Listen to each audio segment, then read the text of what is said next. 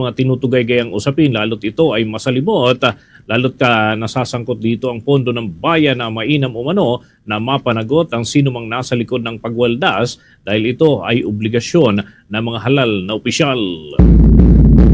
Sa puntong ito ng ating balitaan, kuha na tayo ng mga karagdagang update mula sa ating mga himpilan. Legal expert ay pinahayag na tila inilaglag daw ng kampo ng depensa itong si Colonel Raymond Dante La Chica dyan sa impeachment trial laban kay Vice President Sara Duterte. Bakit kaya? May balita dyan ng Bombo Radio Rojas.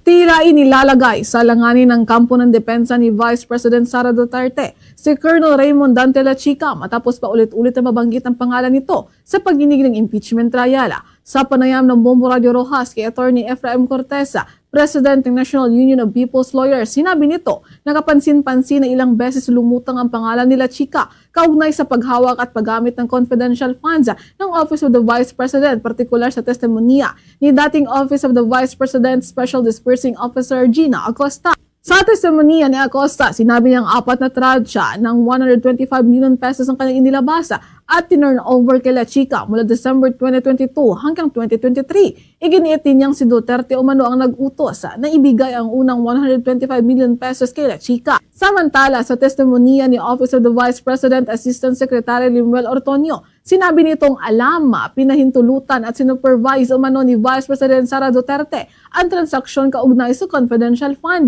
Para kay Cortez, ang pagkakasunod-sunod ng mga testimonya at sa paulit-ulit na pagbanggit sa pangalan ni La Chica, tila siya ang napupuntahan ng pangunahing responsibilidad sa paghawak ng pondo na animoy inilalayo sa kampo ni Vice President Sara Duterte ang nasabing issue. Trying to deflect liability away from the Vice President. So, itong sinasabi nila na it was Colonel La Chica who worked on the confidential funds, who disbursed it, who is knowledgeable of how it was disbursed.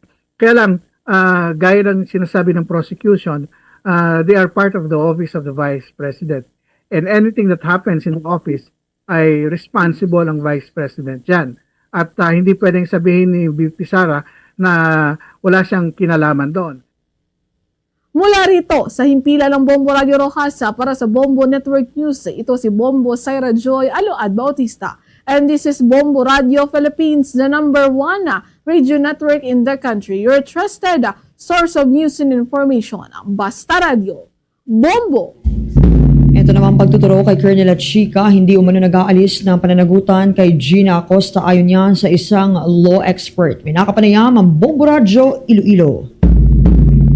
Hindi otomatikong nakapagtatanggal sa pananagutan ni dating Office of the Vice President Special Disbursing Officer Gina Acosta ang pagtuturo nito kay Colonel Raymond Dante La Chica kaugnay sa paggamit ng 125 million pesos na confidential fund. Ito ang iginiit ni Attorney Noel Palomado sa kanyang pagsusuri sa naging testimonya ni Acosta sa impeachment trial. Ayon kay Attorney Palomado, bilang Special Disbursing Officer o Accountable Officer, may pananagutan si Acosta sa pondong ipinagkatiwala sa kanya at kailangan niya itong ma-account ng maayos. Sa testimonya ni Acosta na ituro nito kay Colonel La Chica ang kaugnayan sa nasabing pondo. Gayunman, sinabi ni Palomado na hindi sapat ang pagtukoy sa ibang tao upang mawala ang pananagutan ng accountable officer, lalo na kung may mga pondong hindi maipalawanag o ma-account. Samantala, sinabi ni Palomado na posibleng hindi na ipatawag ng prosecution sila Chica bilang sarili nitong witness at sa halip ay hintayin ng defense na siyang magpresenta rito bilang saksi. Sa tingin ko lang, so this now, I think the prosecution deemed it wise now. It's your turn, no, to present your defenses now. But at this very stage of the trial, nakita na natin yung on how the funds was released, was liquidated. But now it's becoming clear now na there is really a responsibility. There is a liability with all the evidences presented by the prosecution. It points now on who is responsible for this. Si Attorney Noel Palomado para sa Bombo Network News mula sa Bombo Radio Iloilo. Ako si Bombo Gisa Padillos. This is Bombo Radio Philippines, the #1 radio network in the country. Your trusted source of news and information. Basta Radio! Bombo!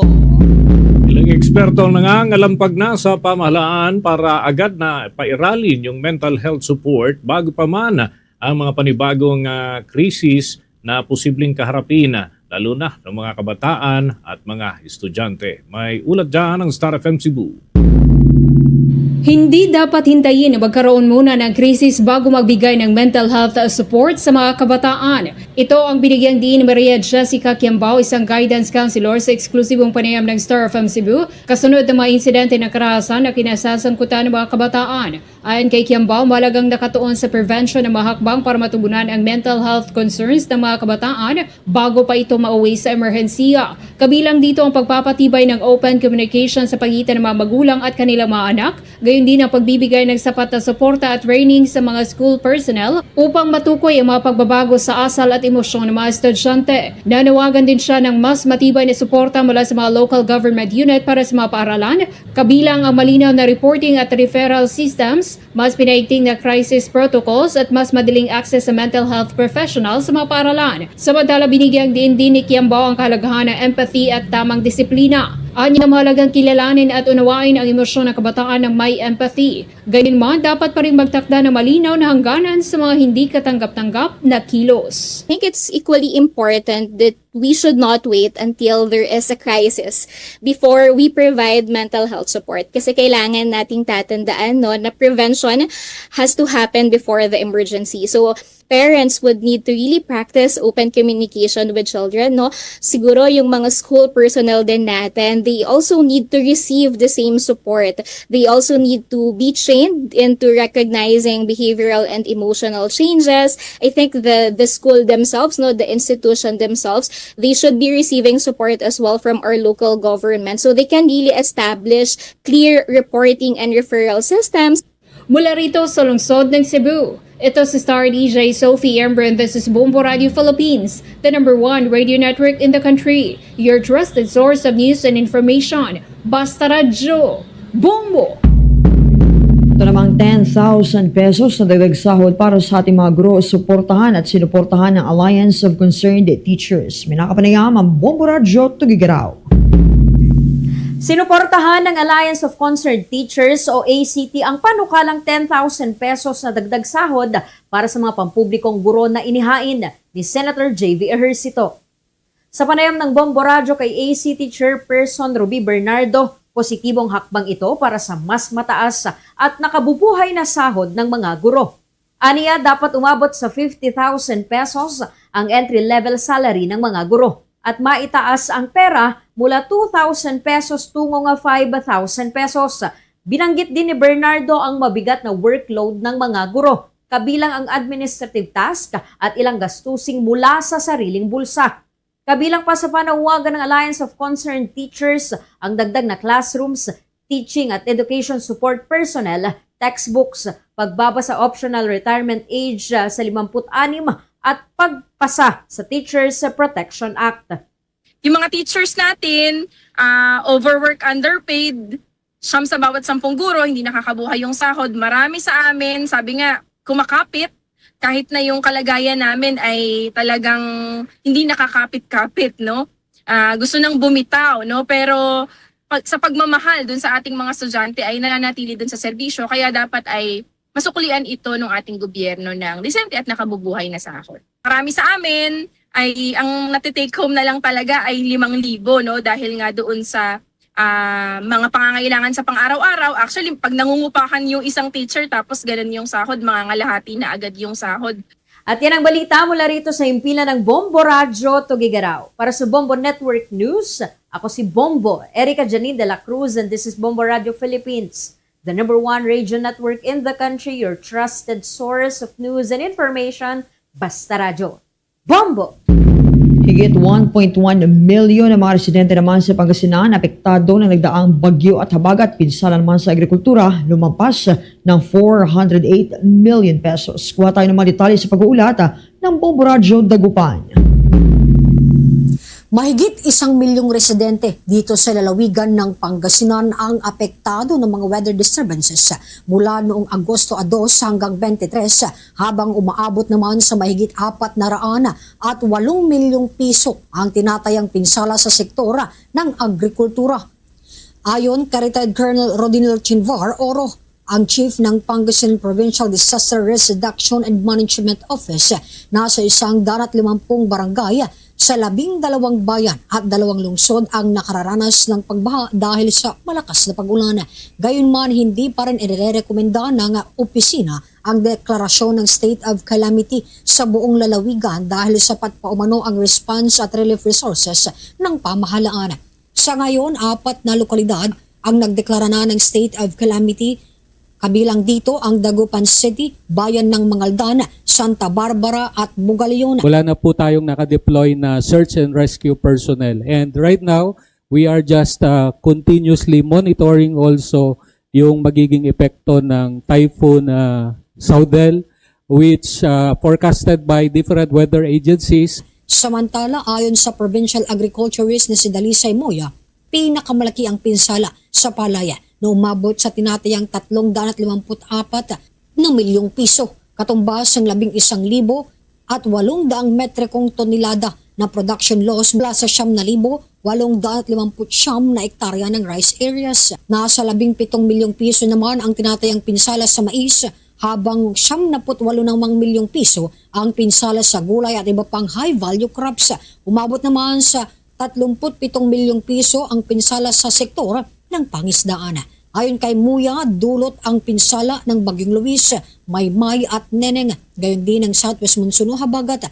Inaasahan namang makatatanggap ng buffer stock seeds ang mga apektadong magsasaka para sa susunod na cropping season. Mula magsisimula naman ito sa Setyembre 16. Because of the heavy rains, the heavy downpour that devastated the province of Pangasinan, flowing through our rivers and to the fields. Para sa Bombo Network News, mula rito sa lalawigan ng Pangasinan, Bombo Mayra Reside nag-uulat. This is Bombo Radio Philippines, the #1 radio network in the country, your trusted source of news and information. Basta Radio, Bombo! Bombo Foreign Exchange Update is brought to you by Quinbank Business Banking. Mga Bombo at mga Castor Nation, ang foreign exchange update natin ay mula sa data na naitala nitong pagsasara ng trading kahapon huyan, araw ng Martes. At magre-resume naman mamaya, alas 9 ng umaga, ang trading. Ang katumbas ng isang US dollar ay umaabot mga kabombo, mga Castor Nation, sa halagang 61 pesos and 74 centavos. Hong Kong dollar ay 7 pesos and 88 centavos. Singaporean dollar ay 48 pesos 61 centavos. Ang Saudi Arabian rial 16 pesos and 44 centavos. Habang ang euro ay 72 pesos and 1 centavo batay sa data ng Bangko Sentral ng Pilipinas at Bankers Association of the Philippines. Manatiling updated sa mga kaganapan sa Luzon man, Visayas at Mindanao, pati na sa ibayong dagat. Nariyan ang Bombo mobile app, YouTube, TikTok at maging ang Facebook Live. Sa bahagi po ng Luzon Region, masusubaybayan ang ating mga himpilan. Sa probinsya ng Isabela, nariyan ang Bombo Radio Kawayan. Kung kayo naman ay nasa bahagi ng Pangasinan, Bombo Radio at Star FM Dagupan. Habang sa City of Pines at dyan sa kabuuan ng Cordillera Administrative Region, Bombo Radio at Star FM Baguio. Sa lalawigan ng Albay, Bombo Radio Legazpi at sa Mega Manila, 102.7 Star FM Manila. Para naman sa ating mga listeners and viewers sa bahagi ng Northern Luzon, mapapakinggan at mapapanood ang Bombo Radio Tugigaraw. Nariyan rin ang Bombo Radio Lawag, ang Bombo Radio Vigan at Bombo Radio La Union. Sa Southern area naman, nariyan ang Bombo Radio Naga. At bago tayo magtapos mga kabombo Star Nation, narito sama-sama tayong manalangin ng Oratio Imperata for deliverance from calamities. Almighty Father, we raise our hearts to you in gratitude for the wonders of creation of which we are part, for your providence in sustaining us in our needs, and for your wisdom that guides the course of the universe. We acknowledge our sins against you and the rest of creation, nature. We have confused your command to subdue the earth The environment is made to suffer our wrongdoing, and now we reap the harvest of our abuse and indifference. Global warming is upon us. Typhoons, floods, volcanic eruption, and other natural calamities occur in increasing number and intensity. We turn to you, our loving Father, and beg forgiveness for our sins. We ask that we, our loved ones, and our hard-earned possessions be spared from the threat of calamities, natural and man-made. We beseech you to inspire us all to grow into responsible stewards of your creation and generous neighbors to those in need. Amen.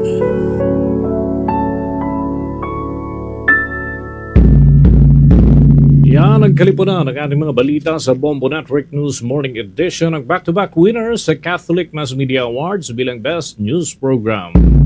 Mapapanood naman at mapapakinggan ang susunod na Bombo Network News alas 12 impunto. Mamaya na po yan, mga kabombo at mga ka-Star Nation. Sa Bombo News Center, Makati, this is Bombo Radio Philippines, the #1 radio network in the country, your trusted source of news and information. Basta Radio! Bombo!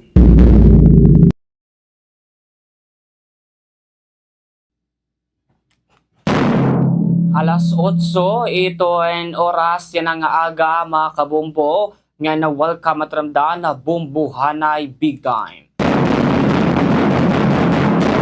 Maupay nga aga sinarangang Bisaya sa madang at ipanimalay mga kabombo, ito na ato mga balita nga pagtutukibo niya nga adlaw hiton Agosto BSKE election. Magkano ang ginagastos? Alam ko lumalaki ang voters. So on the average lang, for example, for the last... Ang adlaw mga kabombo ito na Wednesday, mga kabombo no? May klase nga kung mga kapatid pag mga pipira nga balita, ngayon Bombo Jake Pagipo. Ngayon ang adlaw mga kabombo no, ito na gusto 26, inadamot ato mga balita nga simpaman madang at haiyo. Kung hay man kamuyo na, suguton ato mga vendors, so market vendors, so mga tricycle drivers, tanan nga klase nga drivers nato ngan suguton ato mga para pangisda, para pag-uma, ngan ito na ato naman mga estudyante nga masulod yan na hiton klase mga kabombo, mga trabahador, alagi maupay nga aga haiyo nga tanan. Ngan ang adlaw hiton simpaman Merkules mga kabombo no, simpaman damo na itong pagtutukibon. Ngan ini mga kabombo no, since baga medyo maulap or simpaman mga kabombo no, dampog ito na ato na panahon niya na, ada kay amin mga kabombo ito mga aton pagtugabugab no niyan kung magiging kamusta ito na atong panahon niya nga adlaw. And of course mga kabombo no, madangat kita haaton mga balita nga pagtutukibo niya nga adlaw, tikang hatong mga balitang national nga mga balitang lokal mga kabombo.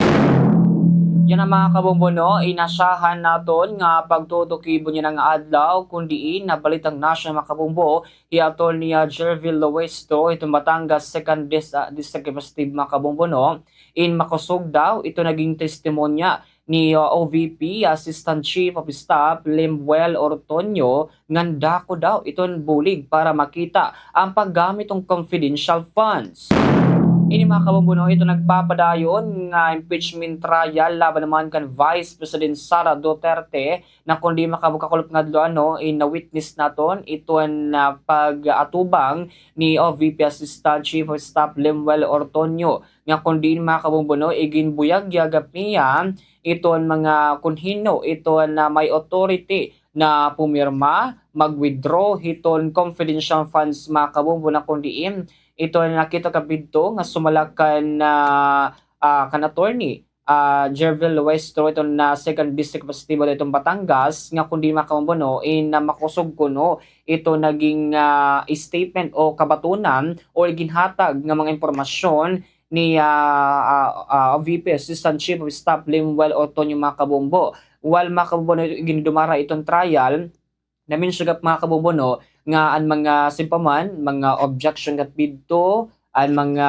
simpaman kabombo and not allowed mga kabombo na mga pag-question Of course mga kabombo no, ito na mga simpaman, mga witnesses na igin provide hiton House of Prosecution makabumbuno kundi makikita kung paano gud man nga nadalagan itong confidential funds kay ginto kay makabumbuno dito iton kuno nga ginkompara pa ito naging kabutangan ng dating Vice President kan Leni Robredo makabumbuno kumpara kanya na aton kadua pangulo kan Vice President Sara Duterte nga wari kuno confidential funds ito nakalabay nga Vice President nato makabumbo nga niya na kuno may da kuno tapos baga madagmit kuno bagat nakikita ko nga madagmit kuno nga na proseso ito na budget para itong confidential funds nga namin ako nakabatag dito nga pagpalit ko itong medisina, the question ko na makabumbo sumalakan Luistro nga tara kung papalit ba ko itong medisina. Amo makabumbo ito naging question dida. Ngayon of course makabumbo in may mga simpaman magpapaday ng impeachment trial gab nga adlaw nga makikita kung ano pa itong mga pakutana, ano pa itong makikita na mga ebidensya or ano itong magiging depensa naman. Ito na OVP makabumbo kasumpay ito nagdudumara o nagpapadayon ng impeachment trial laban naman kan Vice President Sara Duterte. Samtang makabumbo haton kadugangan nga balitang nasyonal, Isidor Bam Aquino makabumbo iginduso o pagduso hiton School Safety Act. Ito makabumbo ginmensyon kapili hito ni Isidor Bam Aquino itong pag-regulate or pag-ban mismo itong social media hitong mga minor. Kaya man duman yung makabumbo naglabay nga simana and diri pa nahupa or diri pa man baga natatapos itong trauma itong simpamantangis hitong nakalabay nga shooting incident diri mismo hito may San Jose National High School naging sunda naman ini ito usa nga shooting incident ay kanamatay duang estudyante makabumbo na kundiin ito makabumbo may Ateneo Zambao makabumbo University kundiin na nakita ini talaga nga may mga involvement of using of social media. So malakan na Senator Bam Aquino makabumbo nga this coming Wednesday ko or yan ang atirabot na Wednesday makabumbo in talaga makabumbo or this Wednesday makabumbo talagang ginidruso ko ni nga School Safety Act na kung din makabumbo inin balaod nun ko in para ko makita or talagang simpaman makabumbo may mga safety measures iton kada eskwelahan na paggamit ng social media iton mga kabataan na kundi makabumbo ginduso kapdidi iton na mga safety measures including na kung iton mga seguridad itong mga estudyante particular makabong kung may mga natatabo nga shooting incident although may datong kada Department of Education makabong nagdudumara nga national simultaneously nga dili makabong kasumpa iton active shooting incident makabumbo kundiin makikita kung paano iton mga estudyante, mga eskwelahan or mga magturotdo ma-action o paano nila makabumbo and simpaman magpipitad kung may na tatabo nga shooting incident sa kub mismo iton eskwelahan. Kaya pag makabumbo bagdamo iton mga kabumbo naton even here makabuo din mismo nga Charlotte Tacloban o isang Visayas na di pa natatapos itong mga threat last week o last day makabumbo nagkamit na naman yung mga simpaman mga threat or panarhog mga kabumbo pirang eskwelahan para may summer area nga amon naman ito na ginaksyonan itong Department of Education Regional Office 8 nga kundiin mga kabumbo din nakalabagap nga adlaw may dagihap na nga managduso o may dalagap na nanhatag yung mga transparent bag naging gamit para itong mga estudyante nga simpaman kinakailangan mga kabumbo nga gumamit ito para mas mapadali itong inspection particular na dili may sa national sa makabumbo sa pribado nga kompanya ito naghatag mga transparent bag na usa gapin ni makabumbo naging susupo or bagawaray simpaman pagtutol ito ni Department of Education Regional Office 8 nga gamiton itong transparent bag kay baga sumala makabumbo nga ini kuno nga transparent bag at least makikita ko mga sulod kay kung metal detector makawon kuno sumalay tara to mga ibang nga napukatan nga posible nga diri ma-detect itong metal detector kay sometimes at mga metal kuno ginsuksok o di talaga nakikita makabumbo so amin makabumbo na mas marope kuno itong transparent bag at least makikita ang sulod pag check nala o baga pag iskal makabumbo at least klaro makabumbo pero may iba makabumbo nga nagpapadayon nga diri transparent bag itong ginagamit. So yun makabumbo nadepende ka itong eskwelahan kung paano nila mag-implement. Pero in makamuli maagi pa hiton mga proseso agud nga kumbaga mag nationwide ini nga implementasyon including mga kabumbo iton mga safety ano nga ginsugap ni Senador Bam Aquino regarding hiton mga tong kanang kaligtasan mga kabumbo or simpaman iton seguridad iton mga estudyante magturutdo nga tanan personal iton eskwelahan mga kabumbo nga napag-regulate giha pagban iton mga social media mga minor nga dili pa makabuo na simpaman sakto itong pangitara naggumamit kay bida ko nagtitikang iton na simpaman pagkakamay dahin idea pagsulo din mga website na diri dapat na atot mga estudyante no nga amin makabumbo ito naging dulo. So ito ni Senador Bam Aquino and other na mga senadors agin dumara makabumbo na simpaman na pag-hearing or pagkita pag-implement inusa nga ng balod ng makabumbo para naman itong kadugangan ng mga simpaman seguridad para itong mga eskwelahan din naman na nasa Pilipinas mga kabumbo. Samtang mga kabumbo no, nakadugangan nato na balita nga national ito ni Attorney Michael Wesley Pawa, spokesperson ng Vice President Sara Duterte Defense Team na kundi mga kabumbo in sumalhaiya ito na paggamit kuno hiton mga words impeachment trial nga diri kuno allowed ha mga usa na mga impeachment trial ba kabumbo kay kalop nga mga kabumbo no in may na mention Attorney Mi makabumbo ang mga simpaman pag-convict na kuno o pag matuod kuno na Vice President Sara makabumbo no in side kuno ito paggamit kong confidential funds. So malaka na Attorney makabumbo no nga kinakalanggap nila kuno mag-object or something ipa-strike kay di also protect makabumbo bagagin pa protektahan ko nila iton era kliyente which is ito aton kaduha nga pangulo Vice President Sara Duterte na kundi makabumbo no may mga ginistrike kapini bagawa o wartuguti ni Senadora Chis Escudero makabumbo no regarding iton mga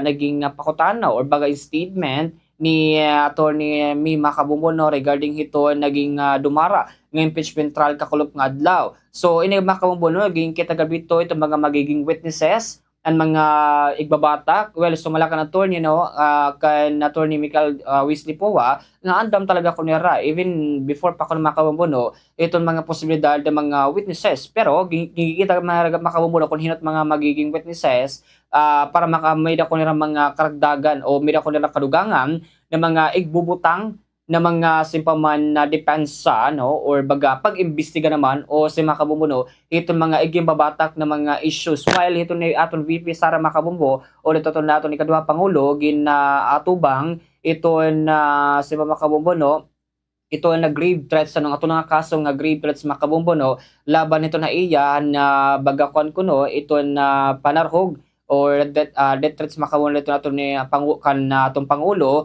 kan Marcos Jr. makabumbo nga sugadton kan Liza Rarenta makabumbo nga sugad gihap kan dating House Speaker first district representative later president sa mga mamuli Martin Romualdez regarding makabumbo ni hiton man mga threat nga nakita mismo kuno online hapag makabumbo no igin simpaman naadto pa nitong regional court makabumbo no gin trial makabumbo no nga ibasura kuno ito ang simpaman mga kaso naging pasaka naman kaduha nga pangulo na kudental makabumbo no ito simpaman ginidumara ini while nadudumara gapit impeachment trial amin makabumbo ito na kinikita gyap kung ano pa hiton magiging batak kuno in sumala naman kay Attorney Michael Wesley Pawa ito na spokesperson ng Vice President Sara Duterte itong defense team.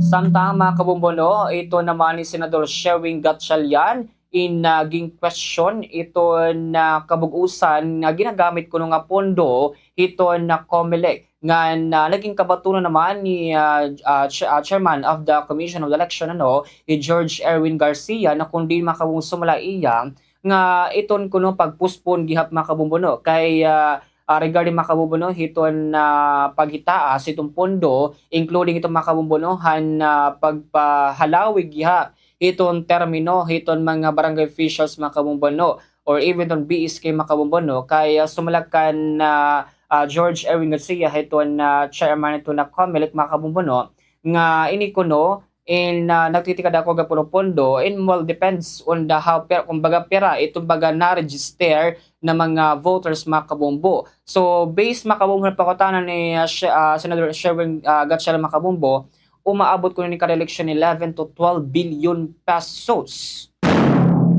amin makabumbo ito na baga mapasok gihap na babantay makabumbo regarding ini kay damoy makabumbo nitong problema pagabot ini ada kay ini makabumbo no yung kasumpay lagapini ito na natatabog gihap na simpaman na pagpospon o bagabalak makabumbo ng pagpospon iton barangay sa Gulang Kabataan na eleksyon makabumbo no yan ang Nobyembre 2 da kay natub magapo ini nga binihay mga lugar kalag-kalag makabumbo or sipaman araw hiton mga patay ada kay very conflict kadiyan kay iba maaten sigurado makabumbo pag nadayon ini posible makabumbo nga pag November 1 pala or nga Nobyembre 1 makabumbo no imposible din makabumbo no nga talaga nga magbugiot iton mga simpang makabumbo no iton mga sementeryo nga makatumakabumot mga pamilya kay after hito makabagasang buwas ma-vote ka lang kaman nga alam naman nga kumanto ka anay sementeryo bumotos ta kay minabaya oras la ito pagbotos so siguro nato makadto ka dos ka pa matayo tapos dos ka mabotos makabumbo no ada kay very conflict magwala ka pila bayin ka tampahin na simpaman gabi so magapin makabumbo ginikita gat ng mga conflict and of course makabumbo no ging question gapin ni senador Sharon Gatchalian including makabumbo ni Senador Francis Chis Escudero Makabumbo ito na posible nga baga pag ludungan kuno hiton na mga eleksyon na 2031 Makabumbo kundi ngano usagya papagilaba hito mga termino kay kundi rin Makabumbo ni baga masusolusyonan na kay dakot maging epekto gapini ang mga masulgap Makabumbo. Pagka na makabumbo no, dako na makita hato mga balitang lokal, mga balitang headline, kundi makabumbo no riyan, makakabot naman naton, ito na Attorney General Dicho, ito Information Officer, ito na Department of Social Welfare and Development, Regional Office Aid, kasumpay makabumbo, ito no sa nga programa nira, nga alkansya, usaha mga programa kabumbo ito financial security kuno, para ito mga 4-piece members, ito na DSWD. Awan makabot ka question na nato no kung ano ba ni nga kadugangan ba ni nga programa or existing na ini nga di tat mga 4-piece beneficiaries kay last time nagkamay dahin napital itong gobyerno naghatagin mga cash assistance o cash assistance makabuno nga dito ato mga pantoy pamilya program o mga 4-piece nga dito nato walang gutom program including itong mga SSS makabuno member nga 2,000 pesos ada kay nakita gap makabumbo pa ni bago na programa ay makita makabumbo kay baga ito na measure hini kuno baga para kuno safe or baga simpaman makabumbo hito na financial security ito mga 4-piece member makabumbo kay baga nagtitikada mo gad ito na membro na pero midalot na mga nag-graduate makabumbo nga kaya na kuno baga tumindog hin era kalogaringon nga din na kinanglan umasa kuno in mga bulig pa or dako nga bulig pa nga itong mga gobyerno including itong DSWD pero makabumbo in talagang tutukiban na tunon ni kasumpay hini kung ano ba talaga sulod hini nga programa nga again nalalatag naman hito na DSWD. Samtang makabumbo kalugangan naton nga balita kundiin ito ay nasa Department of Agriculture makabumbo nakakapagap naton yan ni Sir Diosgoro Gasatan Jr. itong supervising agriculturist makabumbo kasumpay hini itong supply ha mga merkado ha Eastern Visayas makabumbo nga apektado na hiton maraot nga panahon.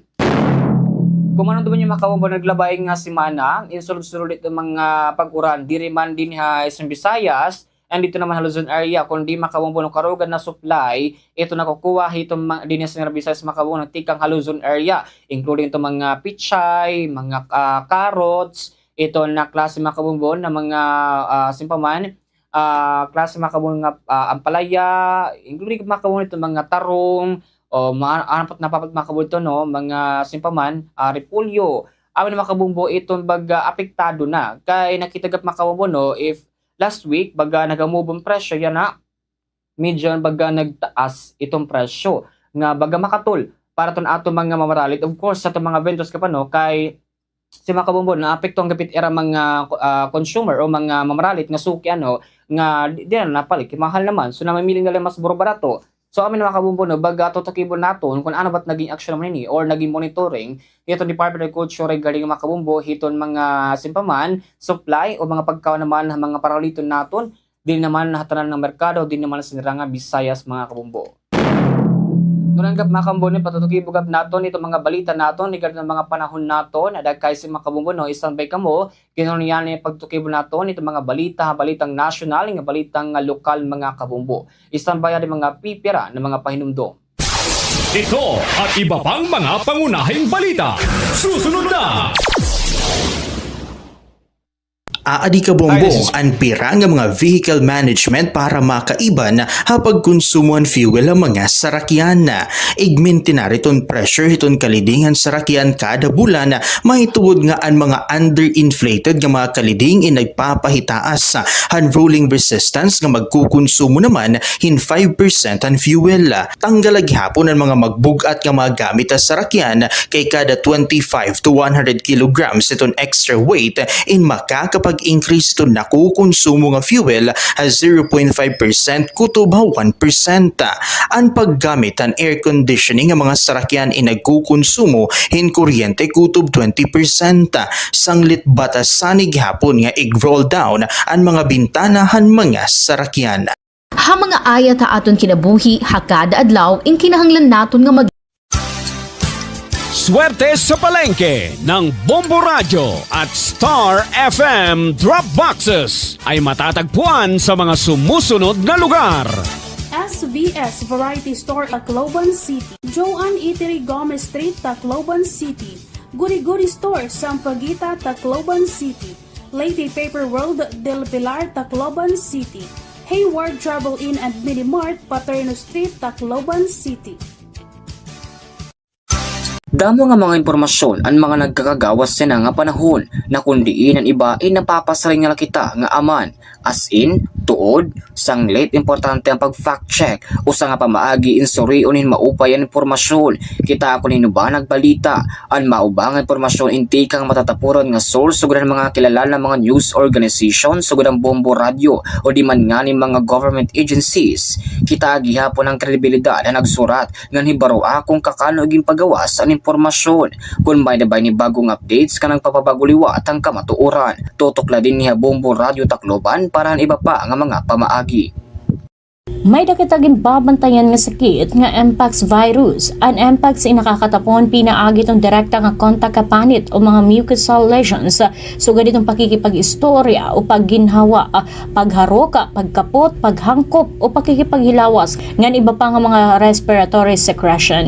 Pwede gihapon itong indirect contact ka mga contaminated beddings, clothings or linens. Ngan iba pa nga mga gamit.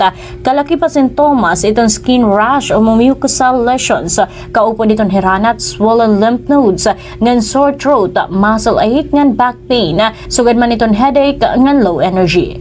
Kung makaawat ini indayon nga magpakonsulta ka doktor. Ini nga pahinumdumin hatag iyo itong Bombo Radio Tacloban. Napaka-importantihan pagtitipid hitong tubig, labinayan na nga panahon.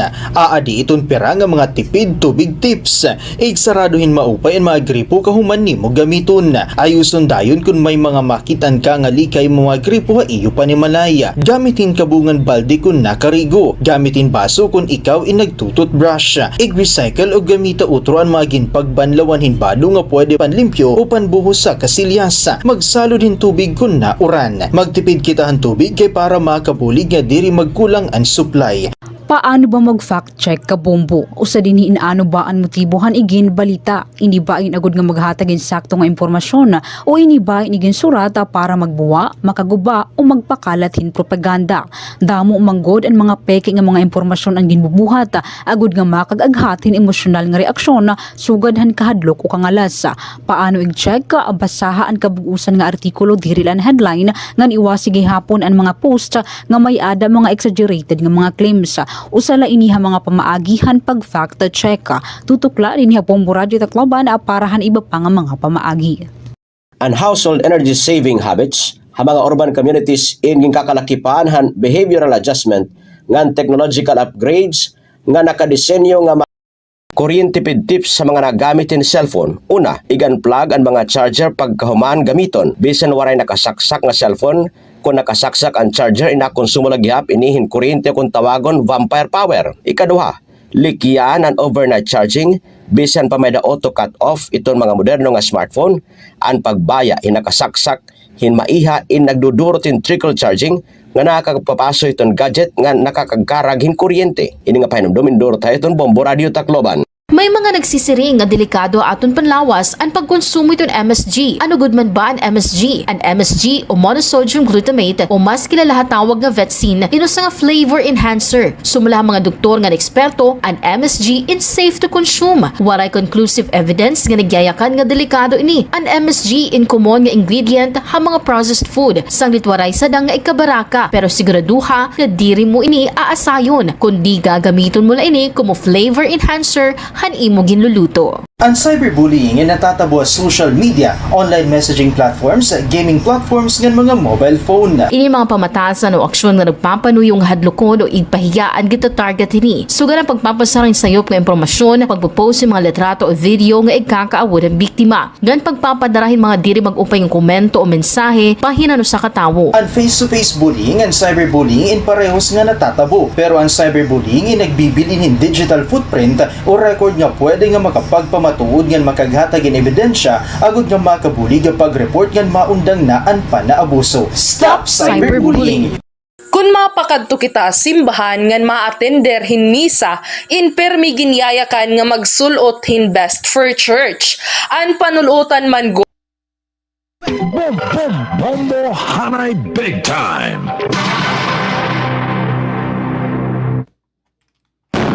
Alas 8:25 na mga kabumbo, iton oras ng adlaw mga kabumbo no, inasimpaman no rin mga kabumbo no, na makakapugab nato niya na iton yan ang adlaw mga kabumbo ni hiaton na John Lichua, hiton Department of Social Welfare and Development o DSWD mga kabumbo Regional Office 8, kasumpay mga kabumbo, hiton usan naman niyarang programa kabumbo no, in regarding iton tinatawag nga Alkansya. Usaha mga kabumbo nga programa ko doon ito na financial security para hito mga 4-piece members hito na DSW mga kabumbo na kundi makamando man yan di na naglabay nga adlaw in mida mga programa in naging alotaga ito na DSWD agod nga sipaman makita or baga sa makabuligan ito na ato mga 4-piece beneficiaries o mga miyembro ton 4-piece mga kabumbo no, nga talagang apektado ito na pag-increase ito na o pagtaas ito na sa mga kabumbuno ang mga klase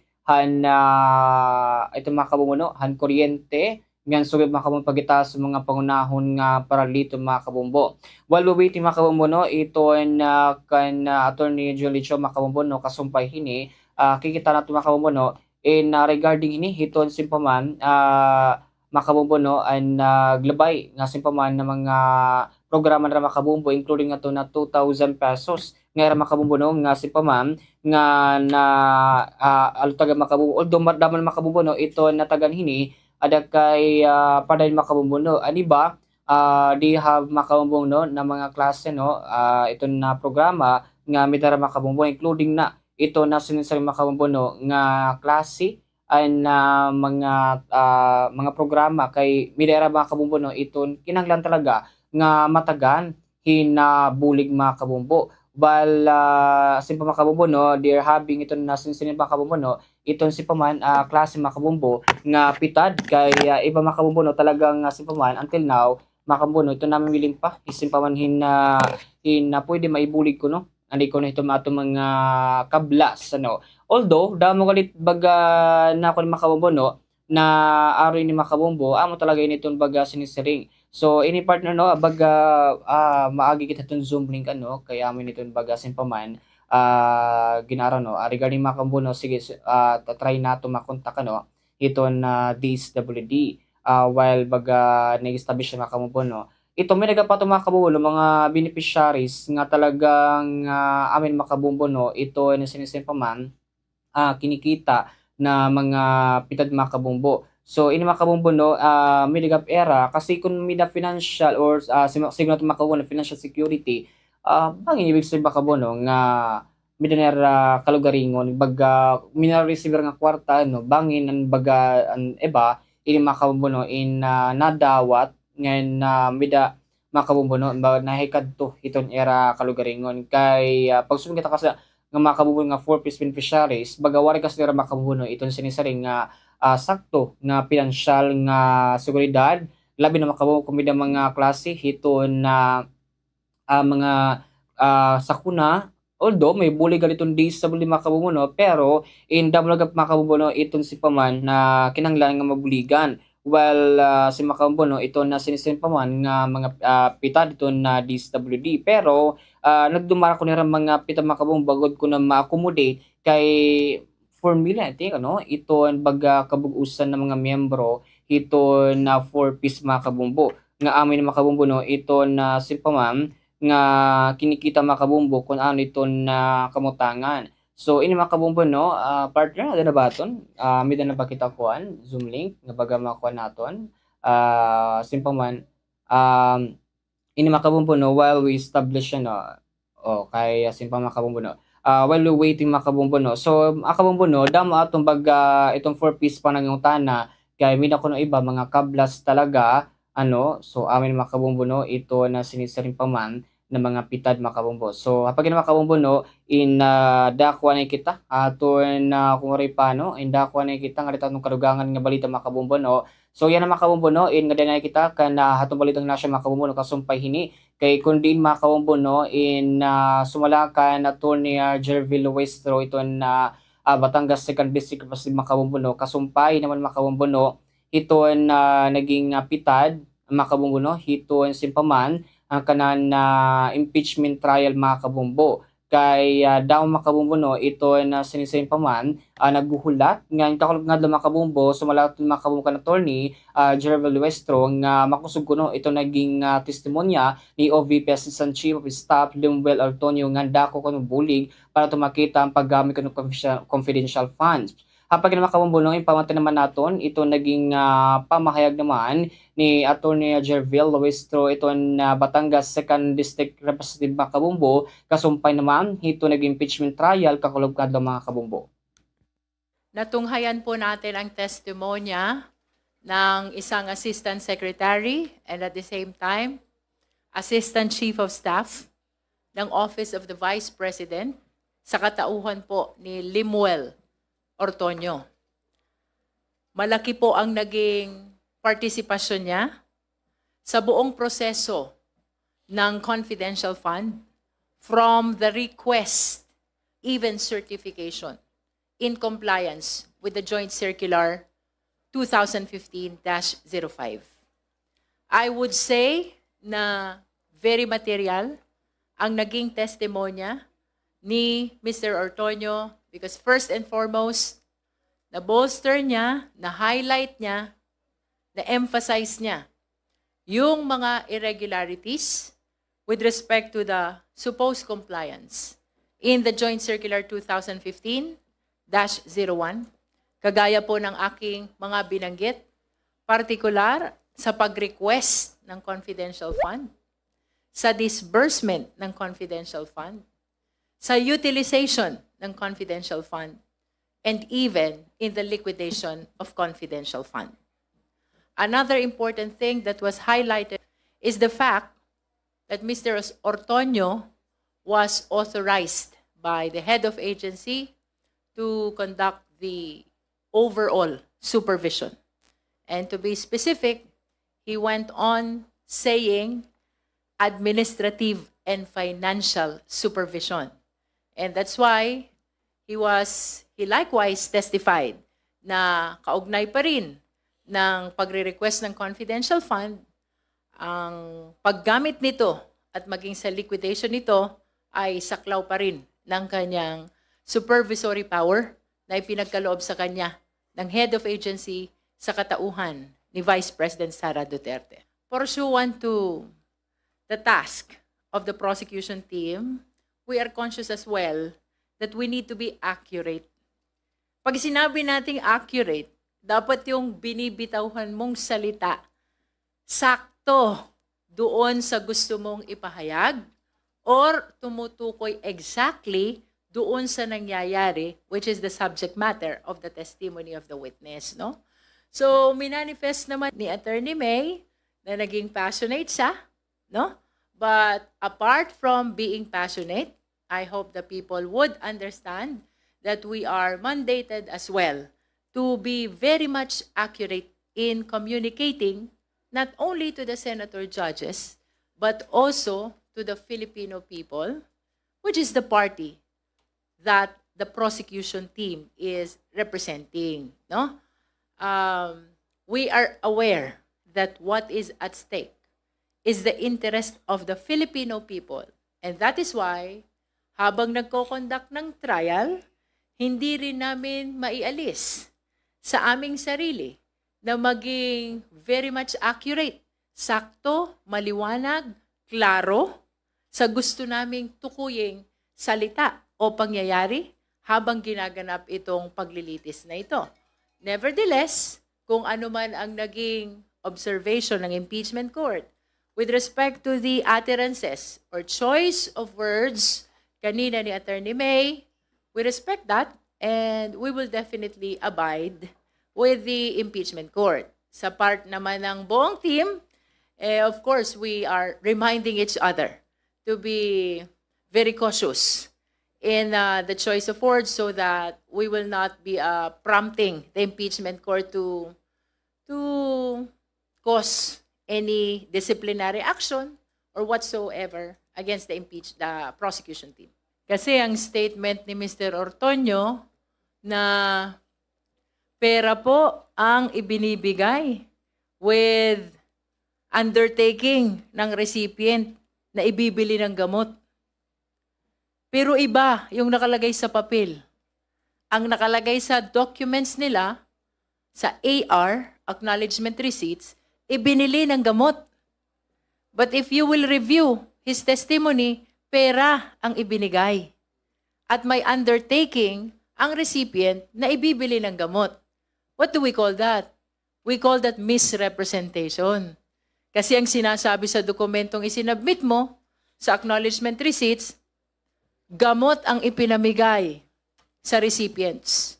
And then during the trial, inaamin mo, pera ang ibinigay with the undertaking of the recipient na ibibili ito ng gamot. At tama, si DS Pau doon, si Attorney J, di na natin alam kung talaga bang ibibili yan ng gamot o hindi. But what is clear here, may misrepresentation na malinaw na naganap. Ang nakasaad sa papel, ibinili ng gamot. Ang testimonya ni Mr. Ortonio, pera ang ibinigay with the undertaking na ibibili ng gamot. So which is which? Amo to naging pamahayag naman o naging statement ni Attorney General Luis Triton Batangas 2nd District Kapasitib Makabumbuno kasumpay hito naging kabatunan ni Makabumbuno regarding hitong kan OVP Makabumbuno kundi ni Assistant Chief of Staff Dimbel Ortonio nga dako kuno ito na ibulig para makita kuno kung paano kuno ginagamit ito na confidential funds kasumpay hiton Makabumbo hiton dako nga pundo nga may dako na to na office sa Vice President Sara Duterte Makabumbo kundiin iging kita gapini iton mga kung paano kuno na withdraw o paano kuno iton simpaman na pirmahan ang mga dokumento Makabumbo. So ging question gap Makabumbo no kung mapalad ba ko talaga kuno medisina iton baga na i-withdraw Makabumbo kay damot nagtatagap Makabumbo kung paano kuno ni baga na withdraw dali-dali nga wala pa kuno baga na-establish Makabumbo nga simpaman plano kung paano gagamiton tapos baga nakapag-withdraw Makabumbo na regarding hini para kuno mga simpaman mga igin gagamit ito na OVP ay nagap Makabumbo in sumalagap ito na naging pahayag ni Attorney Jervel West Makabumbo nga angay kuno talaga nga tukibo nini kay simpaman dako kuno itong kwarta itong may dako kuno nga may daton OVP nga para kuno maggamit although may da Makabumbo no baga nagyakan nga ginuuna kuno ito ng impeachment trial kaysa kuno hiton mga pagbaha Makabumbo no although si Makabumbo importante talaga iton mahikay Makabumbo no kay although pareha nga kwarta no pareha nga tikang hitong taong bayan pero hopefully kuno Makabumbo sa mga baga majority nga publiko Makabumbo no nga talagang dapat kuno aside kuno kikita kuno ng mga simpaman issues sa confidential funds ni Vice President Sara Duterte kita anggap kuno ito mga problema hagawas sini Ada kay last time makawunag sumalagap kan na ikaduha nga poll naton nga gusto nga mapanagmit ito na impeachment trial kay damo na kuno itong naguhulat at maging resulta ni makabumbo. Wala kay ini kung makabumbo ng impeachment trial labutan pa ini nga tutun next year makabumbo or nga December makabumbo. Ada kay dito magkita kung ano ba't magiging pitalhin ni makabumbo no ito na Senate judges makabumbo kasumpay hini nga si makabumbo no nga mga problema kay ini makabumbo no talagang padayon ni naging tutuki bito na House Prosecution makabumbo no regarding hini nga confidential funds ni Vice President Sara Duterte. Namin siya kaganagap makabumbo no ni Attorney Gerald Lustro ito na Batangas 2nd District Representative makabumbo nga talagang ini kuno nga mga kwarta naging gamit on OVP supposed to be kuno makabumbo in talagang bilong dapat kung ano dapat doon kinagamit tong kanan kwarta itong confidential funds nga inigap makabumbo nakita gapano nga talagang dako ito naging simpuman bulig ko no ni OVP Assistant Chief of Staff Lemuel Ortonio nga maipakita kuno papaano iging liquidate makabumbo itong confidential funds, paano nagamit, paano na withdraw. Ada kay even makabumbo yung mga objection nila no, itong defense team, ito naging panguta nagihap ang mga statement ni Attorney May Makabumbo kakulop ng adlaw. And although na-strike itong mga ibang mga pakutanan no, kay may mga words nga or mga words makabumbo hindi allowed, pero dako kuno nga mga bulig ang pinamakabumbo no, agud kuno makita talaga itong kung paano ginamit ito na confidential funds makabumbo ito ni kaduha nga pangulo ito nasod sa Pilipinas mga kabumbo. Ini makabumbo no in hapag ka na makabumbo no in madako kita ato mga balitang lokal makabumbo I know na nato linya no hi attorney while waiting na lang no, and of course makabumbo no in regard lang pini ito simpaman an era programa mga kabumbo nga may danira yan ay ginlatag na naman nga panabag-o para ito na ato mga 4-piece beneficiaries mga kabumbo. Kay may simpaman may dausa nga programa nga tinatawag nira nga Alkansya. I think kung tama no, ito na inabagapitad mga kabumbo para kuno ito na financial security para to mga 4-piece member. So pag makabumbo no, welcome naman nato ni Attorney Junoli Chua, itong Information Officer, itong Department of Social Welfare and Development, Regional Office 8, kasumpay naman ng programa, ngayon maupay po nga aga attorney, and welcome po ha ato talamdana bumbuhan ni Big Time, bayan pumila ka mo bagabatiyo naton, ito mga nagkikita, ngayon mamati na tahatong programa, guhay po attorney. Maupay nga aga ha aton nga tanan nga namamati ha Bombo Radyo Tacloban. Ayun, attorney no, nakita naman no, and of course manigat mga tanang mga publiko no. Ayun, attorney, pwede na mahabar no, ito no sa nga programa nga may itong DSWD na kay last time ano, may mga pita ditong DSWD mabuligan to na ato mga 4-piece member including itong mga walang gutong program regarding itong mga problema pagataas itong kuryente which is nakareceive ng mga 2,000 pesos ano. In hapag na attorney may dalawat alkansya na tinatawag ito na DSWD na para kung financial security. Pwede ba attorney may elaborate kung ano talaga yung programa or kung bago talaga niya or daan pa na existing ito kanan na DSWD? Ang 4-piece alkansya program is actually it's an initiative of the Department of Social Welfare and Development and the Social Security System. Ano hiya, if you are a voluntary member of the Social Security System, nagbabayad kitahin, nagko-contribute, di rin nagbabayad because this is not a bill, this is a contribution or alkansya, savings, social protection through financial security. And 4-piece alkansya is an initiative. Kumbaga, waray kwarta nga tikang nga gobyerno para nga aton mga 4-piece member maging kaapihan social security system.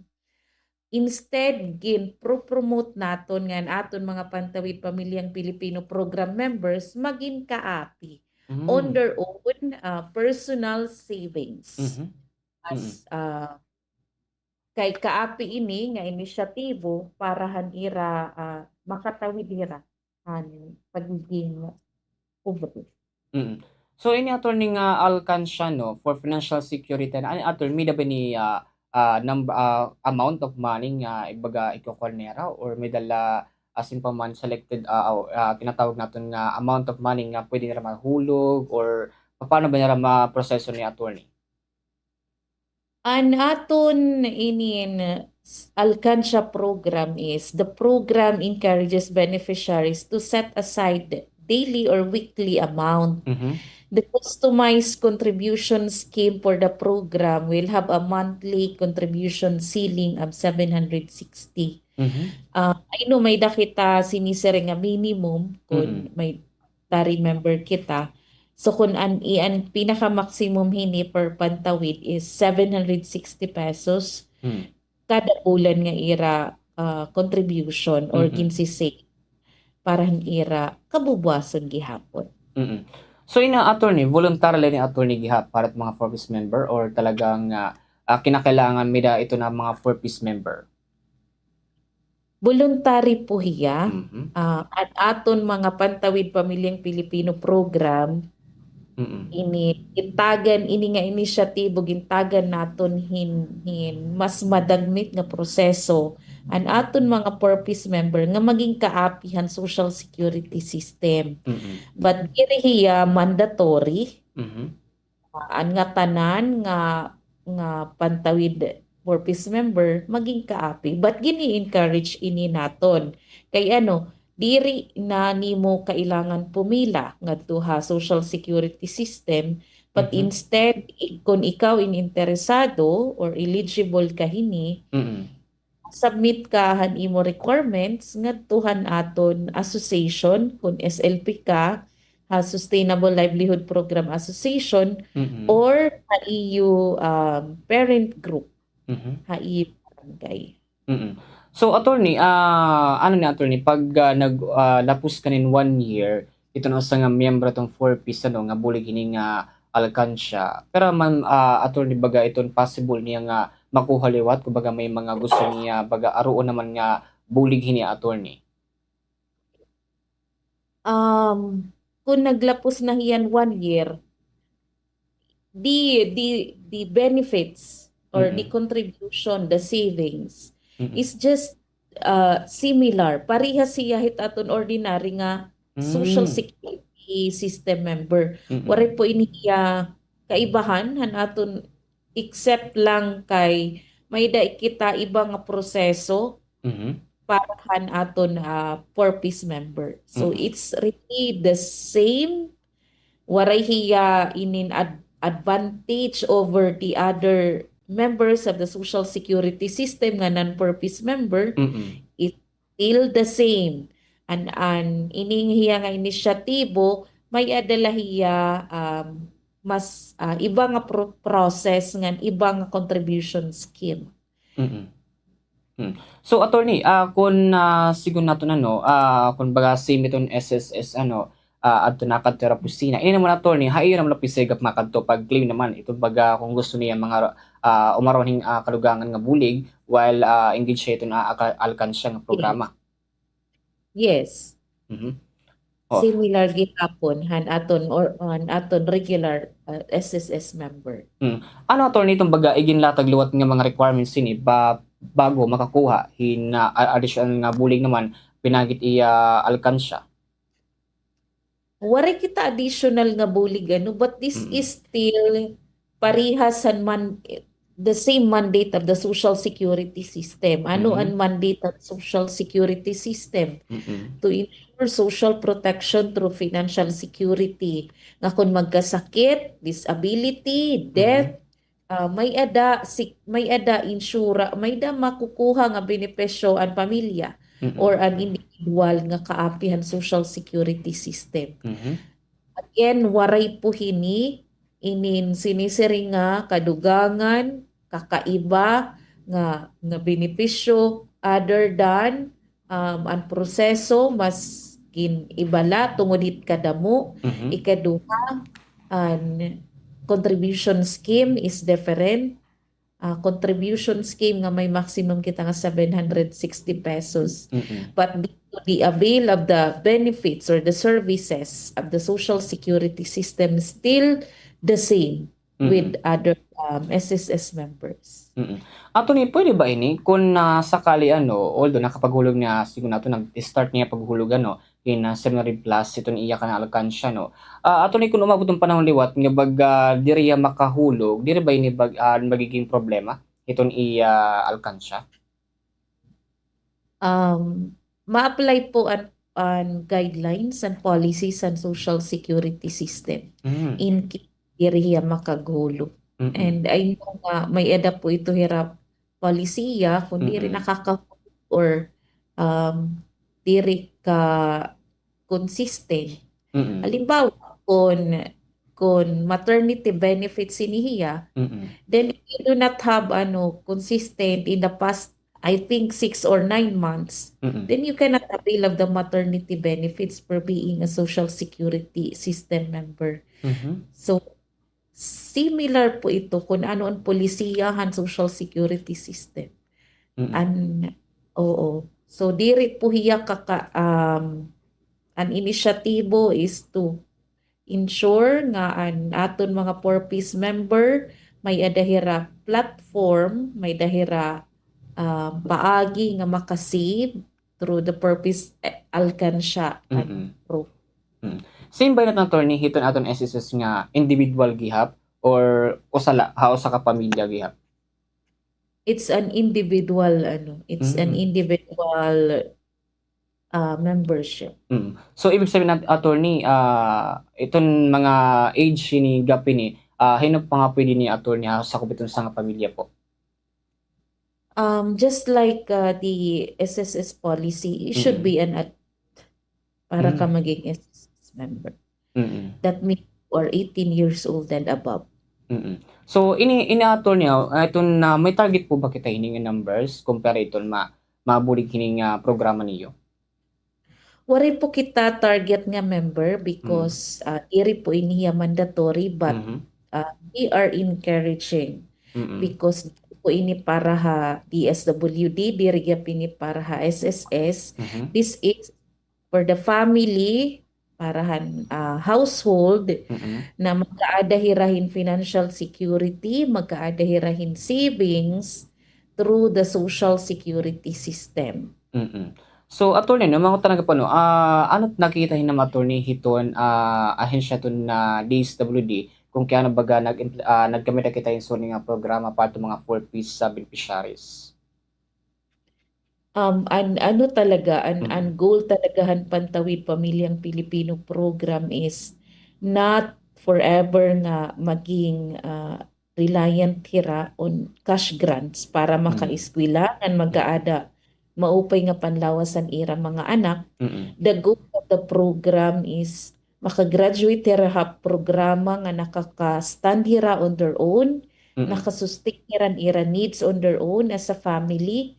And technically, we call it the become self-sufficient families na di rin nabubuligan han gobyerno. And the social security system through the Purpose Alkansya program is one of the intervention na ginuhan han DSWD ng SSS na kung makagraduate hira or maging self-sufficient member hirahan nga pamilya may dahira protection, may dahira savings, may dahira kakadtuan through the SSS.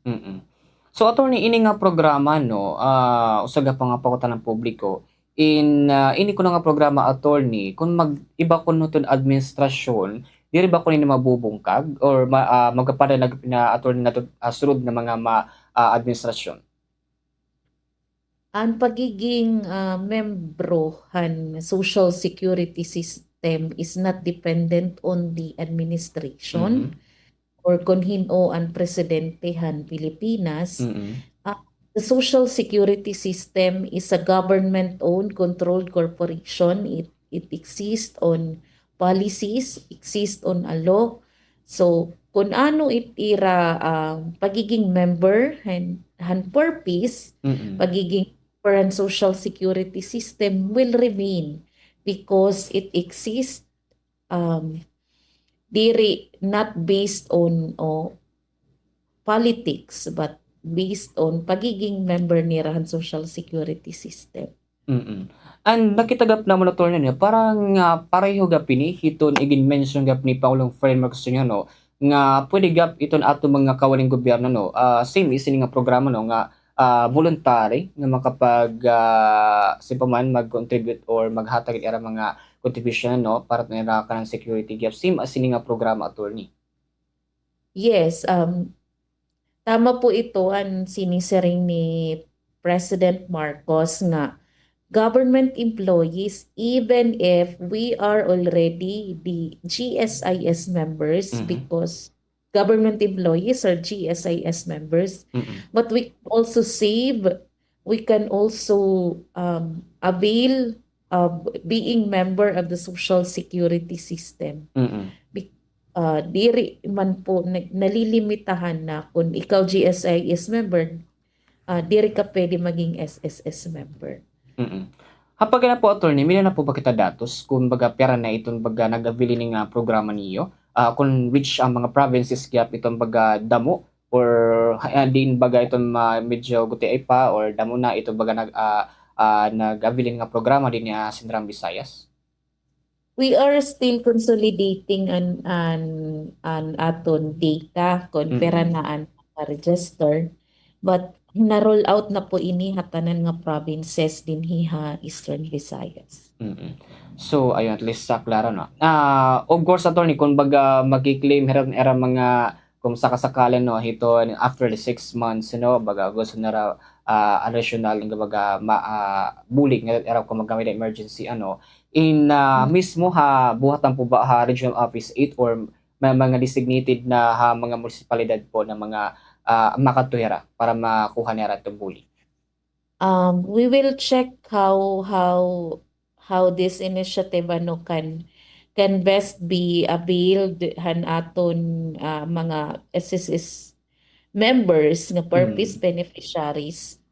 We will check and we will announce kung ano ang process and how to avail of it kung kailangan na nira. Ayun. At least sa baga klaro-klaro. Pero di rin ni-require na attorney nga pag miyembro ka hini, kailangan may trabaho ka. Di same is sa attorney ISS Diri po. You can be a voluntary member even without waray ka trabaho because again this is a personal savings, personal decisions for financial security.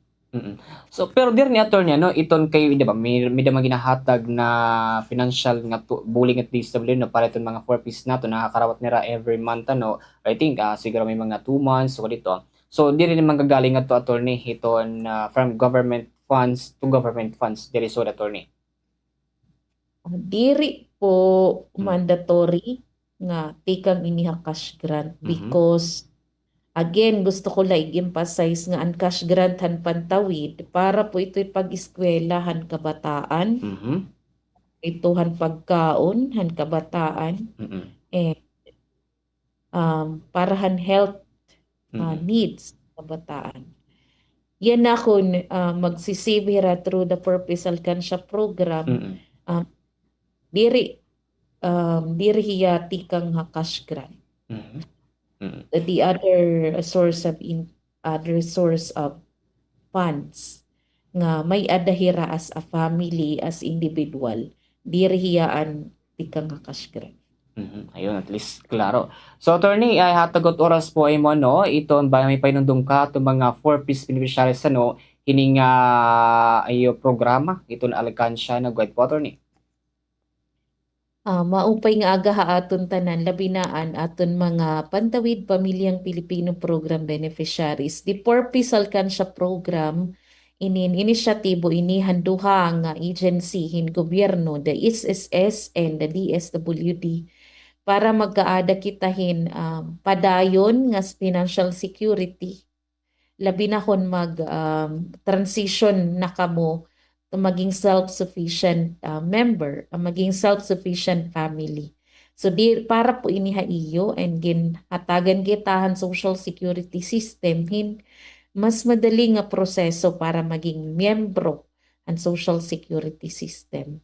Kung may da po kamo mga pamakiana, an aton po mga municipal links and city links na naka-assign na iyo munisipyo, abri po hira para magbaton kung ano ini nga aton inisyatibo. But again, we are encouraging you to be part of the program because this is for you and your family. Damo nga salamat. At least baga nakita natin impormasyon. No? So damo nga salamat po, attorney. Ito ginatag naman na oras sa Bumurong Tacloban po. Damo nga salamat po, Sir J.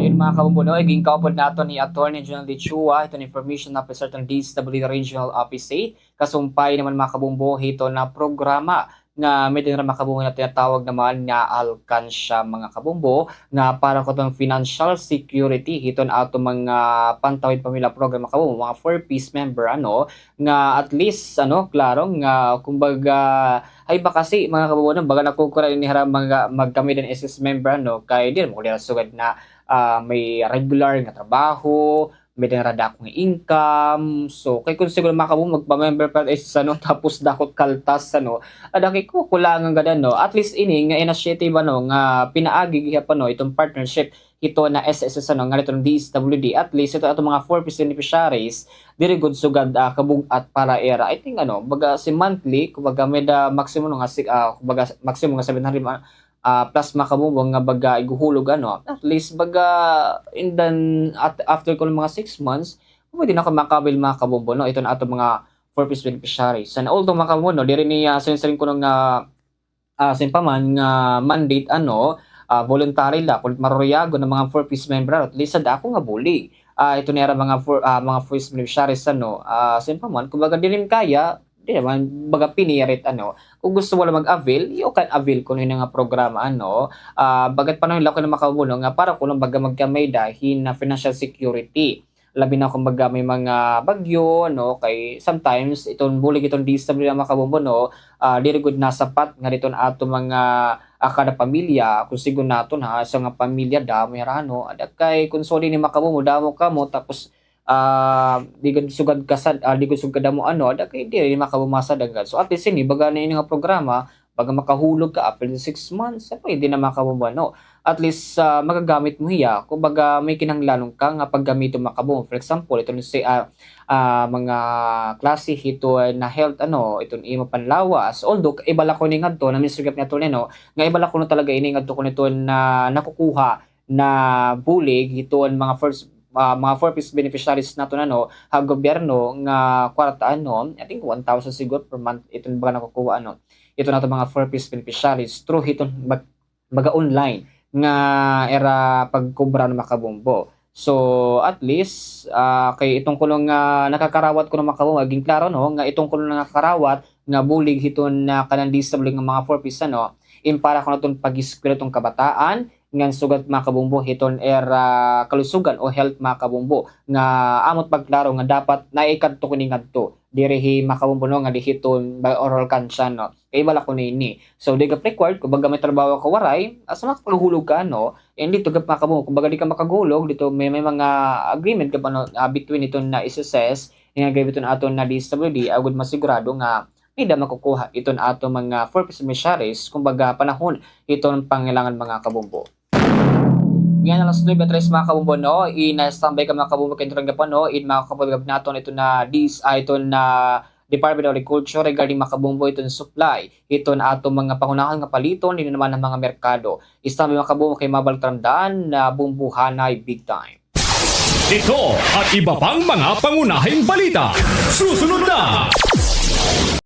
Sa dami ng gagawin, mundo'y mamadaliin. Pero nagbago to dahil sa'yo. Bumabagal ang mundo. Sa sarap ng luto ko, may one pot wonder na. Lutaw with Sarsaya. Ang Sarsaya, nagbibigay ng kumakapit na linamnam. Bago to. Ang sarap saya, ninanamnam, tumatagal, binabalikan. Pag nandyan ang Sarsaya, may sarap at may saya. sarap, kapit ang saya. Kampante ako. Basta gardenia, masustansya.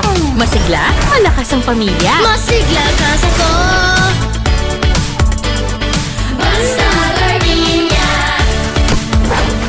Masigla ka sa ko. Ang gardenia, mas ma-vitamins, mas ma-minerals, mas masustansya. Fresh pa, mas sulit, mas sarap. Masigla ka sa rin. Basta gardenia.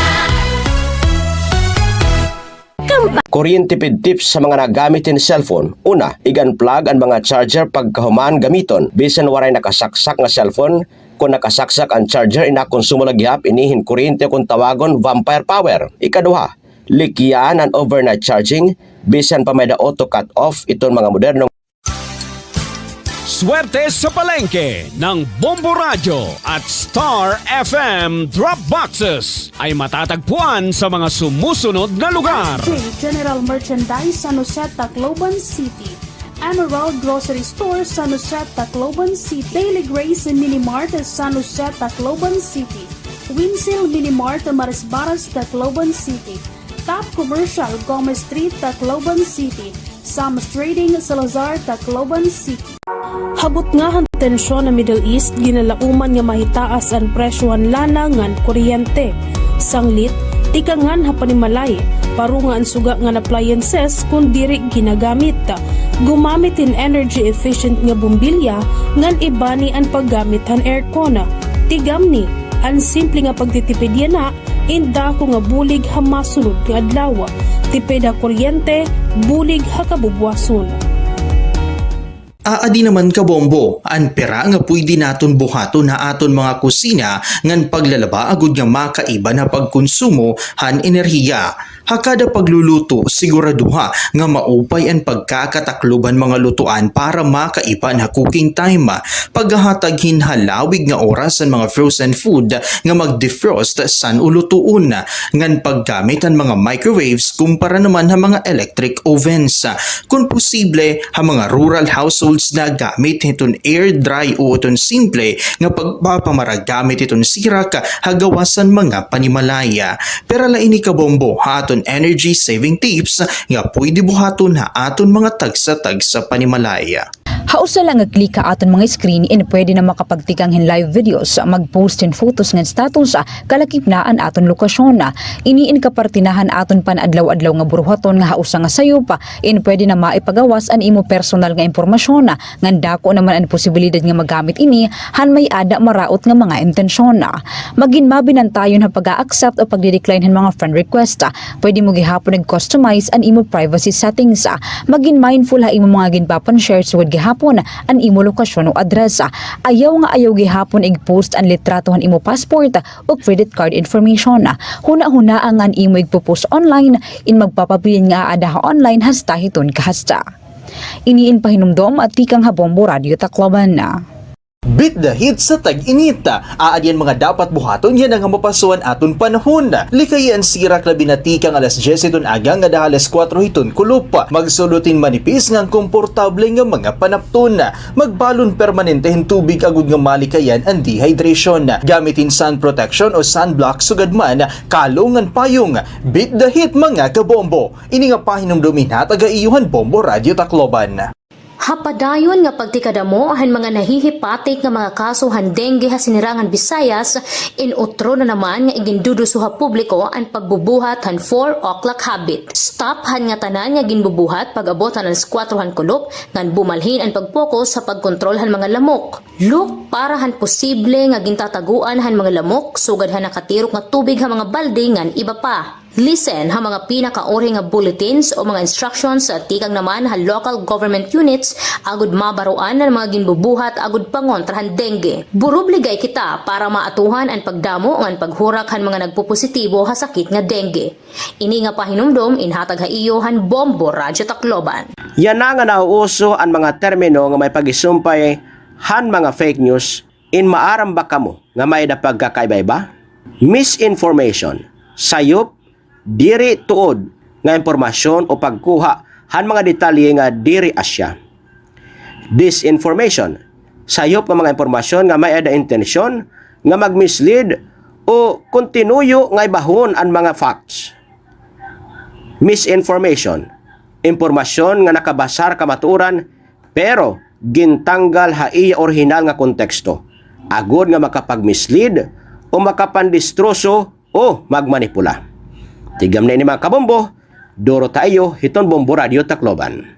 Nakadepende ha stages han senyales ngan sintomas an HIV. Mayada pipira nga nakakaabat hin influenza-like illness sugad hiton hiranat, kalipong haulo, rashes ngan sore throat. An virus in gintitira an immune system nga nagresulta naman hin mga swollen lymph nodes, paggasa, diarrhea ngan ubo. Kung waray naman treatment ang mga tao nga mayada HIV, posible makakaabat hin tuberculosis, cryptococcal meningitis, cancer, hepatitis C ngan B ngan worst impacts.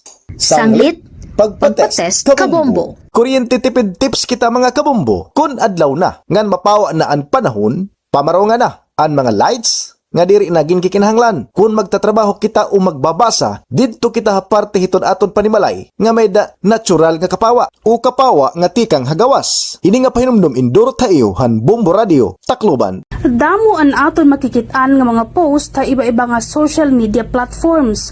So gariton Facebook, Instagram, X, TikTok ngan iba pa. Pero kinahanglanon nga maging responsable kita nga tiggamit hiton social media. Igkonsidera kung tinuod ba ang impormasyon, kung nakakabulig ba ini, nakaka-inspire o importante ba ini, ngan hunahunaa nga maging kind permanente. Maging responsable nga social media user. Think before you post. Pahinumdum ini hiton Bombo Radio Tacloban. Habot nga ang tensyon na Middle East, ginalauman nga mahitaas ang presyohan lana ngan kuryente. Sanglit, tikangan hapanimalay, parungan suga nga appliances kung diri ginagamit. Gumamit in energy efficient nga bumbilya ngan ibani ang paggamit han aircon. Tigam ni, ang simple nga pagtitipid yana, inda ko nga bulig ha masunod nga adlaw. Tipid ha kuryente, bulig ha kabubwason.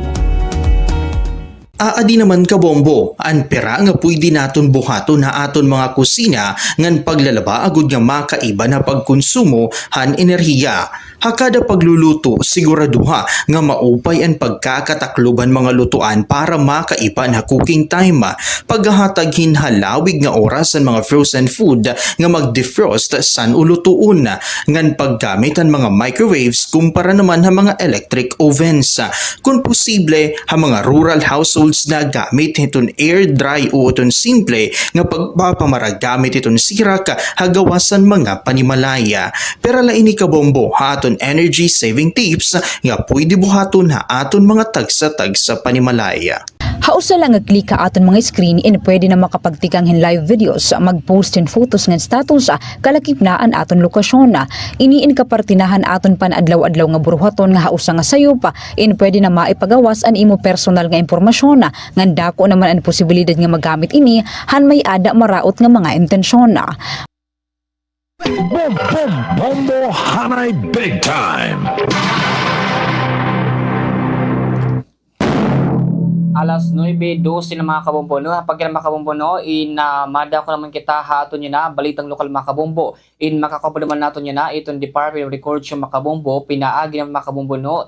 Ito na Sir Dios Gorog Kasatan Jr. Itong Supervising Agriculturist ng Department of Agriculture Regional Office 8 kay dako mga kabombo, no, or damo itong mga kabombo na mga consumer o mga mamaralit including mga kabombo, including na itong ato mga simpuan mga vendors nga nagkamay dahil pag shortage itong supply kasumpay ko ni itong marat nga panahon nga usagap na kaapekto ngadto mismo hiton na klase naman nga mga supply mga kabombo mga presyo. So amin mga kabombo may pagataas. So pag mga kabombo, no, I think contact nato ni Sir Luis Gorgasatan hiton Department of Agriculture kasumpay hini kung ano baga iton era kabatunan and regarding mga kabombo ni hito na simpaman ang mga problema mga kabombo nga igin kakatubang niya na labi na mga kabombo nga talagang guti ay la ito na supply. Although mga kabombo may dagad kuno baga na idagdag na supply pero amin mga kabombo, no, ito na simpaman ginakikita nga pitad. I think partrada na baton linya hi Sir Dios Gorgasatan regarding makabumbo no, and I think in particular makabumbo no hiton si Sering may himo kita partner nga GC ato dito mismo hi Sir Gasatan in dito makabumbo no makukula no hi Sir Gasatan regarding hini. And of course makabumbo no in kasumpay hini ito mga simpaman na ginihimo nga pita dito na Department of Agriculture kay bangin makabumbo no may mga problem or simpa makabumbo no in regarding makabumbo no hiton sa nisaring paman nga mga problema. Of course makabumbo no in kay damo ato baga iton makabumbo nga nagkakamay dahil na problema iton supply. Of course ibaha aton talaga makabumbo no in problemado kay makatula actually makabumbo no iton pagkakamay dahin na problema hiton na makabumbo no regarding hini nga aton si makabumbo nga mga simpa man na supply kay although iba aton adlaw-adlaw na consume hinihin na more than baka sako kay labi na kumida ka mo mga kaunan amo ton baga karon makabumbo nga nagsusupply hiton aton mga simpa man mga panakot o tanon ano pa makabumbo mga commodities hiton na may dakita haaton mga simpa man mga merkado nga napapalit makabumbo no. So in line makabumbo ni hiton kung ano ba talaga naging monitoring hiton Department of Agriculture so I think arito niya na sir sir baga pwede namon matuki ba no baga ma-open cam ito na camera na sir of course kay para baga makita gap naton no in baga hinuba talaga makabumbo iton magiging simpaman mga ginlatag na pitad hiton DA. So baga waray camera sir aton and regarding makabumbo no kay bulto ito nakukuha nga supply naton na may nagad from Davao area from Mindanao area no nakukuha pero diri kuno sapat makabumbo hiton kumpara kuno nga dihito may Luzon area kay last time makabumbo no in simpaman and dako makabumbo or damo ito nakukuha nga supply kun ali kita may Luzon area nakuha kay example itong mga pichay iton repulyo iton na carrots awan makabumbo itong mga dagko ng mga supply nga nakukuha naton mga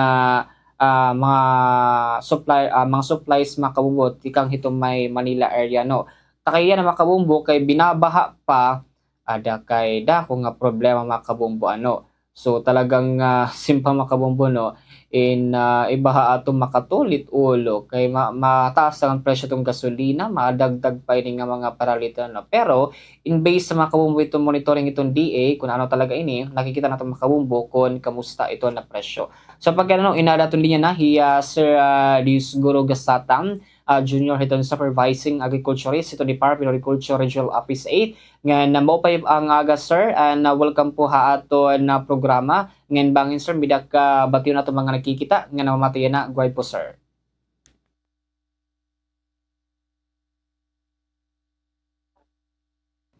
Medyo aray audio hi sir aton kay asi pa makabumbo no sa kasi mga mga baga well established ito na linya ni sir mga kabumbo and kay hapag makabumbo damot baga ngutanan may naman ako supply maging supply ni kay baga nagparty itong mga bagyo sa kubiton atong parting gawasan ng mga kabumbo. So sir mo pingaga po and I think audible na kita loud and clear kita sir. Sir bay may baga batiyong kahit ng mga namamatay nga nakikita ato ginatanamdan na guide po sir. Mapay sa this division president of my pagkakas na obserbahan medyo sir medyo sagarat puan audio niya sir haamon medyo bagan robot dating sige sir baga by may oras kala baga ma-establish na imo audio sir well waiting so ini mga kabumbo well baga makabumbo damo itong baga nagkikita na regarding hini na monitoring damo tag monitor ba talaga ito na magiging pital itong DA kay last actually last month siguro natin nga dito na May June damo galit mga supply mga kabumbo no nagbarato pa nga no itong mga supply tigala nag-switch even ito mga lokal nga bugas nagguti gyap mga kabumbo itong presyo baga nag-switch ito nato yung importing nga bugas nga itong pinaka-lokal so ama mga kabumbo itong baga ipapalangag nato kamusta gap ini and I think baga clear na no sir ito and audio okay na ba sir? Yes sir, okay po. Ayun Sir, mga tanong po ako no sir. Yun na pong month yan ang Agosto. Nagkamay da sir bagahin na shortage daw iton supply hiton ato mga pangulang pali itong particular na iton ato mga utanon sir. Based sir hiton iyo monitoring ni the Department of Agriculture kamusta po sir iton supply naton? Sufficient po ba ito yan ang Agosto ito lang supply naton or ngadto pa nga next month po? Yes sir, mapay nga agahangatan. Bisan observation price monitoring may ada sapat pa nga supply vegetable naton mga markets kasi may ada supply nga nagtitikang from other regions although may ada kami nakita nga challenge which is in terms of quality kasi naapektuhan ang quality mga vegetables particularly ang tikang other nga mga regions kay during transport na duro kapaso ang mga pag-abot na mga designated market medyo may duro dako nga damage or mga losses or waste amo nga may ada paghataasan ano ba nga mga vegetable particularly ang mga tikang other regions para to cope up the losses and the cost of the transportation so amo nga ay kaurugan isampulan carrots house sa kasako based on observation market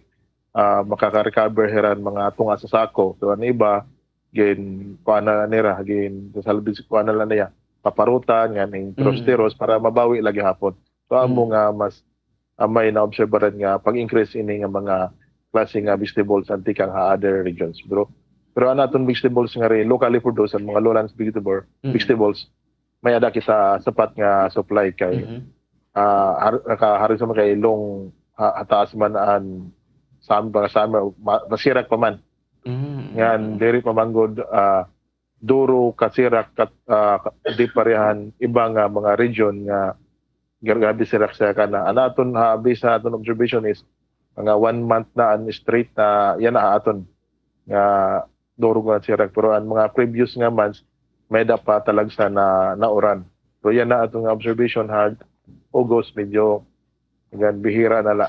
So amo medyo yan na month of August may na-observe nga pagtaas pero sa local is in terms of the quality and freshness of the product. Pero ang mga highland vegetables particularly antikang other regions is in terms of quality and losses and amo and reason han pagtaas ang mga presyo and vegetables. Sir, kung maraming tanong nga baga ito naton karugan nga nakukuha ng supply particular mga pichay nato mga repolyo ng mga carrots from Luzon area so din sir baga sunod itong mga bagyo halos magparte na itong mga bagyo sa agawas nga itong sawaton par sir kung magpapadayo nga sugad ini posible po ba nga mas humitaas pa itong presyo itong mga pangunato nga paraliton din nga merkado or initing nga merkado ni Eastern Visayas? Based sa previous nga trend or mga observation mga previous years pag tungtong talagahan mga bare months nagtitikahataas ang presyohan vegetable based on mga previous nga mga data so amo gihapon ang possible na manabo kay pareho man lang mga season pero katuig namon observation amo lagi hapon pag tikang nahan mga bare months nagtitikang na paghataas so sugadaan niya cycle price nga diha aton rehiyon so ang naka-epekto ini an production supply and saka an available nga an transport tikang ibang rehiyon so yan na particular yan na nga an masirak-sirakan ang pag-transport mas madali pag naabot na nga diha aton rehiyon may mas taas na ang mga nadadamage tungod kay ang sirak kaya ni nga aton mga transport vehicle at mga private traders is diri magud niya mga cold storage nga so mga normal lang nga transport truck delivery truck so pag nasirakan ang vegetable, mas nadamo talaga ang damage. So, then para maka-bear up itong mga damages, amo itong or losses, amo nga gina-increase nila ang prices. So busy ito ng mga pagpakyaan na or pag-validatehan price na natin mga nagmamonitor merkado. May alternatibo ba kita sir nga magiging solusyon kung sakasakali nga magpapadayon pa ini? Kaya labi na kay as mentioned kami sir na magtitika per month and same wala bago-bago tong presyo in the last previous years. May mga alternatibo ba sir na gindalatag para at least sa baga diri kita maubusan o diri magkulang itong supply naton kay we know na baga million itong tao pag-abot din niya isang Visayas damot na consume, mga paraliton o tanon, labi na nga, nagtikang na itong klase, bagador mo itong mga estudyante, nga naan mga cities, mga municipalities, So, may nakita ba sir ginlatag ng mga pita din agad nimo sigurado nato nga may kita makukuha, then barato ng mga presyo itong mga utanon, pera pang produkto. Yes sir. Ang Department of Agriculture permanente man ito yan nakasuporta pag-produce to encourage more farmers. In fact, may permanente ito yung available na natin pagpanhataghan mga seeds at mga karoya nga magtanom nga ang aton mga provincial or local government unit may adaga po ito programa to encourage more farmers nga magtanom para magkamiadan sapat nga supplyhan mga vegetables sa kanya-kanya nga locality. Then, another also na initiative the Department of Agriculture is the mag-establish mga kadiwa store or outlets through FCA or through LGUs para may kamayadan production and local may adagi hapon hirahan market kan para matagamtaman mga consumer nga makapalit hirahan barato nga vegetable na tikang mga local producers dida pinaagihan ito mga kadiwa. Sir, hapag na po ba sir, iton kilo hiton atom, example ko na iton mga carrots kay amot baga nakita didi nga medyo may pagtaas including na ito atong pichay nga apektado kay may na balita ga pa nga talagang may mga iba na mga farmers naton iginlabog nala mahitungod na kuno nga na baga naapektuhan na ito ang panahon. Ini sir, baga dini po ato monitoring ni sa Visayas po, gano'n po kataas ito bag in-increase ni sir? Or may ba pag-increase talaga ini? Ang carrots, sir? Yes po, sir. Tikanghan August 10 to 16 na monitoring, ada niya prevailing price region-wide is 120. Yan na is ada na 160. Nag-increase siya 40 pesos. So talagang medyo makatulog-katol sir. Talaga. Yes. Para mga consumers naton. Ngan sir, one thing sir, baga namin na monitor gap namin pagka na sir medyo nag-switch itong presyo hiton aton bugas nga lokal kay kumbaga ikumpara naton naglabay nga bulan mas taas itong presyo iton mga importing nga bugas pero yan medyo nag-iba na iton bugas naton iton may hataas nga presyo nga ikumpara hiton aton mga importing nga bugas. Ano sir naging side din sir, ano ba't naging pita rito di sir? Kano nagkamit ang student sir? Yes sir. Asya gyapon na namon observation kaya naghataas gyapon ang prices and milled rice. So ang nahitabo manggod nagkamayadan programa ang government kundiin nag-download og funds and government mga local government units para ipamalithan mga bugas. Tawag ito is Local Government Support Fund or LGSF. Kung diin nagkamayadan kaurugan 5 million worth of na iparalitan milled rice kada LGU. So nagkamayadan increase of demand pinagi niya nga programa amo nga or nag-ubos-an supply aton milled rice sa kabugusan nga diha rehiyon kay naghataas ba ang demand kay ang kanya-kanya nga LGU napalit man bugas ini nga mga bugas para i-distribute mga beneficiary, targeted beneficiary amo nga naghataas ang demand then ang aton harvest or ang supply is tapos naman so mag-harvest pala yan na nagtika na nga ni abuyog pero ang device mga October, November pa ito. So amo nga medyo naghataas ang prices.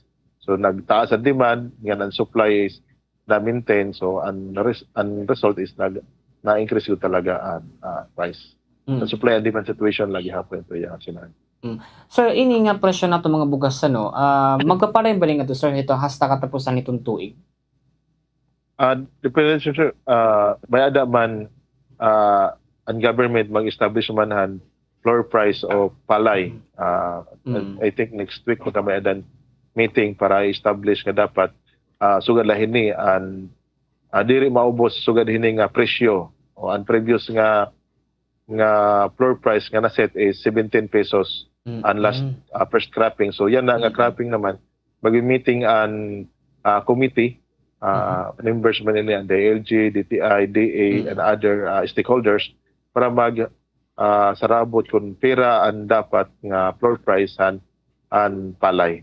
Then pinaagi gihapon nato hiyang LGSF kay an purpose ini is to procure milled rice direct to the farmers, pinagihan sa gipsaka nga negotiated procurement.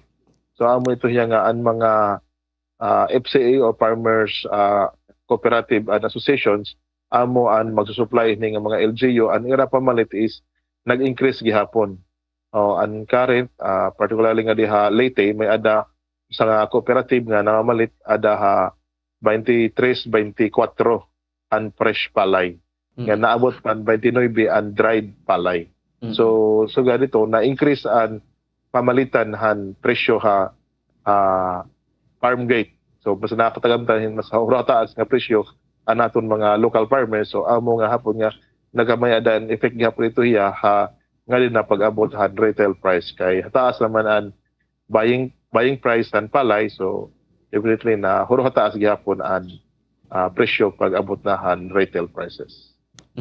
So sir, ini nga nga monitor nga pinusir niyo since baga apektado kita iton baga marat na panahon. Ini sir mga merkado naton only la po ba sir takdo balik baga may dapagataas ng increase or same other na mga merkado naton sir talaga? Yes sir.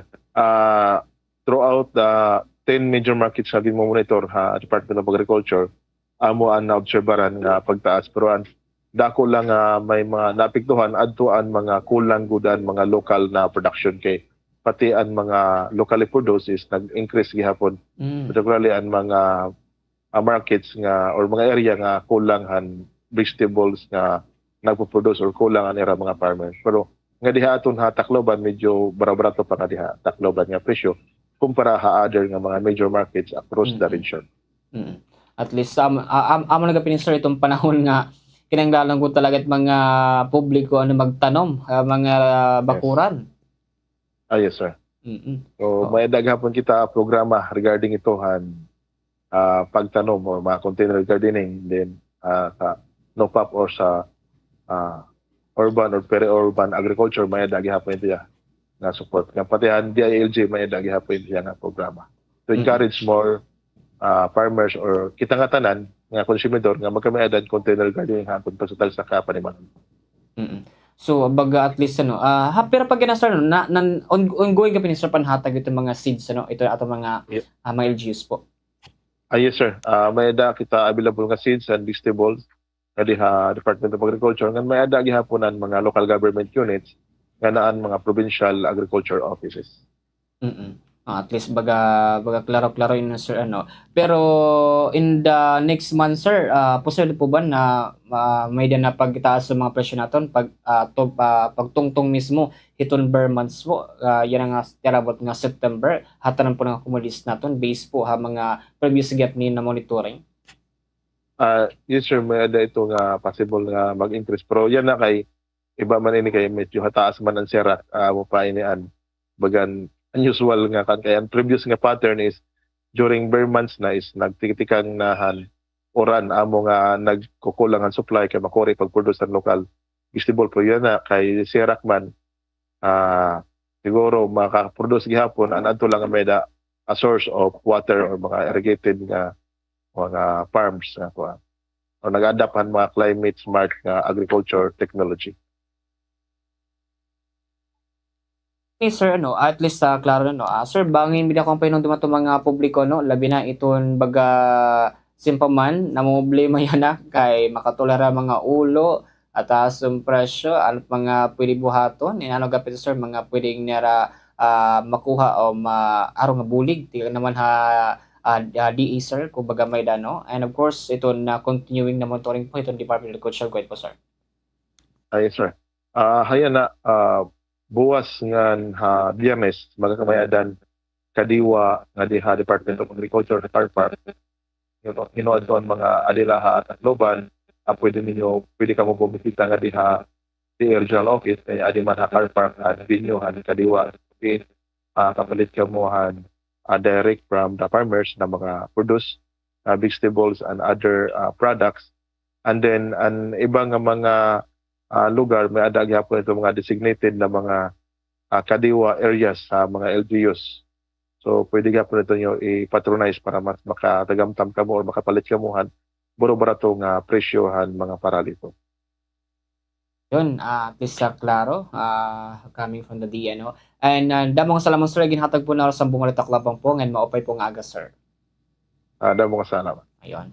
Ay mga kabubuno, iging Dios Gorgasata na Junior to Supervising Agriculturist itong Department of Agriculture Regional Office 8 kasumpay hiton mga supply hiton ato mga pangunahan nga para dito mga kabombo. And of course mga kabombo no in madaw kay takalugangan nga balita nato nga pagtutukibo niya na in kasumpay ng mga kabombo ni hiton na simpaman and makabombo no Senador Sherwin Gatchalian mga kabombo no nga ni pangutan niya kan George Erwin Garcia, hito na chairman, chairman of the Commission of Election makabong kasumpay. Ito makabong papuspon ito na baga election or ito na including makabong na hitong pangutana nga mga kabumbo no nga itong gano ba kadako itong pondo nga ginagamit mga kabumbo. Sa pagkita mga kabumbo mateman naton ito naging simple ma'am pakutan naman ito na Senate mga kabumbo kasumpay itong pagdudumaraw naman nga BSK yan ang tiarabot nga Nobyembre mga kabumbo nin ko ano ba talaga itong kadako hini nga pondo nga nagamit kadako ni election mga kabumbo. Habang mga kabumbo mateman naton ito naging pangutana nga statement naman ni Senador Sherwin Gatchalian yan ni George Erwin Garcia chairman ito na the Commission on Elections. May typical BSKE election, magkano ang ginagastos? Alam ko ho, lumalaki ang voters, no? So on the average lang, for example, for the last maybe 3 or 5 elections that we had, magkano ginagastos per election? Mga 11 to 12 billion, Mr. Chair. Ito pong for 2026, sa pamumuna po ng dating Chairman ng Committee on Finance, the Senate President, dahil nga po sa lumaki ang bilang ng mga botante natin, ito po ngayon sa election natin, magiging 71 million tayo. For 2026, tayo po nabigyan naman ng 19.57 billion pesos. So 19 billion 57 million at para naman po maging maging kompleto na yung kasagutan, nakagastos na po kami ng 8 billion. Whether obligated and or earmarked, may natitira na lang po kaming 11 billion nasa kamay ng DBM, Mr. Chair. On the average, 11 to 12 billion per election cycle. Yes. Pero itong this year's election cycle, ang sabi niyo po 19 billion ang nakapondo. Yes, nakalaan. Mr. Chair. Yes, Mr. Chair. Bakit almost double the election, a typical election cycle? Dahil po, Mr. Chair, nagbigay tayo ng dagdag na honoraria sa ating mga guro. Dahil po sa nag-increase din tayo ng bilang ng mga presinto natin, dapat po more or less ay mga 210,000 lang, 207 to 210. Ngayon po 225,000 precincts. And therefore, yung pong dagdag na mga presinto ay may dagdag na 3 miyembro ng electoral boards. And at the same time po, nagdagdag din po tayo ng support staff, bawat presinto at meron din pong support staff, yung tinatawag na DESO, yung mga principal na in charge sa buong paaralan. And therefore, because of additional precincts, additional teachers, additional honoraria, and additional ballots printed. Kung napansin niyo po, Mr. Chair, yung na-provide namin na data, yung pong dagdag na printing requirements because of additional more or less, mahigit pong 3 million na voters and therefore, yan din po ang nag-result ng increase ngayon, taon na ito. nagtaka po kami, sobrang dumami ang bilang ng mga botante na nagparehistro nung August 1 to 9, nung unang registration, kasi nga po akala namin matutuloy, Mr. Chair, yung December 2025. But at the same time, nung mag-resume po kami ng registration, noong naman pong July 20 to October, bigla pa po mas nadagdagan. So yun po yung naging result, Mr. Chair.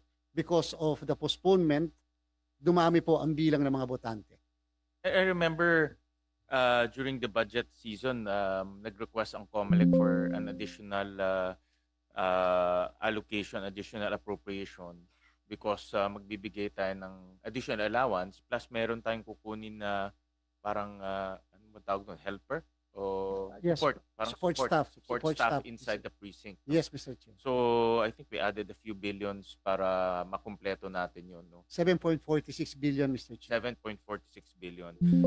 So because of those interventions, nagdoble ang cost for the 2026 BSKE election to 19 billion. Tama? Yes, Mr. Chair, dahil nakagastos na rin po si COMELEC doon sa 2025 preparation Yes. natin nung hindi po natuloy nung December of 2025. Correct. So that's my next question for, nakita ko kasi dito ang 2026, 7.4 billion, ang continuing is 11.5 billion, so a total of 19 billion. And then, narinig ko ho kanina na nakagastos na ho ng 9 billion, tama po ba? 8 billion, Mr. Chair. 8 billion. Obligated and earmarked po.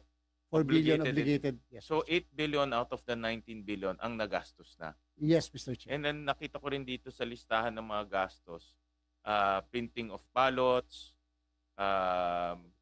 printing of other accountable forms. So nabili na ho to. Yes, Mr. Chair. Tapos na po kami sa printing ng lahat ng balota. Whether yung original na bilang, more or less 68 million, plus additional 3 million para naman po doon sa dagdag ng mga botante natin. So, printed na po, pati po lahat ng non-accountable forms, election returns, statement of votes. Ongoing po yung printing namin ngayon ng EDCBL at PCBL. Yan po yung pinapaskil na listahan sa labas ng presinto at yung listahan ng botante sa loob ng presinto. Itong mga items, kasi meron ako nakita dito, printing of ballots, 1.7 billion.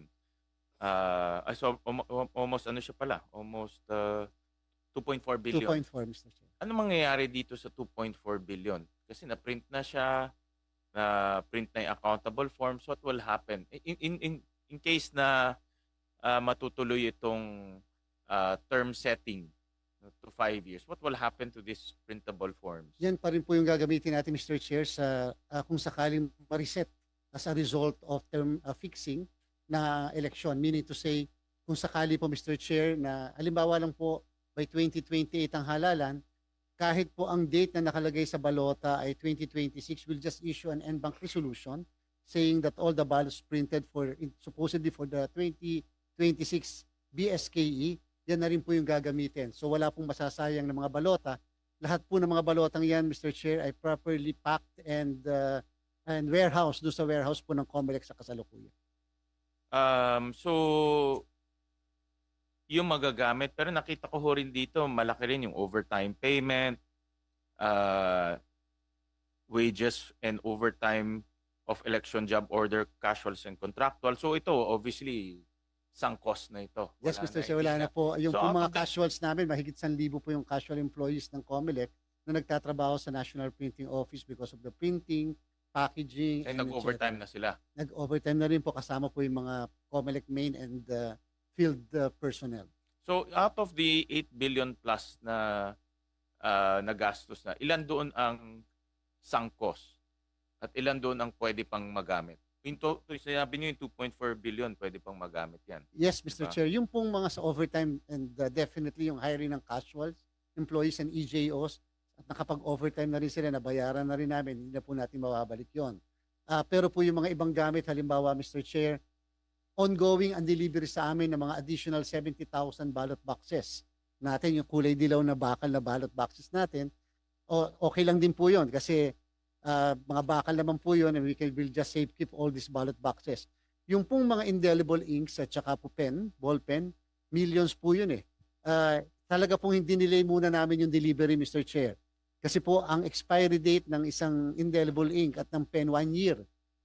And therefore, pag pinadeliver po natin yan, hindi na po namin mababalik yung baka po matuyo yung tinta ng tsaka po yung mga thumbprint takers. Bawat presinto kasi may mga thumbprint takers po, and we have 225,000 precincts. So, yan pong lahat ng yan, we will just delay the issuance of the notice to proceed so that kahit po later na namin ipaproceed yung delivery ng mga election paraphernalia na yan. Yung mga training po ng teachers, hindi pa naman po natin nagagawa. Yung pong aming support usually na binibigay sa armed forces, PNP and the Philippine Coast Guard, pwede pa rin po namin i-delay yung kasi naka-earmark pa naman po yun. So, I can honestly tell, Mr. Chair, this committee, that perhaps kung may nasayang po, yan po yung mga personnel services. Pero po yung mga procurable items natin ay masasave po lahat yun at wala naman po masasayang. Magkano po ang sunk cost na out of that 8 billion? Yung talagang, obviously, lahat related to overtime and wages, wala na yun, di ba? Magkano Yes. yan and the other things? No? Mayroon ako nakita dito, planning, coordination, training, Including po yung registration of voters. Obviously, tapos na rin yun, di ba? Yes, Mr. Chair. Coordinate na. So how much out of that 8 billion ang sunk cost? And Mga 3 billion po, Mr. Chair. 3 billion ang sunk cost. Yes.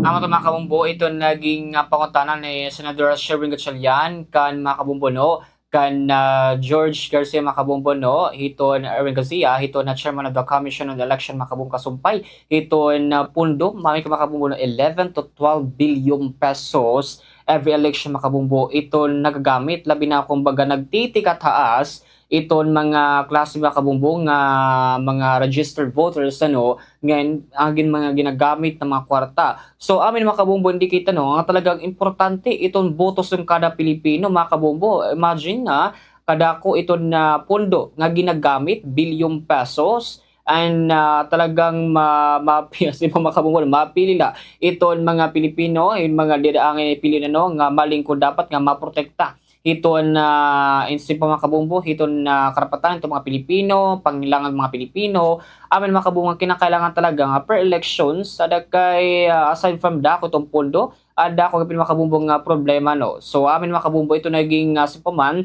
pangutana ni Senador Sherwin Gatchalian mga kabumbo kasumpay hiton BSK election 2026 mga kabumbo.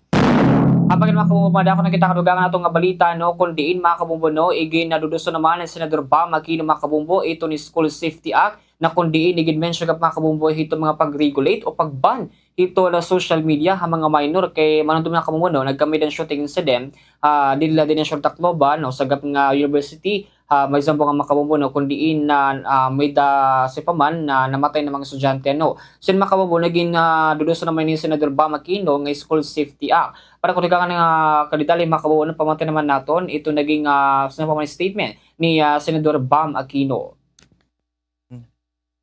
Biyernes, pumunta po tayo sa Ateneo de Zamboanga and doon ho natin nakita yung aftermath no, nung nangyari pong school shooting noong August 18.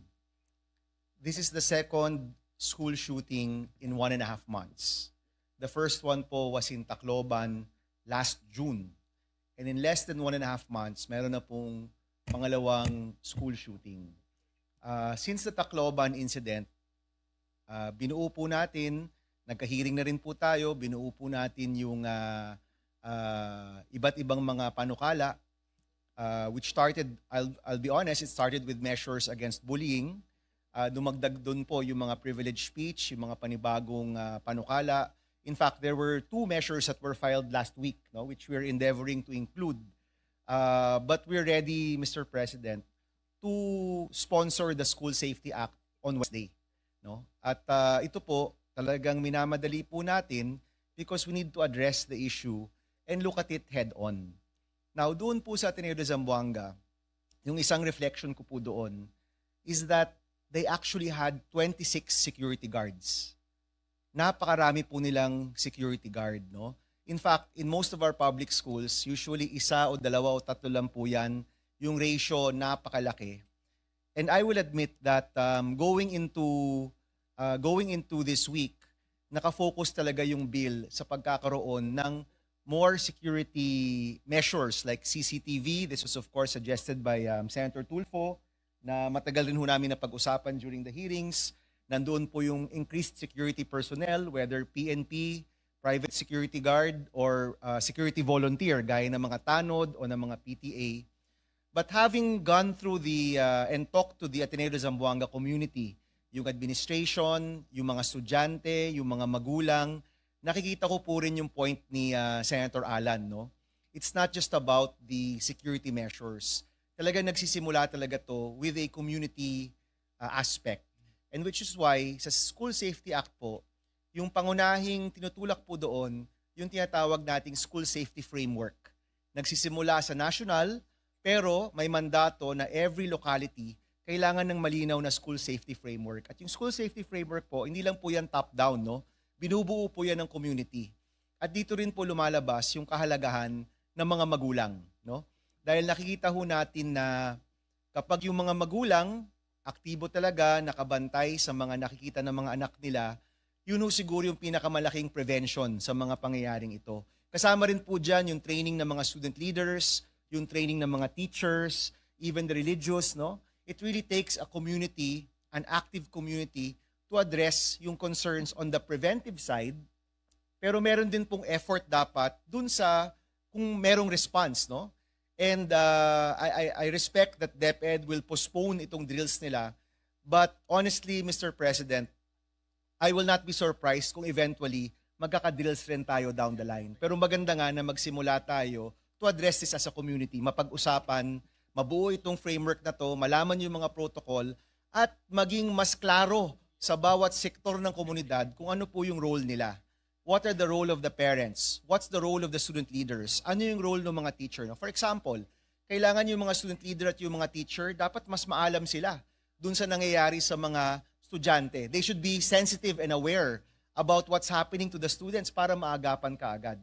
Yung magulang po, ito po aminin ko, medyo mahirap talaga because most Filipino parents, sa totoo lang po, kahit po ako, umaga at gabi ko lang po nakikita yung mga anak ko.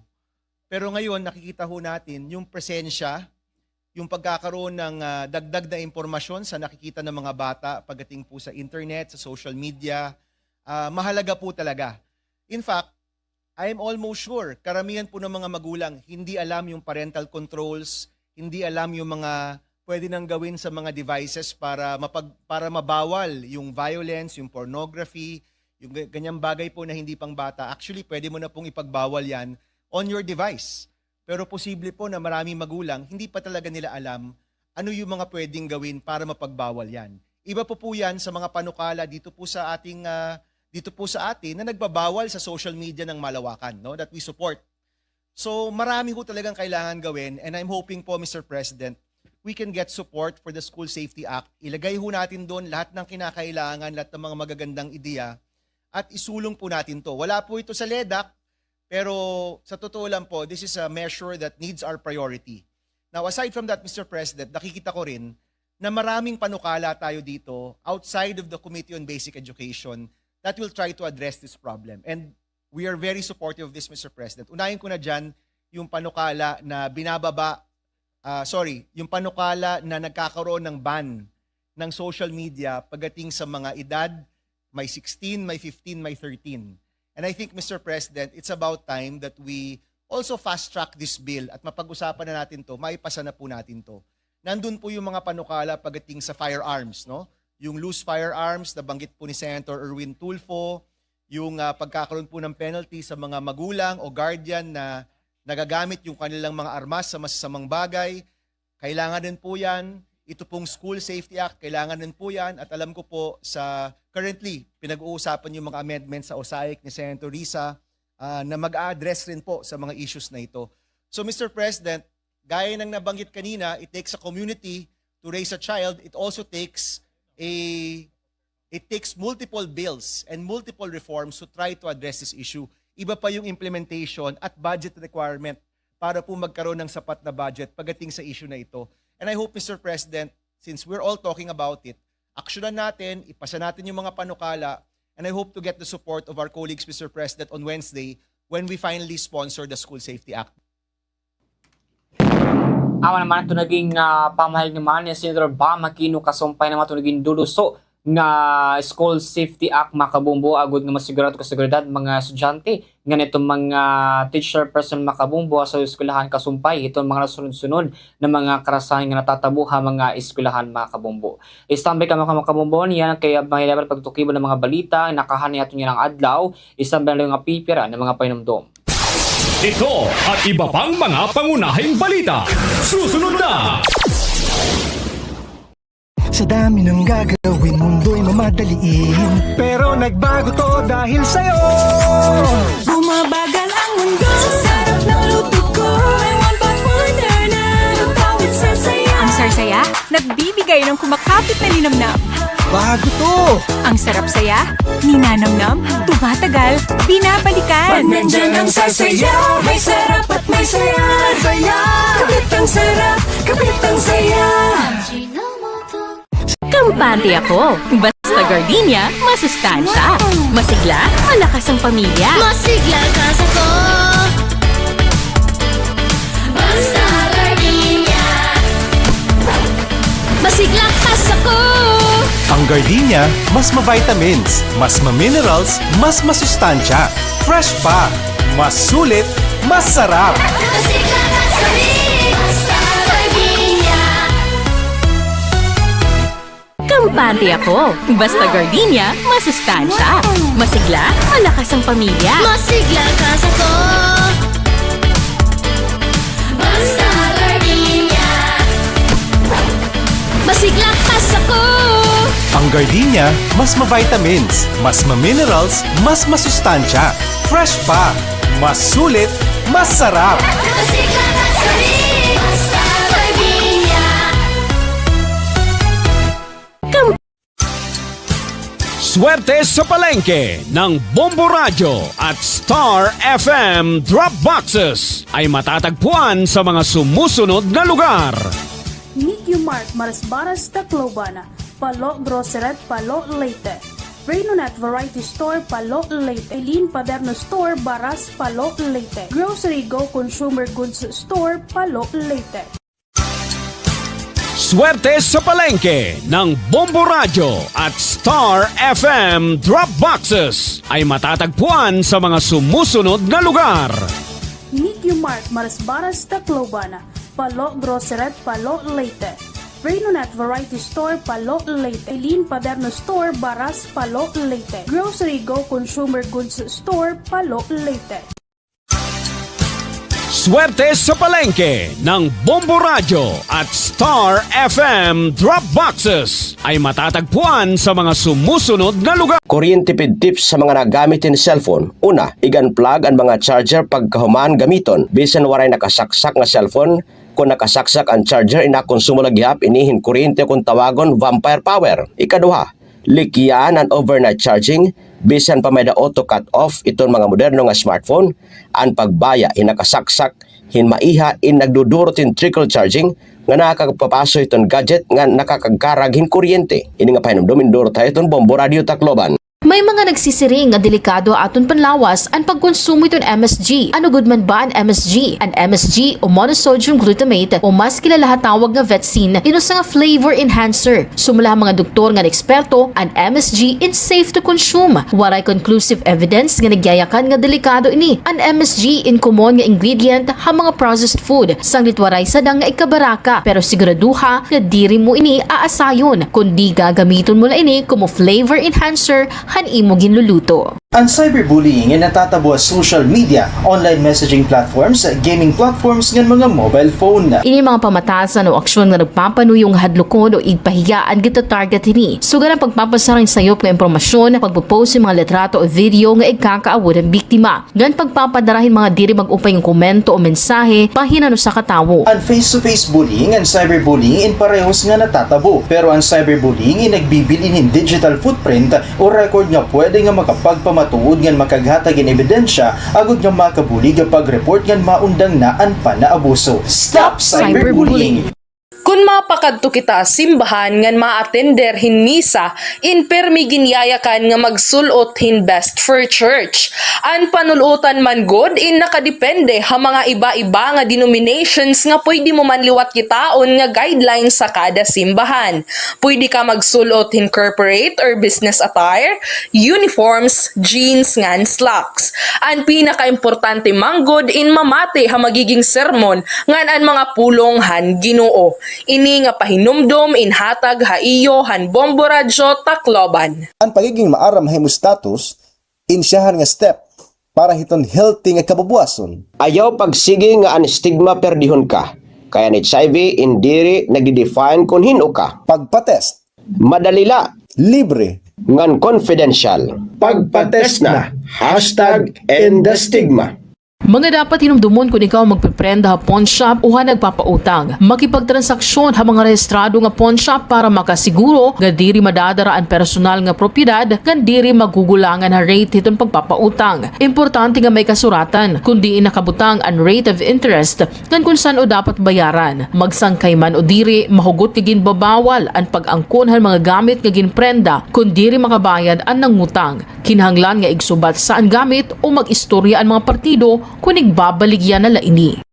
Aadi pa kabombo, ang pirapahan mga low-cost behaviors naging kakalakipan na agud nga makaiba na pagkonsumuhan enerhiya, pagpaparungan mga sugangan electrical appliances kung nalakatao sa nga lugar.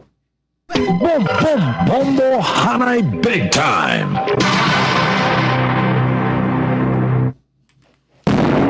Alas 10 na mga kabombo ay sa mga kabombo no baga kinakablas na kita ang oras na nga adlaw no.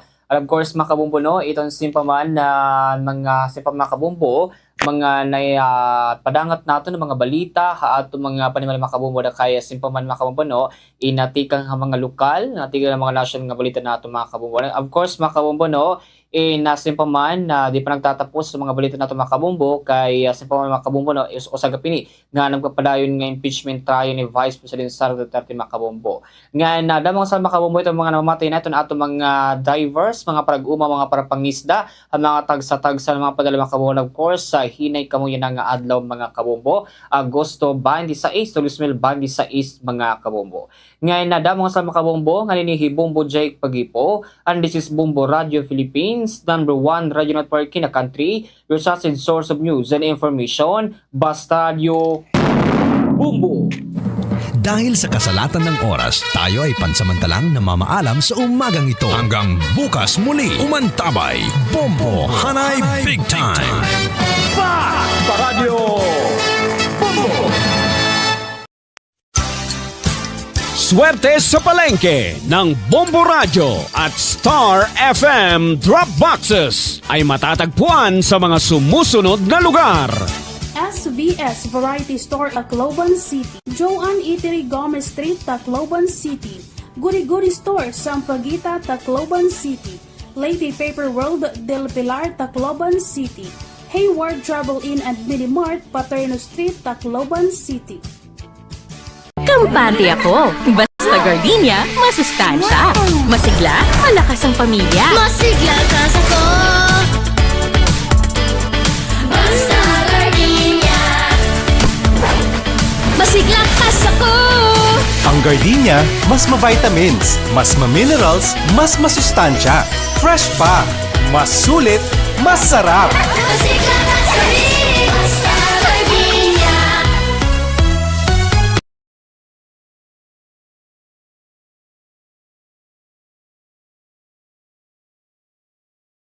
Bukod sa magastos na ito, ay hindi pa nagagampanan ng mga mambabatas natin yung ibang trabaho na supposed to be ay kanilang tungkulin na dapat ding gampanan. Just like yung pag-aproba ng mga local bills na very much awaited ito doon sa mga local areas, lalo na kung may mga lugar na nangangailangan ng approval ng anumang mga bagay at mga deklarasyon. Napaka-importante nito dun sa local level, Bombo Angelo. And ito yung mawawala ng tsansa na makapasa kung sakasakali bilang batas habang merong pinagkakaabalahan ng impeachment court. Tama ka dyan, Bombo Dennis, pero kung makikita naman ng ating mga kabombo, mga ka-information, itong impeachment court na natatapos ng alas 2 o alas 3 ng hapon, Bombo Dennis, depende sa tinatagal ng paglilitis. Ang dahilan nito, Bombo Dennis, ay para mabigyan daan na mag-convene naman itong Senado bilang legislative body ng alas 3 ng hapon. Kaya itong mga senator natin ay nagtatrabaho naman sila o inaabot naman sila hanggang alas 7 o alas 8 ng gabi sa kanila namang trabaho bilang mga senador. So kung makikita naman natin, Bombo Dennis, may mga batas naman na inaasikaso o pinoproseso itong mga senador pagdating ng sesyon ng Senado, katulad nga nitong mga isinusulong na School Safety Act nitong si Senator Bam Aquino, kaugnay naman doon sa mga naganap na karahasan sa ilang paaralan, Bombo Dennis. Okay, sige. Dako na natin sa puntong ito, Bombo Angelo, yung ongoing na proceedings dyan sa impeachment court. Nomination of Attorney Christine and the redirect and or recross, if any. Your Honor. Yes, Honorable Chua. I will now turn over to Attorney Libutan for his brief reply. Attorney Ligutan is recognized Your Honor. for his hopefully brief reply. Yes, Attorney po. Just before we give Attorney Ligutan his time, Your Honor, just wanted to make a quick manifestation. It was just brought to our attention yesterday that after the proceedings that we had yesterday, that an interview was given wherein I think what was discussed yesterday about the word scam, etc., was repeated during an interview. Now, while it may have been stated in a matter that's sort of a matter-of-factly, we do hope that this will be included in the ruling of the Honorable Presiding Officer. It At is least for included, guidance, Your actually, Honor. Attorney po. Thank you, Your Honor. Yes, Attorney Ligutan. Hello. It's working. Hello. You are recognized, sir. You may proceed when you're ready. With respect so to much. your, shall It's I brief. call it counter manifestation? It is brief, Your Honor. Thank you, Attorney Ligutan. You may proceed. A teacher, a lawyer, a rule on cross-examination, a Facebook post. How did we get here? Last August 12, before trial was adjourned, it was a Wednesday.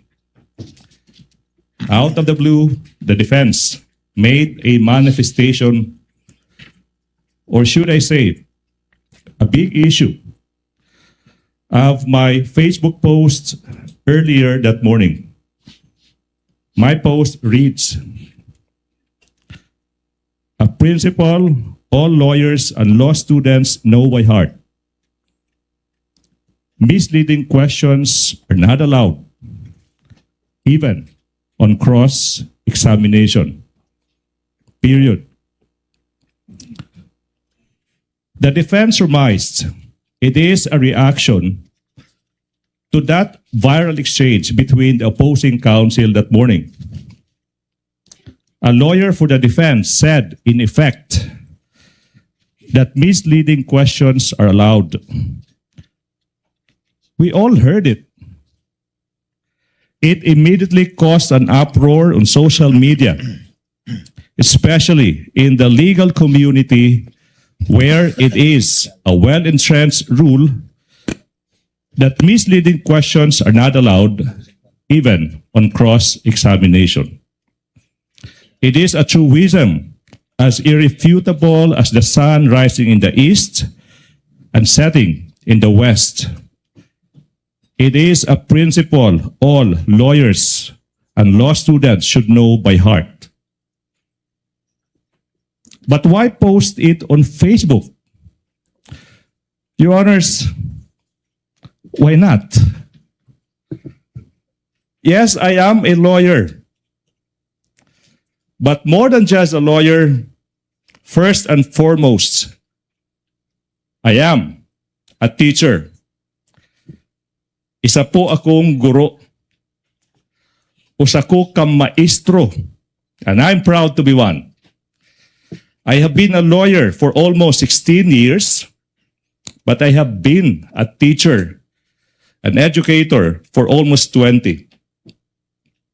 At alam ng ating mga magigiting na guro sa buong kapuluan na ang pagtuturo ay likas sa ating mga guro. Ang pagtuturo, ang pagtatama ng mali, ay walang pinipiling lugar at walang pinipiling panahon. That's why I made that post. I was concerned that the statement made in open court that misleading questions are allowed will go unchecked. My teacher's instinct kicked in. I wanted the students I left in Cebu, especially in the University of San Jose Recoleto School of Law, where I have been teaching for the past 15 years, and recently in the University of Cebu School of Law, and in Diliman, my alma mater, the University of the Philippines College of Law, and all law students out there. I want them to know that a teacher had heard that wrong statement in open court, and he is correcting that mistake on Facebook, as I have been doing the past years. To the defense, I shall not name names. I will not put you on the spot. But the post is not about you. It's not personal. It is about the law that we all adhere to. It is about what we teach the public who are watching our trial. Correcting a mistake is never wrong. Doing it while a hearing is ongoing online does not make it not right. Ang pagtatama ng mali ay kailanman hindi ipinagbabawal kahit sa loob ng impeachment court nito. Now the defense said they found it troubling or in bad taste for a prosecution lawyer like me to, quote, do this, unquote, in the middle of a courtroom hearing. But do what? Correct a wrong? On the contrary, Your Honors, what is more troubling is for the defense not to admit their mistake and instead call out a lawyer, a teacher who just stated what is correct in his own time and in his own Facebook account. What is troubling is if we turn a correction of a mistake by one side into a shield from fair criticism for the other. Now the defense is asking this court to act on my post. It is elevating it to a serious courtroom violation. But what did I violate? I did not discuss the merits of the case. I did not discuss the strength or the weakness of the oral arguments or evidence of either side. I only stated without mentioning any name, using the most neutral of font color and background, black and gray, without adding any emoticon, without splicing anything. What the rules of procedure simply provide, that misleading questions are not allowed, even on cross-examination. Your Honors, we in the prosecution also have rights. I, for one, did not surrender my freedom to teach and to enlighten when I decided to participate in this trial. Patuloy po ako magiging guro kahit sa loob ng impeachment court na ito. Lastly, Your Honors, the defense mentioned humility. That I should have been humble enough not to post that now viral statement. Your Honors, being a provinciano from Leyte, Samar, and Cebu, And coming from a middle-income family born without a famous family name, who had to compete for his spot in this capital, I know a thing or two about humility. The defense cannot lecture me on humility. If there's somebody who needs to be reminded about humility, it's them, the defense. It is the opposite of humility. It is pride, not to admit a mistake, or worse, call out someone who simply corrected that mistake. Good morning. That does not fall under my definition of brief, counsel, but we will take it nevertheless. For the record, before the chair makes its ruling on these matters, the TSN says, Attorney Kapunan, leading, and then she corrected herself, misleading questions are not allowed on cross. Attorney Ferrer, she said they are allowed. Now, the TSN cannot possibly cover the overlapping voices, if at all. So most likely what happened, although we will check the video, would be Attorney Ferrer commenting on the earlier statement that was corrected later on by Attorney Kapunan and changed leading to misleading. Perhaps Attorney Ferrer was referring to leading questions and not misleading questions. But having said that, nevertheless, the court will include that as part of its ruling, with one caveat, Attorney Ligutan. While you do not remove your hat as a teacher wherever you go, the same is true with this representation. I had my fair share of teaching as well.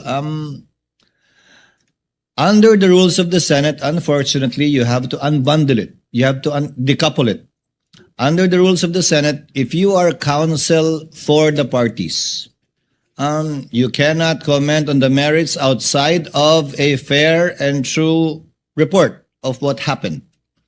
In this case, based on the TSN, I am not sure of the accuracy, given that the statements made were pertain to both leading and misleading questions. Number two, it still does not take away, you're being a teacher, does not take away your responsibility under the CIPRA to a fellow lawyer who you are jousting with or arguing with or competing against this impeachment court. The remarks of the good gentleman, the Attorney Ligutan, the counsel for the panel of prosecutors, is noted and it will be entered into records. Thank you, sir. Chair will now make its ruling with the permission of the body from the rostrum, because it's difficult to read while sitting down a long ruling. You may sit down, Attorney Chua, for a bit. This will take some time.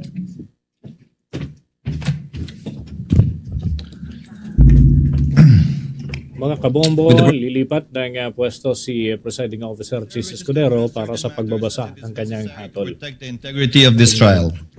It has come to the chair's attention over time that public statements attributed to persons covered by the rules on impeachment, whether made in interviews or in social media, appear to concern the evidence, the credibility of witnesses, and issues pending before this court, which may fall within the prohibition under Rule 18 of this court. Although the immediate matter arose from statements and conduct involving respective counsel last August 12, it raises broader concerns affecting the impartiality, decorum, and integrity of the impeachment court. Before imposing or enforcing standards of restraint upon the parties and their own counsel, the court must first look inward and put its own house in order. The chair shall therefore resolve these matters in three parts.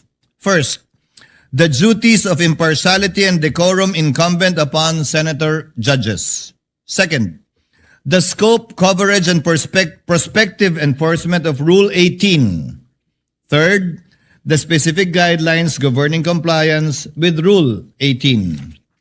First, senator judges' impartiality, decorum, and the internal remedy.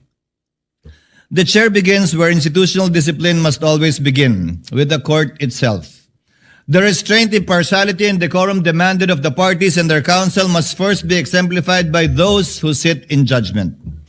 As senator judges, let us keep in mind our oath, quote, to do impartial justice according to the Constitution and the laws of the Philippines, close quotations. And the requirement under Rule 3 of the Rules of Impeachment to observe political neutrality therein defined as, quote, the exercise of a public's official duty without unfair discrimination and regardless of party affiliation or preference. The chair likewise cites the relevant provisions of the 2025 Code of Judicial Conduct and Accountability, or CIPRA, on impartiality and the sub judice rule. Canon 3, Section 10 provides, quote, during the pendency of a case, a judge shall not knowingly make any comment in and out of court that could reasonably be expected or perceived to affect its outcome, impair the fairness of the process, or diminish the public's confidence in the court's impartiality. Canon 4, Section 24 provides, quote, a judge shall not engage or use any form of expression which tends to violate or has the effect of violating the sub judice principle, provoke or inflame divisive and contentious issues of public concern, or project an image not compatible with the dignity of their position. Taken as a whole, these principles remind us of our duty to preserve the impartiality of this court and the fairness of these proceedings. As the court said in People v. Court of Appeals, GR number 118882, this court has repeatedly and consistently demanded, quote, the cold neutrality of an impartial judge as the indispensable imperative of due process. Judicial proceedings are not orchestrated plays in which the parties are supposed to make motions and reach the denouncement according to a prepared script. There is no writer to foreordain the ending. Close quotation. Also in Berso versus Rabe, AM number RT 21010, a judge must not only be impartial, but must also appear to be impartial, as an added assurance to the parties that his decision will be just. Litigants are entitled to no less than that. For avoidance of doubt, this shall not prevent senator judges from examining the evidence where the examination belongs during the proceedings and on the record. The Supreme Court in People v. Gambor, GR 15-2183, said, the trial judge is accorded a reasonable leeway in putting such questions to witnesses as may be essential to elicit relevant facts, to make the record speak the truth. A judge may examine or cross-examine a witness. He may propound questions to test the credibility of the witness and to extract the truth. He may seek to draw out relevant and material testimony, though that testimony may tend to support or rebut the position taken by one or the other party.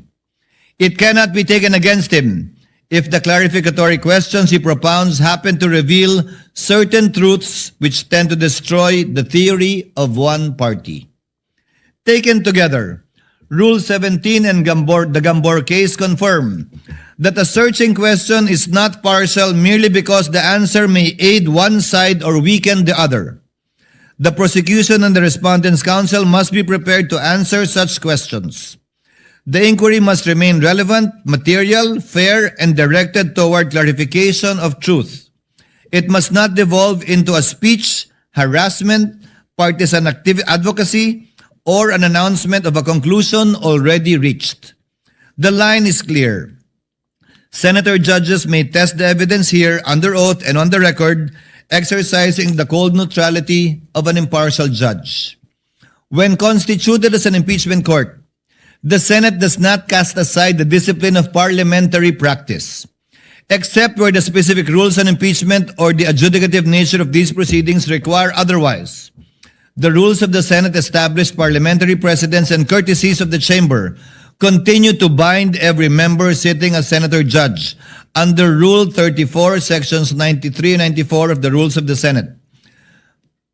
Deem acts or language that offend a senator or any public institution or third party to be unparliamentary and prohibit the use of offensive and improper language against another senator or public institution or third party.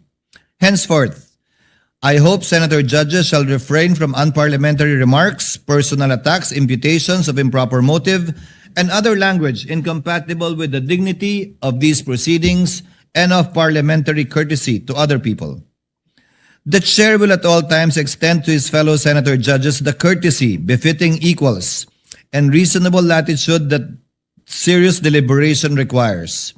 Differences in judgments and vigor in debate are to be expected and shall, as far as practicable, be met with patience, flexibility, and respect.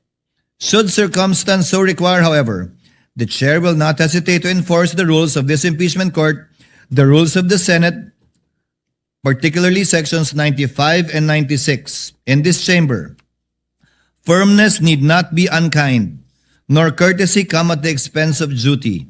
Both serve the same end, the fair and honorable administration of justice. Further, where a senator judge is alleged to have violated the impeachment oath, Rule 3, Rule 18, or any other applicable rule of the Senate, an available institutional remedy within the Senate is the filing or referral of an ethics complaint to the Senate Committee on Ethics and Privileges in accordance with the internal rules of the Senate. Under Rule 10, Section 1316 of the Rules of the Senate, the Committee on Ethics has jurisdiction over all matters relating to the conduct, rights, privileges, safety, dignity, integrity, and reputation of the Senate and its members. Any disciplinary action remains for the Senate to determine under Article 6, Section 16.3 of the Constitution and applicable rules.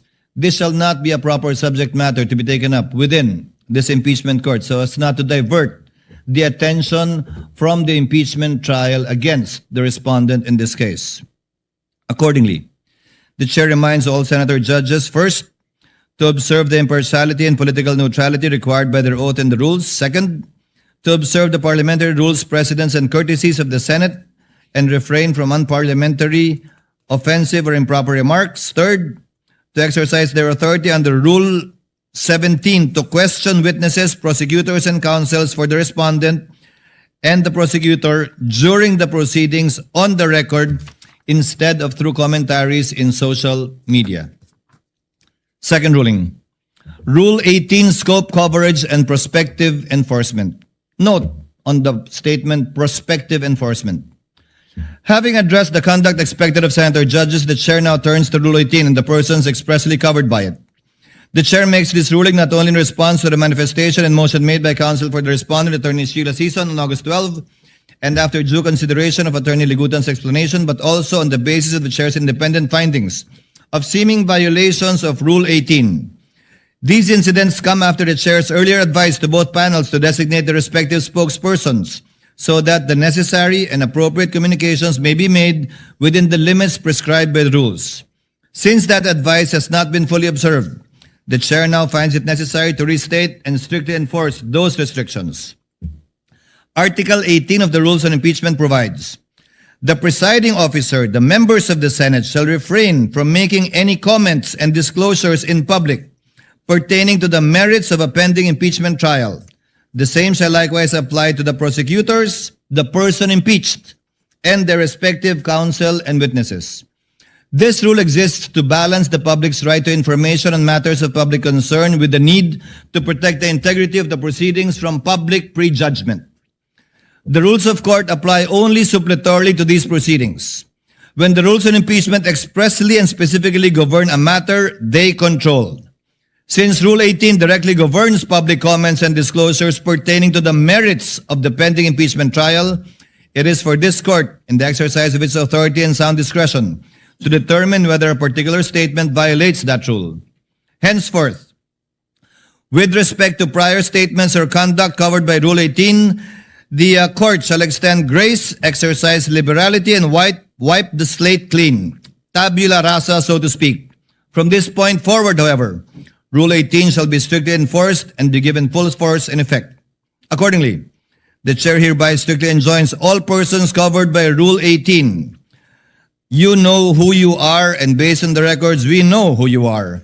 from making public statements or otherwise discussing, sharing, or endorsing comments pertaining to the merits of this pending impeachment trial, and from engaging in trial by publicity, as they directly threaten the independence of the court, degrade the dignity of the tribunal, and risk turning it into a circus, and weaponize the media to substitute public outrage for actual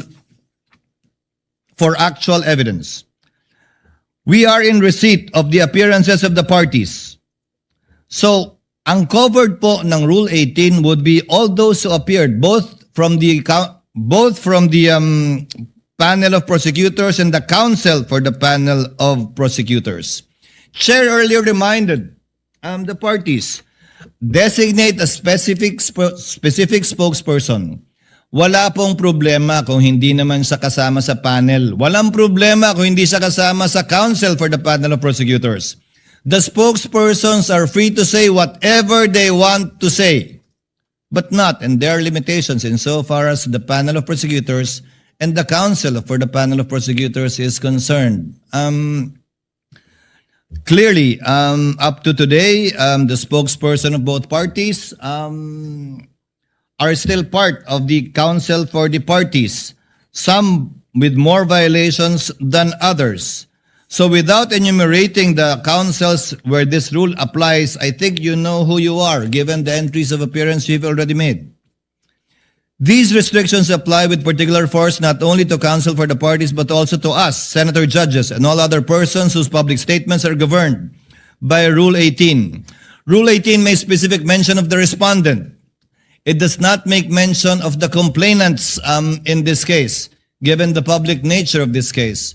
So outside of the senator judges, outside of the counsels for the parties, particularly mentioned would be the respondent herself, as well as the witnesses called.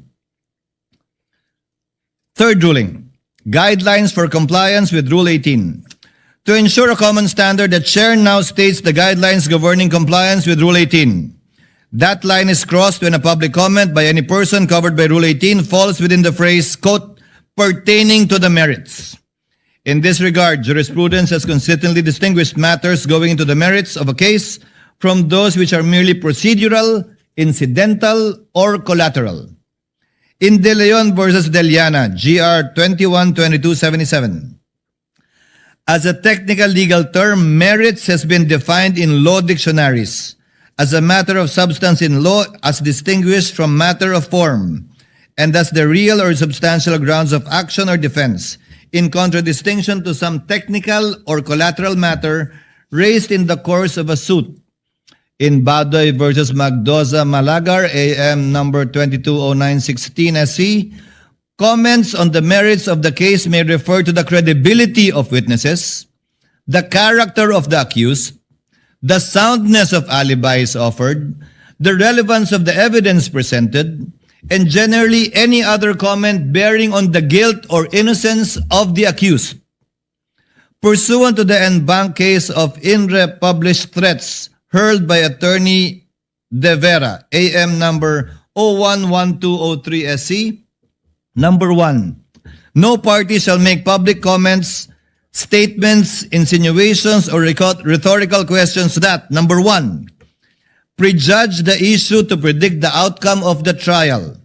Number 2, question pending rulings. Number 3, substitute media pressure for evidence. Number 4, promote distrust and undermine public confidence in the court by creating the impression that the court cannot be trusted to resolve the case impartially and violate the right of the parties to have their case tried fairly by an independent tribunal uninfluenced by public clamor and other extraneous influences. For purposes of this trial, a statement pertains to the merits when viewed in the full context. It evaluates in its full context. It evaluates a disputed fact, the credibility of a witness, the relevance or probative value, weight, or sufficiency of a particular evidence, assessment as to the legal viability of an article of impeachment, or a substantive defense advocates a particular disposition of the charges or announces or forecasts the ultimate vote. Conversely, this court recognizes the qualified privilege of a fair and true report. regarding these proceedings as affirmed in the Supreme Court in ABS-CBN versus Ampatuan GR number 227004. Based on the jurisprudential standard derived from Article 35 of the Revised Penal Code, a fair and true report means a neutral, objective, and accurate recounting of the proceedings made in good faith without any comments or remarks. For the guidance of all the parties concerned, the Chair now issues the procedural guidelines for violations of Rule 18. The Impeachment Court will exercise its powers summarily under Rule 5, adhering strictly to the due process parameters set by the Supreme Court. First, a 24-hour show cause order. No oral accusation or press pronouncement shall precede the formal charge. Any party cited for a particular violation will be issued a written show cause order, either motu proprio or upon motion by either party, and will be given exactly 24 hours to submit a verified written answer. Pursuant to the Supreme Court's en banc doctrine in Zaldivar versus Sandigan Bayan, GR number 79690-707, due process in disciplinary proceedings against lawyers and parties does not require a trial-type formal hearing. The presiding officer will rule summarily based solely on the submitted pleadings upon the lapse of the 24-hour period, subject to appeal or reconsideration by any member of the court. Now, the burden of proof. Pursuant to Stratcom Corp versus Etong, GR number 190980, and Webb versus Gatula, GR number 194469, any punitive sanction requires this court to find that, quote, a person's act must be done willfully or for an illegitimate or improper purpose. Thus, the good faith or lack thereof of the person being cited in contempt should be considered. Hence, the contemnor is presumed innocent, and the burden of proving that the contemnor is guilty of contempt lies with the movant. For violations of Rule 18, the court shall follow a two-strike rule. Violations will be met with a strict graduated penalty system. First offense, public reprimand and admonition. The penalty is a severe reprimand and stern admonition in open court, placed permanently on the record as a final warning. Second offense, a monetary fine.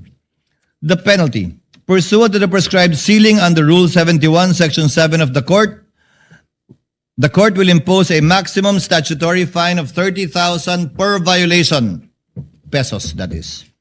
Furthermore, exercising the court's inherent case management powers under Rule 4, 5, 6, and 8 to preserve the orderly proceedings, the offending lawyer or party may also be subjected to a defined prospective restriction on speaking, objecting, or examining witnesses on the floor.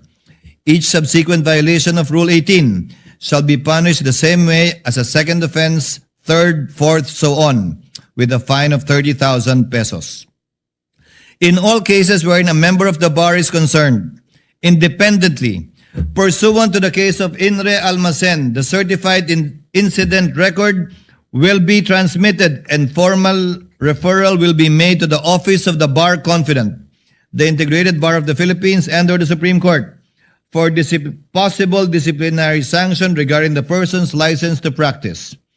The court also reminds respective counsels of the parties that CIPRA Canon 2, Section 19 prohibits lawyers to comment or publicize opinion pertaining to a pending proceeding in a manner that may cause prejudgment, sway public perception, influence the tribunal, or create a widespread perception of guilt or innocence. CIPRA likewise requires professional responsibility on the use of social media and prohibits the dissemination of false or unverified claims or disinformation. Rule 18 does not, by its terms, cover outside observers or spokespersons who are not counsels of record. Such persons, however, remain subject, when applicable, to the rules on indirect contempt and if they are members of the bar, to the CIPRA.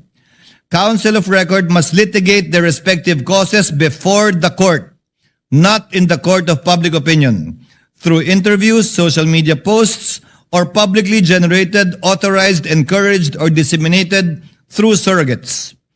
Counsel cannot have their cake and eat it too.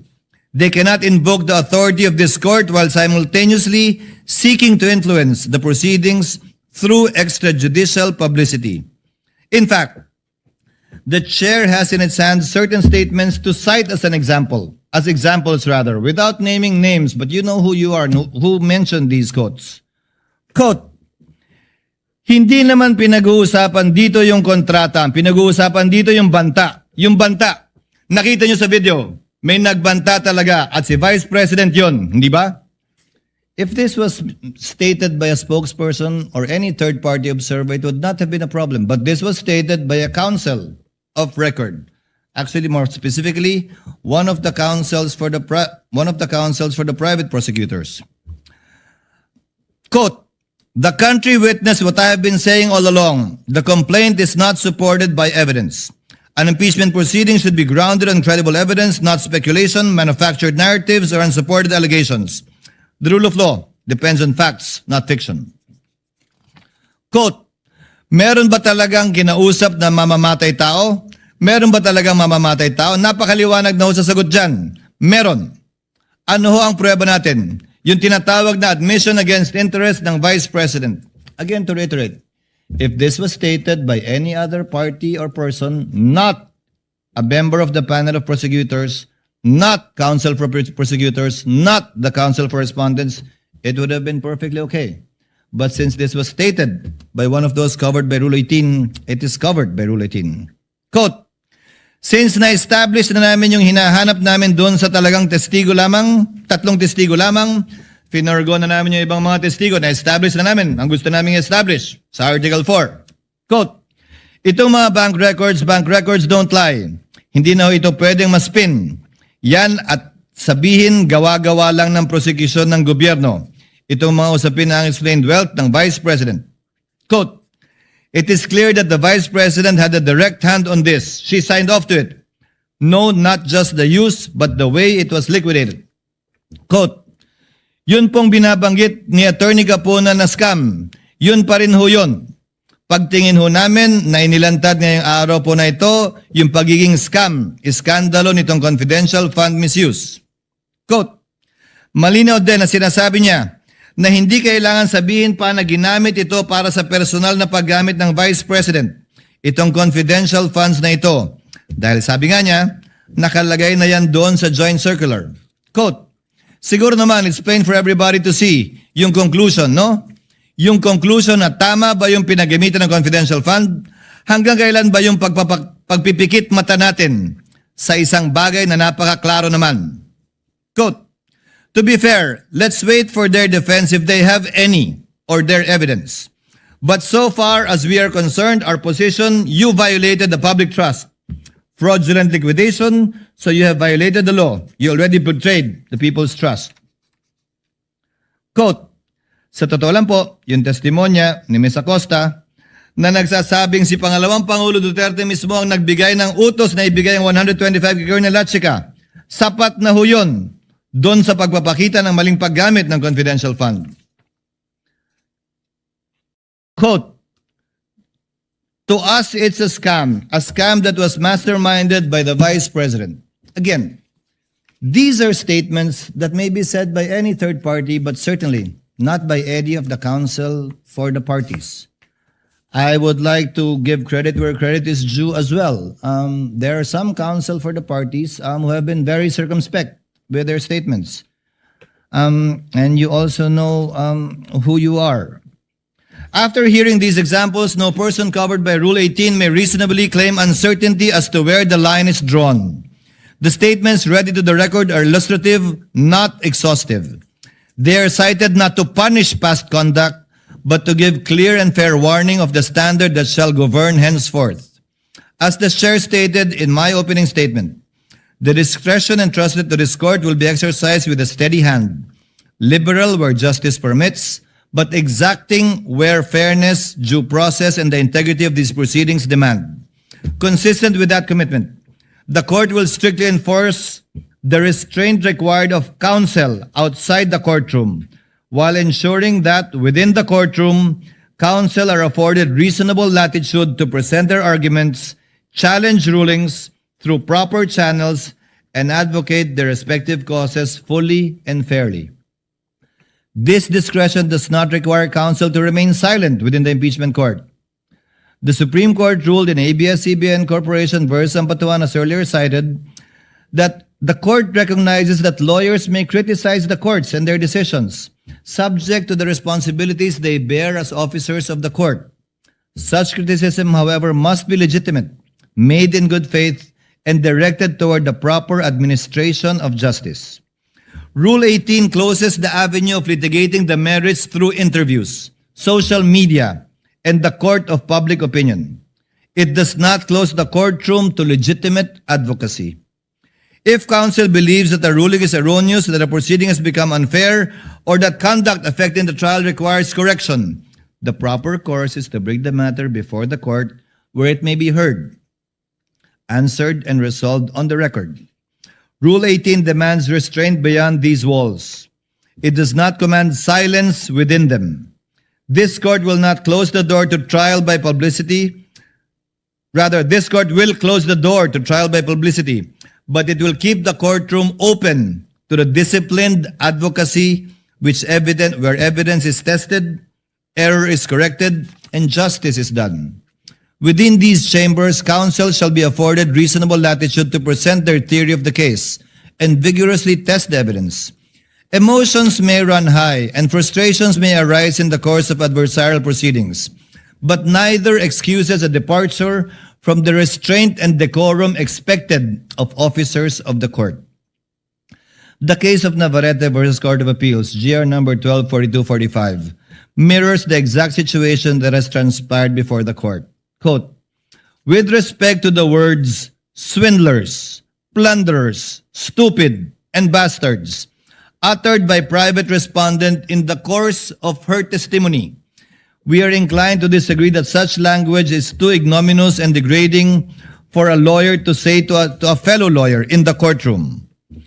In Baltao versus Falsis III, AC number 14443, the court said, while a lawyer is entitled to present his case with vigor and courage, such enthusiasm does not justify the use of offensive, abusive language.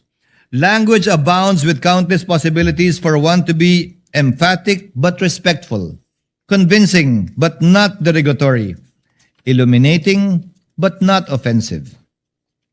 The latitude afforded to counsel is not a license to substitute inflammatory, intemperate, or undignified characterizations for proof. Consistent with the chair's earlier ruling, the term scam, mastermind, modus operandi, as used during the past proceedings, stand stricken from the record. Counsel remain free to advance the factual and legal theories underlying their positions, but they must do so through evidence, reasoned argument, and court-appropriate language, not through expressions that prejudge disputed facts, attribute wrongdoing not yet established, cast offensive personalities upon others, or needlessly inflame the proceedings. Language uttered in the presence of the court that amounts to disrespect, offensive personalities, or misbehavior that obstructs or interrupts the proceedings may, when the applicable threshold is met, be dealt with as direct contempt under the rules on impeachment, with Rule 71, Section 1 of the rules applying suppletorily. Whether or not such language rises to the level of direct contempt, counsel remain independently bound by the CIPRA to observe courtesy and civility and the use of dignified language in all their professional dealings, even as adversaries. This brings the chair to the relevant provisions of the CIPRA independently of Rule 18, Canon 2 of the CIPRA requires every lawyer at all times to observe respect and courtesy in personal and professional dealings. Canon 2, Section 2 further requires lawyers to act with courtesy, civility, fairness, and candor towards fellow members of the bar. These duties govern how counsel treat one another both in and outside the courtroom. Canon 2, Section 4 likewise requires dignified language in all personal and professional dealings and prohibits abusive, intemperate, offensive, or otherwise improper language, whether oral or written, and whether made through traditional, electronic, mass, or social media. For the avoidance of doubt, Rule 18 applies only to the persons expressly covered therein: the presiding officer, the senator judges, the prosecutors, the person impeached, and their respective counsel and witnesses. With respect to counsel, Rule 18 applies specifically to those who have formally entered their appearance before the impeachment court. Separately, when a spokesperson is a member of the bar but has not entered his or her appearance, the relevant provisions on indirect contempt under Rule 71, Revised Rules of Court, and when warranted, the CIPRA shall nonetheless apply to said person. In any case, this shall be without prejudice to any recourse to Rule 71, Revised Rules of Court with respect to any person who may commit indirect contempt against the impeachment court not covered by Rule 18. Accordingly, the chair hereby declares, number 1, directing all persons covered by Rule 18 to refrain from making, sharing, endorsing, or otherwise amplifying any public statement concerning the merits of the pending trial. Counsel for both parties are further directed to observe the applicable provisions of CIPRA. Number 2, reiterates the chair's suggestion that each party consider appointing a spokesperson who is not a member of their legal team, or if they are, for it to be clear to them that these rules shall apply to them, given that they are counsel for the parties strictly. If the parties elect to retain their current spokespersons, the Rule 18 shall be strictly applied as to them. The court further advises respective counsel that the violation of this order may carry a separate form of consequences separate from contempt. Where the same conduct appears to violate CIPRA, the chair may direct the clerk to transmit the certified copy of the pertinent order, transcript, and records to the Supreme Court or the Office of the Bar Confidant for whatever action the Supreme Court may deem proper. Such transmittal is a referral, not a finding or penalty of professional discipline. Disciplinary jurisdiction over members of the bar still remain with the Supreme Court. Further, for avoidance of, again, doubt, a referral through the Office of the Bar Confidant shall not rest on an alleged violation of Rule 18 standing alone. Such referral may concern other conduct outside of Rule 18 unbecoming of a member of the bar. The chair then issues this final warning: on any willful disobedience of this order, it shall be dealt with accordingly henceforth. The ruling prescribes the standards governing future conduct and does not by itself adjudge any identified person guilty of contempt or liable for a professional violation. The chair closes with separate reminders to the prosecution, counsel for the respondent, and senator judges. To the prosecution, the primary duty of a public prosecutor is not to convict, but to see to it that justice is done. This duty is expressly stated in Canon 2, Section 31 of CIPRA, and echoed in Attorney Francisco versus Attorney Suniega Lagman, AC 13035. The prosecution's object must therefore be the just resolution of the case, not victory at all costs. This obligation governs not only the evidence and arguments presented before the court, but also counsel's conduct outside of it. To the respondent and her counsel, the corresponding duty of defense counsel is not to secure an acquittal at all costs. In People of the Philippines versus XXX, GR number 245926, the Supreme Court reminded counsel for the accused of their fiduciary duty to provide competent, efficient, consensuous, and diligent representation. Under the same reason, counsel for respondent must faithfully protect their client's constitutional and procedural rights, rigorously test the prosecution's evidence, and hold the prosecution to the burden of proof governing these proceedings, while remaining within the bounds of the law, ethics, and the lawful orders of this court. To my fellow senator judges, including this representation, the chair adopts the reminder in Webb versus De Leon, GR numbers 1234 and 1245. Quote, more than convicting the guilty and acquitting the innocent, the business of this court is to assure fulfillment of the promise that justice shall be done and is done, and that the only way for this court to obtain an acquittal, from the bar of public opinion. That obligation rests upon every senator judge to decide solely upon the record, under the Constitution and under our rules, and in a manner worthy of the confidence of the people to whom this court is ultimately accountable. Thank you, and we may proceed with the trial at hand. Sorry, ma'am. Your Honor. Before recognizing the Honorable Chua, Chair would like to instruct the Clerk of Court through the OSA to kindly situate Mr. Ortonio to the witness stand. Yes, Honorable Chua. Your Honor, may I now turn over to the counsel for the prosecution, Attorney May Divina Gracia. Attorney May is recognized, and also before recognizing Attorney Christine. We will just ask for Attorney Christine Ferrer to be recognized, Your Honor. Yes, Attorney Thank you. Christine and Attorney May then. Ginoong Ortonio, kayo po ay patuloy na tetestigo sa ilalim ng nauna niyong panunumpa po. Kung saan nanumpa kayo magsasabi ng katotohanan at pawang katotohanan lamang. Naunawaan po niyan? Yes po, Your Honor. We may proceed now with cross. Attorney Christine, you ready? Your Honor, if I may be recognized. Yes, Attorney May. Your Honor, before the defense counsel proceeds with her cross-examination, the prosecution respectfully moves that the defense be directed to conduct its cross-examination in a non-leading question form, Your Honor. Yesterday, Your Honor, this honorable court declared Mr. Ortonio a hostile witness pursuant to Rule 132, Section 13 of the Rules of Court. And in so ruling, effectively, this honorable court also declared that the interest of this witness is aligned with the respondent.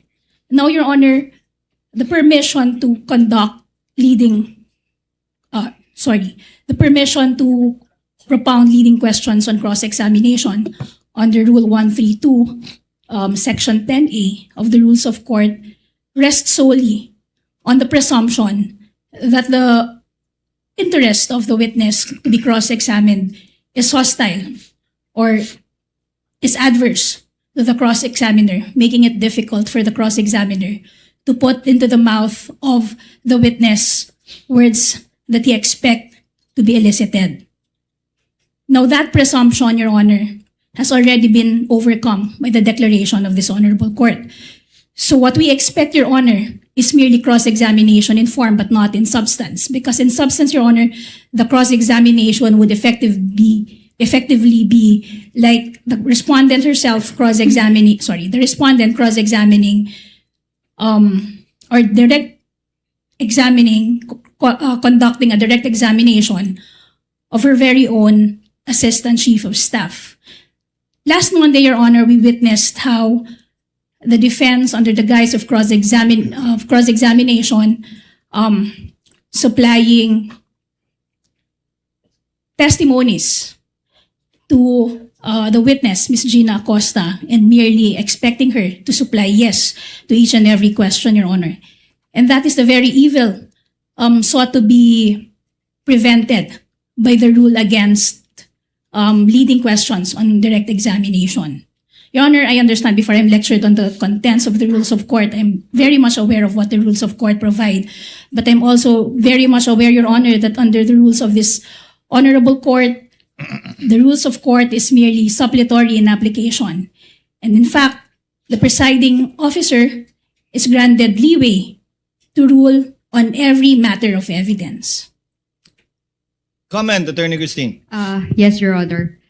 Rule 132 of the Rules of Court does not convert a hostile witness into as our own witness, Your Honor. So, therefore, we are not obliged to ask direct examination questions, Your Honor. Thank you. If I may, Your Honor. Short reply, and in so replying, Attorney May, kindly cite a legal basis outside of the Rules of Court, since you said it's not in the Rules of Court. Your Honor, I'm citing the very own rules of this honorable court, saying that the rules of court is merely suppletory in application, and at the end of the day, it will be the presiding officer who will be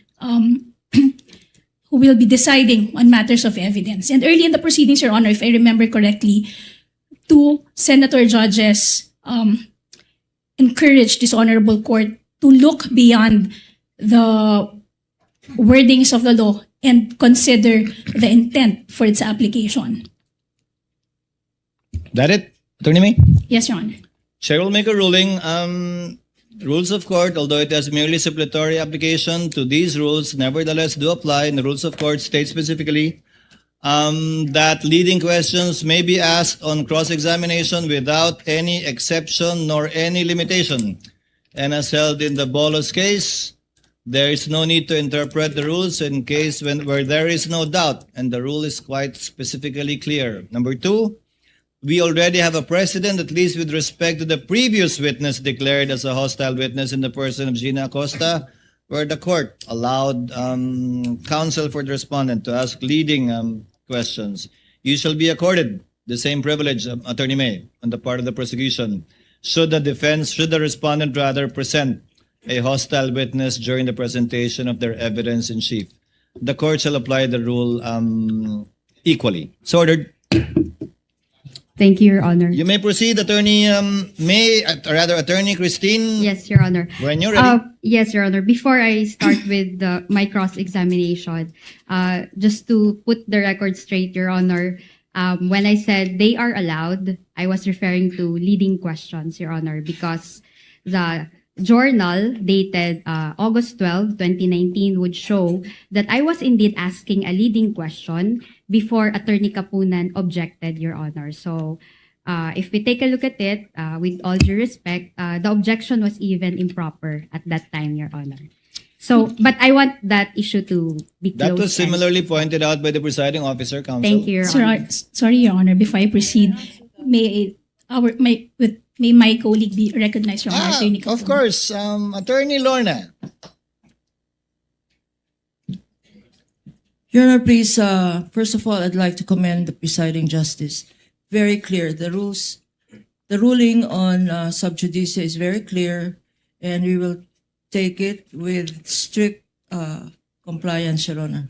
Thank you, counsel. I'd like to manifest, though, that, again, the statement of counsel is misleading because it was very clear. It was very clear, and the transcripts will show that the immediate phrase which led to my remark was not about leading, it was about misleading, Your Honor.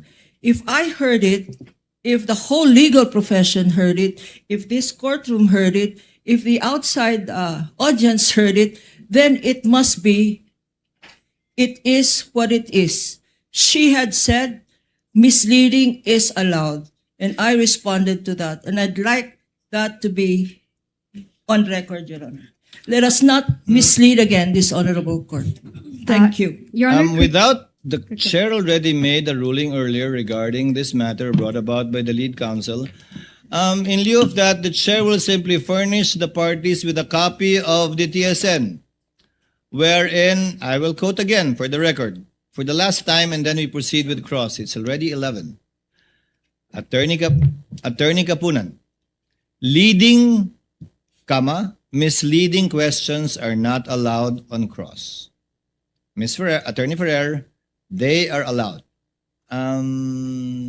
This is what the transcript says, and it has no reference to Attorney Ferrer stating specifically that misleading questions are allowed. And perhaps the confusion arose with respect to the TSN, again, not being able to capture the perhaps overlapping statements made by both counsels, and we should leave it at that already, counsels, and move on. thank you, Your Honor.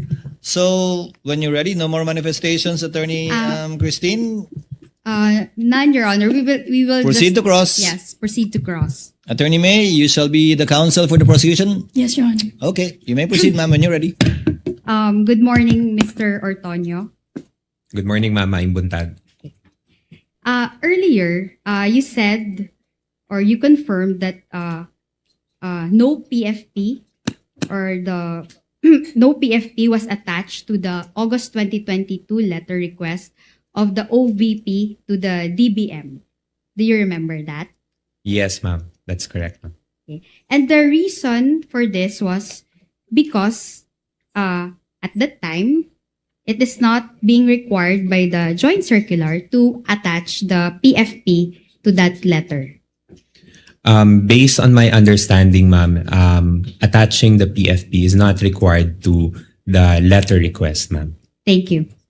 Nonetheless, when the DBM asked for documents in response to that request, you complied and submitted documents, correct? Yes, that's correct, ma'am. And you submitted those documents through your letter dated September 9, 2022. Yes, through our transmittal letter to the DBM. Thank you. And the DBM, in fact, accepted your subsequent transmittal. Yes, that's correct, ma'am. And the DBM did not say that those documents which you transmitted on September 9, 2022 were not compliant with the joint circular or with the law. We did not receive any comment, ma'am, regarding the submitted PFP. And the DBM, in fact, did not reject your submission. No, ma'am, we did not receive any comment from the DBM. And you will confirm also that the DBM even recommended the approval of your request to the Office of the President after your submission of those documents, correct? Yes, ma'am, that's correct, ma'am. And your request for additional budget was actually approved by the Office of the President. That's correct, ma'am. And in the process of approving your request for additional budget, no issue whatsoever was raised by either the DBM or the Office of the President regarding the documents that you submitted. We did not receive any comment regarding the submissions that we've made. Thank you. You were also asked yesterday regarding the good governance program that was mentioned in the PFP for the fourth quarter of 2022. Do you recall that? Yes, ma'am. And as someone who supervises the Administrative and Financial Management Office of the OVP, you confirmed that the confidential funds for the fourth quarter of 2022 was requested to ensure the safe implementation of the OVP's good governance program. That's correct, ma'am. And the confidential funds were not used to fund the good governance program in itself, but the implementation thereof. Yes, that's correct, ma'am. Now we go to the 2023 PFP, which I assume you also recall. The 2023 PFP indicated that the phrase socio-economic program delivery instead of good governance program. Do you recall that? Yes, ma'am. And the socio-economic program delivery is a program of the OVP for the 2023? Yes, yun po yung parang encompassing program title for all the projects of the OVP. For the year 2023? For the year 2023. Again, the confidential funds for the year 2023 were not used to fund the socio-economic program itself. This time, Your Honor, I will have to object. Not yet done, Your Honor, the Not question. Yes. Kindly finish your question, Counsel. Yes, Your Honor. The confidential funds for the year 2023 were not used to fund the socio-economic program itself, but the safe implementation thereof. Yes, Your Honor, I will that's have to correct. For the Your Honor, prosecution, we would like to- before the witness answers, the answer of the witness is stricken off. Yes. Yes, Your Honor. The question, this witness, Your Honor, based on his answers yesterday, is incompetent to testify on that. Why do I say that, Your Honor? First, this witness admitted yesterday that it was the Vice President herself who requested the confidential funds. And second, Your Honor, he himself explained that he had no participation whatsoever in the disbursement of said confidential funds. So this witness, Your Honor, by his own admission, is incompetent to testify where the confidential funds were spent or what the confidential funds was spent on or were spent on. Quick reply, Your Honor. Yes. Yesterday, yes, the witness also testified that he is the administrative and financial management officer. Your Honor, he is the supervising officer of the administrative and financial management office of the OVP, and that all budgets, as a general rule, are being approved by him, Your Honor, and he in fact participated in the request for the confidential funds in the year 2022, Your Honor. Your Honor, if I may just make a very quick rebuttal. Before the chair makes a ruling, yes. Your Honor, we've heard it straight from the horse's mouth. The statement of this witness yesterday was that was the general rule. Since that is merely the general rule, there are exceptions. And he also mentioned, Your Honor, that confidential funds is not among those funds that went through him. Your Honor, We've dealt this too many exchanges already, counsels. If the witness knows, he may respond, and as you very well know, Attorney May, sometimes a hostile witness may give a different answer on cross, which is a proper subject matter for redirect, if ever, when your time comes. Witness may answer, yes, Mr. Antonio, you may respond to the question. Thank you, Your Honor. The way I understand the question is that the confidential funds was not used for any of the regular programs of the OVP under the socio-economic delivery programs for the 2023. So with that, sir, I can say yes, the confidential funds were not used for the purpose of the implementation of the socio-economic programs of the OVP in itself. And you know that information by virtue of your position, not only as the Assistant Chief of Staff, but also as the administrative but also as the Supervising Officer of the Administrative and Financial Management Office of the OVP. Yes, ma'am, that's correct, ma'am. Thank you.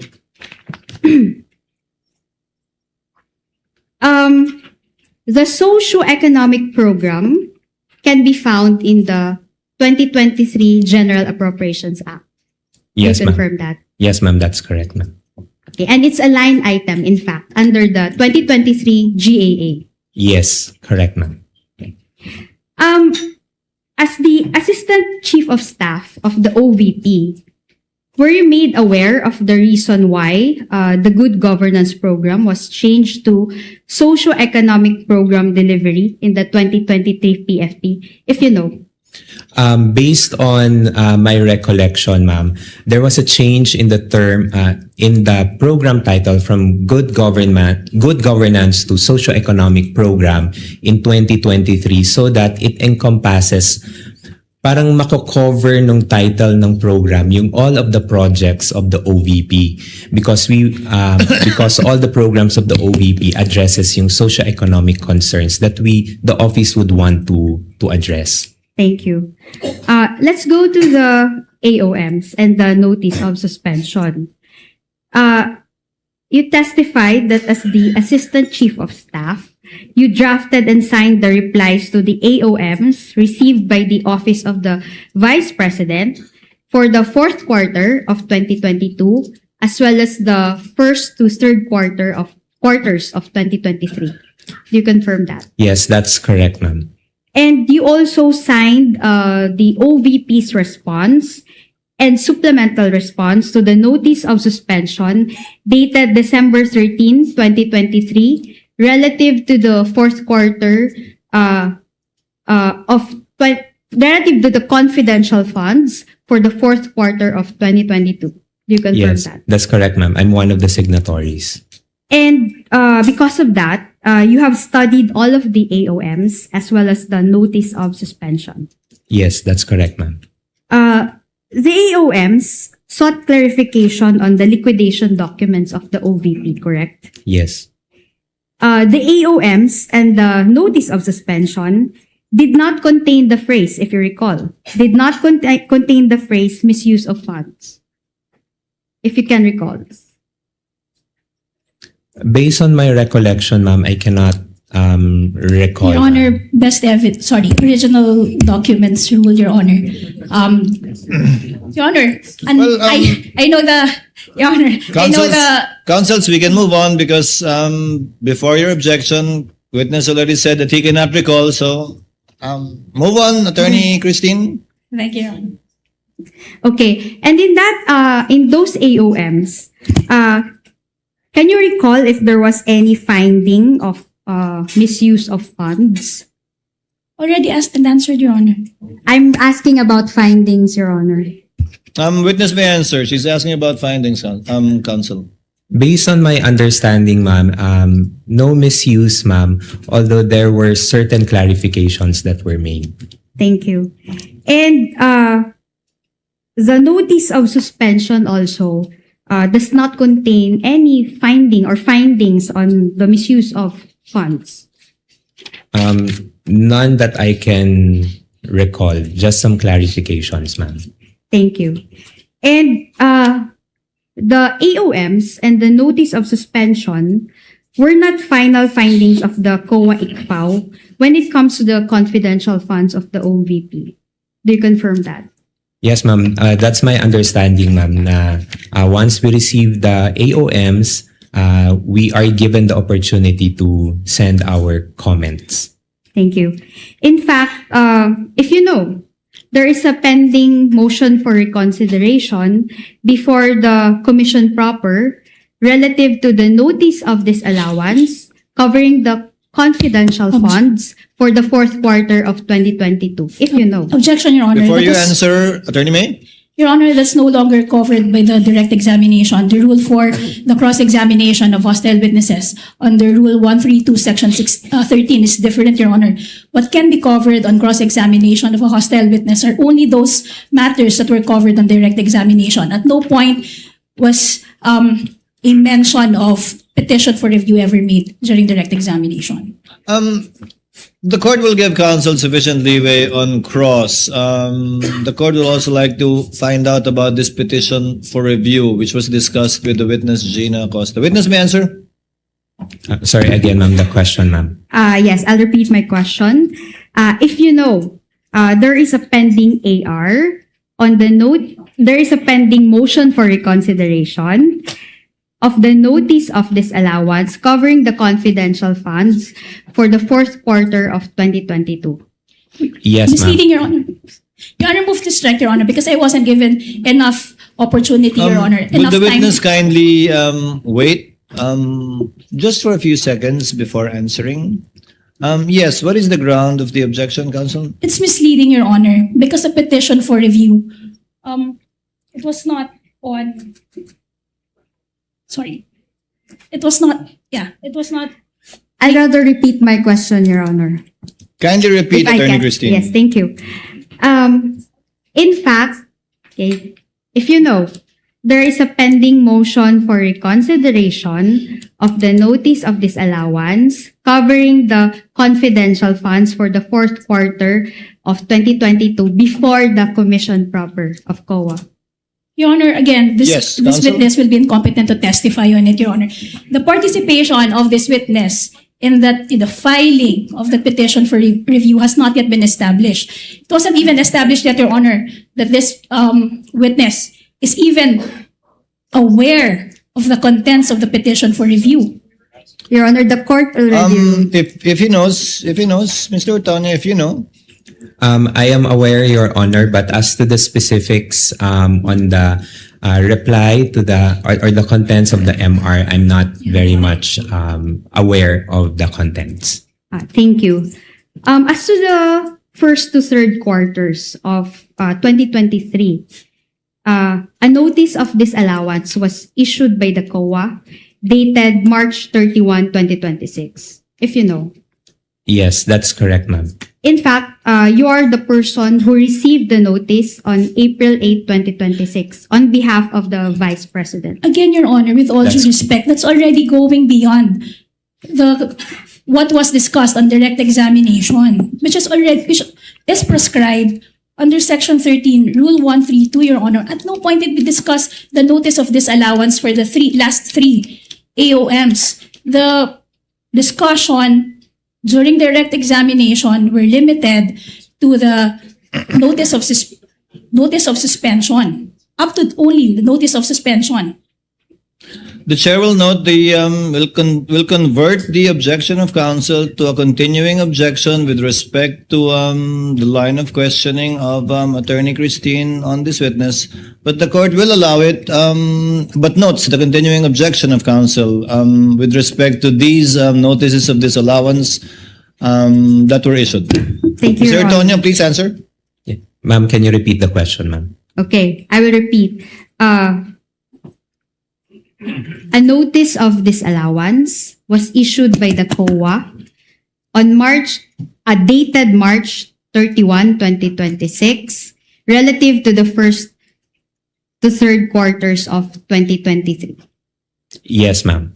And you are the person who received the notice of disallowance on April 8, 2026, on behalf of the Vice President.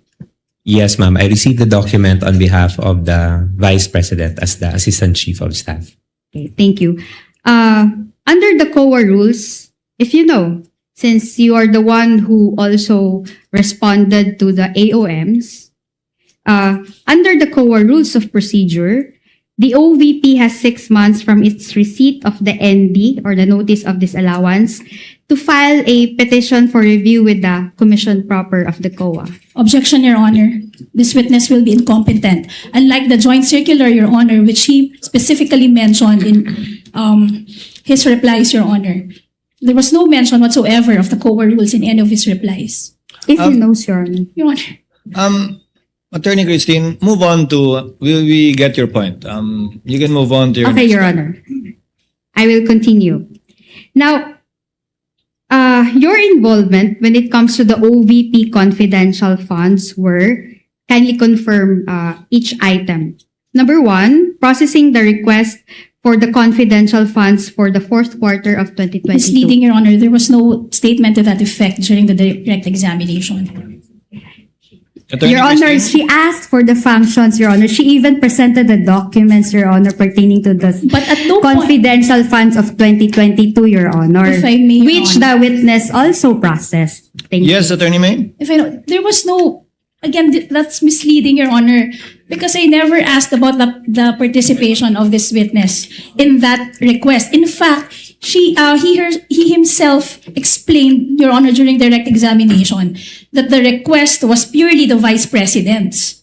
He had no participation whatsoever in the request. He is only aware that a request was made because of that letter that he was confronted with. That's why throughout the direct examination, his answers would be limited to what is contained in the documents. Well, if he knows counsel, and again, this would be a ripe subject matter for your redirect if he all of a sudden regains, if all of a sudden he remembers, it is a proper subject matter of redirect. Witness may answer. Ma'am, Your Honor, yes, I will repeat my question. Your involvement when it comes to the OVP confidential funds were, number 1, processing the request for the confidential funds for the fourth quarter of 2022 as evidenced by your letter dated September 9, 2022 to the DBM. ma'am, just a quick clarification, ma'am. When you say processing, ma'am, in terms of Handling the request. yes, ma'am. Through my office, ma'am, we transmitted the request to the DBM. Okay. Signing of vouchers. That's correct, ma'am. Signing of vouchers. Signing of checks. Yes. Signing of responses to the AOMs and the notice of disallowance. Yes, ma'am. And acting as liaison when it comes to the submission of the liquidation documents to the ICFAO. Yes, ma'am. Okay, thank you. You were not involved in the drafting of the quarterly liquidation reports of the confidential funds, correct? No, ma'am. That work belongs to Miss Gina Acosta, right? As of my understanding, ma'am, yes, ma'am. You were not involved in the disbursement of confidential funds, is that right? No, ma'am. And also the recording of confidential expenses. No, ma'am. The recording of confidential expenses is being done by Miss Gina Acosta. As of my understanding, ma'am, yes, she is. And you were not also involved in the confidential operations of the OVP. No, ma'am. And you have not met any of the confidential informants of the OVP. No, ma'am. Neither did Miss Gina Acosta meet any of them, if you know. That I would have no not personal knowledge, ma'am. Okay, thank you. As far as you know, the confidential informants only liaise with Colonel La Chica, if you know. That is of my understanding, ma'am. And the reason being is that the information as to the identity of the informants is classified and sensitive under the joint circular, specifically item 3.28. Objection, Your Honor. This witness has already repeatedly testified that he had no participation in the disbursement of the confidential funds, Your Honor. And yet, defense counsel, with all due respect to her, keeps on propounding questions related to the disbursement. And this answer, counsel, will always be in the negative because he has been consistent in regard to not having any participation with the disbursement. I think that has been established, Attorney Christine, that he has no participation in the disbursement. Actually, Your Honor, my question was not about the disbursement, Your Honor. If I can repeat it, Your Kindly Honor. repeat the question, Yes, thank Attorney you. Christine. You answered earlier that as far as you know, the confidential informants only liaise with Colonel La Chica. That was your answer earlier. And the reason being, okay, if you know, is that the information as to the identity of the informants is classified and sensitive under the JC. Can I just finish my question, Your Honor? Finish the question, counsel. Yes. And I will repeat, Your Honor. The reason being is that the information as to the identity of the informants is sensitive under the joint circular. Your Honor, I raised the same objection, Your Honor.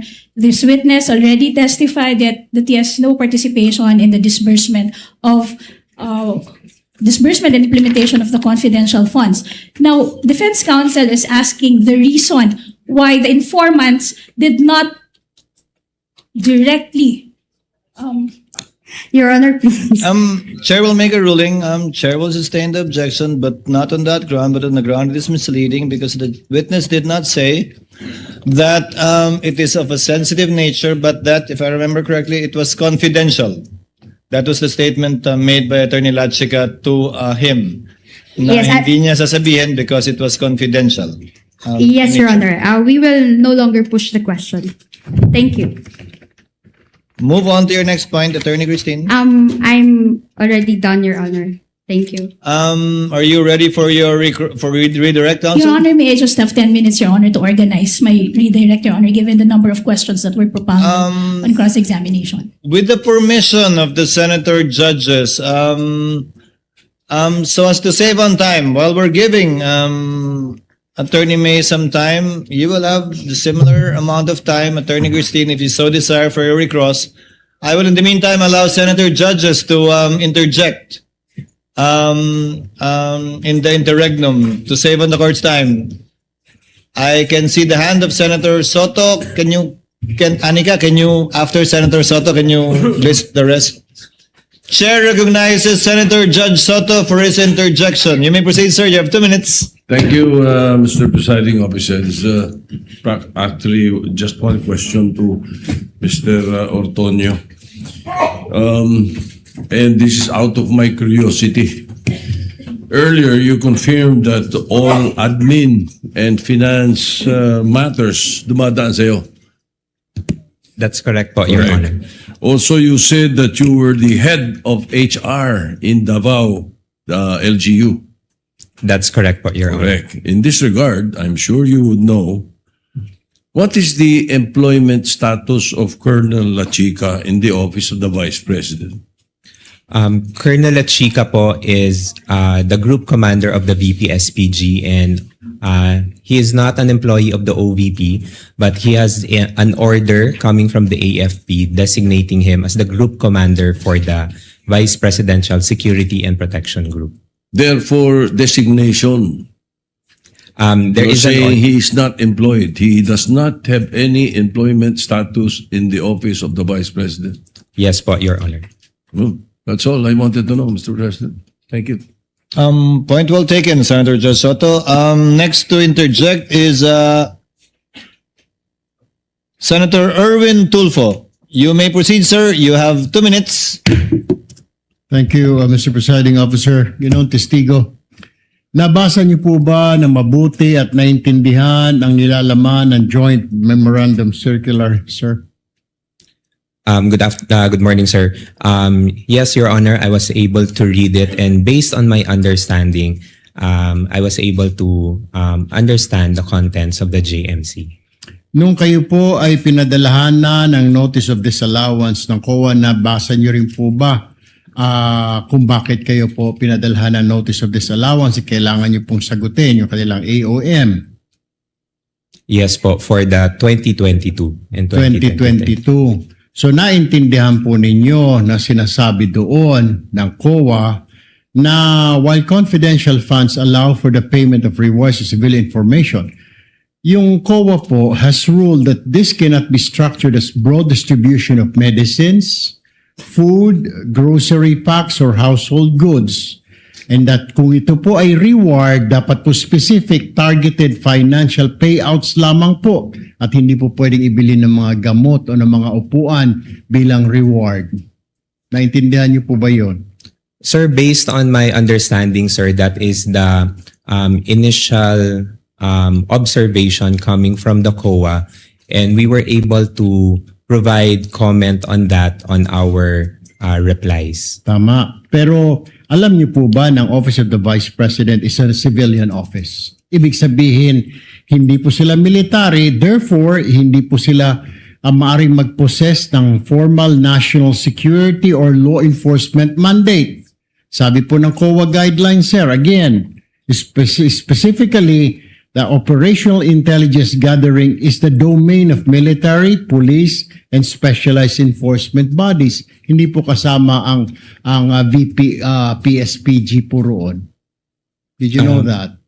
Sir, based on my understanding, sir, sa pagkakaintindi ko po sa JMC is that the confidential funds is allowed for civilian agencies, sir, and in coordination with the different law enforcing agencies. Yun po yung pagkakaintindi ko Yun po ang pagkakaintindi ho ninyo. Pero iba po yung sinasabi po ng COA sa inyo. Kaya po kayo may notice of disallowance. Kaya po sinasabi ng COA at ini-issue po sa inyo formal notice of disallowance na 73.3 million ng OVP December 2020 to confidential spending. Yung po ang dahilan na major reason for this allowance was the 24.93 million pesos spent on medicines and 34.857 million spent on various goods were improperly categorized under the guise of intelligence rewards. Alam niyo po ba yun? Kaya pinadalhan po kayo ng COA, sir. Sir, based on what I can recall po, sir, on the notice of disallowance that was sent to our office, what they required, sir, was that the submission of an intelligence report to support the payment of those rewards. So yun po yung pagkakaintindi ko regarding sa letter. So nakita po ninyo na may problem, sir. May problem. Kaya kayo pinagpapaliwanag. There is an issue po, sir, that we needed There's to an comply. issue. Okay. Panghuli na lamang, Mr. Presiding Officer, one last question. So, sino po You may mga proceed. nag-invento at saan galing yung mga alias po na yun? Is that only Colonel La Chica o sa grupo ninyo, sila Chippy McDonald, sila Pusa, Aso, etc. May sila Pagong. Who invented those? Sir, I do not know, sir. Number one, sir, I cannot answer, sir, if invented, sir. But as to the AR, sir, I cannot provide information, sir, because I do not have any participation in the implementation of the confidential activities. Thank you, Mr. Witness. Presiding Officer, thank you, sir. Thank you very much, Senator Judge Erwin Tulfo. Senator Judge Pangilinan is recognized. You have 2 minutes, sir. You may proceed when you're ready. Maraming salamat. Magandang umaga, Ginoong Ortonio. Good morning, sir. Yes. Pwede nyo bang ipaliwanag yung naging proseso, no? Dahil base sa testimonya ni Acosta, ni Ginang Acosta at sa inyo, yung testimonya nyo. From December 2022 to September 2023, a total of 122 million pesos in cash was distributed to perhaps hundreds of informants. After doing surveillance work, was given rewards, and they purchased medicines. Tama po? Based on the information that was shared to me by the security officers. That's correct. Yun yung nangyari. Based on the information, sir. Bakit gamot? Would you know? Sir, I would not know, sir, but although based on the information that was shared to me by the security officer, those were parang yun po yung representation or yun daw po yung inilapit ng mga informants or agents that they needed at the time. Bilang reward. Yes, as a Pero form pera ang binigay, sabi ninyo, no? Yes, sir. Pero hindi nyo alam kung talagang gamot ang binili. I would have no idea, sir, on the implementation, sir. Dahil walang resibo. Acknowledgement receipt meron. Acknowledgement receipt, sir. You were head of the BAC, no? Bids and Awards. Bids and Awards. So committee, familiar sir. ka, pagka regular purchases, dapat may bidding ang medicines. Correct, sir. Diba? Yes, sir. So, kung yun ang pinaliwanag sa'yo, sa loob ng 9 na buwan, hindi mo ba tinanong o hindi mo ba sinita na dapat pagka medicines, dapat bidding? Kasi ako ang head ng Bids and Awards. Alam ko yan eh. Sir, I was only made aware of the concern regarding the medicines and food supplies, sir, when the AOM, when we received the AOM, which was around October of 2023, sir. So that was parang almost 9 months after the 2022 na implementation for the confidential funds. Okay. So, hindi mo alam kung bakit gamot, no? Sinabi lang sa'yo, no? Pero bilang in charge ng financial services, yun na nga, hindi mo rin talaga alam kung yung 122 million ay gamot ang binili. For that purpose, sir, I would have no personal knowledge, sir. At sa usapin naman ng supplies, sabi, purchase of supplies. Anong supplies yun? Would you know? I do not know of, I'm not familiar, sir, kung ano po yung mga supplies na ni-request. So hindi mo rin po, sir. alam na yung 112 million pesos worth of goods. Anong goods yun? Again, sir, I would have no personal knowledge, sir, on the specifics of the supplies, sir. You know, you have 2 master's degrees. You're a graduate of Ateneo. Would you consider this usual? As far as sa pagkaka... I mean, now that you know, di ba sabi nga nila, hindsight, 2020. Vision is always 2020 in hindsight. So ganitong, para sa surveillance, binigyan ng gamot na 122 million, yung mga informant, sila na lang daw ang bibili ng gamot. Is this usual? In terms of using government funds? And you being a BAC head? Based on my understanding po, sir, at saka sa pagkakaintindi ko po, sir, it went through the the process that is allowable by law. So it's usual for you. It's usual. That's just my question. Do you find this usual? And you say yes or no. So you find this process na medicines ang binibigay bilang reward sa mga informant, pero hindi medicines, pera, sila bibili ng medicines, 122 million in a period of 9 months. For you, that's usual. Kung sa pagkakaintindi ko po, sir, and based po sa understanding ko po sa JMC, sir, I would say so, sir. Okay. No further questions at this time, sir. Thank you. With the permission of the next in line is Senator Judge Tulfo, but with your permission, Honorable Tulfo, thereafter, Senator Villanueva, the Senate President, Senator Rivera, Senator Lacson. The 10 minutes of Attorney May is up. Attorney May, can you now proceed with your redirect? Again, without prejudice to Attorney Christine asking for a similar time for her recross, should she require it? Good morning. Attorney, you may proceed when you're ready. Good morning, Mr. Antonio. Good morning, ma'am. Okay. Kanina, on cross-examination, sinabi mo na sa pagkakaalam mo, hindi required na i-attach ang PFP sa request for confidential funds. Tama ba? Yes po. Okay. Now, may we confront you with Section 3.24 of the Joint Circular 2015-01. Can you kindly read it for may the record? approach and show the witness the JC 2015-01, the relevant provision thereof.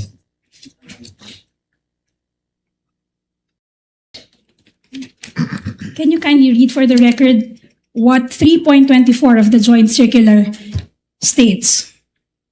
3.24 Physical and Financial Plan refers to the plan approved by the head of office in the case of NGAs and LGUs and by the board of directors in the case of GOCCs supporting the request for funds for CE and IE containing the estimated amount per project, activity, and program. Nabasa niyo po ba yan bago kayo sumagot kanina? Familiar po kayo sa provision na yan? I have to be honest, ma'am, na I cannot remember this one, ma'am. Okay. Ngayon, hindi rin ikaw ang nagpadala or nag-prepare ng October 22, 2022 letter. Tama ba? Sorry, ma'am. Hindi rin ikaw ang nagpadala August 22, 2022 letter. Tama ba? It is through our Yes.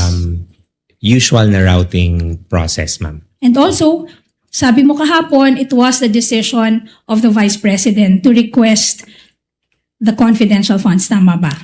Yes, as the head of agency, ma'am, I would understand that she has the authority to request for the said funds, ma'am. And siya rin yung nag-sign off dun sa August 22, 2022 letter. Tama ba?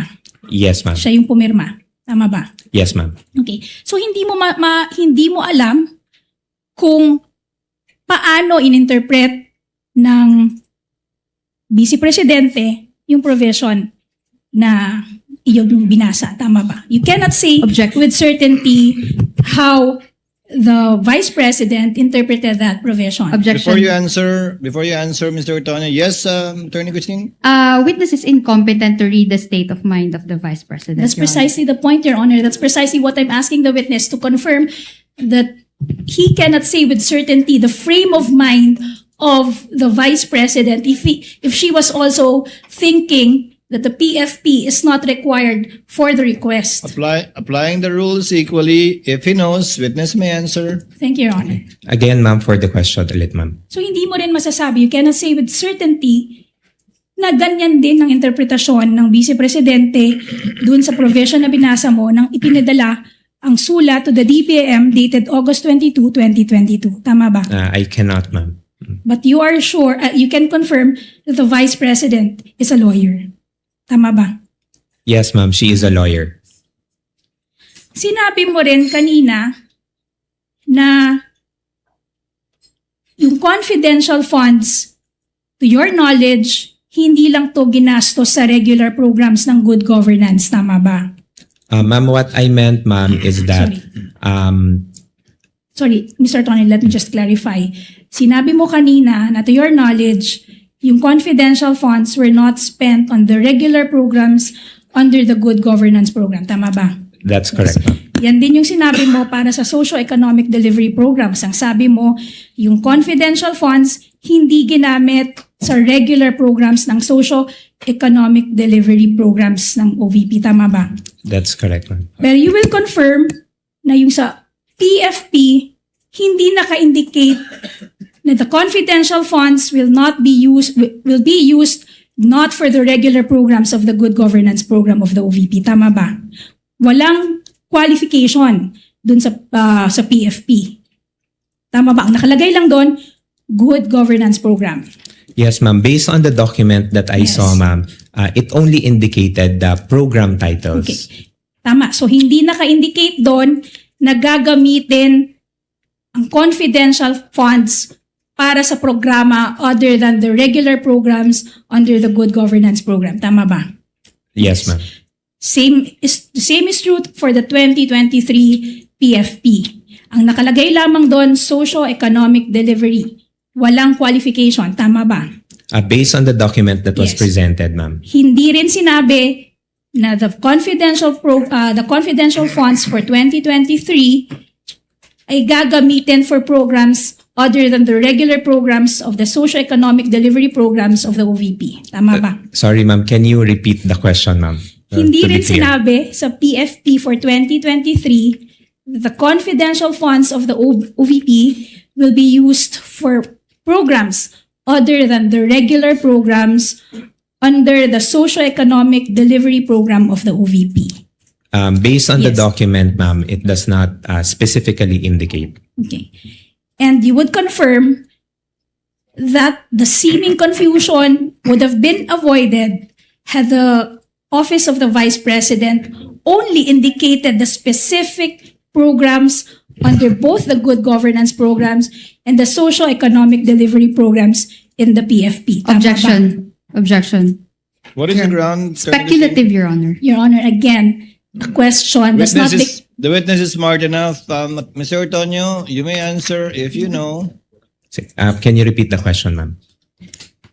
The confusion would have been avoided or would have been averted. May iwasan sana ito kung yung OVP nilagay doon sa dalawang PFP for 2022 and 2023 yung specific each and every program that will be funded by the confidential funds for Objection. both years. Tama ba? Objection, Your Honor.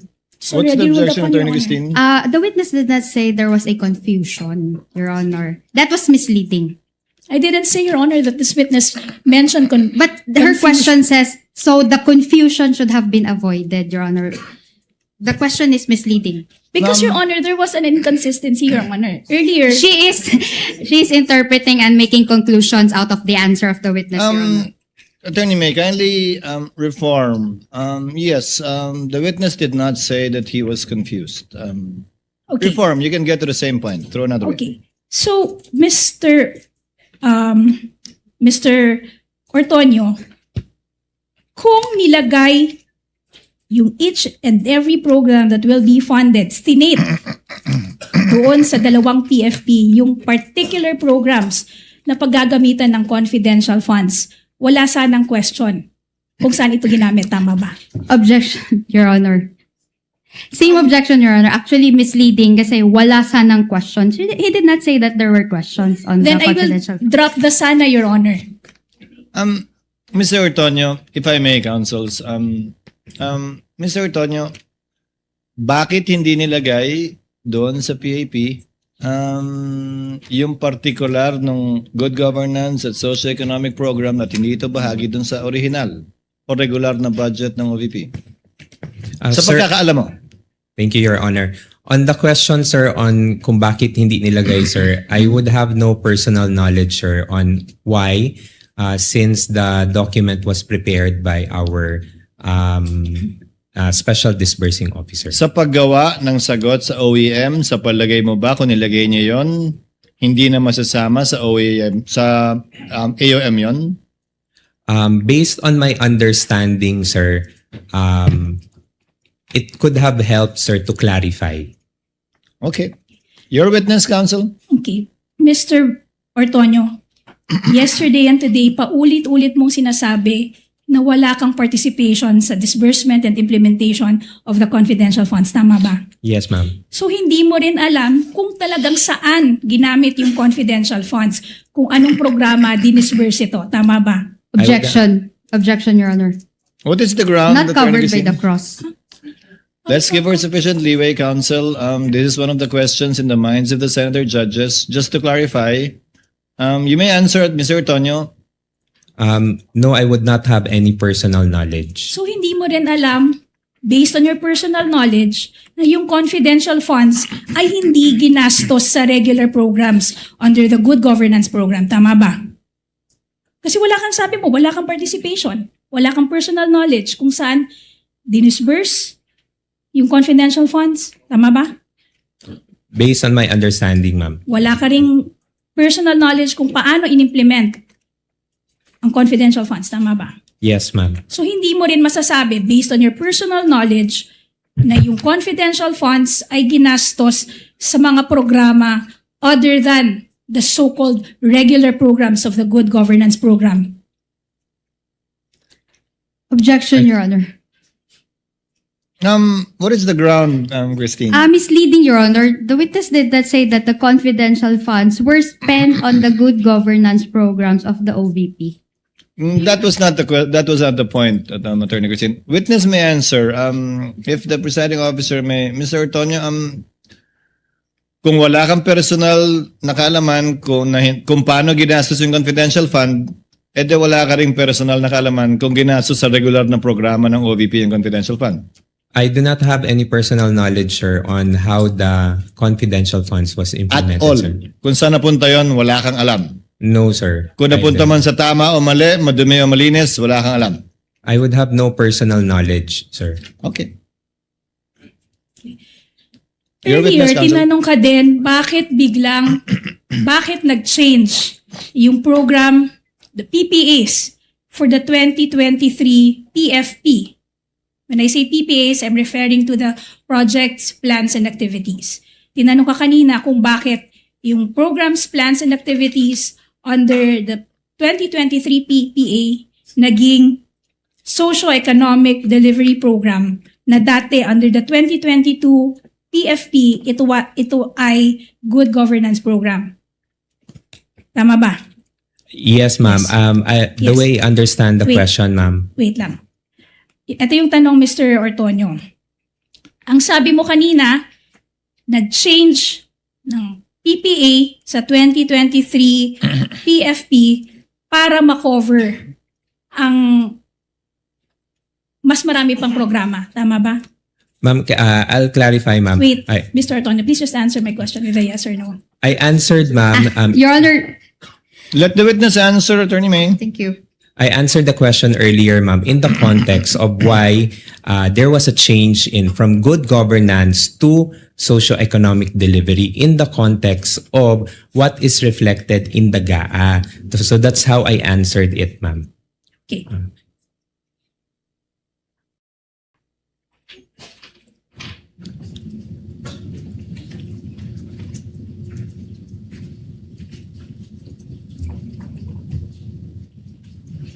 Pero you will confirm na wala ka ring participation dun sa pag-identify, sa pag-prepare ng PFP. Meron ka bang participation? For the PFP, ma'am, no. Kanina tinanong ka rin tungkol sa petition for review na final ng OVP sa COA. Tama ba? Yes, ma'am. And you will confirm that this petition for review was denied by the COA.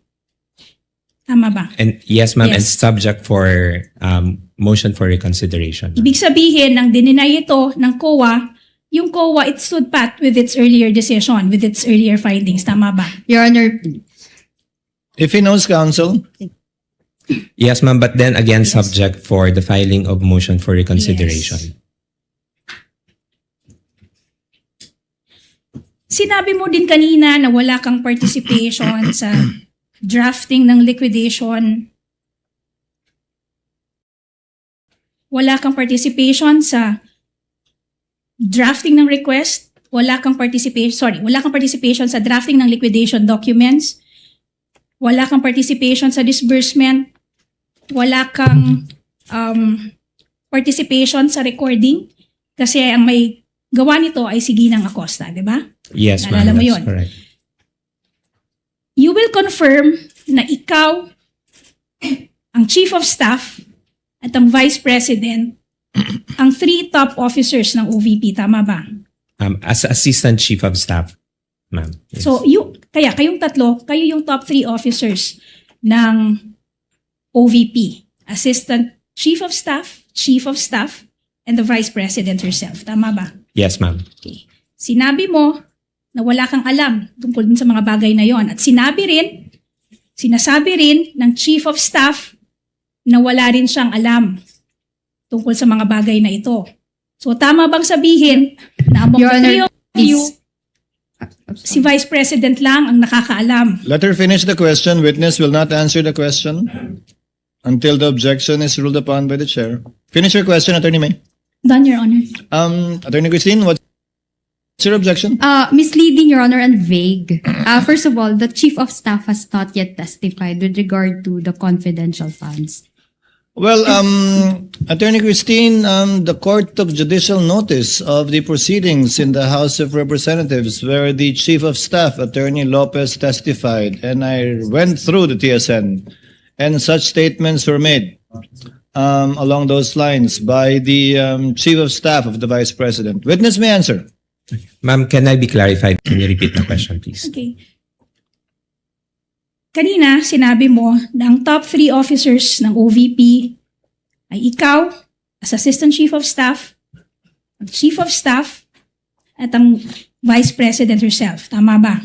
Yes, ma'am. Ngayon, sinabi mo na wala kang alam tungkol sa drafting ng liquidation reports. Tama ba?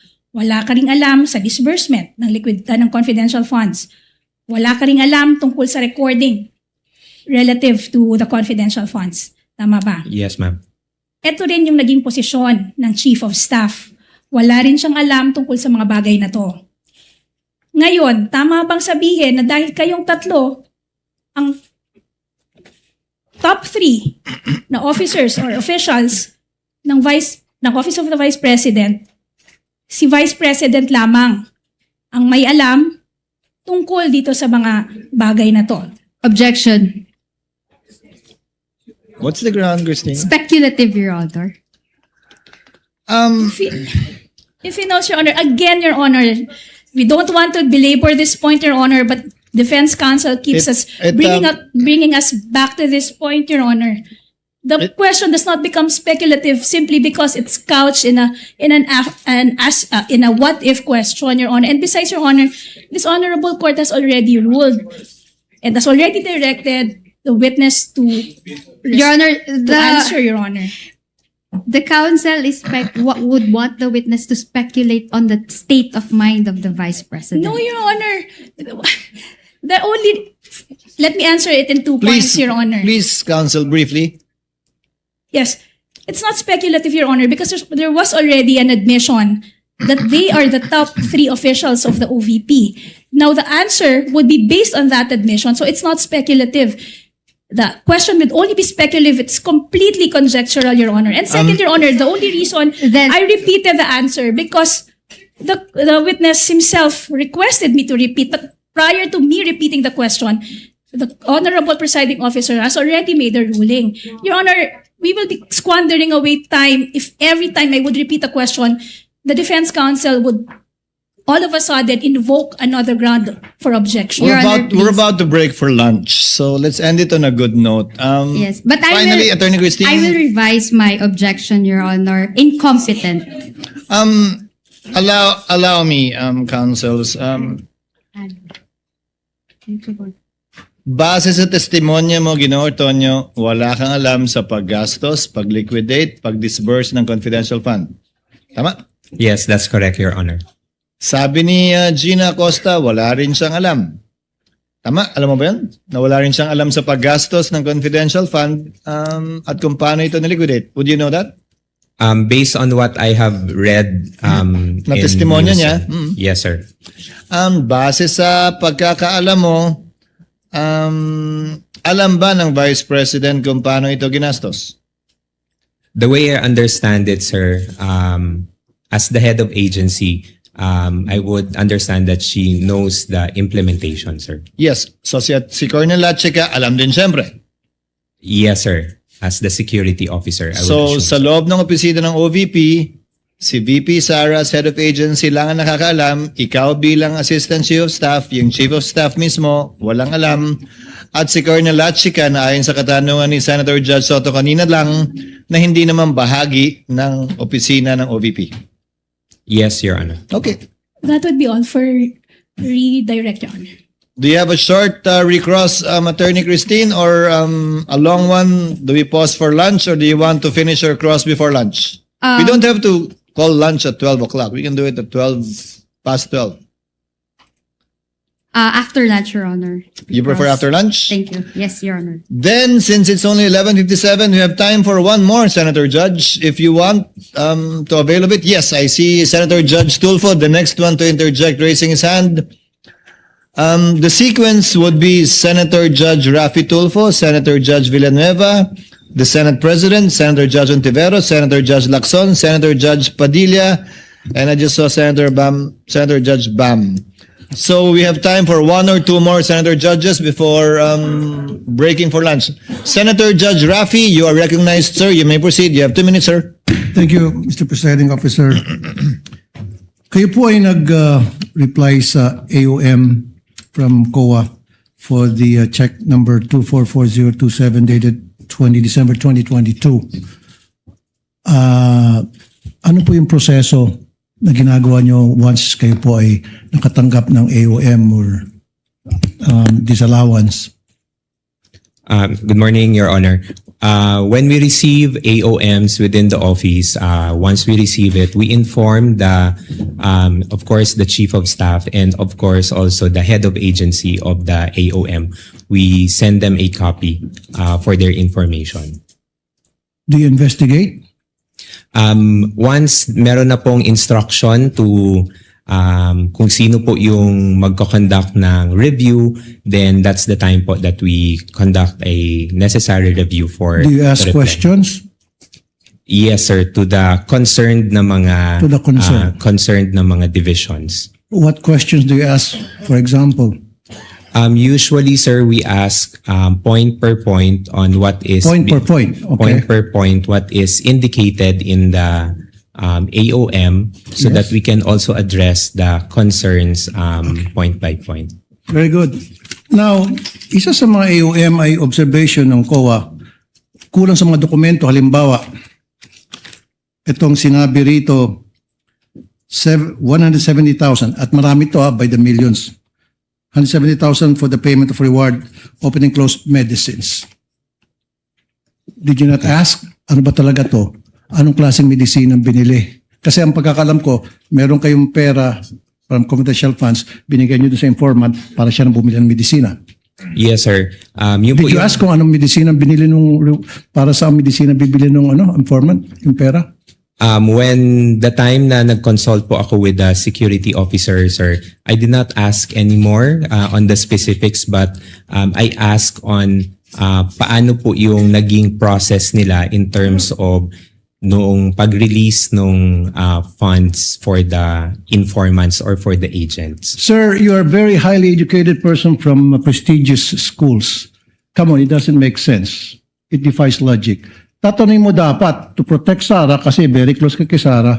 Teka muna, anong klase mga medisina binili? Nasaan yung reseta? Kasi mali mo, baka namin hindi binili ng medisina, baka binili ng drugs, whatever, baka may nagbulsa ng pera. Dapat, yun kasi yung kailangan ng, COA, di ba? Resibo.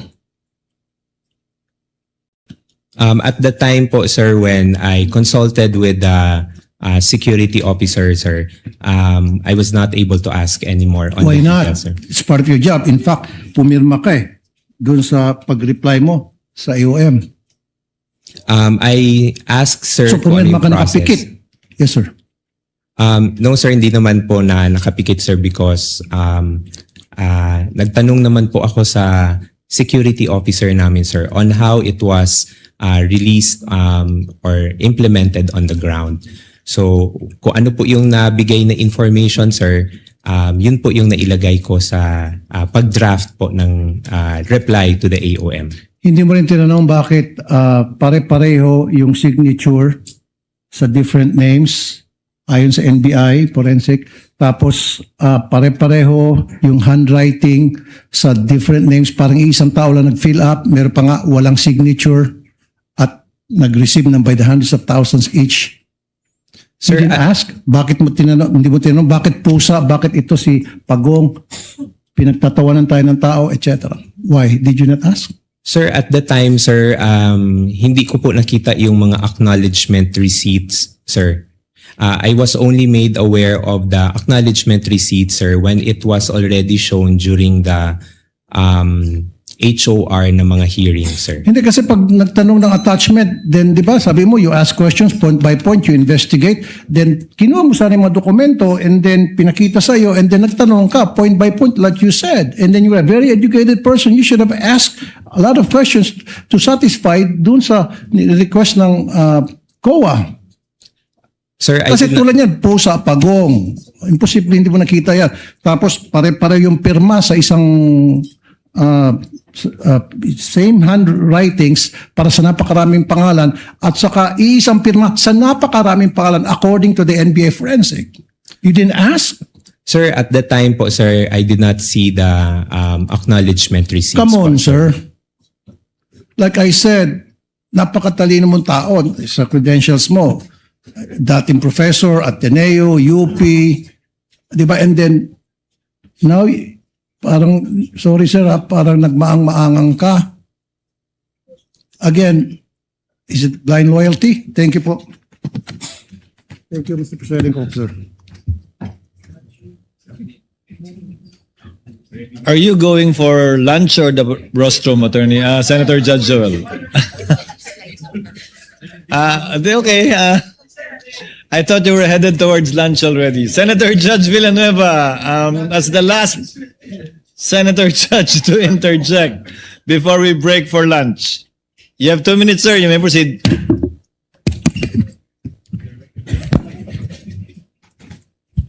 Thank you.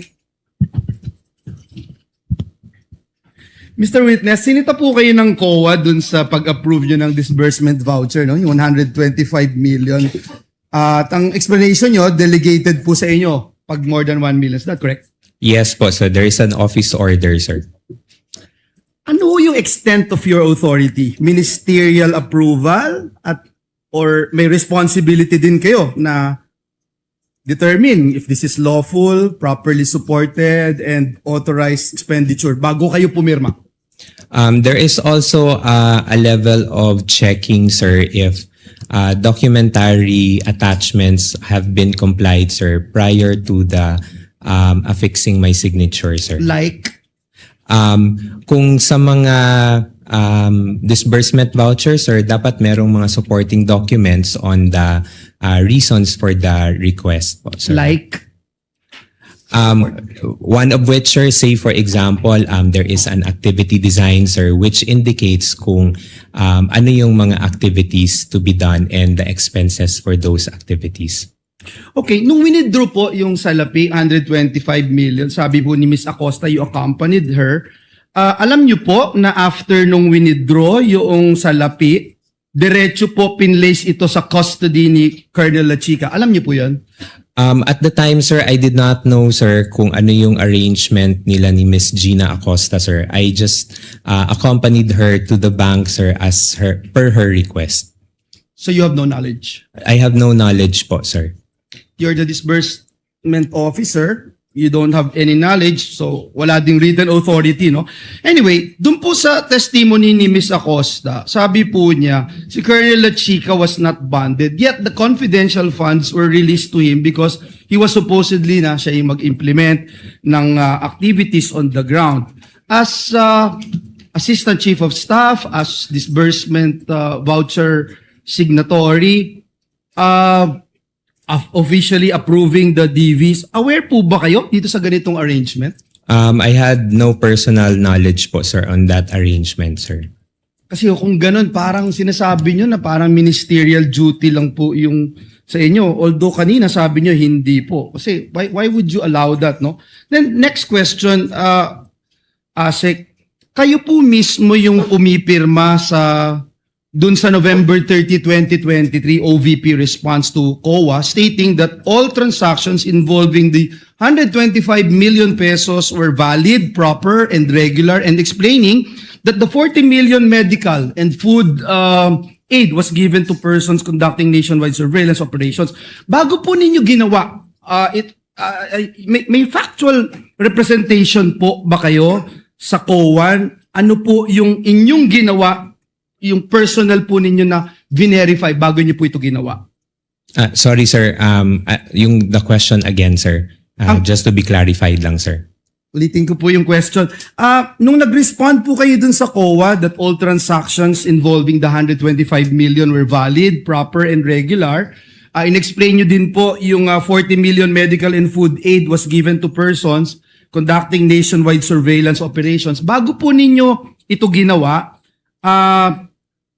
yung factual representation po na iyon sa Commission on Audit, ano po yung inyong personal na ginawa to verify all of this? I consulted po yung our security officer on how the implementation was done on the field, sir. And what was relayed to me, sir, yun po yung nilagay ko sa draft for the reply, Ano sir. po yung hiningi nyo? Information, sir, on how it was implemented, sir. So I asked if I can remember it right, sir, because it was quite a long time ago, sir.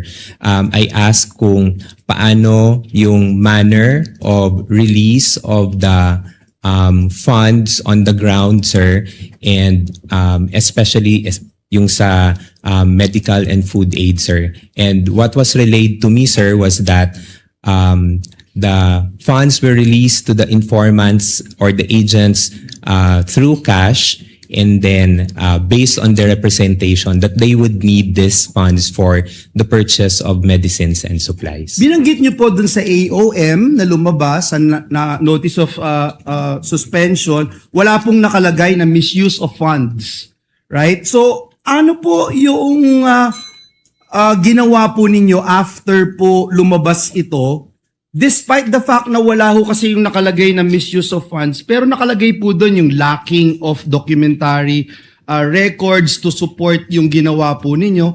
Ano po yung inyong ginawa para makorek? From example, from AOM to before ma-issue yung notice of suspension, before ma-issue yung notice of disallowance. Ano po yung inyong ginawa to suffice yung hinahanap po ng Commission on Audit? Based doon po sa mga points that were raised in the AOM, we provided answers for But you those. also, before you answer, presiding officer, you agree na yung binanggit niyo po, no, there's no such word misuse of funds doon sa mga AOM, NS, Yes, sir. ND. Yes, sir. Okay, sige po. So we provided the documents that were required of us, sir, in support on the issues or concerns raised by the Commission on Audit. And apparently, hindi po sila pumayag at hindi sila nag-agree because kulang pa rin po yung documents. Based po sa NS, sir, ND, sir, meron pa pong mga hinihingi ang COA, sir. And that's why, as a response to the ND, sir, we also supplied those information. Salamat po, salamat po. Gusto ko lang hong sabihin that indeed yung confidentiality may limit what can be disclosed to the public, but it cannot erase yung accountability within the government. Salamat po, Mr. Witness. Thank you, Senator Judge Villanueva. We shall declare and call a recess so that everybody can have lunch. Mr. Ortonio, you're excused from the witness stand. Kindly have lunch, and we expect you back. We expect everyone back at 1 p.m. Your Honor, please. Yes, Senator, the Honorable Luistro. Your Honor, may we just know if Colonel Boransing is already in the premises, because we understand that the prosecution will be presenting him immediately after the recross of Mr. Ortonio. He is not yet in the building, and we will address that when we reconvene. There's nothing we can do about it anyway at this point in time. We will Thank you, inform Your you of the circumstances before we resume at 1 p.m. We are on recess until 1 p.m. Kindly have a hearty lunch.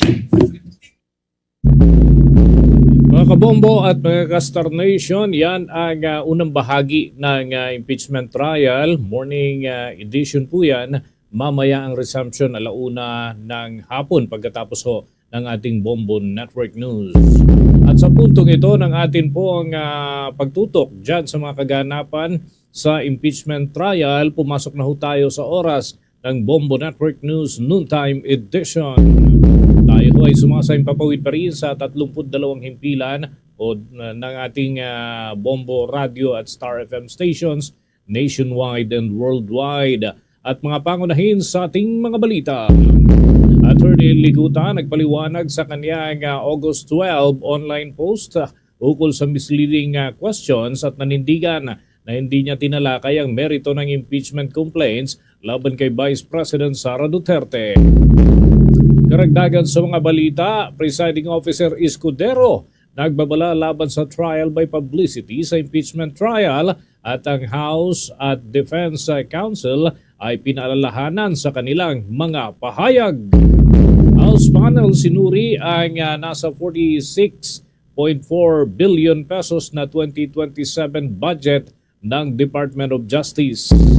At abangan sa ating balitang palakasan, Pinoy kickball athletes ay ano kaya ang susunod na magiging hakbang matapos mag-uwi ng kanilang medalya sa panalo doon sa ginanap na laban sa China. At live nationwide via satellite. Dumako na tayo sa mga detalye ng ating mga balita.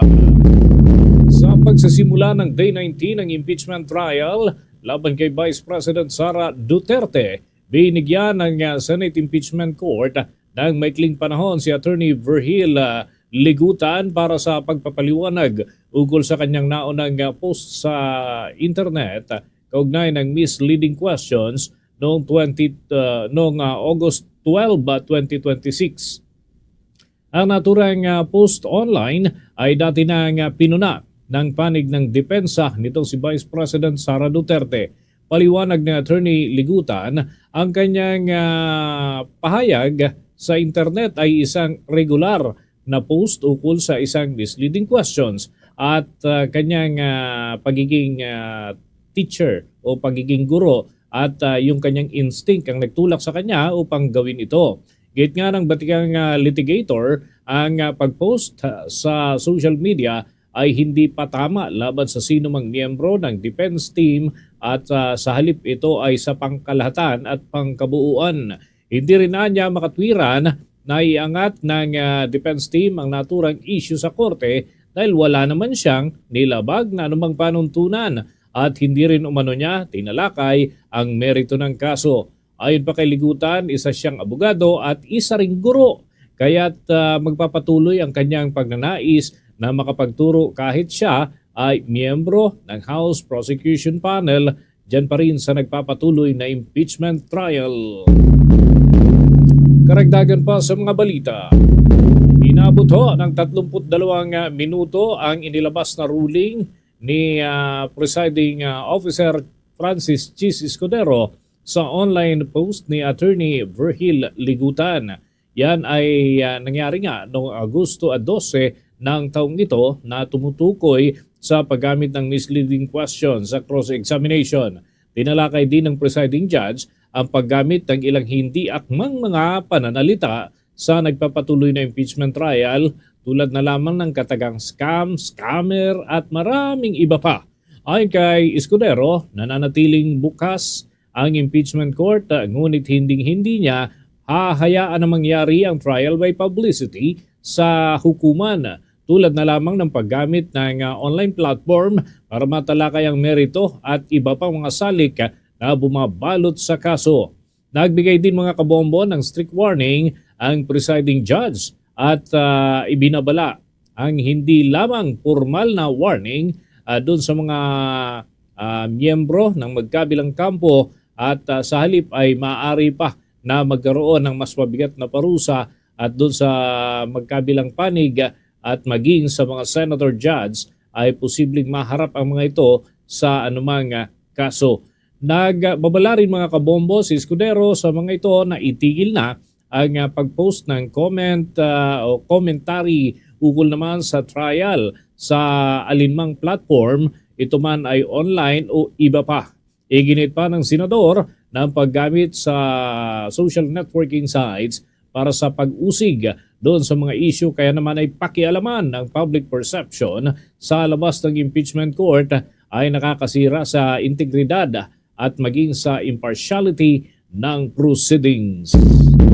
Abangan mamaya mga kabombo, mga ka-Star Nation, mga ulat ng ating mga reporters mula ho dyan sa Senate Impeachment Court. Unahin natin itong balita mula sa panig ng impeachment court Lalo't kanina ay may mga hakbang na ho para sa pagsasaayos ng sistema. Lalo't kabi-kabilang pronouncement ang nailalabas nitong mga nakaraang araw kahit umusad na itong impeachment trial. May balita si Bombo Angelo Aganan.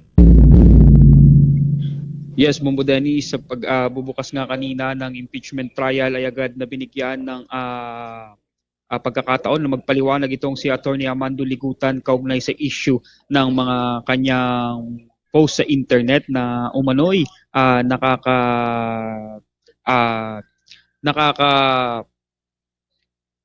may epekto sa merito ng kaso dito sa nagpapatuloy na trial ni Vice President Sara Duterte. Susugan ko lang, Bombo Dennis, ang mga pahayag na mga sinabi mo kanina. Kinilala ito ni Presiding Officer Senator Judge Escudero kung saan sinabi niya na hindi niya kini-question itong pagiging teacher ni Ligutan, ngunit pinaalala niya na nakasaad sa rules ng Senado na lahat ng abogadong miyembro sa nagpapatuloy na impeachment trial ay pinagbabawalan na magkomento ukol nga sa merito ng kaso sa labas ng korte. Gayon din ang kanyang tungkulin na respetuhin ang mga kapwa abogado.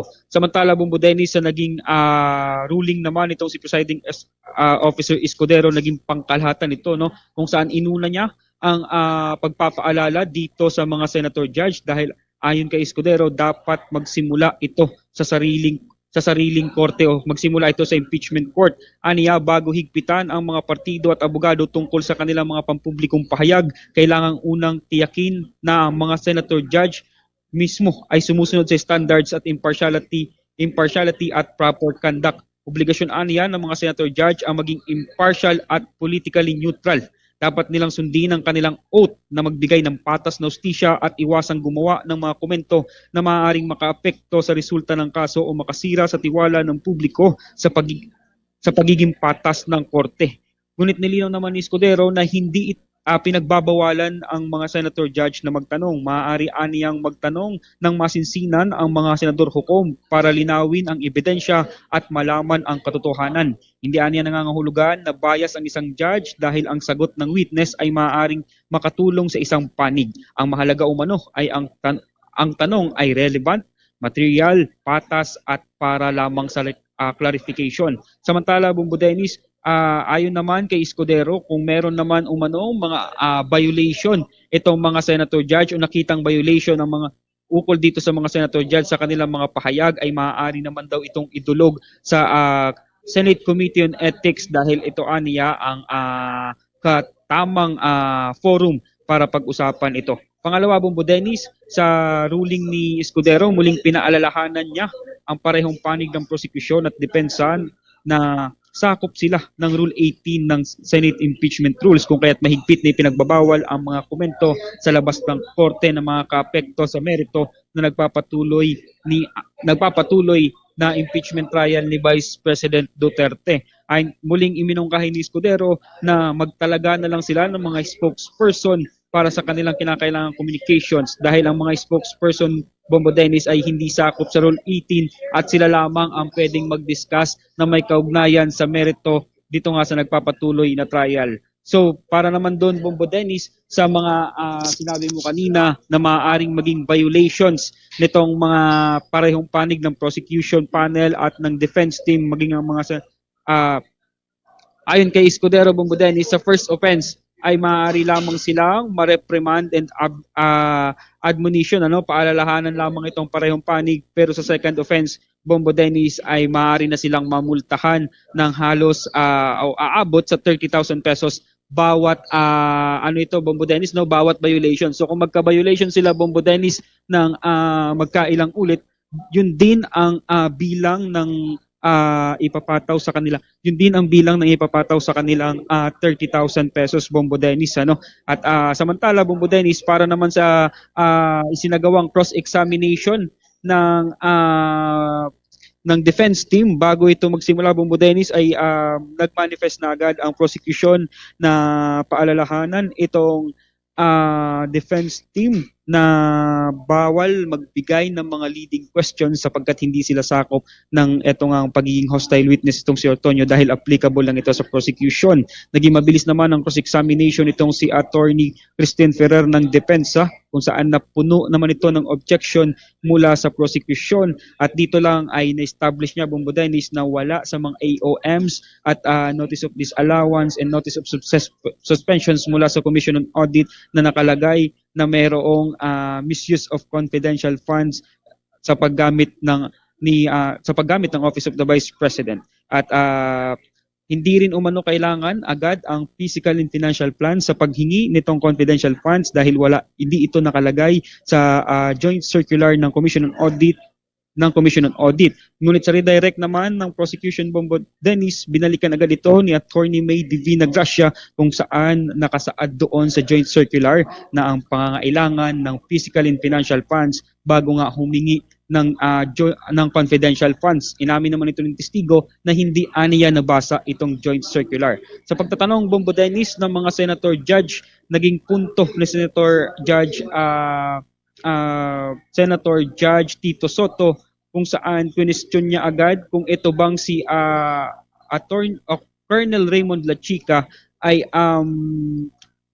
empleyado ng OVP. Aminado naman itong si Ortonio na hindi ito empleyado ng Office of the Vice President at ito ay designated lamang aniya mula sa Armed Forces of the Philippines bilang ground commander ng Vice Presidential Security Group.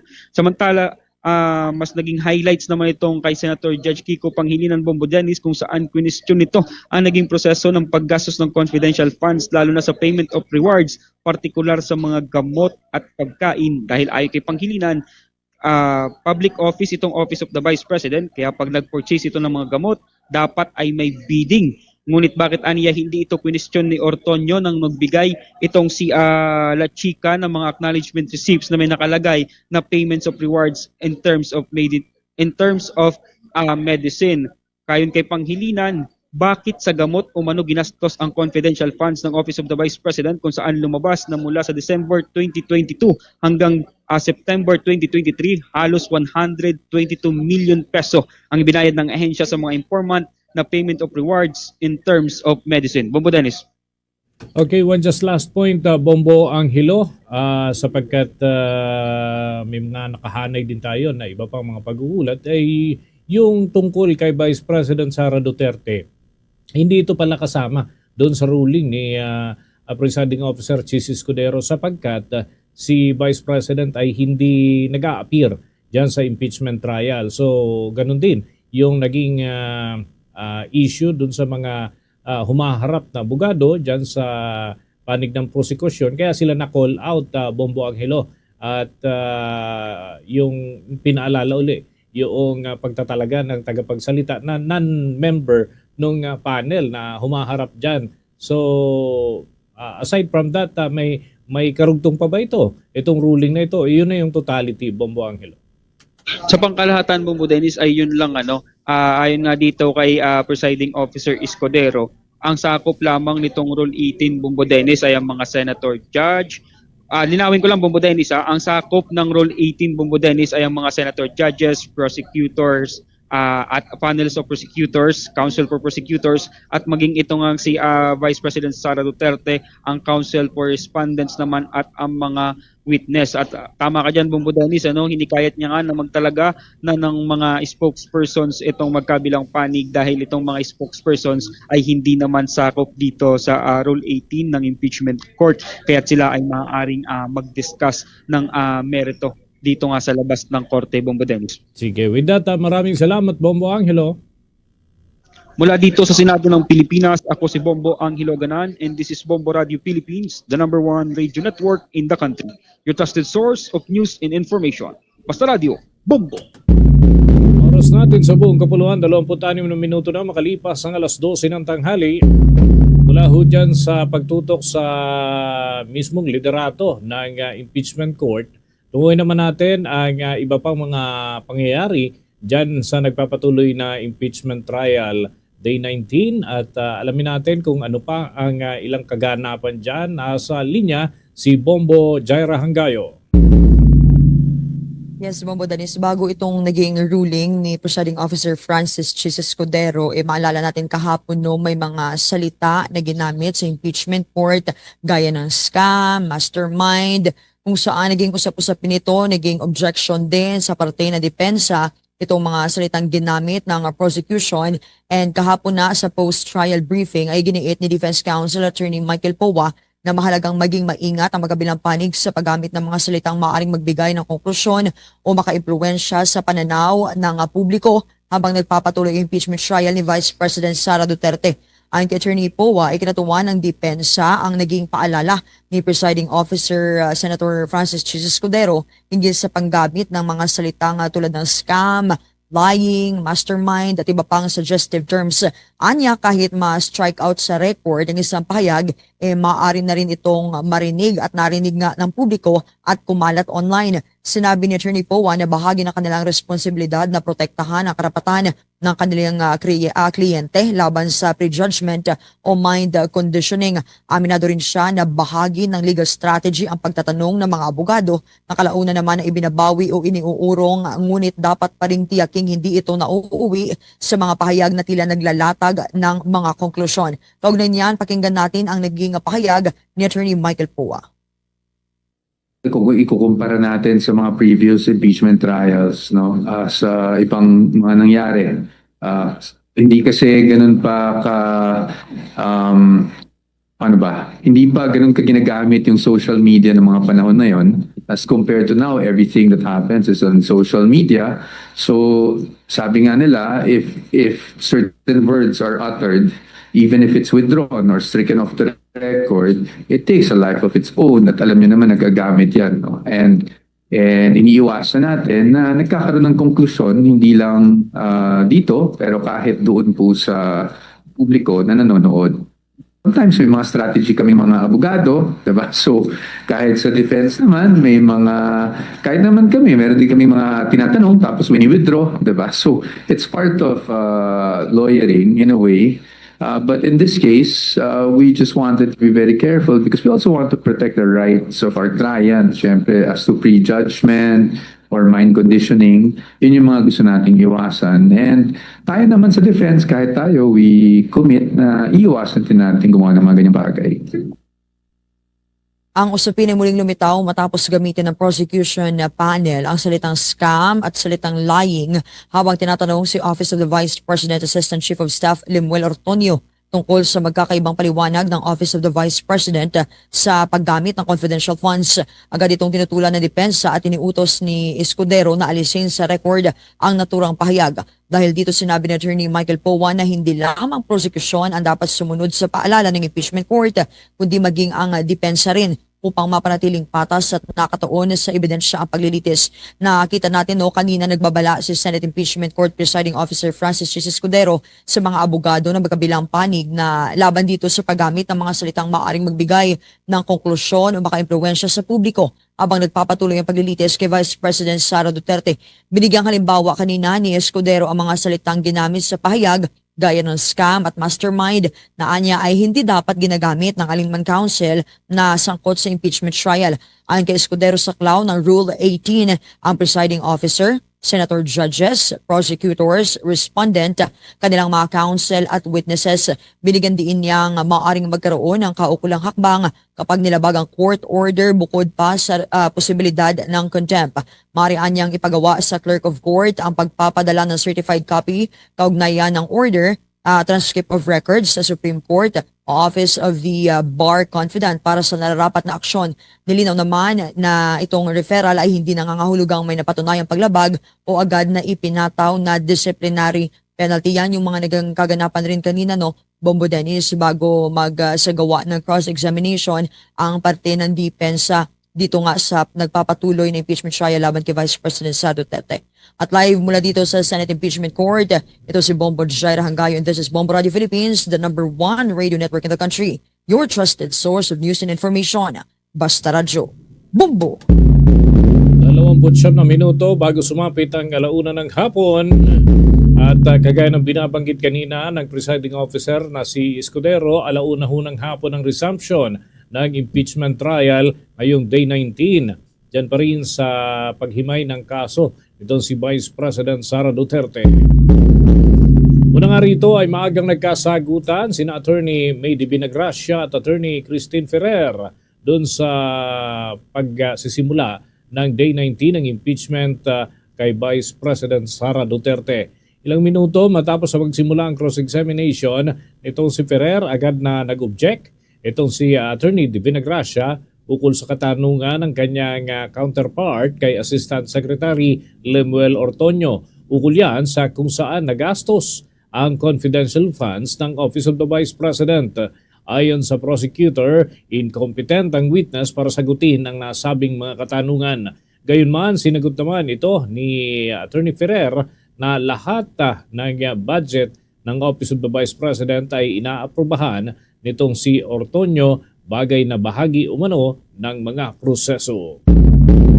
Samantala, sa dagdag nating balita, humihiling ang panig ng Department of Justice at attached agencies nito ng kabuuang 46 million mahigit na pondo para sa 2027.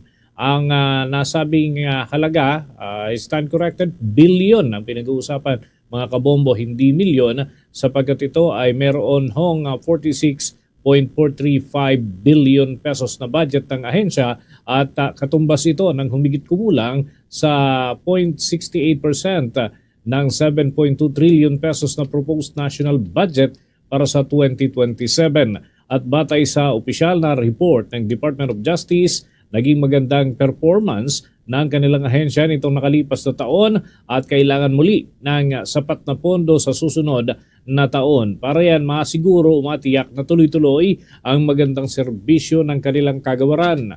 At batay sa report ng naturang ahensya, umaabot sa 99.12% ang disposition rate ng National Prosecution Service ng taong 2025, habang 90.84% ang prosecution success na rate na naitala. Sa kabila nito, ilang attached agencies ng Department of Justice ang nakatakda naman na makatanggap ng mas mababang pondo, kabilang na ang Bureau of Immigration at maging ang National Bureau of Investigation. Maging ang pondo mga kabombo para sa anti-trafficking, anti-cybercrime at paglaban sa online sexual exploitation ng mga bata at corrections program ay bahagi rin ng nabawasan ng pondo. Sa naturang usapin mga kabombo, ang dating 19 million pesos na panukulang pondo para yan sa compensation ng mga biktima ay naging 8 million pesos na lamang. Sa kasalukuyan ay meron hong inisyal na pagsusuri ng panig ng House Committee on Appropriations para sa naturang panukalang pondo ng kanilang ahensya sa taong 2027. Pagkatapos naman ng paghimay dyan sa lower house ay iaakyat ito sa Senado para naman sa paghimay palalo ng mga kaukulang pondo ng bawat ahensya ng pamahalaan. At kuha muna tayo mga kabombo, mga ka-Star Nation, mga karagdagang report mamaya sa atin pong mga reporters at meron ho tayong mga pag-uulat ilan mula sa atin pong mga himpilan. Unahin natin itong usapin na sinasabi ng ilang progresibong grupo na naniniwala sila na dapat humarap sa impeachment trial itong si Attorney La Chica. Pero bago yan mga kabombo, balita muna tayo sa palakasan.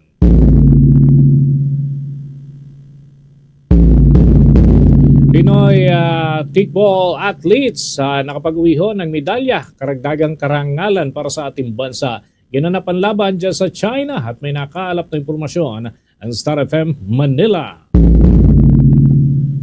Mga kabombo at ka-Star Nation, nagpakitang gilas ang Philippine Techball Team matapos mag-uwi ng silver at bronze medals sa katatapos lamang na 2026 Beach Techball International Cup sa Russian, China.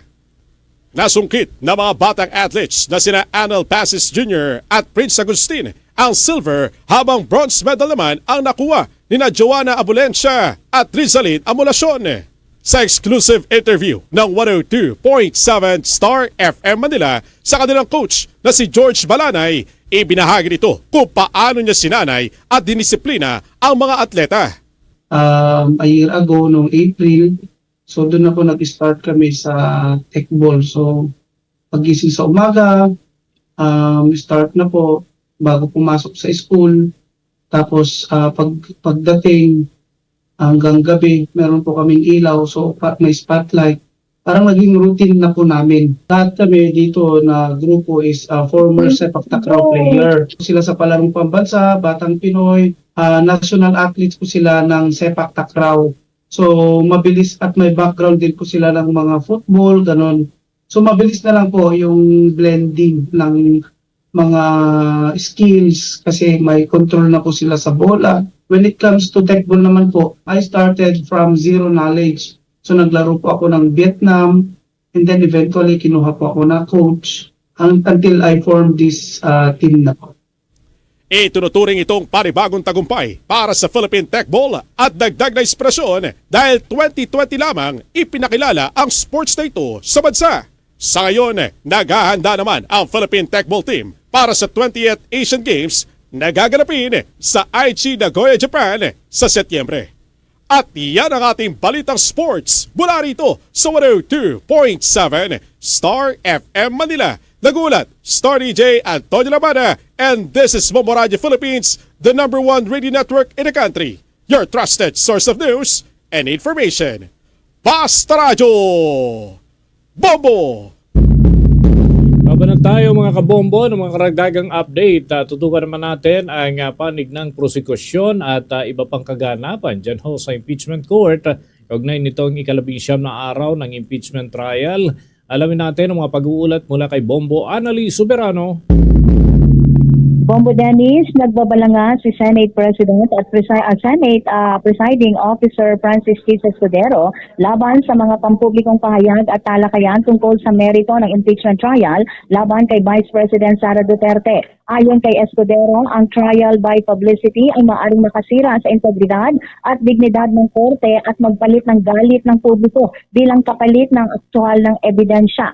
Sakop ng Rule 18 ang presiding officer, mga senator judge, prosecutors, respondent, mga abogado at mga testigo. Kinikayot din niya ang mga panig na magtalaga ng spokesperson na hindi miyembro ng prosecution o defense panel. Sinabi ni Escudero, palalampasin ng korte ang mga naunang paglabag sa Rule 18 at wipe the slate clean. Ngunit mula ngayon, sabi niya, mahigpit na itong ipatutupad. Sa unang paglabag, Bombo Dennis, maaring patawan ng public reprimand at admonition sa court open court. Sa ikalawang paglabag, may multang 30,000 bawat paglabag. Ang bawat kasunod na paglabag ay ituturing na panibagong offense. Hinimok din ni Escudero ang mga senator judge na manatiling walang kinikilingan at sundin ang konstitusyon at mga batas. Anya kailangan ang code neutrality, ngunit hindi nito pinipigilan ang mga senador na magtanong at magsuri ng ebidensya. Dagdag pa niya, dapat nakatuon ang mga tanong sa paglilinaw ng katotohanan at hindi sa pangharas o pang-aanunsyo ng desisyong nabuo. Sinamo naman ni Deputy Speaker Jay Conghun, si Vice President Sara, na managot at panindigan ang mga tauhan ng Office of the Vice President na humarap sa impeachment trial ngayon kaugnay ng paggamit ng confidential funds. Ayon kay Conghun, parehong nagbigay ng testimonya sina Gina Acosta at Limuel Ortonio tungkol sa proseso at paggamit at paghawak ng confidential funds. Sinabi ni Acosta na siya ang itinalagang accountable officer, ngunit ibinigay niya ang 125 million pesos cash withdrawal kay Colonel Dante Lachica. Sinabi naman ni Ortonio na may kaalaman at otoridad umano si Duterte sa ilang proseso ng confidential funds. Sa ngayon, Bombo Dennis, nagpapatuloy itong press conference ng prosecution kung saan humarap ngayon si Deputy Speaker Jay Conghun at itong si dating Representative Robert Ace Barbers na nagsisilbing tagapagsalita. Ayon sa dalawa, magiging maingat na ngayon ang prosecution sa kanilang mga ibibigay na impormasyon sa publiko at sinabing mas magiging maingat sila at pero dapat ma-inform ang publiko sa tamang mga impormasyon kaugnay sa tinatalakay na paglilitis na dito kay Vice President Sara Duterte. Pakinggan natin si Representative o dating Representative Robert Ace Barber. Respeto natin ang desisyon ng impeachment court tungkol dito sa pagpapatupad ng Rule 18 or yung sub-judice rule. No? Of course, the prosecution panel will definitely comply with the directives of the impeachment court. However, we also expect that this ruling, this Rule 18 must also apply to other parties, no? Including the respondent. In fact, while the order was being read by the presiding officer, a statement coming from the office of the Vice President ay lumabas. No? At in fact, merong question na may mga pananalita doon na nababanggit about wala namang shred of evidence daw ang paglilitis na ang pinipresenta ng prosecution. So, effectively, para sa amin, ito ay isang pag-uusap tungkol sa merito ng kaso. Now, does this statement issued by the Office of the Vice President will it fall within the purview of the Rule 18? So, we expect a clarification from the impeachment. Sir, dating Representative Robert Ace Barber, sa ngayon, pakinggan din naman natin ang naging pahayag ni Deputy Speaker Jay Conghon. Nagbibigay ng ruling ang ating presiding officer, tapos ang ating vice presidente, and i-discuss yung case. Hindi nga siya makapunta dito, hindi nga siya maka-attend dito, tapos kung saan mo siya nagano, no? Kung ano pa yung kanyang sinasabi. So talagang kailangan di ka natin mag-test, no? Kung talagang i-apply yung ruling. Si Deputy Speaker Jay Conghon mula dito sa Senado, Bombo Anali, Montaño Soberano, nag-uulat. And this is Bombo Radio Philippines, the #1 radio network in the country, your trusted source of news and information. Basta Radio, Bombo! Bombo Sports News! Kita mga kabombo at mga Kastar Nation, nagdagdag ang Golden State Warriors ng isa pang shooter. Yan ay para sa 2026 to 2027 NBA season. Pumayag ang batikang free agent forward na si George Niang sa 1-year contract na mayroon hong $3.9 million deal kasama ang Warriors. Ito na ang ika-11 season ni Niang sa NBA at hawak ang career na 40% 3-point average. Ang batikang forward mga kabombo ang pupuno sa ika-15 spot ng Golden State Warriors sa susunod na season. Baka kasama rin niya sa nakatakdang training camp ang ilan pang batikang players ng naturang kupunan na kanyang papasukin. Hindi na nakapaglaro itong si Niang sa 2025 to 2026 season dahil nakaranas siya ng foot stress. Batay ho dun sa medical report ng kanyang kampo. Tuluyan din siyang binitawan ng kanyang dating team na Memphis Grizzlies noong Pebrero hanggang sa kalaunan ho ay pumasok na siya sa free agency. Inaasahan na pupunan ng batikang player ang forward position ng Golden State Warriors bilang bench o kaya naman ay reserve player para sa naturang kupunan. Sa puntong ito ng ating pong balitaan, dadakuan muna natin ang Bangsamoro Autonomous Region in Muslim Mindanao. Ang Bombo Radio Philippines ay kabilang sa iilan lamang ho na inimbitahan mismo ng Commission on Elections upang tumutok dito sa mga kaganapan sa Bangsamoro Parliamentary Elections upang ihatid natin ang mga pinakauling update mula ho dyan. Katuwang din natin ang Star FM Cotabato para ho dito sa pagkakaloob ng mga karagdagang update, lalo't ito ho yung pinakang peak ng pagdaraos ng mga aktibidad dyan sa Bangsamoro Region at kumbaga halos lahat ng atensyon ay nakatuon ho dyan sa rehiyon upang maging daan ho ito doon sa mga isasagawa pa ng mga future elections. Lalo't ito yung kauna-unahan na halalan sa parliamentary form dyan sa bahagi ng Bangsamoro region. And of course, itong nakalipas na araw, may mga insidente na kinasasangkutan ng ilang mga kilalang personalidad dyan. Kaya napakahigpit ang ipinairal na seguridad sa Bangsamoro region. At direktamente live mula dyan sa naturang lugar sa Mindanao. May pag-ulat, live si Bombo Isa Cotoner. Yes, Bombo Dennis, nagpapatuloy na nga ngayon dito sa Philippine National Police Pro Barnett Quarters sa Parang Maguindanao del Norte ang final command conference para sa kauna-unahang BARM parliamentary elections na nakatakdayan sa September 14. Ayon nga kay Comelec Chairman George Erwin Garcia, mahalaga na turang command conference dahil dito pinapakita ang pagkakaisa at koordinasyon ng iba't ibang security forces at ahensya para matiyak ang seguridad at maayos sa pagsasagawa ng halalan. Tatalakayin sa conference ang mga pinakahuling update sa paghahanda para sa halalan, kabilang ang assessment sa mga grupong maaaring magdula ng kaguluhan at kung na-neutralize sa bang mga banta sa seguridad sa rehiyon. Pag-uusapan din ang mga lugar na itinuturing na areas of concern, gayon din ang mga lugar na maaaring nagbago ang sitwasyon habang papalapit ang araw ng halalan. Bombo Dennis, may 2 linggo na lamang bago yung halalan kaya inaasahang ilalatag din dito ang mga hakbang na kailangan gawin ng bawat security forces at ahensya upang mapanatili ang kapayapaan. Nandito rin ngayon yung mga pinatawan nila sa Philippine National Police, Armed Forces of the Philippines, Commission on ang ahensyang bahag.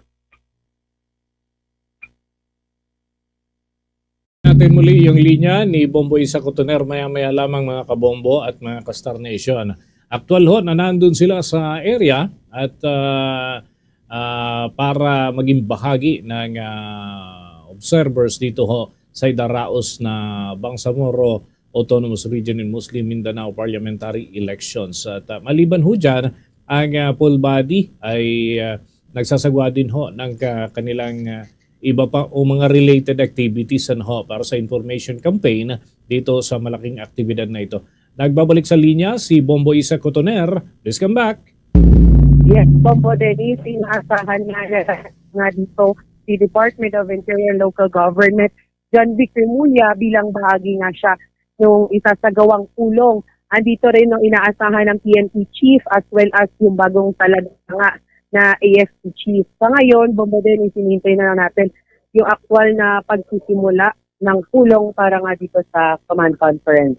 How's that, Bombo Dennis? Okay, unang-una, makumusta ko, Bombo Isa. Dito kasi sa Metro Manila ay kakatapos lamang din ng mga pag-ulan. Ngayon, medyo umiinit na yung panahon. How about naman dyan sa Bangsamoro Region para sa kabatiran na rin ng ating mga taga-subaybay sa loob at labas ng ating bansa? Oo, Bombo Dennis, dito sa may bahagi ng Parang Maguindanao del Norte ay maaraw naman dito, dito sa kung saan ginagawa itong command conference nga ng Commission on Elections. So maaraw at mahangin at wala naman nagbabadyang ulan. So hanggang mamaya, hanggang alas 4 o alas 5 itong pulong na isasagawa nga ng Commission on Elections. Bombo Dennis. Okay, isa pang punto, ilang araw yung inyong pananatili dyan together with some other officials from the government and of course yung sa panig ng Commission on Elections para dito sa mga aktibidad may kaugnayan pa rin sa Bangsamoro parliamentary elections? Yes, Bombo Dennis, itong final command conference ay ngayong araw alas kaya ang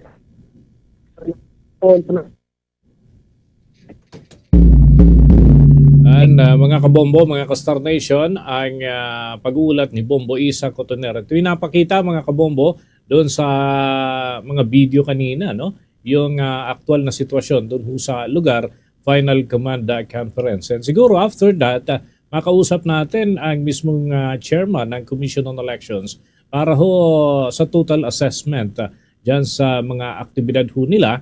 And kung ano ang kalalabasan, sana ay maging matagumpay itong mga proseso po na ito sapagkat ito yung magiging gabay sa mga susunod pang idaraos na eleksyon dyan sa Bangsamoro Autonomous Region in Muslim Mindanao.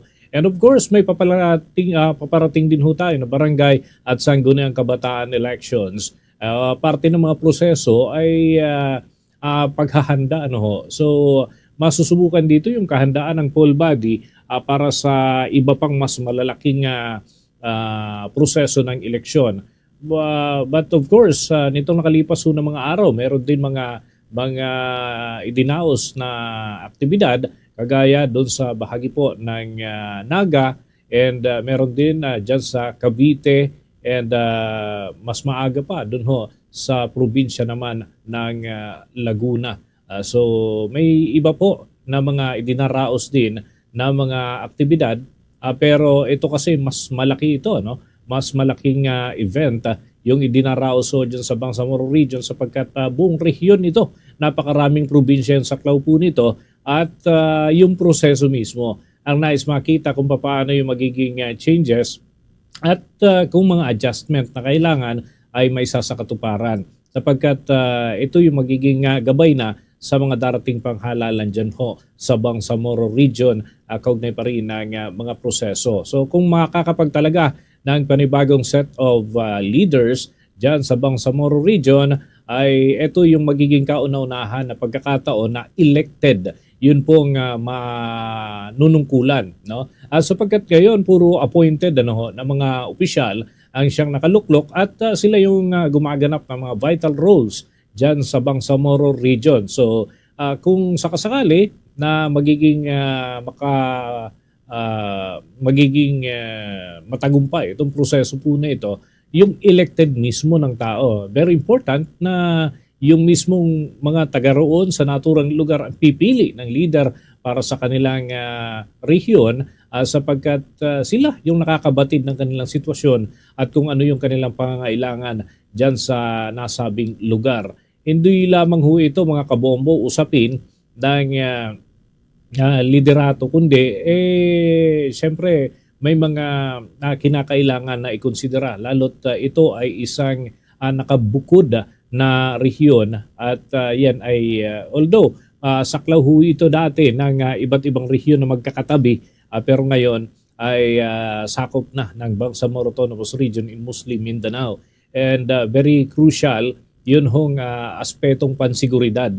Kaya pinaigting ng hanay ng pambansang pulisya. May mga ulat na tayo natanggap mula sa Philippine National Police para sa pagmantinin ng kaayusan dyan sa nasabing rehiyon. At maliban sa hanay ng Philippine National Police, nagtalaga na rin ang Armed Forces of the Philippines ng kanilang augmentation force at maaari din sila na itap sa iba pang mga aktibidad na kinakailangan.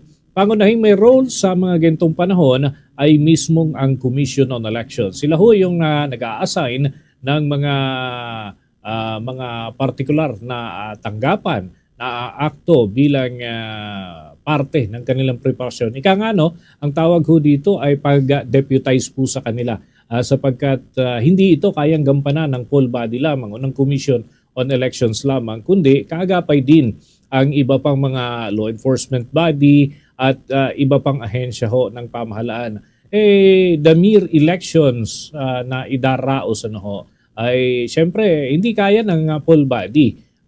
Tinatapo nila yung mga teachers na nanggaling sa Department of Education.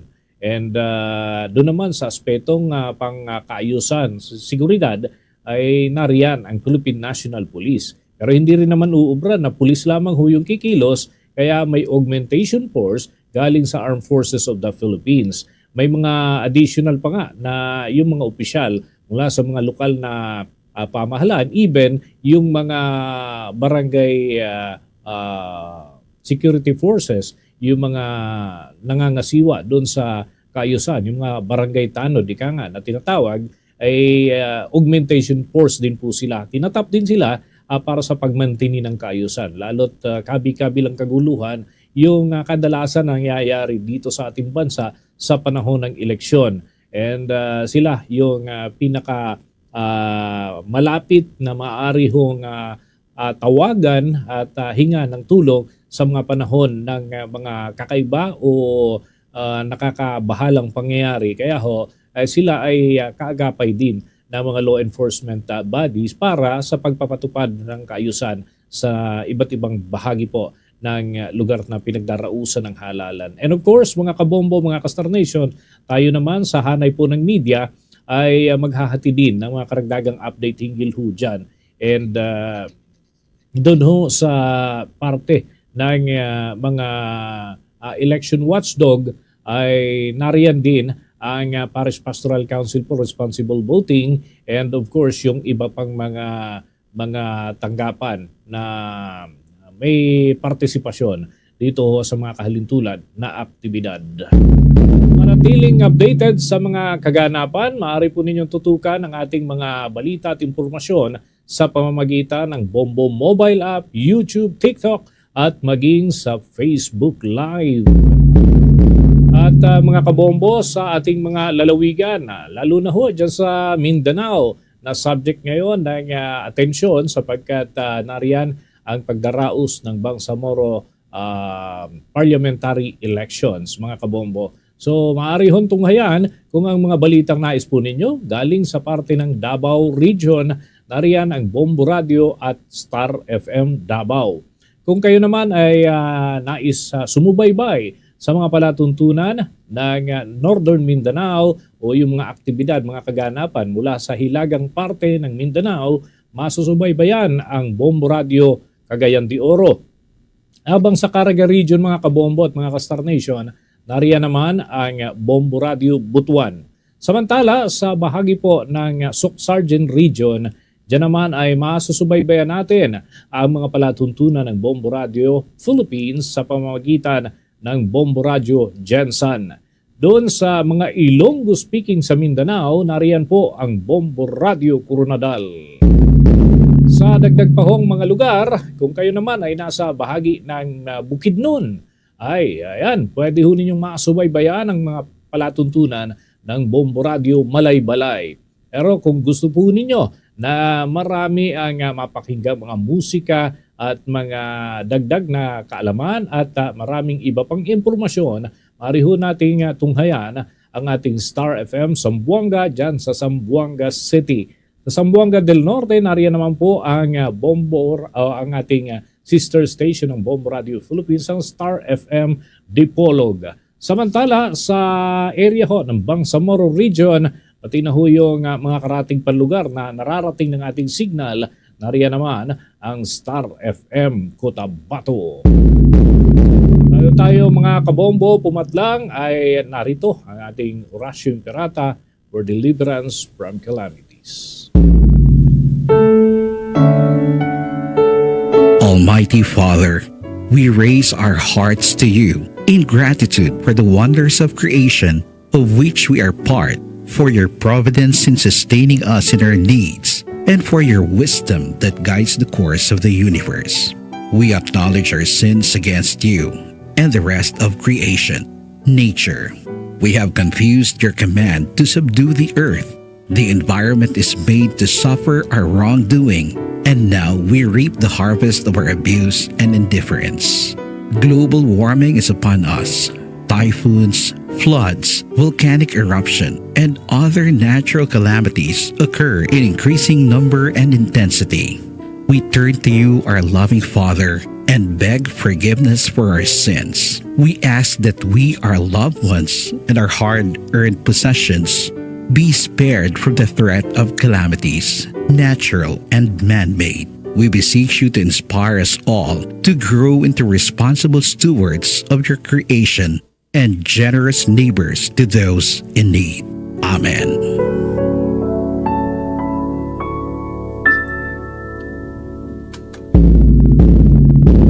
Luzon, Visayas at Mindanao, yan ang kalipunan ng ating mga balita sa Bombo Network News Noontime Edition. Ang back-to-back winner sa Catholic Mass Media Awards bilang Best News Program.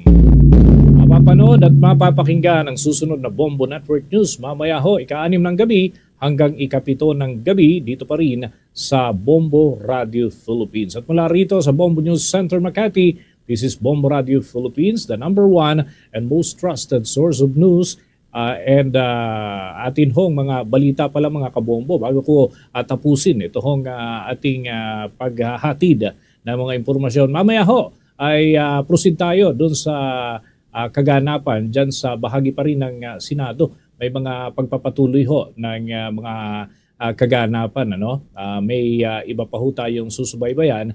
And of course, ihahatid pa rin natin sa pamamagitan ng ating coverage team mula ho dyan sa Senate Impeachment Court. And ito ay nakasentro doon sa pagsalang naman ng panibago pang testigo mga kabombo at mga ka-Star Nation. But initially, kanina ay meron ho mga senator judge na nakapagtanong doon sa hostile witness na si Ortonio. At dito ho ay may listahan pa. Ito si Presiding Officer Chis Escudero ng iba pa mga senator judge na interested na magtanong din dito kay Ortonio. So, hinihintay ho natin mga kabombo, mga ka-Star Nation, ang resumption. Although, 1 o'clock, pero pasado 1:00 na ho ng hapon, 2 minuto makalipas ang 1:00, pero hindi pa ho nakapag-resume ang Senate Impeachment Court. But anyway, tayo ho ay nakatuon pa rin sa mga kaganapan dyan. And maliban ho dito mga kabombo, isa rin sa inaantabayanan yung mga pagdinig ukol ho sa pambansang pondo sa taong 2027. Ongoing na ho ito doon sa lower house, pero dyan sa Senado ay hindi pa ho nakakapag-simula doon sa crucial na bahagi ng paghimay ng pambansang pondo. Ito mga kabombo, mga ka-Star Nation ay natatapat kasi na parehong may malalaking pinagkakaabalahan ang dalawang kapulungan ng Kongreso. Pero equally important, ika nga, yung pambansang pondo sapagkat ito ay dapat matapos.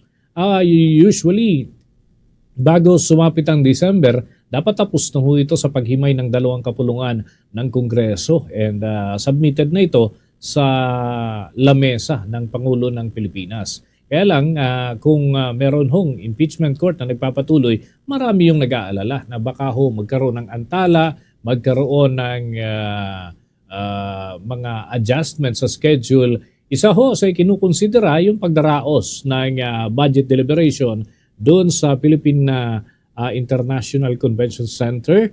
But of course, kailangan ho ng ilang adjustment din, lalo't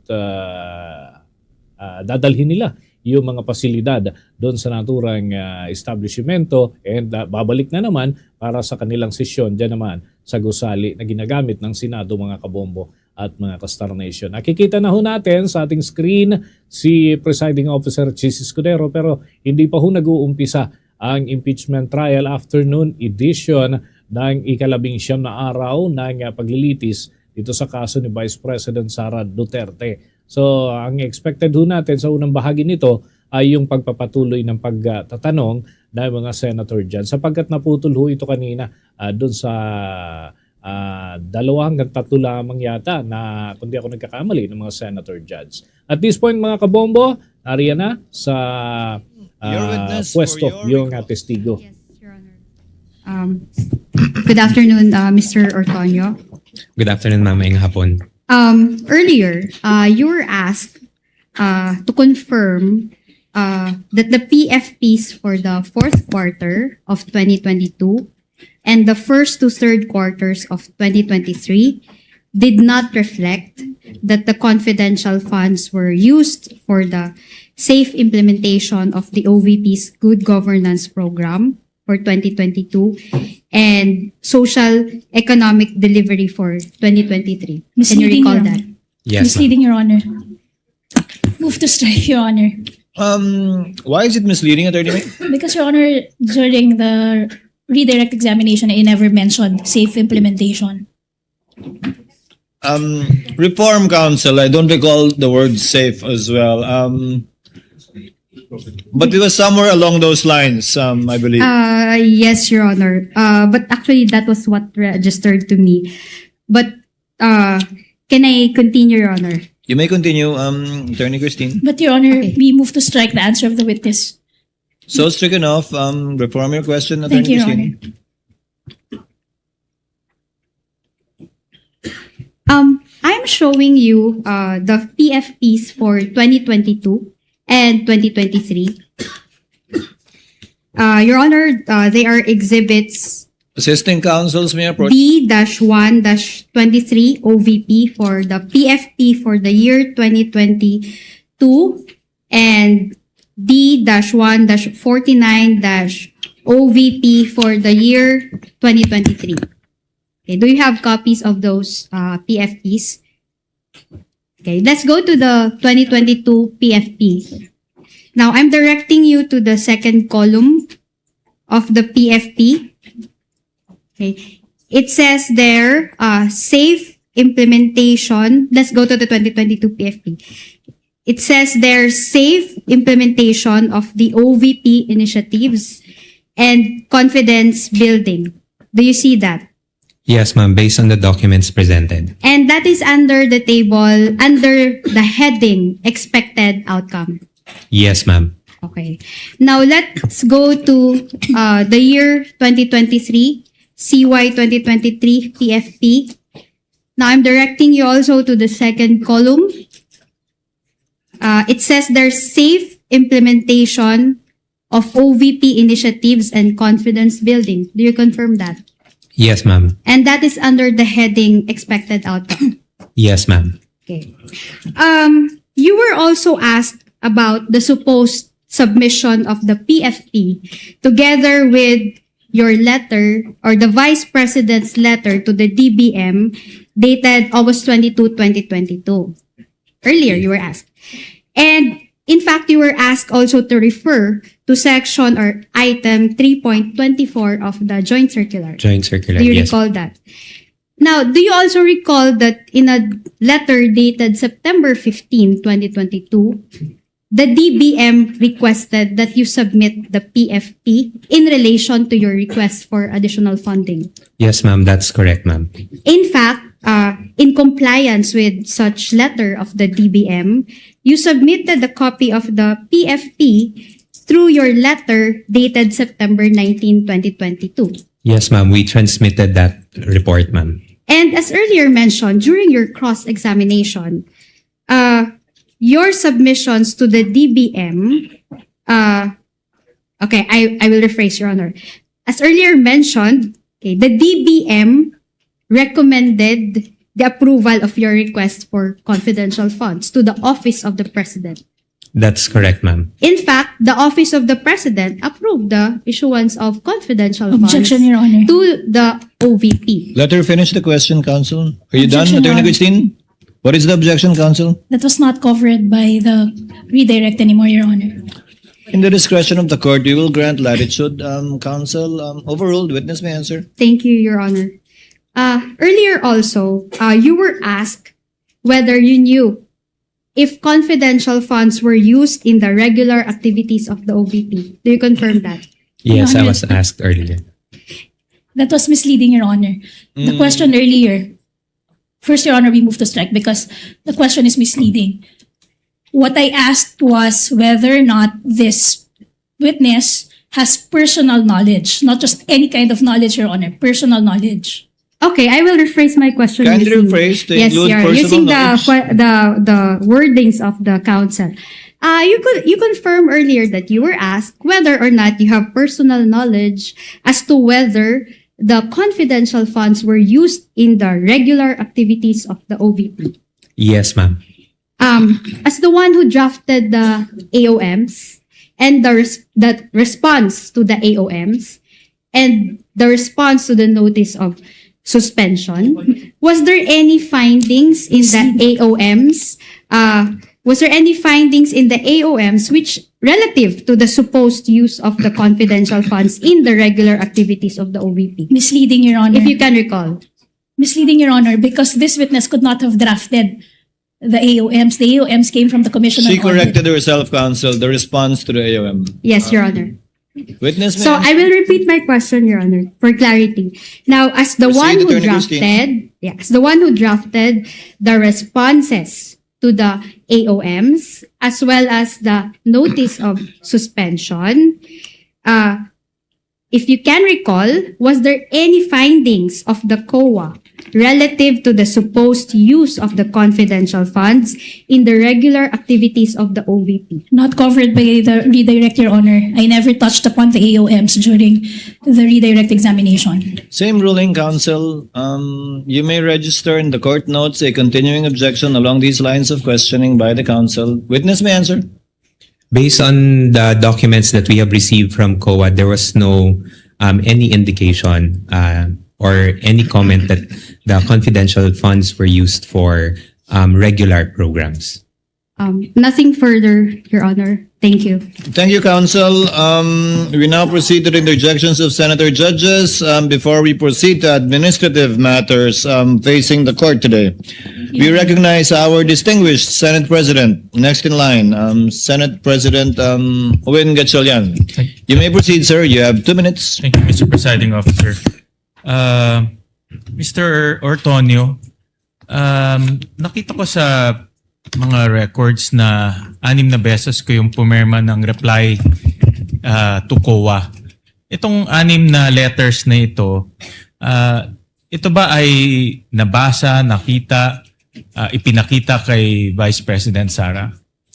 All the replies, sir, that were drafted were also sent to our Vice President for her information, for her reference and review. So alam niya itong mga replies to COA? Yes, sir. Okay. And narinig ko rin sa inyong testimony na kinausap niyo si Acosta at si Colonel Lachica. Yes, sir. At base sa mga information nila, yun ang inilagay mo sa letter replies nyo to COA. Tama? Yes, sir. That's correct, Your Honor. Paki-narrate nga sa amin, ilang beses nyo pala na-meet si Colonel Lachica? Sir, sa mga replies po, sir, I cannot exactly remember how many times, sir. But I can say more than once or twice, sir, I was able to meet Colonel Lachica to ensure na I get the information from him, sir, and that I'll be able to draft properly the replies to the AOMs. So mga once or twice?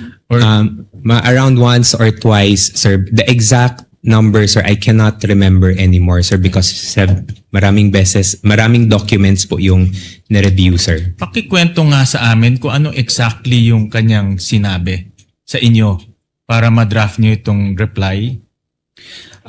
For the AOMs, sir, I'll try to recall, sir, some of the issues that were raised on the AOM. So say, for example, sir, on the AOM comment regarding the use of the confidential funds for medical and food supply, sir. So tinanong ko po siya kung paano po in-implement on ground yung pagbigay ng medical and food supplies to the informants and the agents. So from there po, sir, na-mention niya, sir, na the funds were released to the informants and agents based on the representation that those funds will be used for the purchase of medical and food supplies. Kwento mo dyan sa'yo na siya mismo ang nagbigay sa mga informants? Sir, hindi ko na po ma-recall, sir, if he mentioned specifically if siya po yung ang nag-distribute personally, sir, doon sa on the ground, sir, or implemented the release on ground. Pero ang kwento niya sa iyo, cash ang ibinigay sa informants, hindi medical supplies or other supplies. That's correct po, Your Honor. Kwento niya ba sa iyo na mayroon ba siyang kasamang iba sa pagbibigay nitong cash? Kasi libo-libo yung acknowledgement receipts. Hindi niya po nakwento specifically, sir. Although if I can recall, sir, based on my recollection, meron po siyang na-mention na meron po siyang mga, hindi ko alam kung ano yung term niya, sir, but meron siyang mga people who go directly on the ground, sir. Pero kinonfirm niya na kinonfirm niya sa iyo na kinuha niya yung 500 million pesos. 500 million, sir? Yes, in four different tranches. For the different funds, sir. It is of my assumption, sir, na siya po yung napagbigyan ng funds, sir. In 4 different tranches? 4 different tranches, Okay. sir. Nasabi niyo ba sa kanya na tinanong niyo ba sa kanya na yung mga ibang acknowledgement receipts ay questionable yung mga apelido? Sir, at that time po, sir, I was not able to see the acknowledgement receipt, sir, because in the AOM, sir, the AOM indicated that we submit the DEPs or the documentary evidence of payment, sir. So I was not able to see it, sir. So nung binigay po sa akin ni Miss Gina Acosta yung mga DEP, sir, it was already in a sealed box, sir, and then we submitted that together with our reply to COA. Paano niya raw dinistribute yung mga pera? No, kasi 500 million to, thousands and thousands of acknowledgement receipts. Paano niya ikunento sa inyo na dinistribute niya itong mga pera? Sino itong mga informants niya? Kasi kayo gumawa ng AOM, anong reply to the AOM. Sir. So, I would assume na tinanong niyo yung methodology ng pagdidistribute niya. Sir, based on my recollection lang, sir, he mentioned na, yun nga, sir, meron siyang mga people, sir, who worked on the ground. That is only the extent of the information I can recall, sir, when I had a consultation with Colonel Lachica. Yung pagpili ng informants, natanong niyo ba kung paano? At yung relevance ng informants dito sa inyong confidential operation? Sir, I did not ask anymore, sir, because it was not the subject of the AOM, sir. So I was not able to check on him on that matter, sir. Pero yung DEP, yung documentary evidence of payment, subject yan ng AOM, tama? For submission, sir, we were required to submit the documentary evidence of But payment, sir. did you, tinanong niyo ba sa kanya kung paano niya nakukuha itong DEPs? Sir, I did not ask anymore, sir. I just requested for the copies for the DEPs, sir, so that I can already submit it, sir, doon sa COA as an attachment to the AOM reply. Paano kung yung DEPs peke? Paano kung yung kanyang narration sa iyo ay hindi totoo? Paano Sir, kung ganun ang situation? Sir, at the time, sir, because he was designated as our security officer, sir, I Designated by the head of office, sir, Which is the Vice Sara President. Z. Duterte, sir. So, it is of my, sa tingin ko po, sir, na maayos naman po yung pagkakatrabaho ni Colonel Lachica doon sa pag-dispense niya ng duty as the security officer. Last question, Mr. Presiding Officer. Bakit parang nagkukuha ko buo yung tiwala ninyo sa kanya at kinuha niyo lahat ng information at yun ang ginamit niyo sa inyong reply to the COA? Bakit nakita ko bakit buo yung tiwala, hindi kayo nag-probe na mga additional questions considering na kayo ang nag-justify nito sa COA at kayo pumirma, no, dito sa COA. So bakit parang kung ano sinabi niya, yun na lang ang linagay niyo sa inyong reply? Well, first, sir, is because he's the security officer, sir. So, I believe, sir, na siya yung the best person that can provide the information. And then, second, sir, as the security officer, sir, he was designated by our head of agency, which I believe also gave the trust and confidence to him to implement the activity. So, kung ano po yung na-mention ni Colonel Lachica sa akin during the time when I checked or asked for questions, yun po yung pinagbasihan ko for the drafting of the reply. Thank you very much, Mr. Presiding Officer. Thank you, Mr. Senate President. Senator Judge Ontiveros is recognized for her interjections. You have 2 minutes, ma'am. You may proceed when you're ready.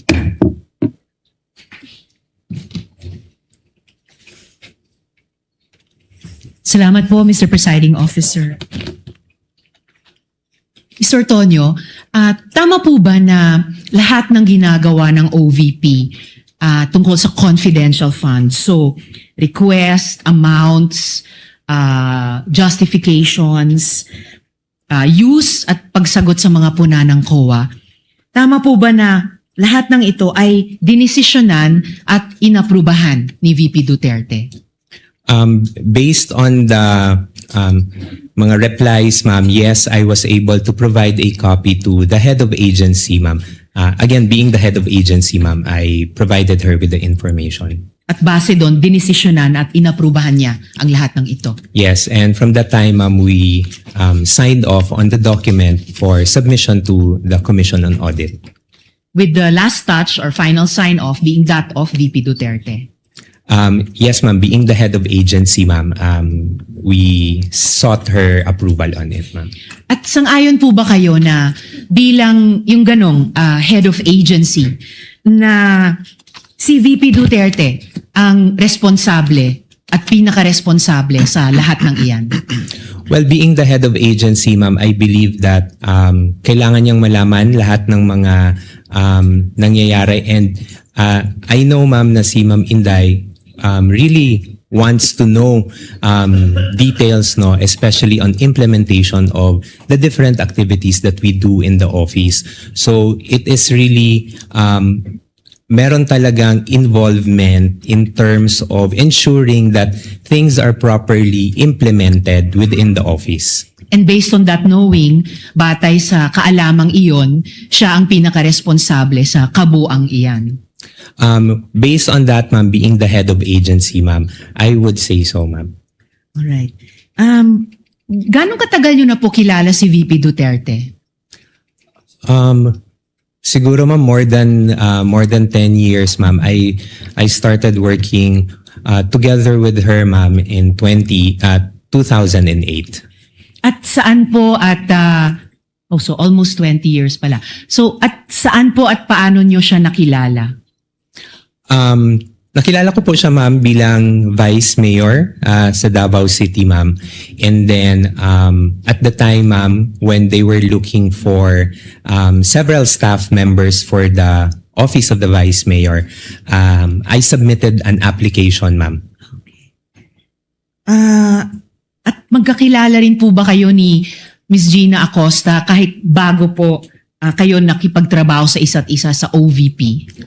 I knew of Miss Gina Acosta, ma'am, during my employment, ma'am, with Sangguniang Panlungsod during the time ni Ma'am Inday as the Vice President, ma'am, and Vice Mayor as the Vice Mayor. So prior sa OVP, magkakilala at magkatrabaho na po kayo? Kilala ko po si Miss Gina, nakikita ko po siya sa Sangguniang Panlungsod. And then, what about po si Colonel La Chica? Magkakilala na rin po ba kayo at magkatrabaho bago kayo magkatrabaho sa OVP? I first knew of Colonel La Chica, ma'am, when I was already with the Office of the Vice President, ma'am. So would you say po na nasa circle of trust kayo ni VP Duterte? Kayo ni na Miss Gina Acosta, Colonel La Chica at kayo nga po?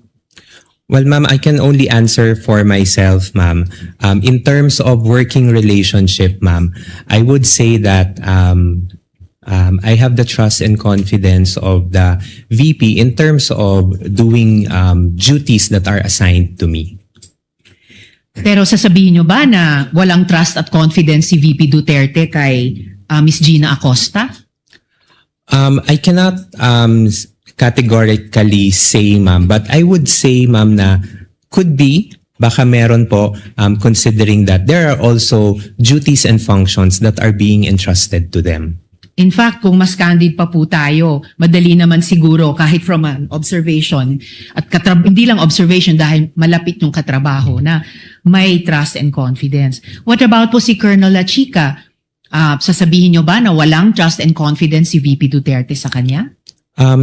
Considering, ma'am, that he is the group commander of the Vice Presidential Security and Protection Group, ma'am, I would say, ma'am, I would say that she may have the trust and confidence.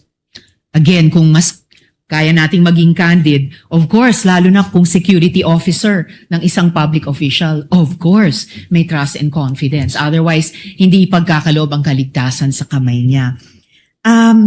Lastly po, napaksa for now, Paano pong, and winding up Mr. Presiding Officer, paano pong sinama kayo ni Miss Gina Acosta dun sa pag-encash ng mga cheque?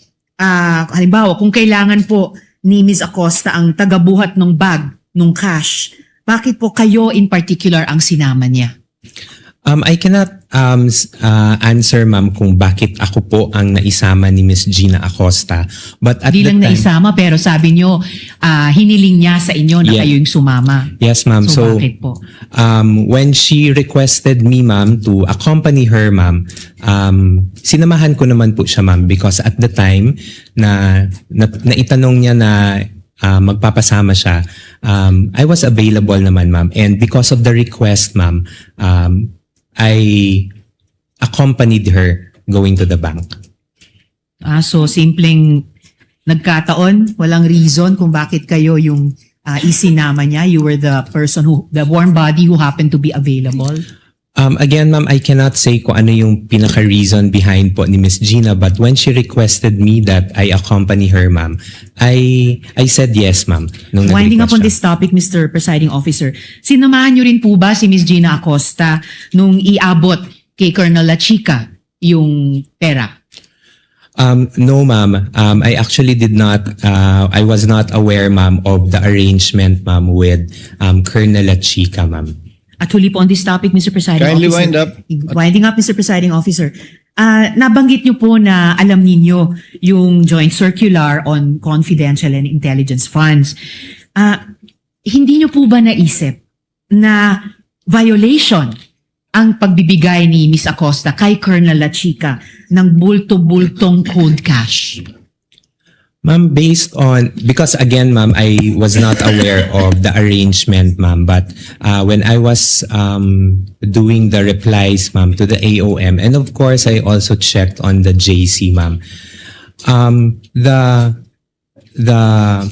pagpili po ng mga ng person to implement the different activities of the confidential activities and to designate a security officer is indicated also in the JMC and is within the authority of the head of agency. So yun po yung pagkakaintindi ko at the time. So with that, ma'am, I saw it that it was the manner of how the funds were handled, ma'am, was following a regular process, ma'am, based on the JMC, based on my understanding. But then again, Mr. Ortonio, in closing, yung close reading ng JMC na sabi nyo nga familiar kayo would show na hiwalay pa sa usapin ng implementation, yung paghawak ng pondo ay dun lamang sa isang katulad ni Miss Gina Acosta at hindi pwedeng ipagkatiwala bilang accountable officer siya,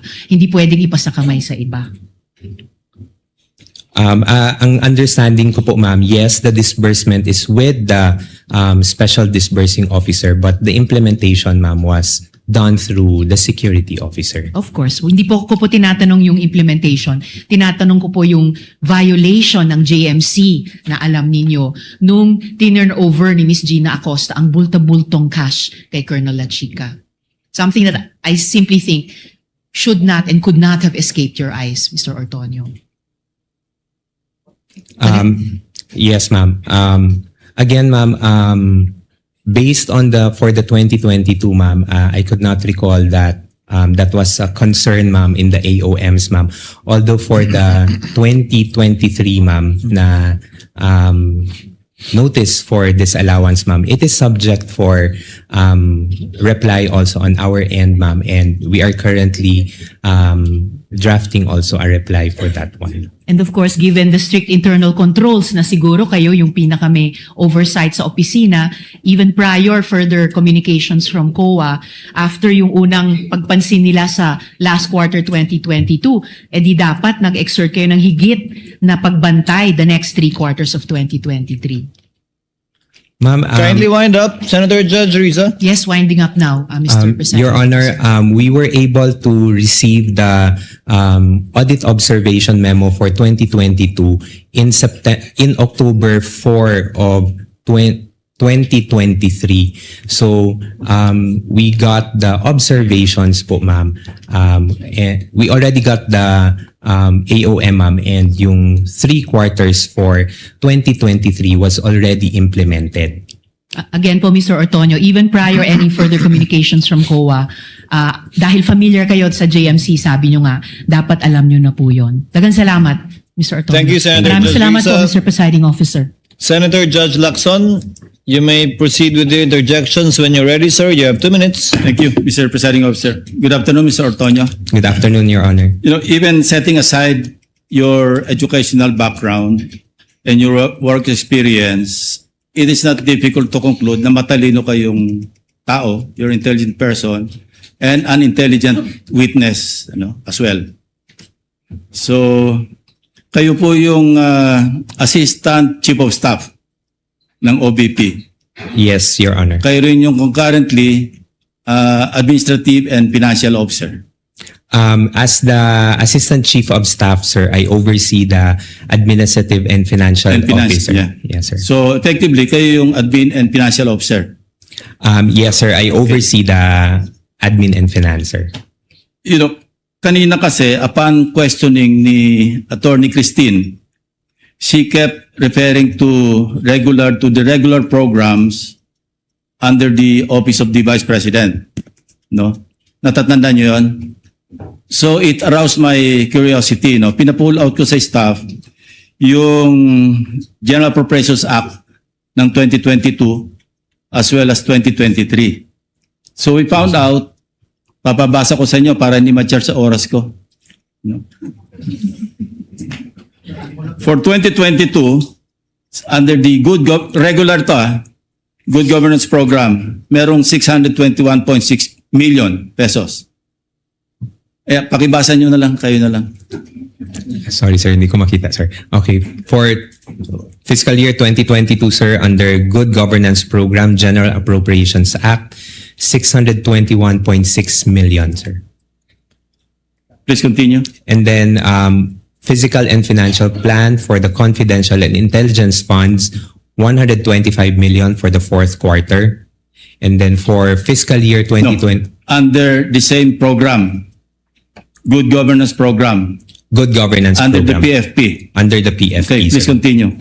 And then for fiscal year 2023, Socio-Economic Program Delivery, 2.21 billion billion under General Appropriations Act, and then 500 million for 125 million first quarter, 125 million second quarter, 125 million third quarter, and 125 million fourth quarter. Okay.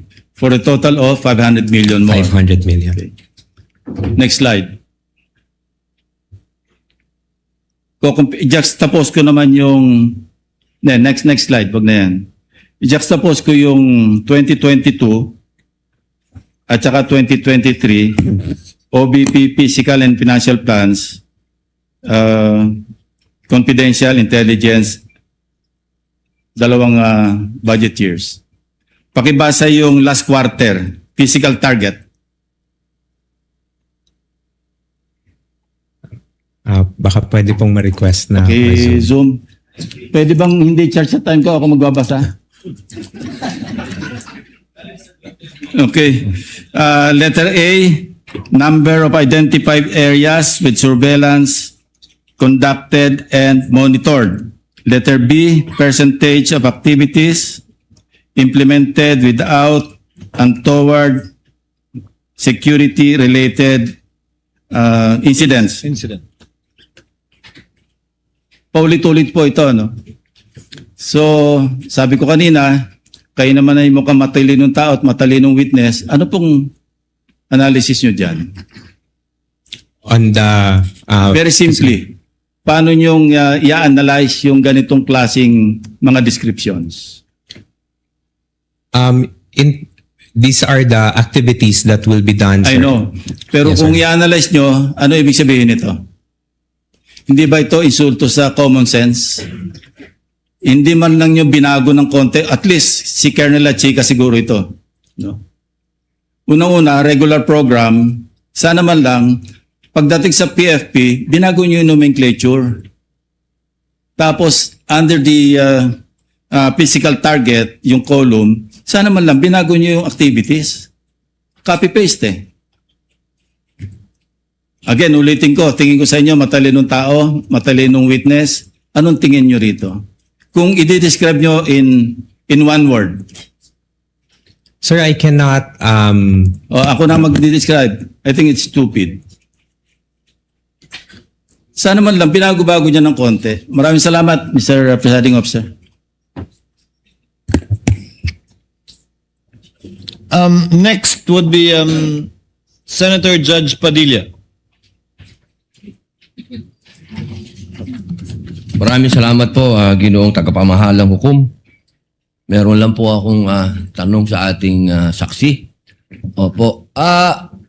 Ginoo, sa palagay niyo po ba karapat-dapat lamang na gumamit ng alias kapag confidential fund ang pinag-uusapan? Sir, as someone who does not know, sir, implementations of parang mga confidential activities on the ground, sir, I cannot, hindi po ako makakasagot ng maayos, sir, kung pwede po ba or hindi. But based on information that I got, sir, when I consolidated the answers for the AOM, sir, hindi naman po siya na-mention sa akin po ni Colonel Lachica. But I know, sir, that activities, confidential activities are considered to be sensitive. And there might be individuals or groups that need to be somehow protected, sir, because of the information that you would be getting from those people, sir. So, yun po yung tingin ko, sir. Hindi ko categorically masasabi na pwede po yung alias or hindi. But going back to the JMC also, sir, sa Joint Memorandum Circular, there is no specific provision, sir, that indicates kung paano po yung paglagay ng mga pangalan sa documentary evidence of payments. Okay, maraming salamat po. Meron po akong tanong sa prosecution.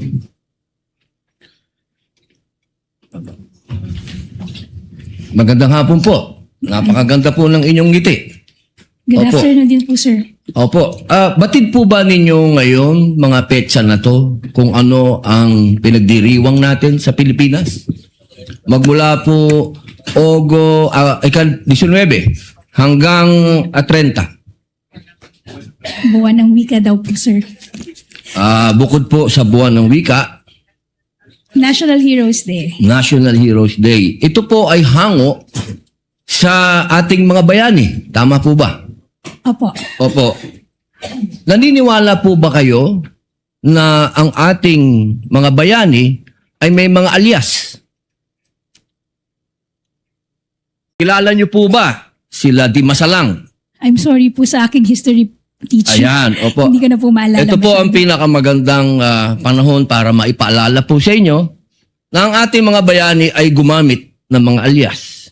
Di Masalang, Siling Labuyo, Tikbalang, Tagailog, May Pag-asa, Buwan, Magdalo, Leon Kilat, Vibora, Lakambini, Paralitiko, Dimas, Alipato, Liwanag, Balite, at marami pa pong iba. Ano po ang kahalagahan dito, palagay po ninyo? Ang alias po, anong kahalagahan? Well, first, sir, first, Your Honor, I cannot comment because I'm not sure of the circumstances surrounding their use of alias. Under the anti-alias law, sir, inaalaw naman po yung paggamit ng alias provided kailangan po nakabanggit din, nakadisclose kung ano yung real name. So it's not completely prohibited provided they also provide the real. Opo. the real name. Pakisagot lang muna po yung tanong ko bago po yung explanation po ninyo. Pakisagot lang po kung narinig nyo na po yung mga alias na yan. Ngayon lang po nyo narinig. Some of it po, Your Honor, to be candid, some of it I've already heard. Magmula po 1892 hanggang 1896, ginagamit po nila ang mga alias na yan. Nagkaroon lang po ng isang traidor, ang pangalan ay Teodoro Patiño, na nagbulgar sa Katipunan. Alam po ba niyo yun? Yes, Your Honor. But the circumstances then were different because we were Bakit po iba? under... Bakit po iba? Bakit po na iba? May gera po nun, sir, and we were under Wala po ba tayong occupation. gera sa NPA? Ang NPA po, merong mga alias. Meron pong ka-Cobra, ka-Agila, ka-Lawin, ka-Tigre, ka-Kapre, ka-Sirena, ka-Adobo, ka-Sinigang, ka-Pansit, ka-Tinola, ka-Sile, ka-Kamote, ka-Bawang, ka-Maxi, ka-Labuyo. Strictly speaking, Lahat po yan sir, ginagamit iba po na yung alias. internal armed conflict, iba naman din po yung war. Bakit po na iba? Pareho po itong clear and present danger sa atin. So ang gusto ko lamang pong ipaalam sa ating prosecution na napakahalaga po ng alias sa panahon ng... Kayo po, sagutin po nyo, sa panahon ng... Gera, sir, Your Honor. Ang confidential po. Ang pagkilos confidential ay napakahalaga at hindi po ginagamit ang pangalan at hindi po pumipirma. At alam niyo po ba, noong September 12, 1896, anong nangyari? Nagkaroon tayo ng 13 martires. Yung mga nagtraidor ay itinuro ang mga totoong pangalan, totoong lugar, kung nasaan yung mga sumusuporta sa Katipunan. If I may, Your One Honor. last na lang po. Kindly wind One up, last, Senator one Judge last na lang Padilla. po. If I may, Your Honor, just address your question earlier. With all due respect, Your Honor, the prosecution respectfully submits that whether the use of alias is allowed or not and whether it's necessary or not, to us, that is a non-issue because that was never raised Hindi po by pwedeng the... maging non-issue sapagkat ito po ang ipinalalabas ng prosecution. If I may, Na Your may Honor, mga pangalan, na mga katawa-tawang pangalan. Mas nakakatawa po itong mga pangalan nung mga nangyari nung araw. with all due At isa respect, pa Your po, Honor, isa na lang if po. Kasi isa na lang po. Kindly wind up, Ito na lang po. Kilala niyo po ba kung sino si Marcial Bonifacio? to be candid, Your Honor, Oh. I'm not Sino po? familiar. Si Benigno I'm sorry, Aquino Your Honor. Jr. Si Ninoy. Siya mismo may alias. Maraming salamat po. Your Honor, if I just may, Your Honor, just to set the record straight, because it was made to, with all due respect to the Senator Judge, it was... Presiding Judge, allowed ba yun? I was about to make a ruling. Maraming salamat po. There was no question posed or poised, Attorney May. Let's proceed to the next Senator Judge who will interject. By the way, did you intentionally get rid of the platform? Yes, Your Honor, because we were not expecting that I'd be called again, Your Honor, to make way for the Honorable Chair of the Okay. Panel of Understood. Prosecutors, Your Honor. Understood. Senator Judge Aquino, Thank you're you. recognized for interjection. You may proceed, sir, when you're ready. You have 2 minutes. So bago po yung 2 minutes, Mr. Presiding Officer, tama po, si Ninoy Aquino po ang kanyang alias ay Marcial Bonifacio para makauwi po siya sa Pilipinas nung nasa Boston siya. Oho, pero wala naman ho siyang confidential funds na, wala ho siya sa mga AR na confidential funds. Lilinawin ko lang ho. Okay, pagdating ho sa prosecution, ang posisyon ng prosecution, yung mga pangalan ay totoong tao, di ba? Correct, no? You have not really mentioned aliases in any of your... Wala. Could you respond quickly? We have talked about aliases. Is the prosecution talking about aliases? That was never our point, Your Honor. In fact, the point of the prosecution is that that was never raised by the defense, either in their answer or in their pretrial brief, Your Honor. So to us, that should be a non-issue because even them, they never claimed that in any of their pleadings before this thank you. honorable court. Okay, klaklaruin ko lang ha. Ang siyang tao lang pong nagsabi na alias po sila, si Miss Gina Acosta in her testimony. Kanina po, sabi niyo rin na Mr. Ortonio na hindi siya alias or hindi niyo alam. But si Miss Gina Acosta in her testimony did admit that in her perspective, these are aliases. No, just for the record po. Okay. So ito po yung mga tanong ko po. Sana po ito lang 2 minutes ko, Mr. Presiding Officer. So unang-una, Mr. Ortonio, you're very competent. Thank you for your answers. And I want you to answer just very candidly, no? Ano po yung naging personal reaction ninyo nung napag-usapan na yung possible misuse of the confidential funds at nung na-bring up na yung mga tawagin na nating katawa-tawang pangalan na parang klaro naman ay hindi naman talaga totoong tao. Ano po yung personal reaction po ninyo? Initial reaction, sir, would be, of course, merong questions, sir, no? There would be questions. But again, sir, I go back to the presumption, sir, that there is regularity in terms of the implementation, sir. Okay. So, may I ask, since you're in the top leadership of the OVP, nung nabibring up na to, ano yung personal reaction, kung alam nyo lang, ng Vice President, ng Chief of Staff, other leaders in your group, nung napag-usapan na posibleng nabigay yung pera sa mga kakaibang pangalan o baka hindi totoong tao, what was your reaction?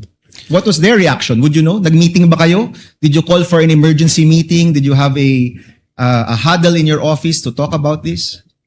Sir, because yung AOM, sir, because it was sent to my office, sir, pina-personally received sa akin, sir, on behalf of the Vice President. Of course, I provided a copy to the Chief of Staff, sir, and the Vice President. Ang naging instruction lang naman po sa akin, sir, was to respond to the AOMs and make consultations with the Special Disbursing Officer and Security Officer para masagot yung mga concerns or issues raised by COA. Okay. Yan yung mga actions nyo, Mr. Ortonio. I'm asking about your reaction. Kinabahan ba kayo? Were you worried? Were you concerned? Was there any concern shown by the Vice President, by the Chief of Staff, by people in your office na posible itong perang ito ay hindi nagamit sa tama? On the matter of concern, sir, I think there is a concern considering that there is already an immediate instruction, sir, to reply to the AOM. That's the sir. AOM. Let's go to the bringing up of these names in Congress. Nung lumabas na yung Piatos, Pusa, Pagong, mga ganyan, were you concerned na yung pera ng bayan posibleng hindi nagamit sa tama at ito'y pinirmahan mo at ito'y nakapangalan sa inyong opisina, for example? Were you concerned? Sir? Honestly. Parang, immediate reaction, sir. Yes, sir. But nung as the hearings went on, sir, parang binabalikan ko yung AOM, sir.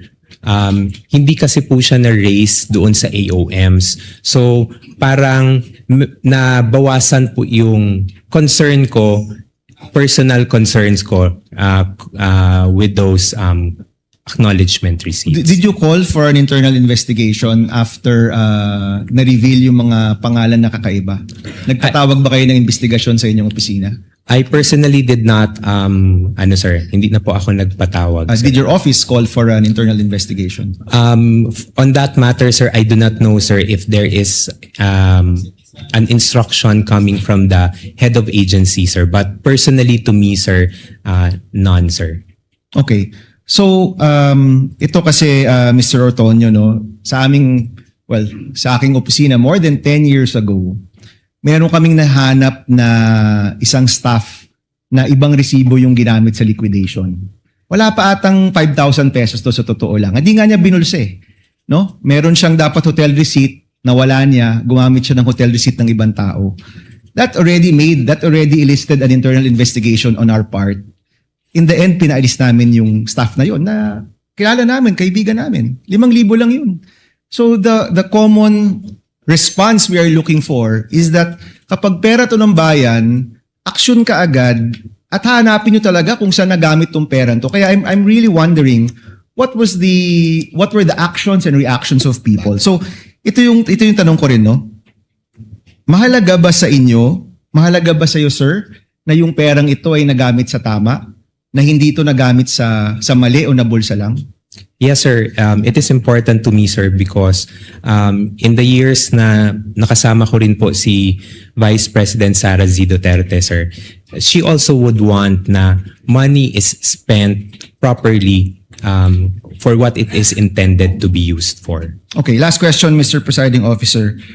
During all of this time, pinatawag mo ba si Colonel La Chica o pinatawag ba siya ni Chief of Staff Lopez or ni Vice President? Would you know? Kinausap mo ba? Tinanong mo ba? Colonel, itong mga pangalang ito, sino ba talaga to? Totoo ba to? Bakit nakalagay medicine pero cash talaga yung binigay? Kasi sa totoo lang sir, yung nakalagay doon gamot, pero cash ang binigay na pambili ng gamot, cash pa rin yun. 'Di ba? So in short, yung 500 million, parang puro cash yun.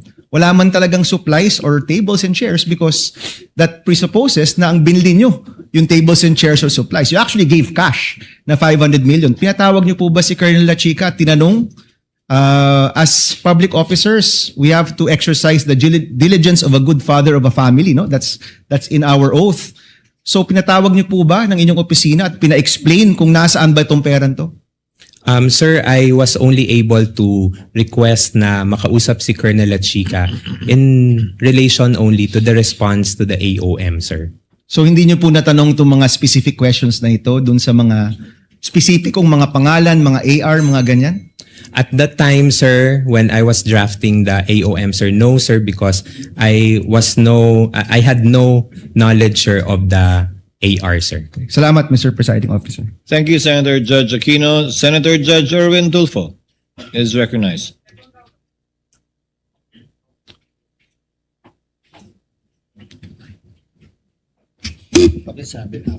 Thank you, Presiding Officer. Ginong Testigo.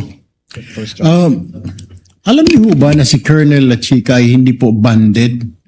And therefore, wala pong karapatan na mag-disburse ng CIF. Alam niyo po ba ito? Hindi.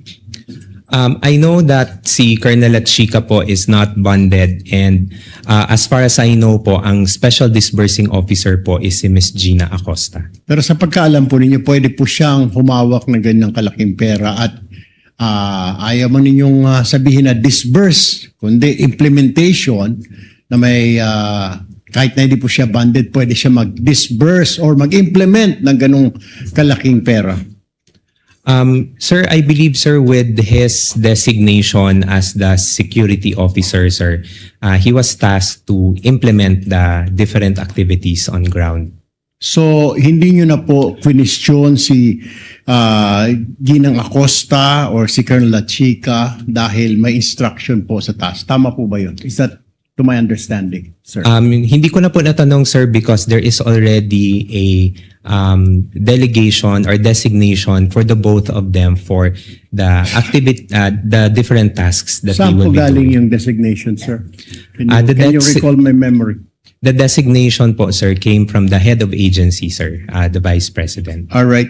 Sir, sabi mo kanina, I don't know kung kalimutan ko, nasa break room po ako kanina. I was, sabi mo, wala kang alam paano ginastos ang confidential fund when nag-usap po tayo. Tama po ba yun?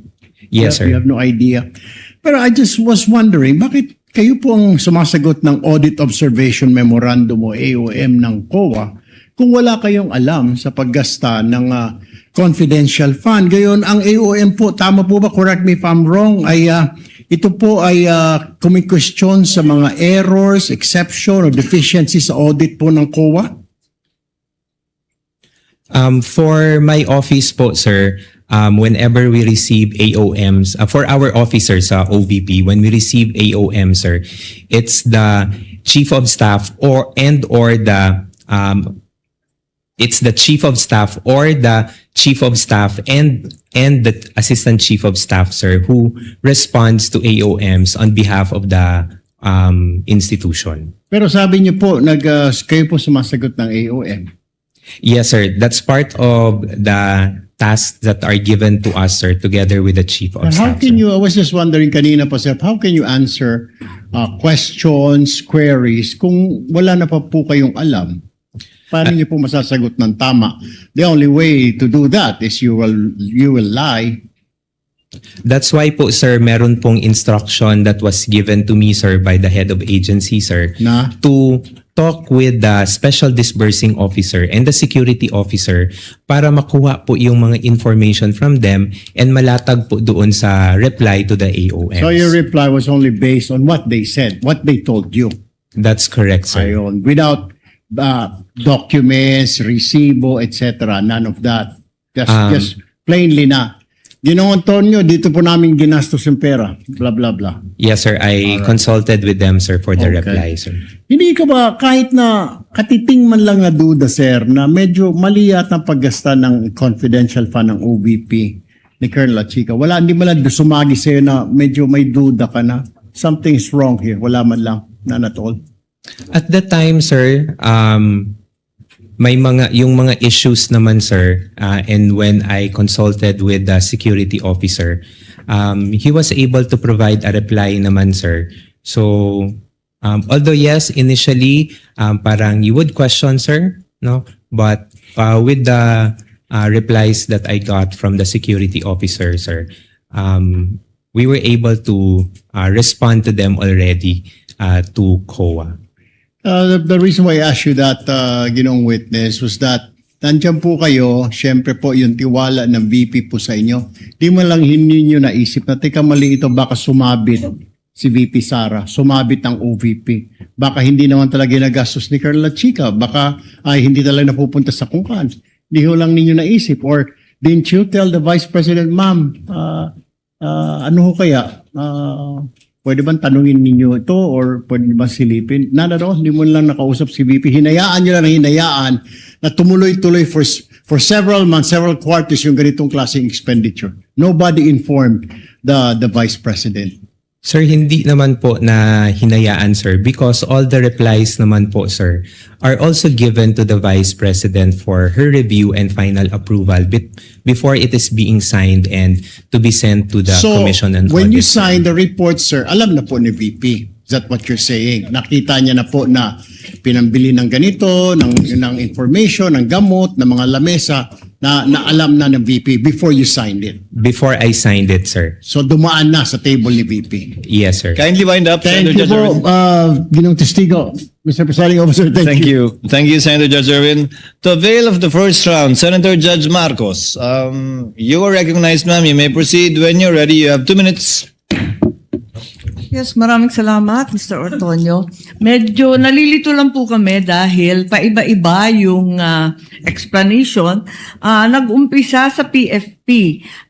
Bakit iba yung 2022 PFP kung saan maliwanag na nakasaad good government lamang.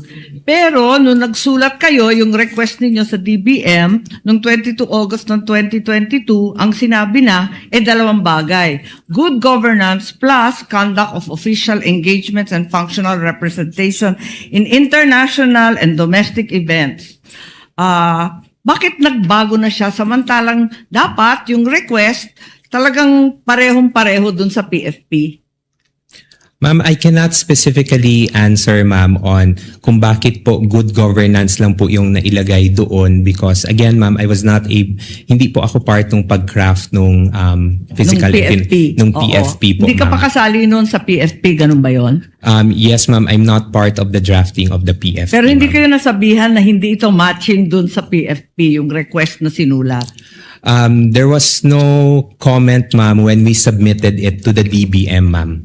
Tapos, nung certification na, liquidation na to, nung 17 October 2023, nagbago na naman. Ang sinabi na naman, hindi good governance, hindi na conduct of official engagement, ang sabi na no untoward incident in the implementation of OVP programs.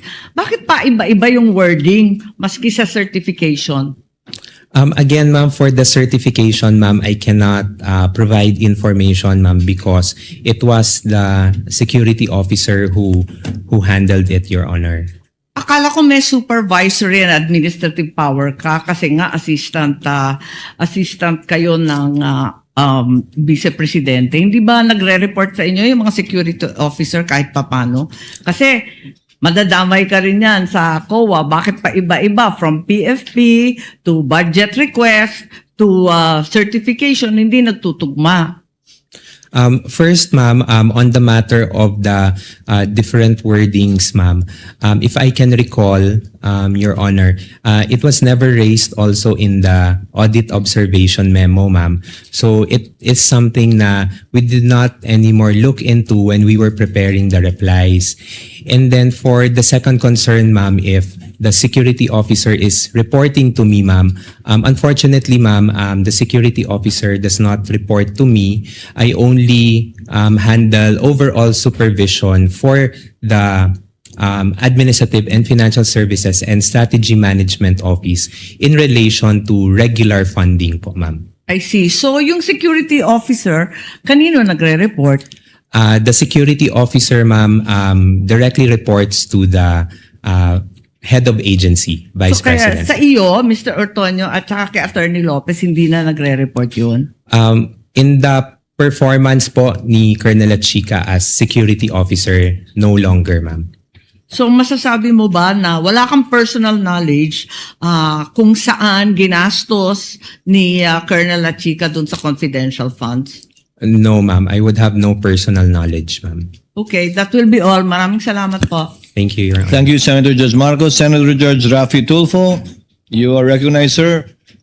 You may proceed when you're ready, and you have 2 minutes.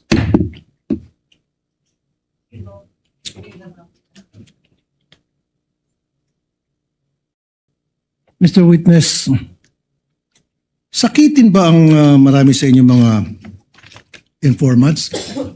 May mga malalang sakit ba sila? Sir, that I would have no personal knowledge po, sir. You should. Kasi ito, ang dami. 170,000, 50,000, 200,000 each informant. So para mabigyan nyo ng napakalaking halaga bawat isang informant pambili ng gamot, dapat magtataka ka. Anong gamot kayong bibili nito? Bilang isang intelihenteng tao, I know you're very intelligent, you're very smart. Did you not try to ask? O at least nagtaka? Baka may rheuma, arthritis, nagpapa-chemo, should have asked. At kung mga bata nga, inquisitive yung mga bata, anong gamot ang bibilin mo? Paghingan mo ng perang bata, kunyari, Toy, pahingin pera, bili akong gamot. Anong gamot bibilin mo, kuya? Bata yun na, grade 1. Ikaw pa kaya? Why? At the time po, sir, I did not ask anymore kay Colonel Chica, sir. Why not? Because, sir, I already gave I trusted what the security officer mentioned to me, sir. But it is your responsibility to know. Kasi ikaw ang pumipirma doon sa AOM. Sir, in terms of the responsibility to know, sir, I'm not sure, sir, if I'm the one who's responsible to know, sir. But the So task you're to not me, sure. That means, ayoko nang gumamit ng pangsalita. It's unbelievable. It defies logic talaga, really, sir. You're not really making sense at all. Anyway, move on tayo. Yung, alam mo naman sa DOH, nagbibigay ng libreng gamot. Meron Yes, kayong mga medical assistance program. yes, sir. Oh, ba't di nila kayo humingi sa DOH? In fact, by the hundreds of millions and billions, nag-expire lang dyan sa bodegang DOH, natatapon lang. Sayang. So dapat humingi na lang kayo sa DOH. Bigyan nyo lahat ng informant nyo ng kung anong klaseng gamot. Libre pa. Nakalibre kayo.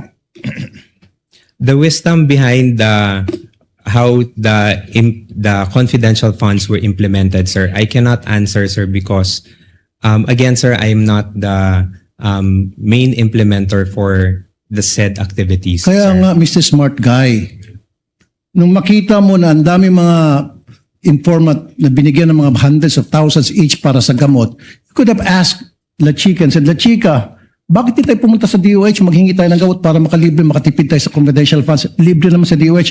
Pag Office of the President maghingi, may budget, meron kayo allocation doon, I'm sure. In fact, sa Davao, ginagawa nyo na yun eh. Sir, that I cannot answer, sir. So again, it defies logic. Hindi po kapani-paniwala ang mga pinagsasabi mo. Sir, for me, it really defies logic. Sayang po yung pagkatalino mo rito. Nasira po yung pagiging isang matalino mong tao. Nakakahiya po dun sa mga eskwelahan na kung saan ka nag-aral at nag-graduate. Because ngayon, pinakita mo na nagsasalita ka na para kang sorry sir, nagtatanga-tangahan. Salamat po sir. Pasensya na sir. Your Honor, with all due respect, Your Honor, I personally take offense of that comment, sir.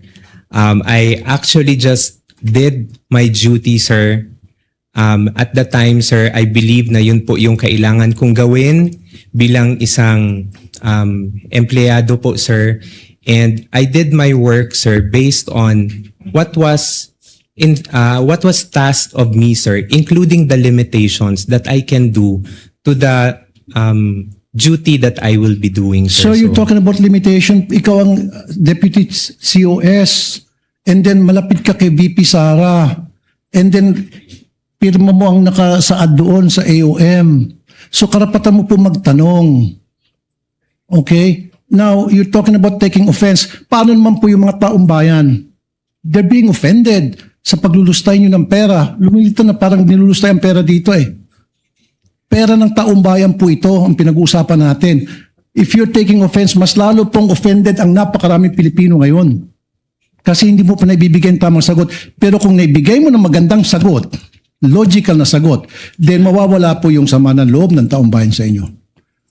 Sir, with all due respect, sir, I believe, sir, this matter of the confidential fund, sir, is still pending the final decision, sir. We are currently still submitting our motion for reconsideration on this one, sir, and we still have not received any final reply on this one. What I'm talking about, sir, is yung mga sagot niyo po, it defies logic para sa isang matalinong tao. Kasi kung ako, sir, pinesenta sa akin yung mga ganong klaseng dokumento at nagtanong ako at hindi nasagot ng maayos, I will resign. Kaysa naman makulong ako.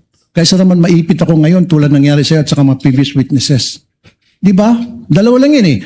Patuloy kang magbubulag-bulagan, pirma ka lang ng pirma dyan, nakapikit. Pero, ang consequence yan, maaari kang makulong, maaari kang makasuhan. Anything can happen. Or, mag-resign ka na lang. Kung ako, I will resign. Mapapahamak ako dyan, ba't ako pipirma dyan? Bakit ako pipirma sa mga nakalagay pagong, piatos, pikit, etc., etc., kung ano pa mga kengkoy na mga pangalan? I would not consent to that. Outright sabihin ko, pag hindi niyo may paliwanag sa akin, I will resign. Period. Thank you po. That was not a question, Mr. Orton, you need to answer. With the permission of Senator Judge Tulfo, may the chair replace the word nagtatanga-tangahan with feigning ignorance on the record? I see Senator Judge Tulfo nodding. So let the records so reflect the statement feigning ignorance in lieu of the Tagalog word mentioned earlier. Yes, Senator Judge Pangilinan is recognized. You have 2 minutes, sir. You may proceed when you're ready. Yes, thank you. Before my time is begins to run, can we have a request for the uploading of third quarter to, no? Yeah, okay.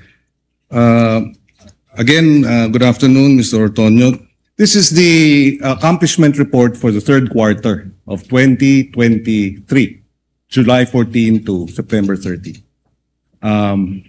Now, it appears here wala na yung 40 million pesos worth of medicines. Correct? That's correct, sir. Okay. Meron siya nung last quarter, meron siya nung first quarter, meron siya nung second quarter. Pero nung third quarter, wala na. Sabi mo kanina dahil yun ang hinihingi nung mga informant.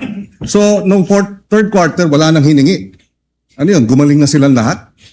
That I cannot, again, sir, I cannot answer, sir. Yes.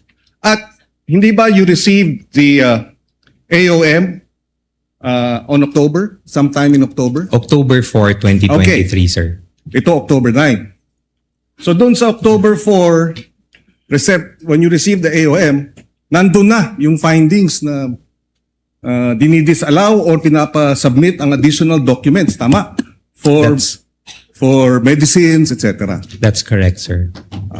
Okay, so mukhang hindi gumaling lahat nung binibigyan ng gamot. Ang nangyari, mukhang dahil nakita ninyo yung AOM at ipinagbabawal, binago ninyo. Tama po ba yun? Sir, again, sir, I cannot answer kung binago yung accomplishment report, sir, because it's something that I personally did not prepare also, okay. sir. Now, I move on to another point.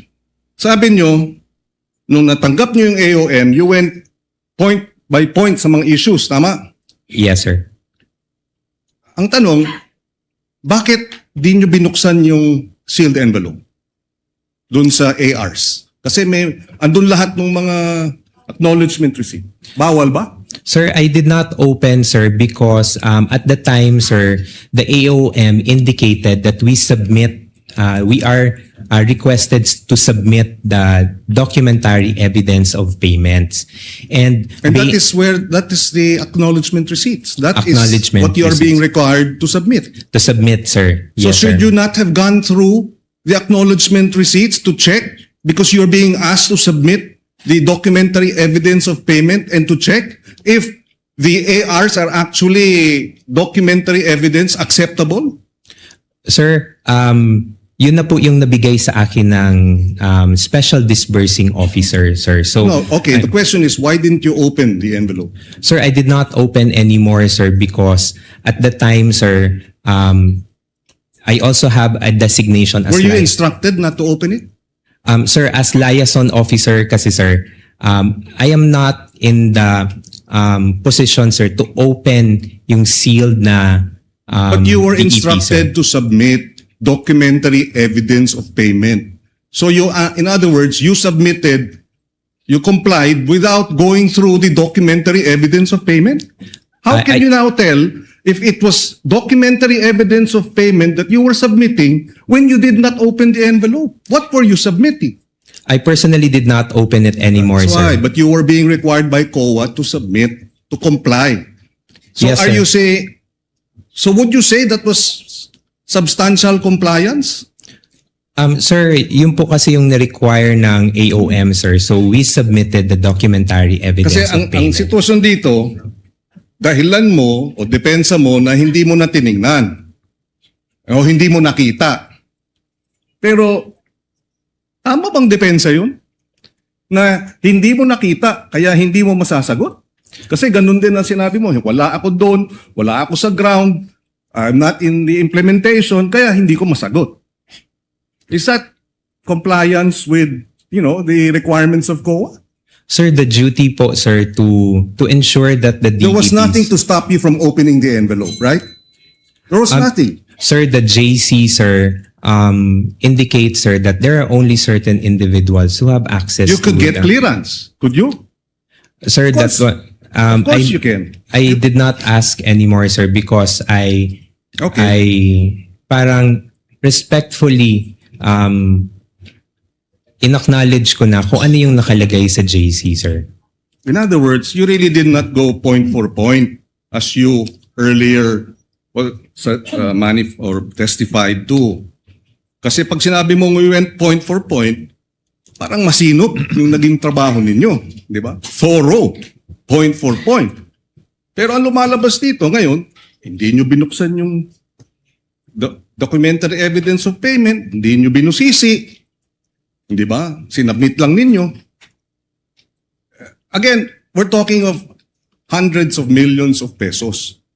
And I'd like to think, being an intelligent Ateneo graduate, diba, that you would have exercised greater diligence as you tried to monitor, check on, supervise financial services head how government money was being spent. Yun ang tinatanong ng mga kababayan natin. Mahirap paniwalaan, I'll wrap it up here, na kayo ay gumastos ng 122 million para sa gamot na reward dahil nag-surveillance yung mga informant at nabigyan ng reward at hiningi nila gamot at hindi niyo binigyan ng gamot, binigyan niyo ng pera para sila nang bibili ng gamot. Sabi niyo usual yun. Kindly wrap up, Senator Judge Pangilinan. No further questions, Mr. President. Thank you, Senator Judge Pangilinan. Finally, Senate President Gatchalian. Thank you. And then Senator Judge Padilla. Thank you, Mr. Presiding Officer.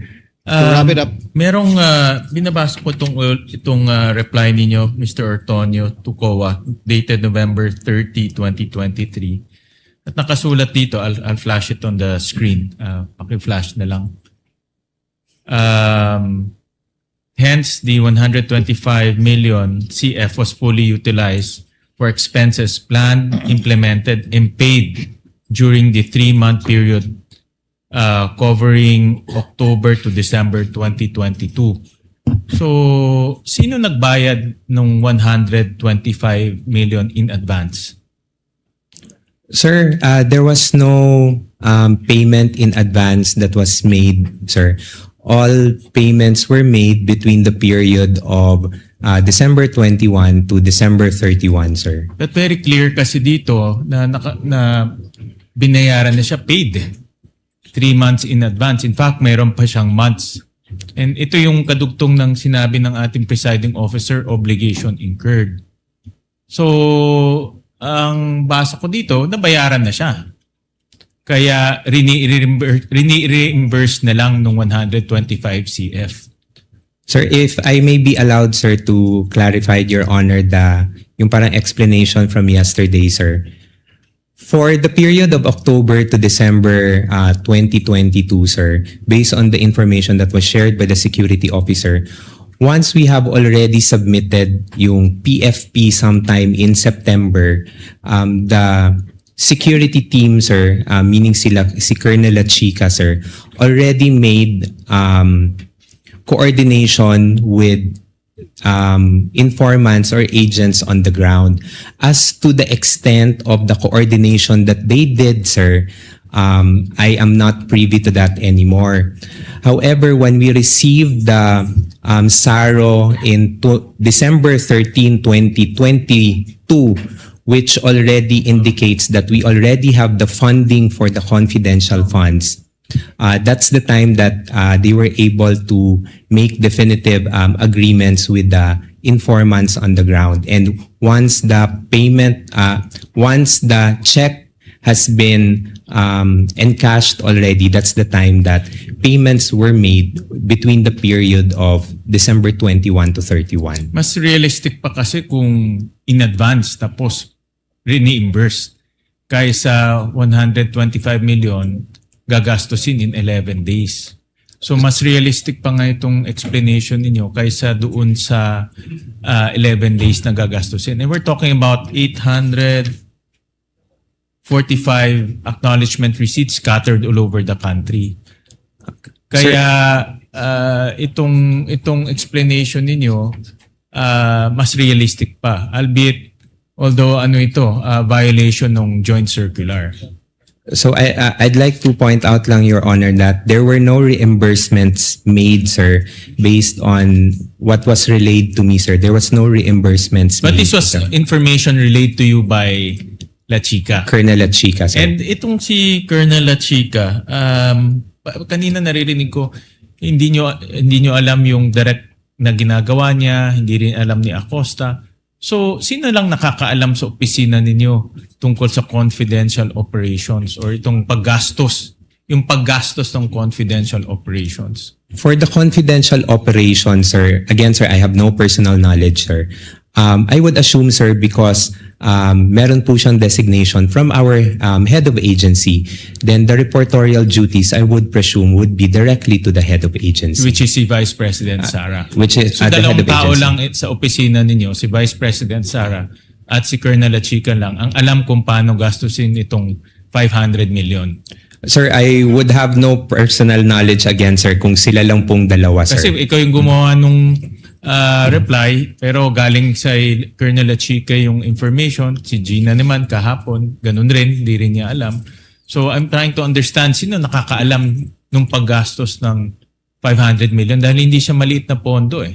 No, but based on your information, dalawang tao lang ang parang nakakaalam nito. No? Si Vice President at si Colonel Lachica. My last question, Mr. Presiding Officer, kanina nasabi nyo na based sa information, meron pang mga tao si Colonel Lachica. Tinransfer ni Acosta yung pera, or dinisburse ni Acosta yung pera kay Colonel Lachica. And si Colonel Lachica, dinisburse niya ulit dito sa mga tao niya. So, dalawang double handling ang nangyari dito sa pera. So, paano natin malalaman kung talagang yung pera ay pumunta sa mga activities o tao na kailangan puntahan dahil ni yung accountable officer hindi niya na alam kung paano na disperse yung pera doon sa mga informants. Anong kwento sa'yo ni Colonel Lachica na umabot talaga dito sa mga informants?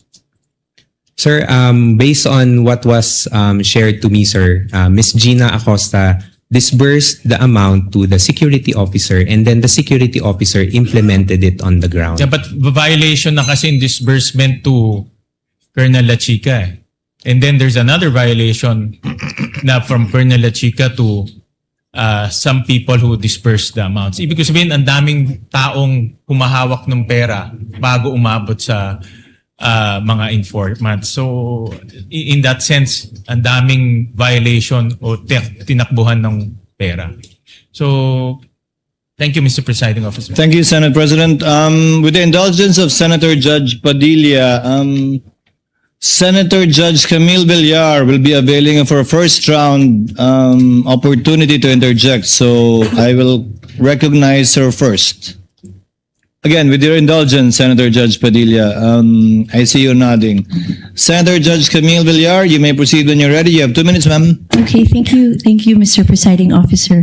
Good afternoon po, Mr. Ortonio. Good afternoon, Your Honor. Maayong hapon. So, mayong hapon din. I just have a few clarificatory questions for you, if you don't mind. Tama po ba kayo ang Assistant Chief of Staff ng OVP?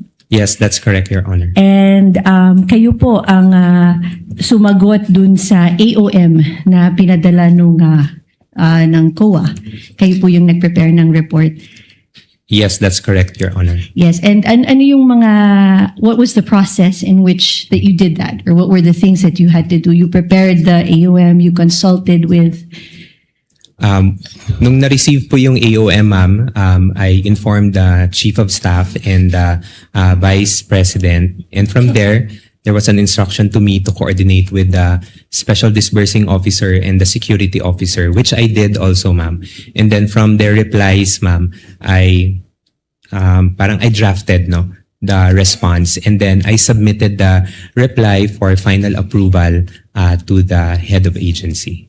And of course, in your capacity as the Assistant Chief of Staff and in your own capacity, sa inyo pong palagay ay nagampanan nyo naman yung inyong role dito sa prosesong ito at nagawa nyo naman adequately yung report. Yes, at the time, ma'am, yes, I would say so, ma'am, because from the issues that were raised in the AOM and in the NS, marami pong mga concerns or issues na natanggal po doon sa final na natanggal doon sa notice of disallowance that we received. Okay, and lahat yung mga requirements naman ay na-fulfill nyo naman dun sa report, right? A majority of it. Yes, lahat po ng mga concerns that were raised, we were able to provide answers and supporting documents. And doon naman doon po sa AOM, anywhere in the AOM did it say that there was a misuse or misappropriation of the funds? No, there was no mention po, ma'am. Okay, and are the findings of the AOM final? No, ma'am, it is subject for comments, ma'am, and right now for po siya, ma'am, motion for reconsideration. Okay, yun lamang po. Maraming salamat. Daghang salamat po. Thank you. Thank you, Senator Judge Thank you, Mr. Camille Ortonio. Villar. Thank you, Mr. Presiding Officer. Senator Judge Padilla, you may Salamat proceed po. with your interjection, sir. You have 2 minutes. Maraming salamat po, Ginoong tagapamahal ng hukom. Tuloy ko lang po yung ating tanungan. Opo. Pagkatapos po niyong sumagot, pwede pong pati na rin sa depensa. Meron din po akong tanong. Kanina po, nahinto tayo kay Marshal Before you continue, Bonifacio. Senator Judge Padilla, next time, Attorney Christine, do you need a platform similar to it was Senator it was Attorney Lorna who first asked for it, but I noticed the prosecution has one. Would you wish one to be provided for you at a future time, Attorney Christine, or the Yes, Your Honor. side of the respondents? Yes, Your Honor. I would appreciate having that platform too. Okay. Thank you. In the next hearing, Attorney Christine. Yes, Senator Judge Padilla, you may Opo. proceed. Balikan ko po, naputol po tayo kanina. Opo. Naniniwala po ba kayo na ang confidential fund para yaan po ay makakuha tayo ng impormasyon para makasave ng buhay, para makakaroon tayo ng law and order? If used properly, yes, Your Honor. Okay. Opo. Kayo po, sa defense, naniniwala po ba kayo? Yes, Your Honor. Opo. Kung sa palagay niyo po, nung panahon na si Marshal Bonifacio ay may confidential fund at nalaman niya na merong magtatangka sa kanyang buhay, sa palagay niyo po ba buhay pa si Senator Benigno Aquino ngayon? Well, assuming, Your Honor, that the foreign occupants were those lone threats to his life, then probably yes, Your Honor. Salamat po. Kayo po. Actually, Your Honor, okay. I'm not aware really of the circumstances during that time, Your Honor. So Okay. I can't really comment intelligently on that. Yes, opo. Yes, Your Opo. Honor. Sige. Si Marshal Bonifacio po ang may tuturing natin nagbigay ng daan para sa people power. Yung kanya pong pagkamatay. Opo. Siya po ay na-assassinate. Opo. Sa palagay niyo po ba kung meron siyang confidential fund nung panahon na yun, ay nagkaroon siya ng information na merong assassination na magagawa sa kanya? Likely, Your Honor. Salamat po. Pangalawang tanong po. Palagay niyo po ba kung meron confidential fund si former Senator Angara na sa ngayon ay Secretary ng DepEd, maaari po bang napigil niya ang mga shooting incident sa mga paaralan? I cannot speculate. Wala pong speculation. Sa tingin lang po niyo kung meron siyang... speculate. Sabi niyo po kasi kanina, sumang-ayon po kayo, kung may confidential fund, maaring makapigil, makapagbigay ng kapayapaan, law and order. Sa palagay niyo po ba, kung meron siyang confidential, ano lang naman po yun? Yes or no? Kung hindi po kayo naniniwala, ay hindi, no? No, Your Honor. Okay, salamat po. Kayo po. It can, Your Honor, if the purpose of the confidential fund is to conduct surveillance, Your Honor, on the threats. So, kinda. Yes. Tama ba yung aking diction? Kinda.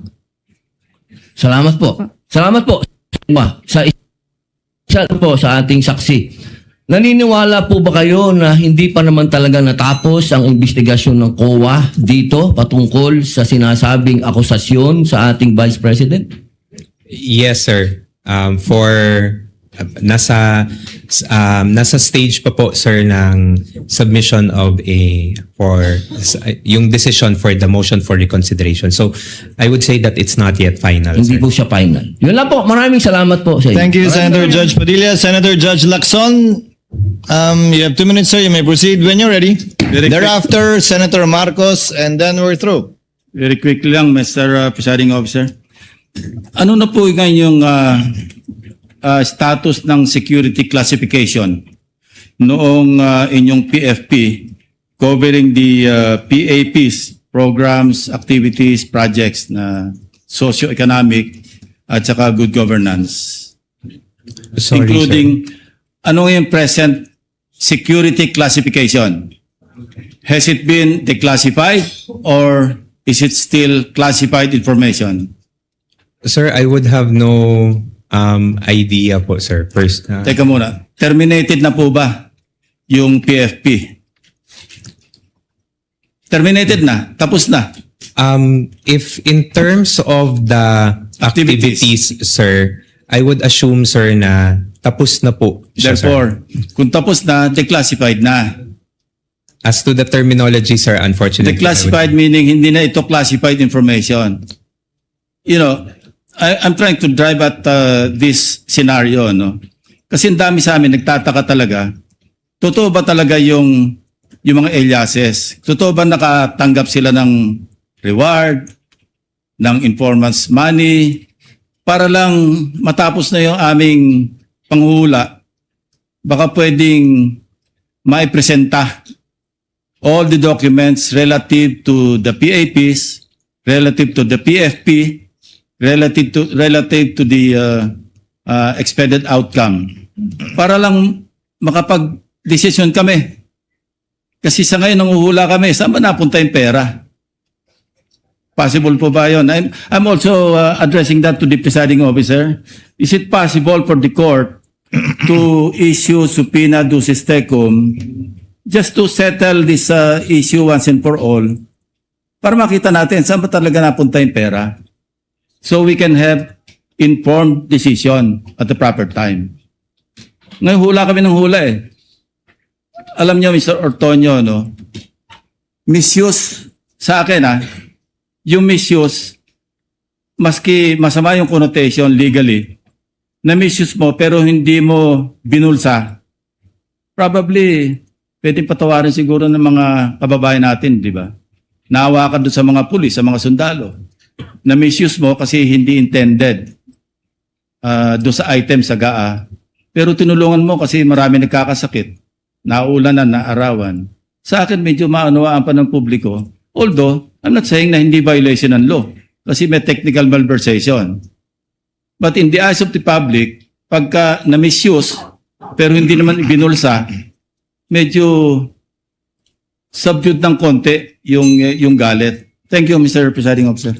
To respond, as a general rule, the court should sit as a passive body, Senator Judge Lacson, and leave it up to the prosecution to subpoena documents they deem necessary to prove their case. However, the court is not without any power after both counsels have presented their respective evidences in chief to call a witness, recall a witness, call a witness that was not called by either or named by either party, and subpoena documents in connection with the subpoena ad testificandum ducis tecum may also be issued, citing as basis City of Cebu versus GACO, AMRTJ 82111, and People versus Valera, GR number 20-28-6. So at the appropriate time, Senator Lacson, the court can avail of that power. Yeah, thank you, Mr. Presiding Officer, for the response. Kasi para hindi na tayo nanguhula lahat ito, 20 ilan tayo rito. Hindi natin alam kung talaga saan napunta yung pera. Of course, there's a presumption na nagamit na maayos. But still, there's that doubt. You cannot remove that because of the so many issues na lumabas dito sa aming trial. And we want to be satisfied. After all, we'll be deciding on the basis of evidence and kung anong tingin namin, kung ano yung tama o ano yung mali. Thank you, Mr. Presiding Officer. We reserve that right. The court reserves that right, Senator Judge Lacson. Finally, Senator Judge Marcos for her interjection. Yes, maraming salamat. At naintriga lang ako sa nasabi kanina, no? What's the documentary evidence of payment? Sa palagay ninyo, ano yung katibayan na nabayaran at hindi? For the documentary evidence of payment po, we submitted the acknowledgement receipts. Yung AR pa rin. In the context of rewards and incentives, what's the documentary evidence of payment? Based on my understanding, ma'am, acknowledgement receipts. AR din. Wala talagang resibo, walang voucher, walang invoice. Ganun po ba? Ang understanding ko po, ma'am, it's the acknowledgement receipts, ma'am, can suffice, ma'am. And COA did not require OVP to submit what was inside that sealed envelope. Nasabi nga ninyo kanina, yung AR lang ang binuksan nyo, hindi na tinignan yung sealed envelope. Kasi ba hindi required ng COA yun? Ma'am, when we submitted the initial po na comment ng COA is that we submit documentary evidence of payment to include also either ARs or official receipts. We submitted po ARs as documentary evidence of payment, and in the notice of disallowance po, there was no concern anymore in terms of the acknowledgement receipts, ma'am. So inasmuch as yung COA did no longer ask for other documentation aside from the AR and the other documents submitted, is that the reason kung bakit hindi na niyo binuksan yung sealed envelope? Ma'am, at the time, ma'am, when I submitted the documents, ma'am, and it was sealed, ma'am, as the role of the liaison officer, ma'am, who will transmit documents to the Commission on Audit. There is no specific na provision, ma'am, that the liaison officer needs to open it. I just need to transmit the documents to the Commission on Audit. Thank you very much. At yun nga ang gusto ko i-clarify, hindi na kinailangan buksan yung sealed envelope dahil yun nga yung AR at yung mga dokumentong nabigay, yun na yung katibayan na nabayaran. Thank you. Thank you, Your Thank you, Senator Judge Marcos. Senator Judge Erwin Tulfo. I know, Mr. Presiding Officer, we're in a hurry now, pero just a quick manifestation, Mr. Presiding Yes, Officer. you may proceed. Sir, Senator Judge may Tulfo. I once again encourage both counsels, the prosecution and the defense, to consider presenting the individual who appears to be the missing link in the testimonies we have heard so far. Ilang araw na po ito, Colonel La Chica, even Colonel La Chica, sa mga TV po kanina, kagabi, willing po siya mag-testify dito. Maging si Defense Secretary, sabi niya gano'n, pinaubayan na namin sa Senate, si Colonel La Chica. I understand, Mr. Presiding Officer, we cannot compel him to appear, but he has been repeatedly named by several witnesses, and it may be helpful to this court to hear directly from that individual so that gaping holes in the testimony may be clarified and the facts may be properly connected. I'm sure lahat po ng Senator judges would like to ask him, ano ba? Saan mo ba dinala? Totoo bang inutusan ka ni BP? O sarili mo lang yan, binulsa mo? I have a lot of questions, Mr. Presiding Officer. That's why I am praying that one day we will be able to talk to Colonel La Chica para matapos na ho ito. Iniiwan ho natin parang hanging po yung question. Matatapos na po tayo dito sa hostile witness, babalik na tayo sa witnesses ng prosecutors. Hindi pa natin narinig si Colonel La Chica. Mr. Presiding Officer, yun lang po. The manifestation is noted, but as earlier ruled by the presiding officer, we cannot compel either party to call a witness. However, after the presentation of the party's evidence in chief, the court may exercise its discretion to call a witness based on the Supreme Court ruling cited by the chair earlier. That time will come should Colonel La Chica not be called by either party. So ordered. Just a few questions, Mr. Antonio. To wind up, kayo po ang nagsagot o sumagot sa lahat ng AUM, notice of suspension at notice of disallowance. Tama po? Yes, I'm one of the signatories po. Wala po doon sa AUM o kahit anong notice of suspension at disallowance, yung issue tungkol sa mga alias sa acknowledgement receipt, na-raise po ba yun doon? It was not raised in any of the observations from COA, sir. So hindi nyo kinailangan sagutin yun? We did not answer, sir. Did not need to answer because there was no question posed? Yes, Your Honor. There was no issue also raised by COA with respect to spending it for 11 days. Correct? That's correct, Your Honor. Wala rin kayong kailangan sagutin kaugnay nun? Yes, Your Honor. Now, the notice of disallowance for the 3 quarters of 2023, it was disallowed dahil base sa testimonya ni Gina Acosta, binigay niya yung pera kay Colonel La Chica. Tama po ba? That's one of the observations po, Your Honor. It's not an observation anymore, Mr. Antonio. It's a notice of disallowance. Yes, that's correct, Your Honor. So, sa tingin ng COA, bawal, illegal, hindi sangayon sa JC 2015-1 yung pagbigay ni Gina Acosta kay La Chica. Based on the notice of disallowance, Your Honor, it indicates na the transfer from one agency to another, sir. Kayo po, alam niyo po ba yun na binigay ni Gina Acosta yung huling quarter ng 2022 at 3 quarter ng 2023 kay Colonel La Chica lahat? At the time, sir, no, I did not, sir. At the time na binigay niya o at the time na nangyari na? At the time na nangyari lahat, sir. I would have no personal knowledge, sir. Hindi, pero nung ginawa mo yung AOM, unang sagot sa AOM, alam mo na binigay ni Gina kay La Chica? Yes, sir, because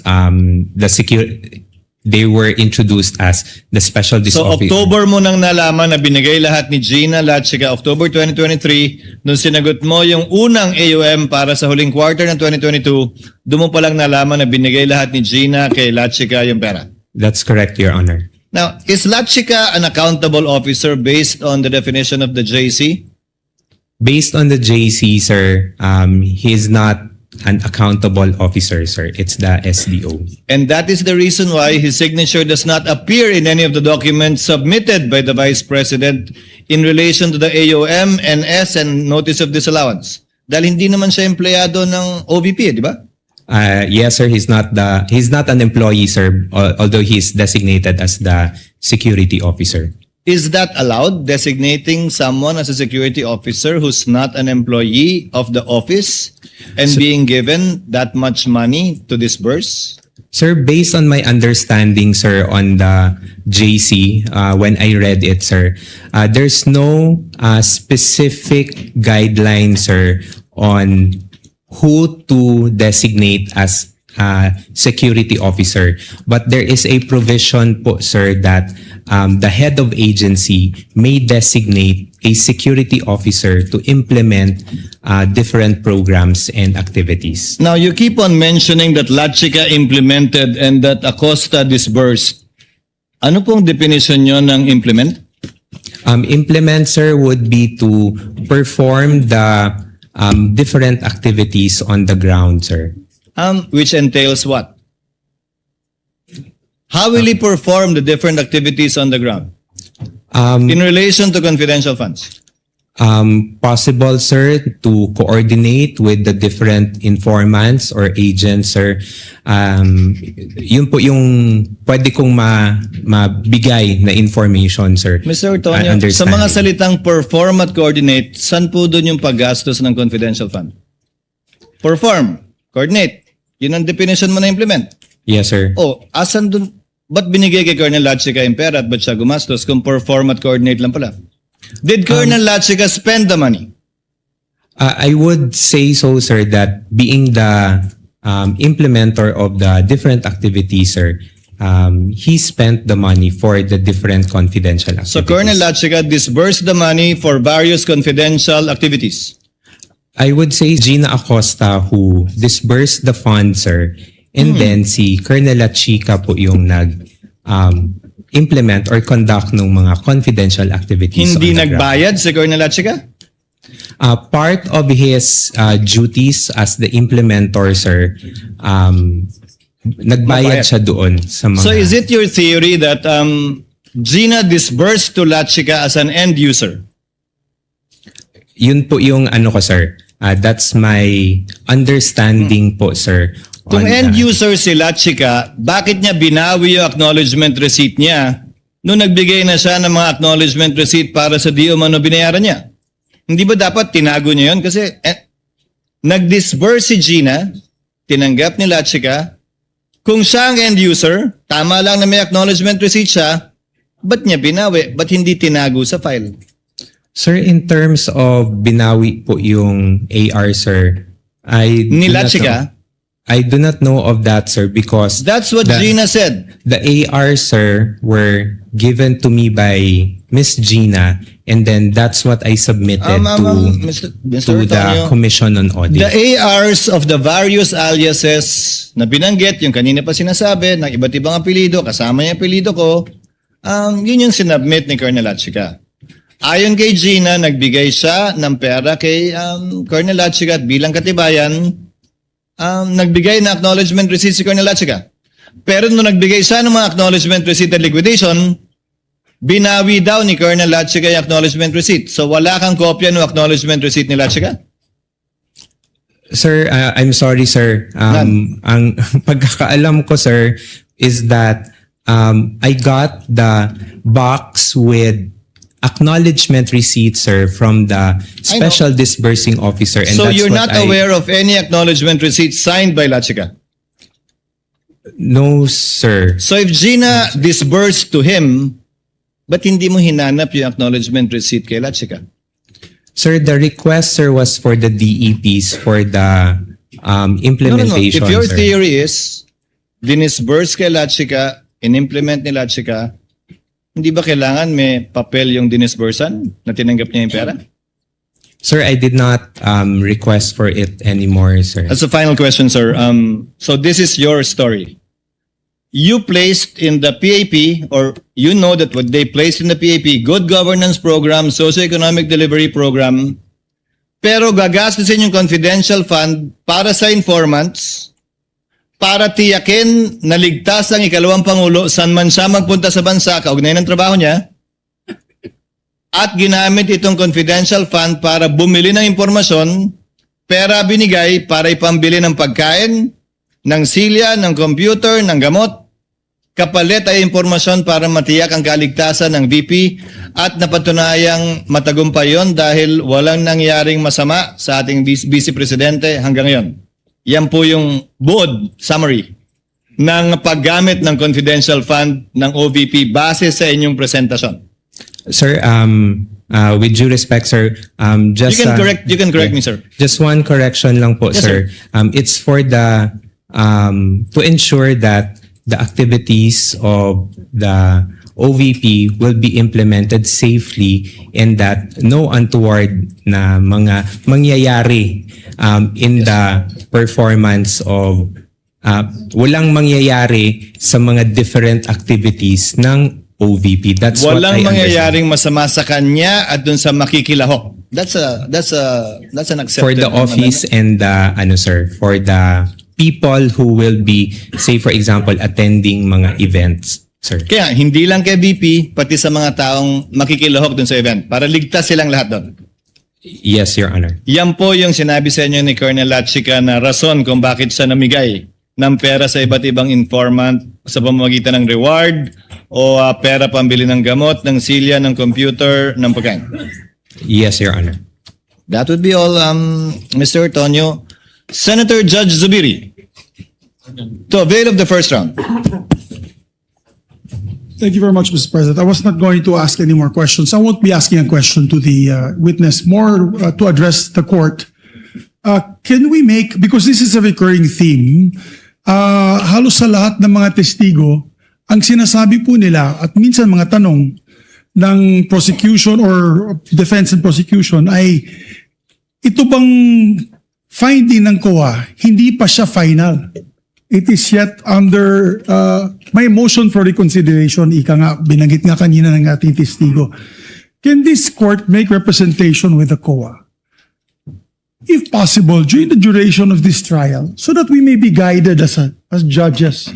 Can they make their finding already with finality? Who knows? They may say na wala namang nangyaring kalokohan. Itong article ay tapos na. Pag sinabi naman talaga nila ay masyadong glaring yung mga violations, then tayo bilang mga judges will also be clarified kung meron talagang misuse of funds. Kasi yung arbiter talaga nito is COA. Diba? Lahat ng misuse of funds ng government agencies, it is the COA that makes that determination. And then before it is taken up to another court, which is Sandigan Bayan, the Ombudsman. Pero sana po, Mr. Presiding Officer, this is an appeal to the COA. I know there is what you call the due process for the parties, but I think the filing for the motion for consideration was done a few months ago, or I think it was in 2000. The findings came out 2024 or 2025. Medyo matagal na. And if there was a motion to for reconsideration on the part of the Vice President, maybe it will be prudent that they already come up with a decision of finality, Mr. Presiding Officer, and copy furnish this impeachment court because it will be very important. Kasi ang sagot palagi ng testigo, may motion for consideration pa kami. Hindi pa final po yan, Your Honors. So, for the guidance of each and every one of us here, may we appeal to the Commission on Audit, I'm sure they're listening, can they already come out with finality on this issue so that we may be guided by the arbiter, the final arbiter when it comes to issues of misuse of funds. Yun lang po, Mr. By Presiding way of Officer. reply, Senator Judge Zubiri, the Commission on Audit is an independent constitutional commission, and I doubt if we would be well within our rights to compel them, similar to a mandamus, to act one way or the other on this matter. Secondly, That's why it is a request, Mr. I Presiding think the Officer. period Yes. to file an appeal under 45 or under 65 by certiorari of the ruling of the COA Commission and Bank has not yet lapsed, and the period to file a reconsideration has not yet lapsed too. It is yet to be, the respondent, I think, has until October to file a motion for reconsideration. So it's not yet in the hands of the Commission at this point in time. But having said that, thirdly, Yes, Mr. Presiding. there are cases decided by the Supreme Court to the effect that a final determination of COA is not necessary for a case to be heard and tried. This does not preclude the impeachment court, if at all, from deciding based on available evidence in regard to the articles of impeachment pending before us.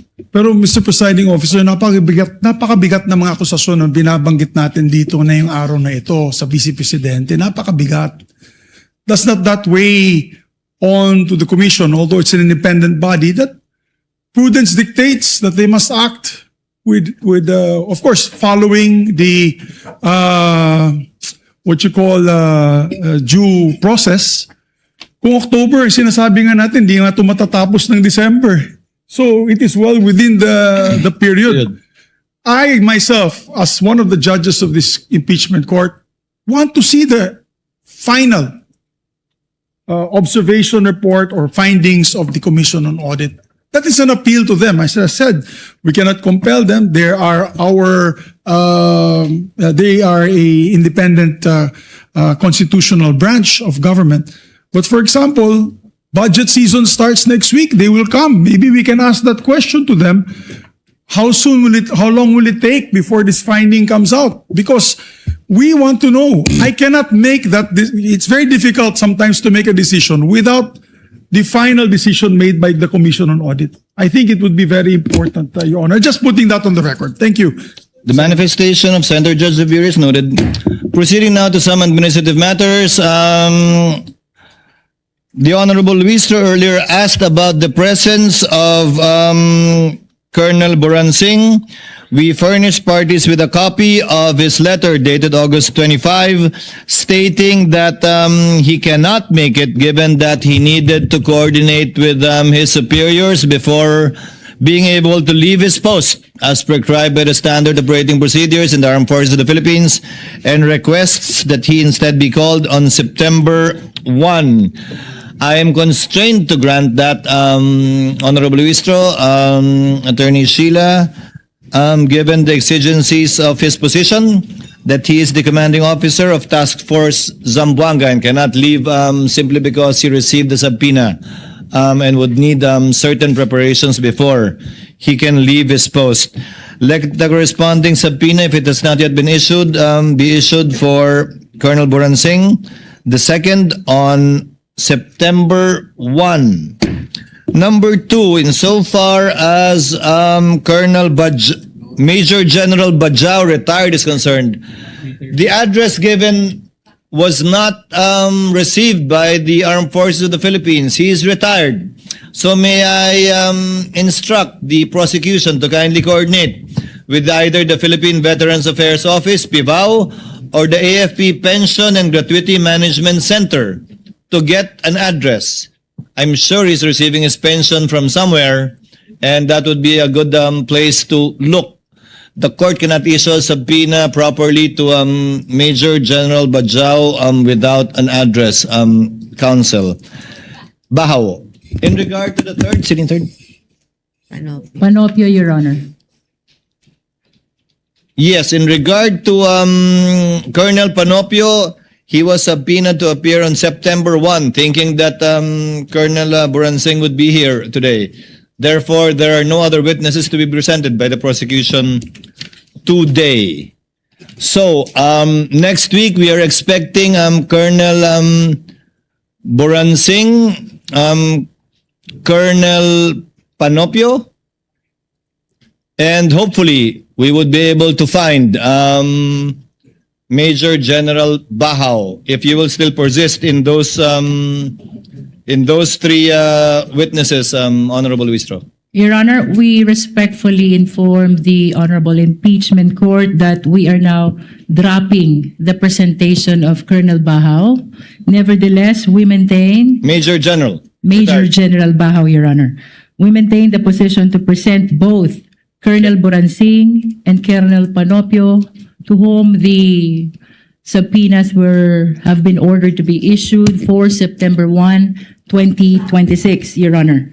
But in addition to that, Your Honor, and in order to maximize the schedule that is given to us by the I was Honorable about to ask Impeachment that. Court, for September 2, that is next Wednesday, Your Honor, we would like to respectfully move for the issuance of subpoena ad testificandum to Attorney Michael Wesley T. Poa, if the same should be necessary, as well as to Ms. Marisa B. Grande of the Philippine Statistics Authority, Your Honor. If given opportunity next week, these two shall likewise be presented on September 2, Wednesday, Your Honor. Subject to the colatilia that should the other witness not appear, given that Attorney Poa is here and more than willing to testify as intimated earlier, then we jump to Attorney Poa. Should the other earlier two witnesses fail to appear on September 1, without need of issuing a subpoena to Attorney Poa. He is so informed in open court. We submit to that, Your Honor. So ordered. Other matters, yesterday afternoon, the prosecution filed a motion to set a conference for the marking of additional exhibits, particularly documents received from the Philippine Statistics Authority. The prosecution seeks to set the conference at 4 p.m. today. This is quite a simple motion, Attorney Sheila. The motion is granted. The clerk of court is directed to conduct the marking of additional exhibits at 4 o'clock this afternoon at Rector Room, and counsels are directed to send representatives to attend the conference. The presiding officer is also in receipt of a request from the respondent to be furnished with copies of the prosecution's pre-marked exhibits for Article 1, which counsel for respondent is likewise marked with the specifics. These being common exhibits, the request is hereby granted. The clerk of court is directed to furnish counsel for the respondent with copies of the requested pre-marked exhibits, with the understanding that the panel of prosecutors will be accorded the same courtesy should a similar request on the respondent's marked documents be made in the future. So ordered. Your Honor, Yes, Attorney Sheila? given that opportunity given to the prosecution to mark additional documents, I would like to avail of the same opportunity. And if the situation calls for it, we will ask for an additional setting for conference to mark additional documents in preparation for our presentation, so that in the interest of time, we can take advantage of these additional settings ordered by the court. Let it so be granted without Thank need you, of Your an Honor. order being issued by the court, subject to the availability of the parties and the clerk of court. Thank you, Your Honor. So ordered.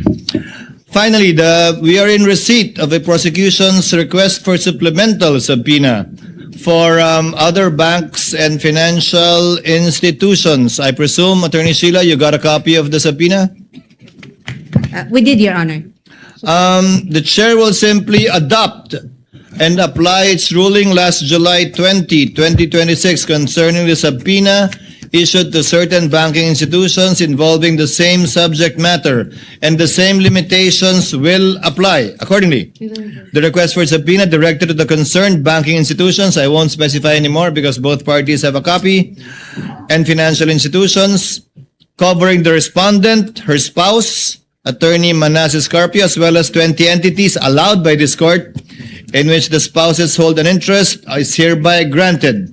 It is clear that the subpoena does not include foreign currency, is limited only to peso-denominated accounts and not to foreign currency deposits, as these are excluded without the written consent of the depositor. The clerk of court is directed to cause the issuance and service of the subpoenas to the entities requested to so submit, who shall produce the required documents before the clerk of court in 7 calendar days from today, or on September 2, Wednesday, next week, 2026. So ordered.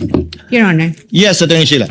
given the position that we had articulated on this matter of the subpoena with respect to bank records and other materials subject of that subpoena, we will just want to place it on record that we will be, or we are reserving our right to comment and to put our appropriate objections at the proper time. Thank you. On the record, Attorney On the Sheila. record, Your Honor. Yes. Your Honor, please. And or seek further remedies as is available to you. That's correct, Your Honor. Outside of this court. Yes, Honorable Istro.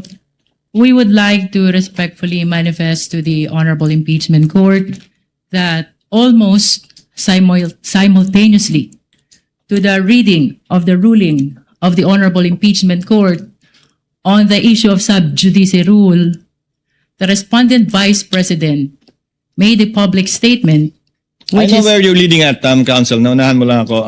I thought you were going to take up another matter, so let me cut you short. Yes. While the presiding officer was delivering its ruling on the applicability, limitation, and who is covered by Rule 18, a statement was issued by the impeached official, the respondent, the Vice President, which clearly is covered by what the ruling earlier given by the presiding officer issued. So, given that it was done while the ruling was being issued, prospectivity would still apply. However, the presiding officer would like to remind through the lead counsel for the respondent, her client, to kindly observe the ruling of the presiding officer as well as the rules of the impeachment court, specifically Article or Rule 18 on the subject matter in regard to making comments on the merits of the case, because henceforth, again, given the prospectivity of the ruling, the necessary actions will be taken against her not only by the court, but also, given that she's a lawyer, via what the presiding officer earlier mentioned in relation to CIPRA and in relation to the Office of the Bar Confident. Kindly inform her, Attorney Sheila. We take note of that reminder, Your Honor. Thank you, Attorney so Sheila. just it will form part of the record, Your Honor. May I be allowed to read that portion of the statement of the I think this respondent is Vice unnecessary, President? Your Honor. No need. Again, I find it unacceptable, and it will be commenting on the merits, and no need to read it in the records. The court can take, in fact, judicial notice of that, should it so desire. Senator Judge Aquino. Mr. President, for the benefit of everyone, may I be clarified again, what are the possible penalties for breaking or not following your decision po earlier? Kapag Senator Judge, it goes to the Committee on Ethics. Tama po, no? Yes. Yes. Kapag mga miyembro po ng councils, ano po yung mga posibleng penalty? Kapag respondent or complainant, ano po yung mga posibleng penalty? Kapag ibang tao po, kasama po ba sila sa saklaw ng ruling kanina? We will issue the corresponding guidelines, Senator Judge Bam, for the information of Senator Judges, that it will be in a clear table form. But to answer your question, reprimand and admonition, followed by a fine for the second offense, and fine subsequently thereafter without prejudice to referring the matter should it violate their obligations as a member of, as an officer of the court, without prejudice to referring the matter to the Supreme Court, the IBP, and or the Office of the Bar Confident, if any violation may have been committed by them. But we will issue the guidelines in relation to that. Yes, Honorable Luistro, anything else? We have no other manifestation, Your Honor. Attorney Sheila? We're good, Your Honor. We promise to provide what do you call it? A platform. Should it be so necessary? Yes, Your May Honor. we request, Your Honor, that the witness, Mr. Ortonio, be excused? Yes, I'm sorry, Mr. Ortonio. I thought the administrative matters would not take this long. Yes, Mr. Ortonio, you are excused. Maraming salamat po sa inyong panahon, sa inyong kooperasyon at sa pagsagot po sa katanungan ng Senator Judges at ng magkabilang partido. Thank you for your time, sir. You are excused, Thank you sir. very much, Your Honor. Thank you. The trial is adjourned until 10 a.m. Still 10 a.m. on Tuesday, given that Monday is a holiday, September 1, 2026. Thank you. Session will be at 3:30 according to the Senate President.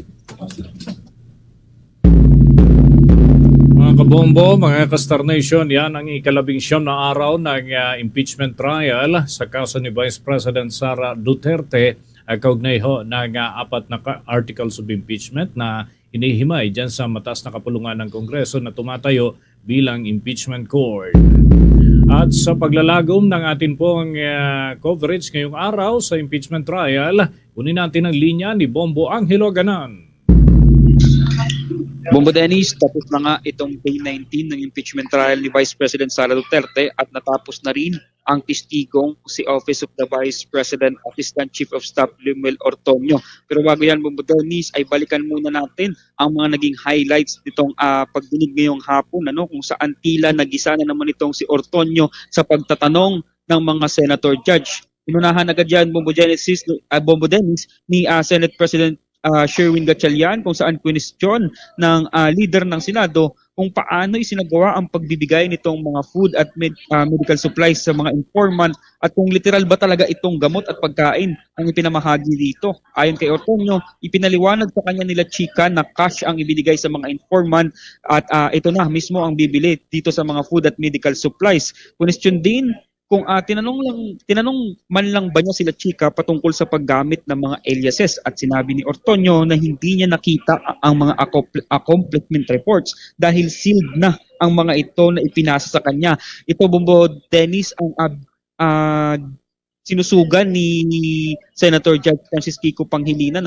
Question na dito si Ortonio kung bakit hindi man lang nagtangka itong si Ortonio na buksan itong mga sealed na documents, Bombo Dennis, pagkatapos na maglabas ng audit observation memorandum nitong COA patungkol nga sa paggasta nitong confidential funds ng Office of the Vice President. Ngayong hinihingan sila ng mga dokumento para patunayan itong mga pinaggamitan ng confidential funds, Bombo Dennis.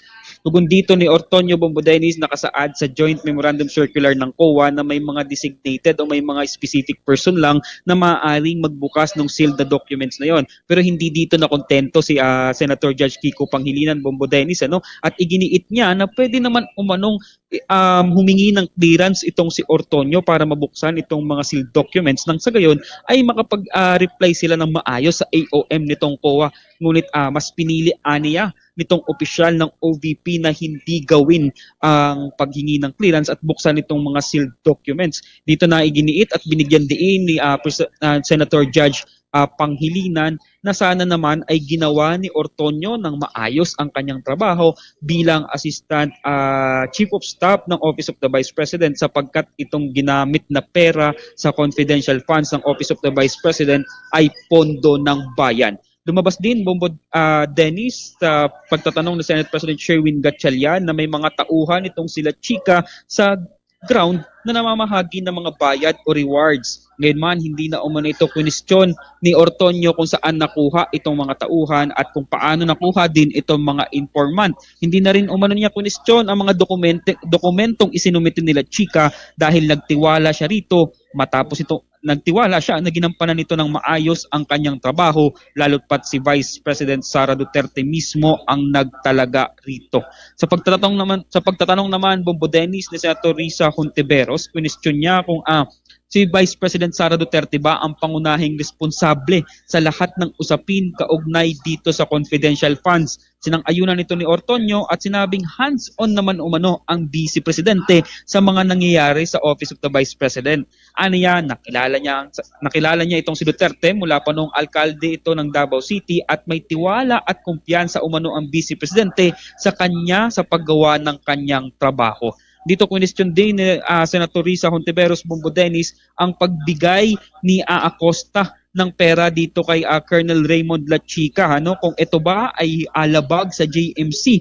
At ang sabi nito ni Ortonio, para sa kanya, ang kanyang pagkakaintindi, pinapayagan ng JMC ang pagpapatupad ng confidential operation sa pamamagitan ng security officer na itinalaga ng Vice Presidente, kaya naniniwala siyang compliant itong ginawa ni Acosta na pagbibigay ng pera kay La Chica. Ngunit iginit dito ni Hontiveros na si Acosta ang accountable officer kaya hindi dapat na ilabas itong pera kay La Chica. Samantala, Bombo Dennis, medyo nagkaroon naman ng mga mabibigat na salita sa pagtatanong nitong si Senator Judge Panfilo Ping Lacson, sapagkat bago ito nagtanong, ipinunto muna at ipinakita muna nitong si Lacson na pareho ang naging regular at confidential program ng Office of the Vice President sa taong 2022 at 2023. Ito Bombo Dennis, ay ang pinangalanan nilang Good Governance Program at Socio-Economic Program, kung saan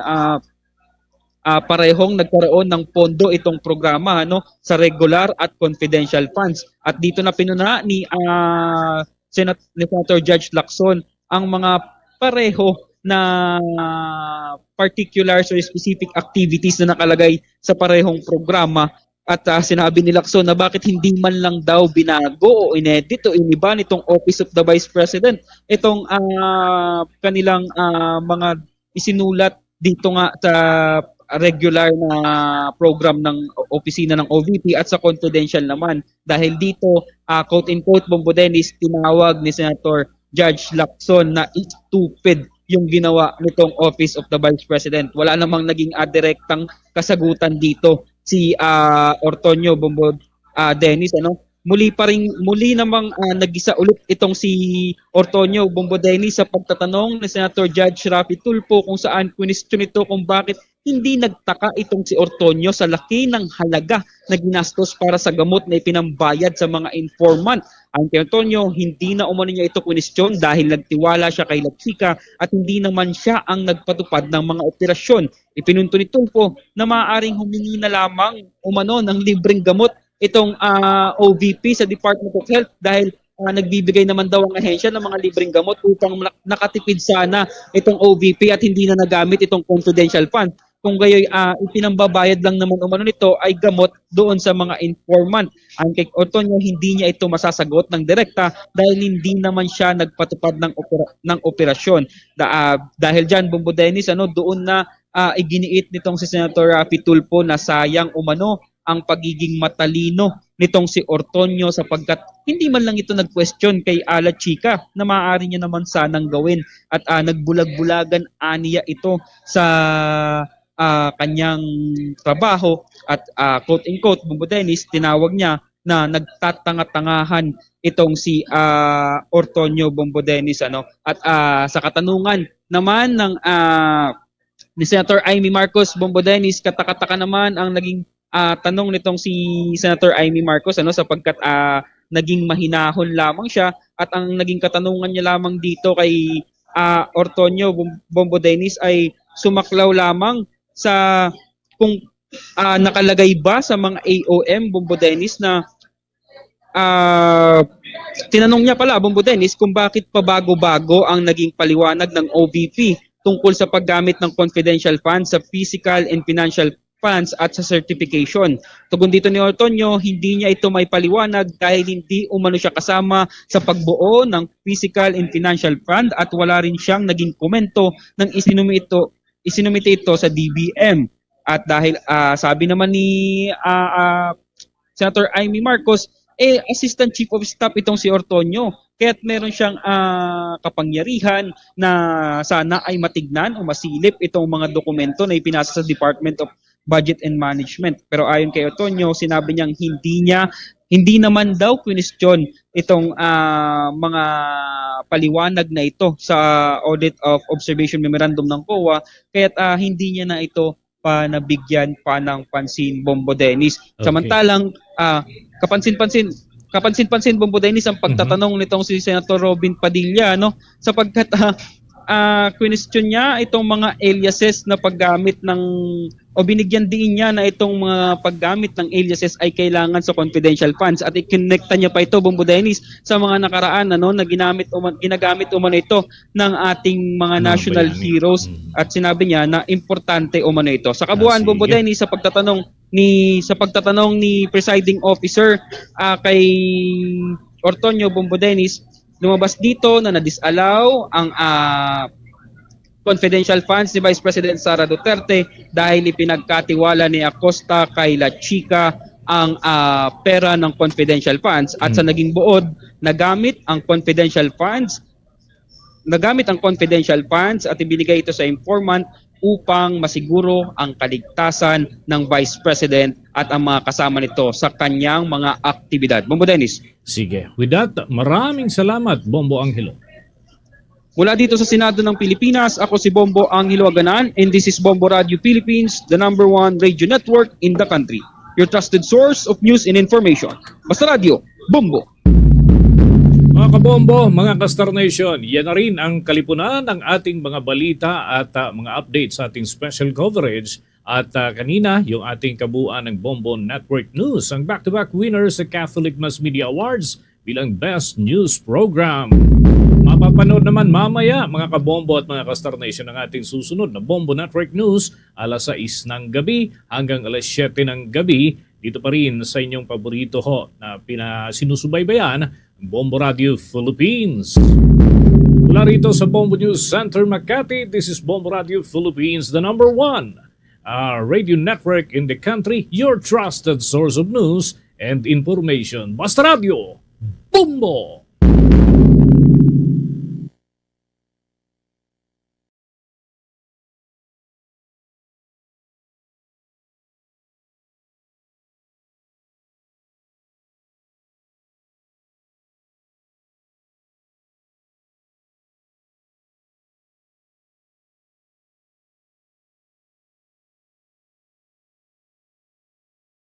Aadi ka bombo, ang pira nga mga vehicle management para makaiban hapag konsumo ang fuel ang mga sarakyan. Igminti na riton pressure hiton kalidingan sarakyan kada bulan, mahituod nga ang mga underinflated nga mga kaliding nagpapahitaas han rolling resistance nga magkukonsumo naman hin 5% ang fuel. Tanggalag hapon ang mga magbugat nga mga gamit sa sarakyan kay kada 25 to 100 kilograms iton extra weight in makakapag-increase ito nakukonsumo nga fuel as 0.5% kutob 1%. Ang paggamit ang air conditioning nga mga sarakyan nagkukonsumo hin kuryente kutob 20%. Sanglit batasanig hapon nga i-roll down ang mga bintana han mga sarakyan. Ha mga ayat ha aton kinabuhi hakada adlaw in kinahanglan naton nga maghimo hin mga desisyon makuri nga nakakagupong pero aadhaimo nakadepende kung patiunan o makakahimo hin sakto nga mga desisyon. Hibaroi ang mga consequences kan risgo ha desisyon nga imo himuon isipa hin maupay. Ayaw pagpadalos-dalos igkalma ang kalugaringon ngan ayaw pagdesisyon kung sobra ang imo emosyon nga inaabat. Maging positibo ngan mahibaro ha imo mga eksperyensya. Maram ka ba kabombo nga ang sakto nga paggamit hiton speaker ngan video kay in makakabulig para maibanan ang konsumo hiton imo kuryente. Adi iton aton kuryente pid tips. Likayan ang sobrang kakusog iton volume kay ang sobra kahitaas iton volume mas dako liwat ang konsumo hiton imo kuryente. Gamiton ha eksakto nga oras sugad kun may da okasyon. Likayan ang adlaw-adlaw nga pagkakranta, parunga o iyang plug an video key or sound system. Kung waray naman ini may nakanta, mas malipayon iton kakranta kung nakatipid kita hiton kuryente. Hindi nga pahinumdom intikang ha Bombo Radio Tacloban. Protehere an imo pamilya ngan panimalay kontra hasunog. Sundang an masunod nga mga iwas sunog tips. Pagbulagon ang mga materyales o gamit nga posible pagtikangan hiton spark. Igpahirayo ha mga kabataan ang mga posporo o kandila. Siguraduhan nga nakaparong na ang kandila o lamparasan o kumaturog. Likayan an overload electrical circuits. Kung ikaw in Malacat, siguraduhan nga naka-unplug tanan ang mga appliances. Siguraduhan gihapon nga may number ka han mga hagrani nga fire station sa iyo lugar. May dakaging papagagian nga kinanglanon mo hin ka istorya. Adi ang pira nga mga tips para hini. Komportable nga pakipag-istorya, piliin tao nga imo gintatapuran komportable ka. Pakiana kon okay la baliwat nga mag-istorya kahan imo maginagian. Planuhin oras ngan panahon. Sigurado liwat nga ang lugar in pribado ngan sakto nga lugar para pakipag-istorya. Maging tinuod gan specific. Waray man problema nga maging vulnerable pero importante nga maging tinuod ang imo feelings ngan igistorya han specific nga simptomas o issue nga imo na eksperyensahan. Ini nga pahinumdom in hatag ha iyo han Bombo Radio Tacloban. Kabombo, okay lang ang mga aruhin bulig, inlabi na kung may pag-isumpay haaton mental health. An pangaro man good hinbulig, insyahan nga buruhaton para hapaghihil. Pamati, kay bangi na ni musangkay, in mayada ng mga pamakiana, or ig-share, o di man ngani, mayada na ginpapagagian ha ira kinabuhi. Para liwat ha may mga ginaagian yan na nga mga takna, manage your expectations gihapon. Kay mayada pira nga mga tao, inagkikinahanglan hinsadang nga panahon, para maintindihan kung ano iton imo ginaagian. Tigamni, diri kaluyan pag-arohin suporta. Lugod, ini nagpapakitahin kamaisog nga napag-atimanhan kalugaringon. Ini nga pahinumdom inhatag haiyohan Bombo Radyo Tacloban. And household energy saving habits, ha mga urban communities in kakalakipan han behavioral adjustment ngan technological upgrades nga nakadesenyo nga maiban ang konsumo kuryente ngan fuel. Ang mga rason han pag-iiban ang konsumo sugad ang financial savings, environmental concern ngan pag-adapt gihapon ha mga smart technologies. Kalakip din ni ang pagmamanage sa paggamit ng appliances, pagpaparong iton mga suga, pag-regulate han mga home temperature ngan iba pa. Paano mag-fact check ta? Hibarui ang gintikangan han balita. Surii kung ang source inatikang haleti mga news organization o usang website nga nagpapakalatin mga peking nga mga impormasyon. Kita ako na nagsurat inusang kilalangan matatapuran nga journalist o usa lang nga anonymous nga individual. Paano ini-check? Bil nga ang ngaran han website o media outlet ngan kita kung inibain maya da maupay nga reputasyon ha pagbabalita. Usala ini nga pamaagi han pagpa-fact check. Tutok la din ha Bombo Radio Tacloban para haniba pa nga mga pamaagi. Pagkuryentipid kita mga kabombo, igan plug o hulbuta ha mga saksakan ang mga electrical appliances nga diri naging gagamit. May mga electrical appliances sugad itong television nga nakonsumo lagi hapon itong kuryente. Bisan diri na inigin gagamit. Gintatawag ini nga phantom load para sigurado kita nga diri na good makonsumo itong kuryente. Hatak na nga diri naging gagamit ini nga electrical appliances, igan plug o tanggala ha mga saksakan ini. Ini nga pahinumdom indoro tayo han Bombo Radio Tacloban. Mga benepisyo habang inom hiton maligamgam nga tubig, nakakabulig habang iban hiton timba, nakakabulig ha maupay nga pagginhawa, nakakaiban ha menstrual cramps, nakakabulig nga mapugngan nga malagas dayon, nakakabulig nga maging mahusay itong buhok, nakakabulig gihapon ini ha maupay nga sirkulasyon itong dugo, nga nakakabulig ha pagkakamay-ada hinhimsog nga digestive system. Aadi ka bombo, ang pira nga mga vehicle management para makaiban hapag konsumo ang fuel ang mga sarakyan na. Igminti na riton pressure hiton kalidingan sarakyan kada bulan may tuwod nga ang mga underinflated nga mga kaliding in nagpapahitaas han rolling resistance nga magkukonsumo naman hin 5% ang fuel. Tanggalag hapon ang mga magbugat nga mga gamit sa sarakyan kay kada 25 to 100 kilograms iton extra weight in makakapag-increase ito nakukonsumo nga fuel as 0.5% kutob 1%. Ang paggamit ang air conditioning ng mga sarakyan ay nagkukonsumo hin kuryente kutob 20%. Sanglit batas sanig hapon nga i-roll down ang mga bintana han mga sarakyan. Ha mga ayat ha aton kinabuhi, hakada adlaw, ing kinahanglan naton nga maghimo hin mga desisyon, makuri, nga nakakagupong, pero aadhain mo nakadepende, kung patiunan o makakahimo hin sakto nga mga desisyon. Hibaro. The official guidelines as to scope of coverage, it applies to the presiding officer, senator judges, House Prosecution Panel, the counsels for the House Prosecution Panel, the respondent, Vice President Sara Duterte, the respondents' counsels, and all witnesses. For those not covered by Rule 18 and the Code of Professional Responsibility and Accountability or CPRA, they shall be covered by the suppletory application of Rule 71 of the Rules of Court on indirect contempt in relation to the standards laid out by the Supreme Court in ABS-CBN versus Ampatuan. As to the substantive guidelines, relying on the Supreme Court jurisprudence, the impeachment court defines commenting on the merits to include but is not limited to A, assessment of evidence and witness. Pursuant to the unbanked doctrine in Badoy versus Magdoza Malagar, to speak on the merits comprehensively means making public statements that evaluate a disputed fact or substantive issue before a formal verdict is reached. It is strictly prohibited for any covered party to publicly discuss, attack, or defend the credibility, truthfulness, or motive of the witnesses. Number 2, to assess the character of the accused or the respondent. Number 3, evaluate the soundness of the alibis, complaints, or defenses offered. Number 4, evaluate the admissibility, relevance, weight, or sufficiency of the evidence presented. And number 5, generally, any other comment, hearing on the guilt or innocence of the accused or the respondent. And what is allowed?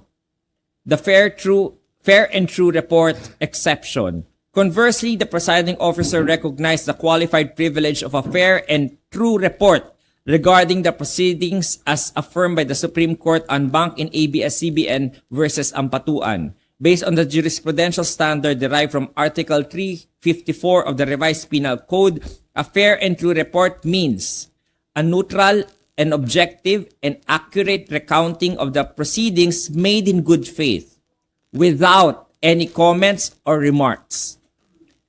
Letter B, prejudging the outcome and pressuring the court. Pursuant to the en banc case of INRE, published threats hurled by Attorney De Vera, no covered person shall make public statements, insinuations, or rhetorical questions that, number 1, prejudge the issue to predict the outcome of the trial. Number 2, question pending rulings. Number 3, substitute media pressure for evidence. Number 4, promote distrust and undermine public confidence in the impeachment court by creating the impression that the impeachment court cannot be trusted to resolve cases impartially and violate the right of the parties to have their case tried fairly by an independent tribunal uninfluenced by public clamor and other extraneous influences.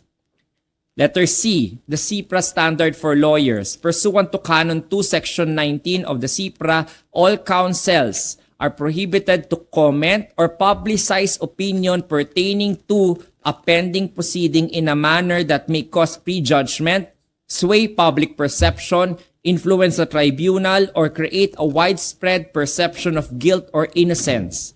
CIPRA likewise requires professional responsibility in the use of social media and prohibits the dissemination of false or unverified claims or disinformation. As to the summary due process and the two-strike rule, citing Zaldivar versus Sandigambay, the impeachment court will issue a mere 24-hour show cause order for suspected violators to submit a written explanation explicitly dispensing with lengthy trial-type hearings. Crucially, under Stradcom versus Etong and Webb versus Gatdula, any punitive sanction requires the impeachment court to find that the person's act must be done willfully or for an illegitimate or improper purpose. Thus, the good faith or lack thereof of the person being cited in contempt should be considered. Therefore, the accused is presumed innocent and the burden to prove willful bad faith rests heavily on the complainant or the movant. Violators may face a strict two-strike rule. Strike 1, severe public reprimand and stern admonition on the record. Strike 2, maximum 30,000 statutory fine and a case management floor restriction wherein the offending lawyer or party will be subjected to a defined prospective restriction on speaking, objecting, or examining witnesses on the floor. For members of the bar, based on the case of in regard to Attorney Almacen, the certified incident record will be transmitted and a formal referral will be made to the Office of the Bar Confidant, the Integrated Bar of the Philippines, and or the Supreme Court for disciplinary sanction regarding the person's license to practice. Number 4, in-court decorum, direct contempt, and stricken words. While Rule 18 governs outside media statements, the presiding officer set equally rigid boundaries for legitimate advocacy inside the courtroom, citing Navarrete versus Court of Appeals and Baltao versus Falsis III. The court warned that zealous advocacy is never a license for offensive, abusive, or intemperate language. Asserting strict courtroom control, the presiding officer ordered stricken of the record the inflammatory terms scam, mastermind, and modus operandi, previously used during the proceedings. Counsels are directed to advance their theories through reasoned arguments and evidence, not derogatory characterizations. The court issued a stern warning: disrespectful or offensive language uttered inside the chamber that obstructs the proceedings will be dealt with immediately as direct contempt under Rule 71, Section 1 of the Rules of Court, alongside separate disciplinary referrals for violations of CIPRA under Canon 2.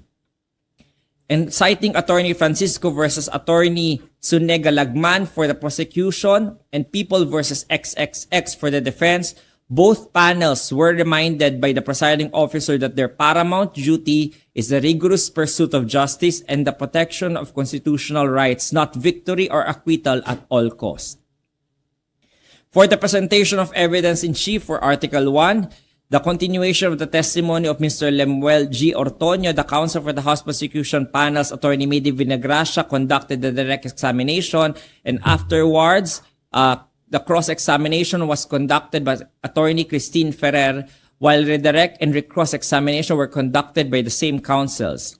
12 senators rigorously interpolated the witness and counsels under 3 themes.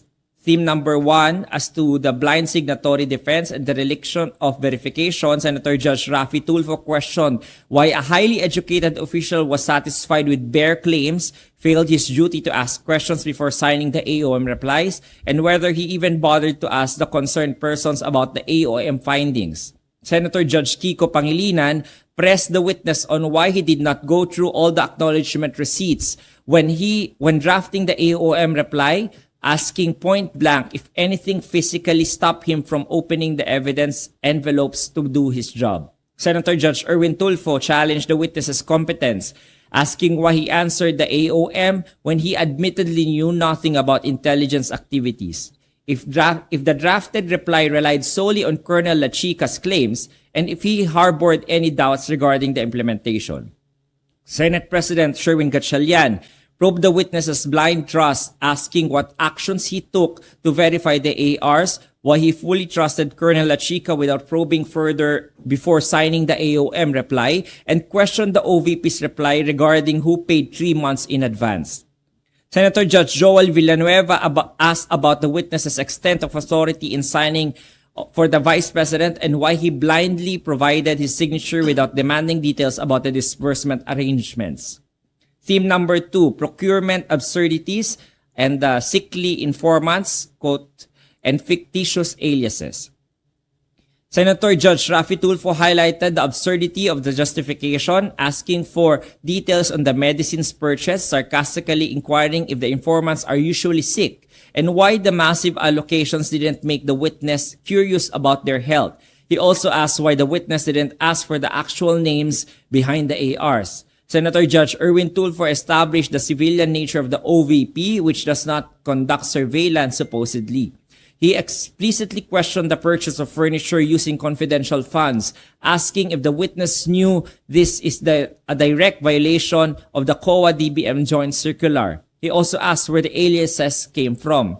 Senator Judge Bam Aquino focused on the institutional reaction to the anomalies. He asked about the OVPs and the respondents' reaction to the absurd aliases, whether anyone raised concerns, and if an internal investigation was ever launched after receiving the AOM. Senator Judge Ping Lacson scrutinized the foundational paperwork, asking if the witness is the designated financial officer, noting the physical and financial plans or PFP contained identical copy-pasted entries, and questioned if the underlying intelligence information had already been formally declassified.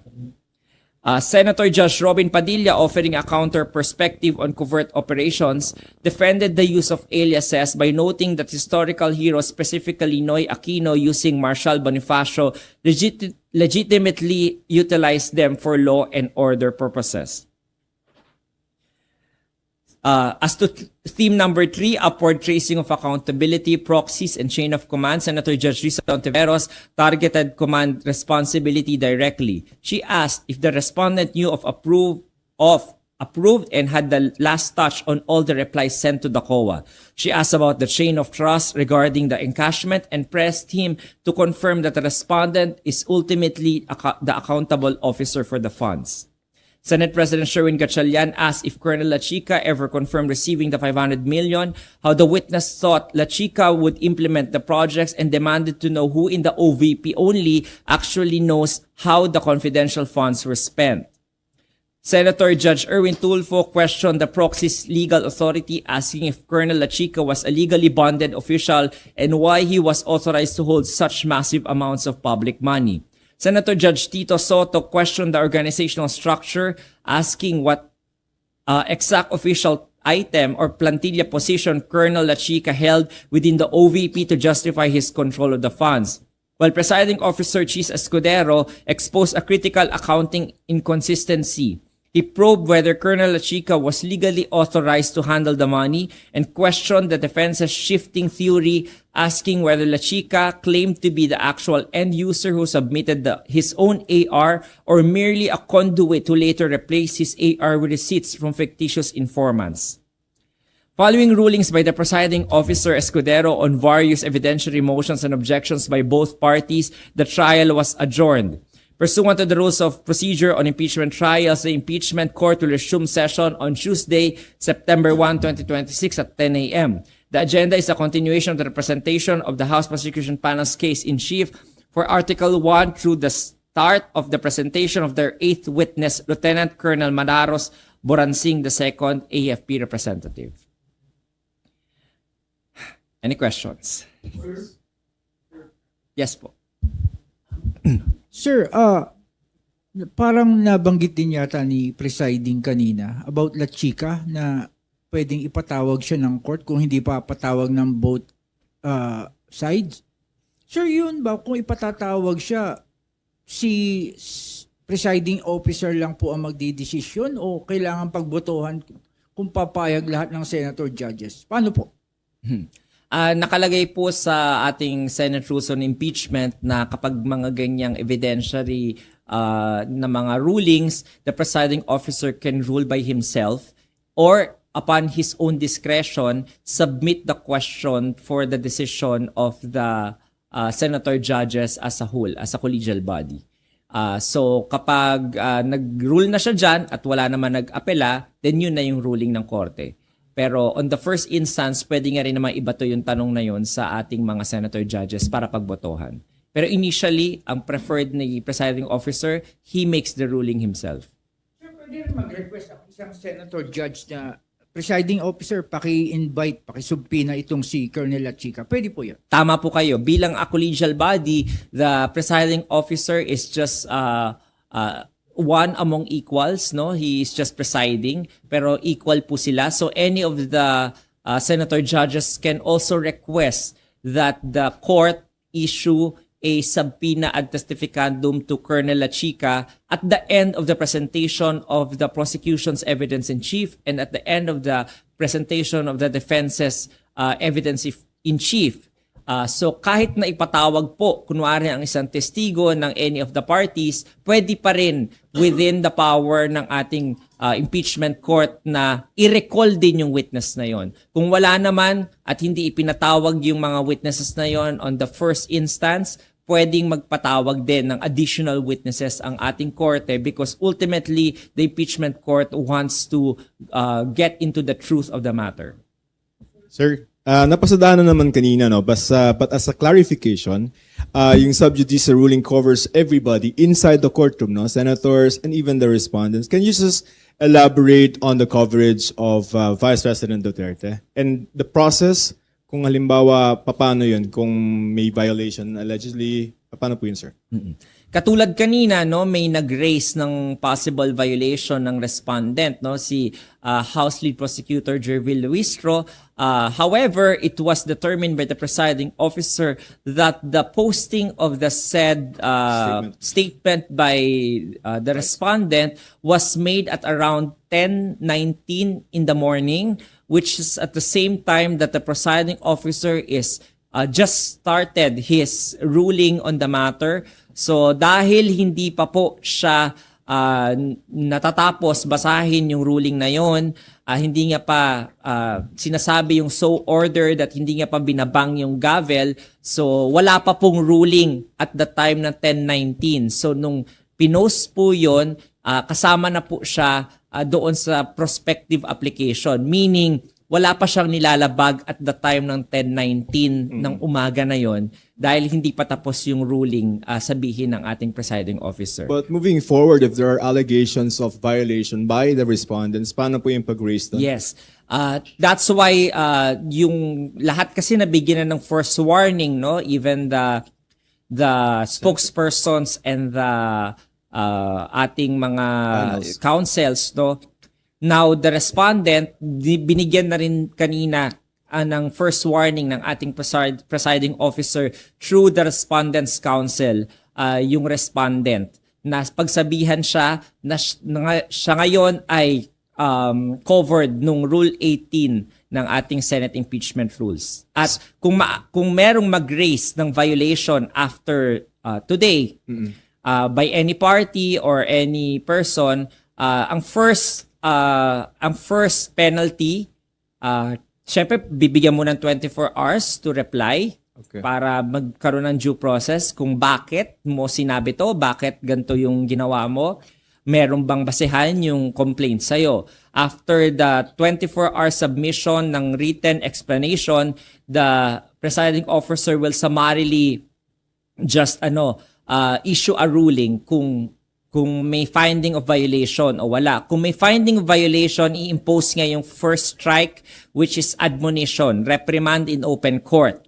Now, kapag hindi pa rin tumino yung isang tao at continues violating the sub judice rule or the court imposed a proper decorum and language in the courtroom, then sa strike 2 after again 24-hour ruling, 24-hour written explanation receipt, kapag ito ang second offense na, i-impose na yung 30,000 penalty na fine on the person for every violation. And then kapag talagang third strike, fourth strike na, hindi na talaga natuto even without the even with a fine, then the presiding officer will issue an order to refer the matter to the Supreme Court for the disciplinary action by the Supreme Court of the person kapag siya ay covered by the CIPRA nung aming ethical duties as a lawyer. Sir, rule of thumb lang for the public, just so they process the concept, no? Yung sub judice, paano ba yan? So dapat hindi nililitis sa labas ng court? Can you just give us a rule of thumb? Tama po. So, meron tayo sa dalawang rule ang nag-a-apply sa aming mga abogado po, lalo pa yung mga covered persons. Kaya sinasabi ni presiding officer, kung spokesperson ka, wag ka na lang maging counsel of record. Kasi kapag spokesperson ka lang, hindi ka covered under Rule 18. Covered ka lang ng Canon, Canon 2, Section 19 ng CIPRA, if ever. So, pero kapag ikaw ay counsel of record, covered ka rin ng Rule 18 ng Senate impeachment rules. So, ang sub judice under Canon 2, Section 19 ng CIPRA namin, bawal kasi in any forum na maglitigate ka, sabihin yung mga merito ng kaso to cause a prejudgment, to sway public perception, para ma-obstruct or ma-impede or to influence the decision of the court or the tribunal, to impute improper motives to any of the members of the tribunal and the tribunal itself, and to create a widespread perception of guilt or innocence before a final decision. Ang ibig sabihin, kung abogado ka, litisin mo yung kaso mo sa loob ng korte, huwag sa labas ng korte. Hayaan mo yung ibang tao na hindi counsel of record ang maglitis nun sa labas ng korte. Pag ikaw ay counsel of record, you do it by evidence through the court proceedings natin. Alright, sir. Thank you. Attorney, on the part naman po of the council, so does that mean na wala na po tayo makikitang post nila online na carrying words or phrases that may have to do with the impeachment proceedings po? Bawal na po ba talaga yun? Kumbaga, ano yung magiging alam naman po distinction? natin, kahit meron tayong pagbawal, ang dami po nating mga batas, diba? Kung gustong labagin, lalabagin po. Pero at least ngayon po, ang maganda po nangyari dito, malinaw na po. Hindi na po tayo manghuhula. Ano ba ang sub judice? Ano ba yung comments on the merits? Nagbigay na ng example kanina ang ating presiding officer. So anything na nagdi-discuss ng merito ng kaso, ng ebidensya, sinasabi mo na yung pinatunayan ng testigo na to, ganito to. At ganito ang ibig sabihin nito. ina-analyze mo, nagkakaroon ka ng conclusion of fact, nagkakaroon ka ng conclusion of law. But that was not allowed in open court during the trial. Bawal po yung ganon, no? Pero ikaw, ginagawa mo siya sa labas ng korte. So yun po yung pinagbabawalan kasi you're both trying the case inside the court and then outside of the court as well, which is wrong because you are courting publicity for yourself and for the evidence na trying to influence the judges to go the way that you want them to go. Attorney, so technically po ba masasabing lumabag dito sa rule yung pinost ni Attorney Ligutan? I think walang finding na ganon because of the fact that the presiding officer didn't want to make a determination of any violation. While he said, no, kanina may mga examples siyang ibinigay na mga sinabi in the past ng ating mga councils at parties, hindi niya ito ibig sabihin determination of any violation. Maingat siya dun sa wording na yon. There was no determination of a violation. Sinasabi niya lang, ito ang mga example. Pero dahil nga doon sa institutional grace na ibinibigay ng ating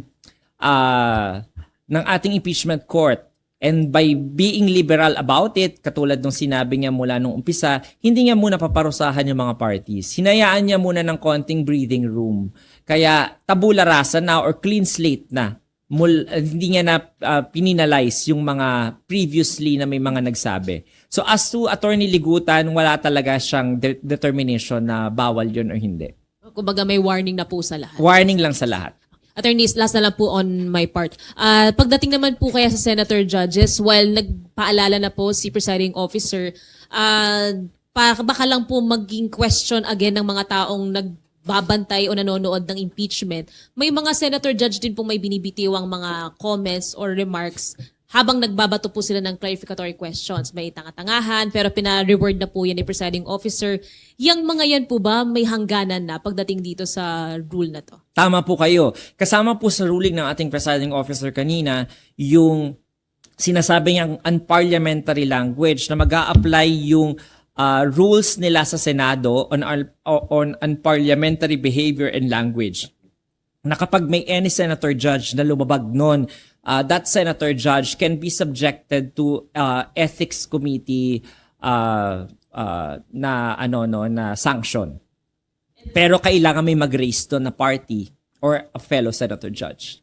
So pwede pong kung sakali magkaroon ng complaint or paano po ba yun? Dapat manifestation o pwedeng complaint na Complaint po. So the councils kapag sila ay encounter ng ganong mga intemperate language from a senator judge that may be considered as unparliamentary language or actions, then the councils themselves can raise it on the floor for the presiding officers. Possible, kung nag-agree yung presiding officer, mag-order siya to refer it to the ethics committee ng Senate. Kapag hindi siya nag-a-agree, then papatayin niya na yung issue on the floor, right then and there. Pero hanggat wala naman pong, kunwari lang po, formal complaint or manifestation regarding this, only the senators themselves can police each other po. Correct. Additional question po doon, attorney. Is it only the councils from both parties yung pwedeng mag-raise or can the general public also raise the concern, lalo na ethics committee naman yung magta-try sa kanila? Tama ka po, no? Dahil ito po ay papasok na doon sa rules ng ating Senate, no? As a legislative body, any person can already raise as well the violation of ethical duties by the senators under the Senate rules. Kaya sinait kanina ni presiding officer yung Rule 34, Section 93 hanggang Section 96 ng Senate Rules.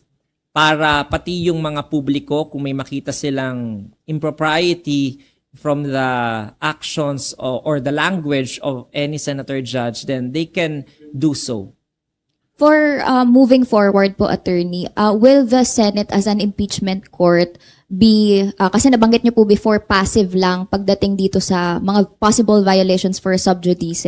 Moving forward, since may ganitong ruling na po, actively ba ititignan na din nila yung mga posts ng magkabilang council or dapat pa rin i-erase yon ng councils from either teams?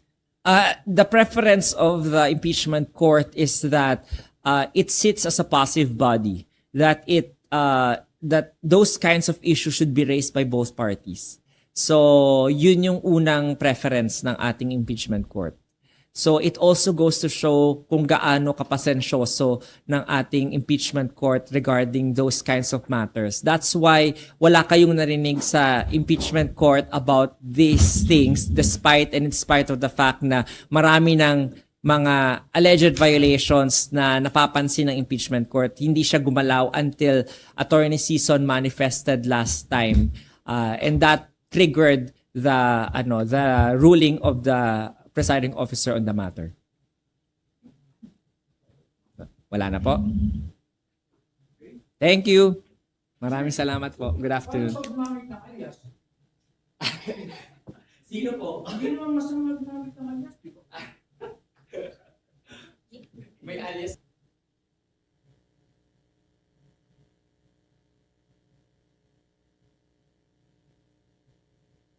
Aadi ka bombong ang pira nga mga vehicle management para makaiban hapag konsumo ang fuel ang mga sarakyan. Igminti na riton pressure hiton kalidingan sarakyan kada bulan mahituod nga ang mga underinflated nga mga kaliding nagpapahitaas han rolling resistance nga magkukonsumo naman hin 5% ang fuel. Tanggalag hapon ang mga magbugat nga mga gamit sa sarakyan kay kada 25 to 100 kilograms iton extra weight in makakapag-increase ito nakukonsumo nga fuel as 0.5% kutob 1%. Ang paggamit ang air conditioning nga mga sarakyan nagkukonsumo hin kuryente kutob 20%. Sanglit batasanig hapon nga i-roll down ang mga bintana han mga sarakyan. Ha mga ayat ta aton kinabuhi hakada adlaw ing kinahanglan naton nga maghimo hin mga desisyon makuri nga nakakagupong pero aadhain mo nakadepende kung patiunan o makakahimo hin sakto nga mga desisyon. Hibaroi ang mga consequences kan risgo ha desisyon nga imo himuon isipa hin maupay ayaw pagpadalos-dalos igkalma. Sa dami ng gagawin mundo'y mamadaliin pero nagbago to dahil sa'yo. Bumabagal ang mundo sa sarap ng luto ko. I want back order na lutawid sarsaya. Ang sarsaya, nagbibigay ng kumakapit na linamnam. Bago to! Ang sarap saya, ninanamnam, tumatagal, binabalikan. Pag nandyan ang sarsaya, may sarap at may saya. Saya! Kapit ang sarap, kapit ang saya. Swerte sa palengke ng Bombo Radio at Star FM Drop Boxes ay matatagpuan sa mga sumusunod na lugar. General Merchandise San Jose, Tacloban City. Emerald Grocery Store San Jose, Tacloban City. Daily Grace Mini Mart San Jose, Tacloban City. Winsil Mini Mart Marisbaras, Tacloban City. Top Commercial Gomez Street, Tacloban City. Sam's Trading Salazar, Tacloban City. Swerte sa palengke ng Bombo Radio at Star FM Drop Boxes ay matatagpuan sa mga sumusunod na lugar. Nikki Mart Marisbaras, Tacloban. Palo Grocery, Palo Leyte. Renonet Variety Store, Palo Leyte. Eileen Paderno Store, Baras, Palo Leyte. Grocery Go Consumer Goods Store, Palo Leyte. Anayad ni sarakyan in mas matipid ha gasolina. Sigurado nga sakto ang hangin han kalidingan maupay an makina. Likayan ang sobra nga karga agud diri kumusog ang konsumo. Hasakto nga pag-atiman mas harayo ang maaabot han kada litro. Inatiman nga sarakyan tipid ha konsumo. Kung mapakadukay hiton balay arampuan, kinahanglan mo igrespeto ini. Pagsulothin modestly ngan maturely. Bisan nga maupay ito na pag-i-express ani mo kalugaringon, diri naman ini asya itong lugar. Wash up and wear some of your nicer clothes. Kung naguhulat nga magtikang ito na misa, pwede naman nga mga dihin mahimyang o di man nga ni makipag-socialize sa mga tao nga nakapalibot haimo. Pero kung magtikang na iton misa, pag-focus na. Pakipaglaman o gihapon, mahitungod nga ini iton sakto nga panahon para pangumusta, mag-catch up ngan magbalyuay hin mga compliments. Perla ini ha mga angay hinumdumon, hatag ha iyo han Bombo Radyo Tagkalooban. Mga sakit o kondisyon nga uso yan na nga mapaso itong panahon, bungang araw, sunburn, heat stroke, dehydration, pagkalinop, fungi hapanit, ngan food poisoning. Maging alisto, likayian mo ang mga sakit ngan kondisyon nga hurak yan na nga mapaso iton aton panahon. Ang pag-aaghatan fuel-efficient driving in usa nga kilala nga gintatawag nga eco-driving nga ginkakalakipan naman han behavioral changes, trip planning, ngan vehicle maintenance. Ang pagsusunod din nga mga habits in makakapag-ubos han nakukonsumo nga fuel in 5% to 25%. Pahinumdumi ni tikang Bombo Radyo Tacloban. Pause, breath, repeat. Pahuway anay, hingahin hilarom. Kung nakakaabat ka nga diri na sapatan imo self-care nga nagsusunod-sunod ang bugatan imo kasing-kasing nga imo inaabat, nga kung sobraduhan na ini kasimana nga nakakaabat kain sintomas iton mental health condition, dayon nga umaruhin bulig nga professional. Libre ang tawag National Crisis Mental Health Crisis Hotline nga 1553 o 0919-057-1553 o 0917-899-8 727. Tigam ni ka Bombo, mahalaga ka, worth it ka. Pahinumduminihan Bombo Radio Tacloban. Padayon nga pagbabantay, ito na itong mga otoridad, itong ginkakabarakan nga sakit nga Mpox. Inaada ito na pipira nga mga pahinumdum ha publiko nga magsunod ha mga health protocols. Sunda itong respiratory etiquette, sugad itong pagtao biton baba ha kada naubo. Siguraduhon nga may damaupay nga airflow ha mga panimalay ngan ha mga indoors. Maghugas gihapon hin mga kamotta gamit itong sabon ngan tubig o di man nga ni alcohol-based hand sanitizer. Ngan iwasalaan na itong pagkakada itong kontak ang mga individual nga may da Mpox o nagpapakita hin mga sintomas han mao nga sakit. Pero hinumduma nga naipapasa ini nga sakit pinaagihan skin to skin. Ini nga pahinumdum inhatag ha iyo hana Bombo Radyo Tacloban. Naihanang proven and tested nga ang pagja-jogging o bisan ng simple lang nga walking in may damo nga mga benepisyo ha aton panlawas. Lakip na ang pagpapaupay hiton aton cardiovascular health. Kung gusto mo nga tikanganan imo running journey, adin mga tips gan beginner-friendly essentials para safe practice ini. Magsulot in activewear nga angay ngan komportable imo lawas. Magsulot in sapatos nga angay o sakto para ha jogging o running. Magbalon hin tubig agud nga diri ma-dehydrate. Siguraduha gihapon ngan imo running time indiri malapos ha 2 ka oras. Happy running ka Bombo! Maaram ka ba kabombo nga eksakto nga pagpili nga paggamit in aircon ni nakabulig para makagtipid din kuryente? Siyahan, piliya an inverter type in aircon nga kitaan energy guide label. Kung mabilngan mo na kitaan energy efficiency ratio o kung EER, mas itaas nga energy efficiency ratio, mas tipid hin konsumo. Labot lahini. Igpabilin nga limpyuhan ang filter han aircon para mas matugnaw ang ginbubuga nga hangin. Ini nga pahinumdom induro tayo itong Bombo Radio Tacloban. Importante ang koneksyon han mental health ha trabaho. Oo, importante ang trabaho. Pero may aday ni dako nga papel ha kabugusan nga panlawas han usa nga empleyado. Kumusta ka? Himua nga parte ini nga kultura ha opisina. Hingaanay. Importante nga magkamay-ada kahin mental health break para liwat magkaada kahin panahon para imo kalugaringon. At imani ang mental health han mga magtatrabaho in labi na nga ang stigma, diskriminasyon ngan harassment inagdudurot hin malain nga epekto ha mental health. Maghatag hin pagsuporta ha mga magtatrabaho nga nakaka-eksperyensya hin mental health conditions. Ayaw kita kaulang pagbulig ha aton igkasitawo nga magkamay-ada hin ginhawa ha irapan hunahunangan kasing-kasing mapahatrabaho man o hagawas han opisina. Ini nga pahinumdom inhatag ha iyohan Bombo Radyo Tacloban. An ayad niya sarakyan in mas matipid ha gasolina. Sigurado nga sakto ang hangin han kalidingan maupay an makina. Likayan an sobra nga karga agud diri kumusog an konsumo. Hasakto nga pag-atiman, mas harayo ang maaabot han kada litro. Inatiman nga sarakyan, tipid ha konsumo. Kung mapakadukay hiton balay arampuan, kinahanglan mo igrespeto ini. Pagsulothin modestly ngan maturely, bisan nga maupay ito na pag-i-express ani mo kalugaringon, diri naman ini asya itong lugar. Wash up and wear some of your nicer clothes. Kung naguhulat nga magtikang ito na misa, pwede naman nga mga dihin mahimyang o di man nga ni makipag-socialize sa mga tao nga nakapalibot haimo. Pero kung magtikang na iton misa, pag-focus na. Pakipaglaman o gihapon, mahitungod nga ini iton sakto nga panahon para pangumusta, mag-catch up ngan magbalyuay hin mga compliments. Perla ini ha mga angay hinumdumon, hatag ha iyo han Bombo Radyo Tagalauban. Mga sakit o kondisyon nga uso yan na nga mapaso itong panahon, bungang araw, sunburn, heat stroke, dehydration, pagkalinop, fungi hapanit, ngan food poisoning. Maging alisto, likayian mo ang mga sakit ngan kondisyon nga hurak yan na nga mapaso iton aton panahon.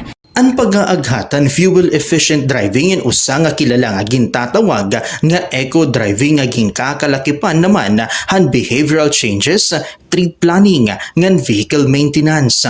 Ang pagsusunod din nga mga habits in makakapag-ubos han nakukonsumo nga fuel in 5% to 25%.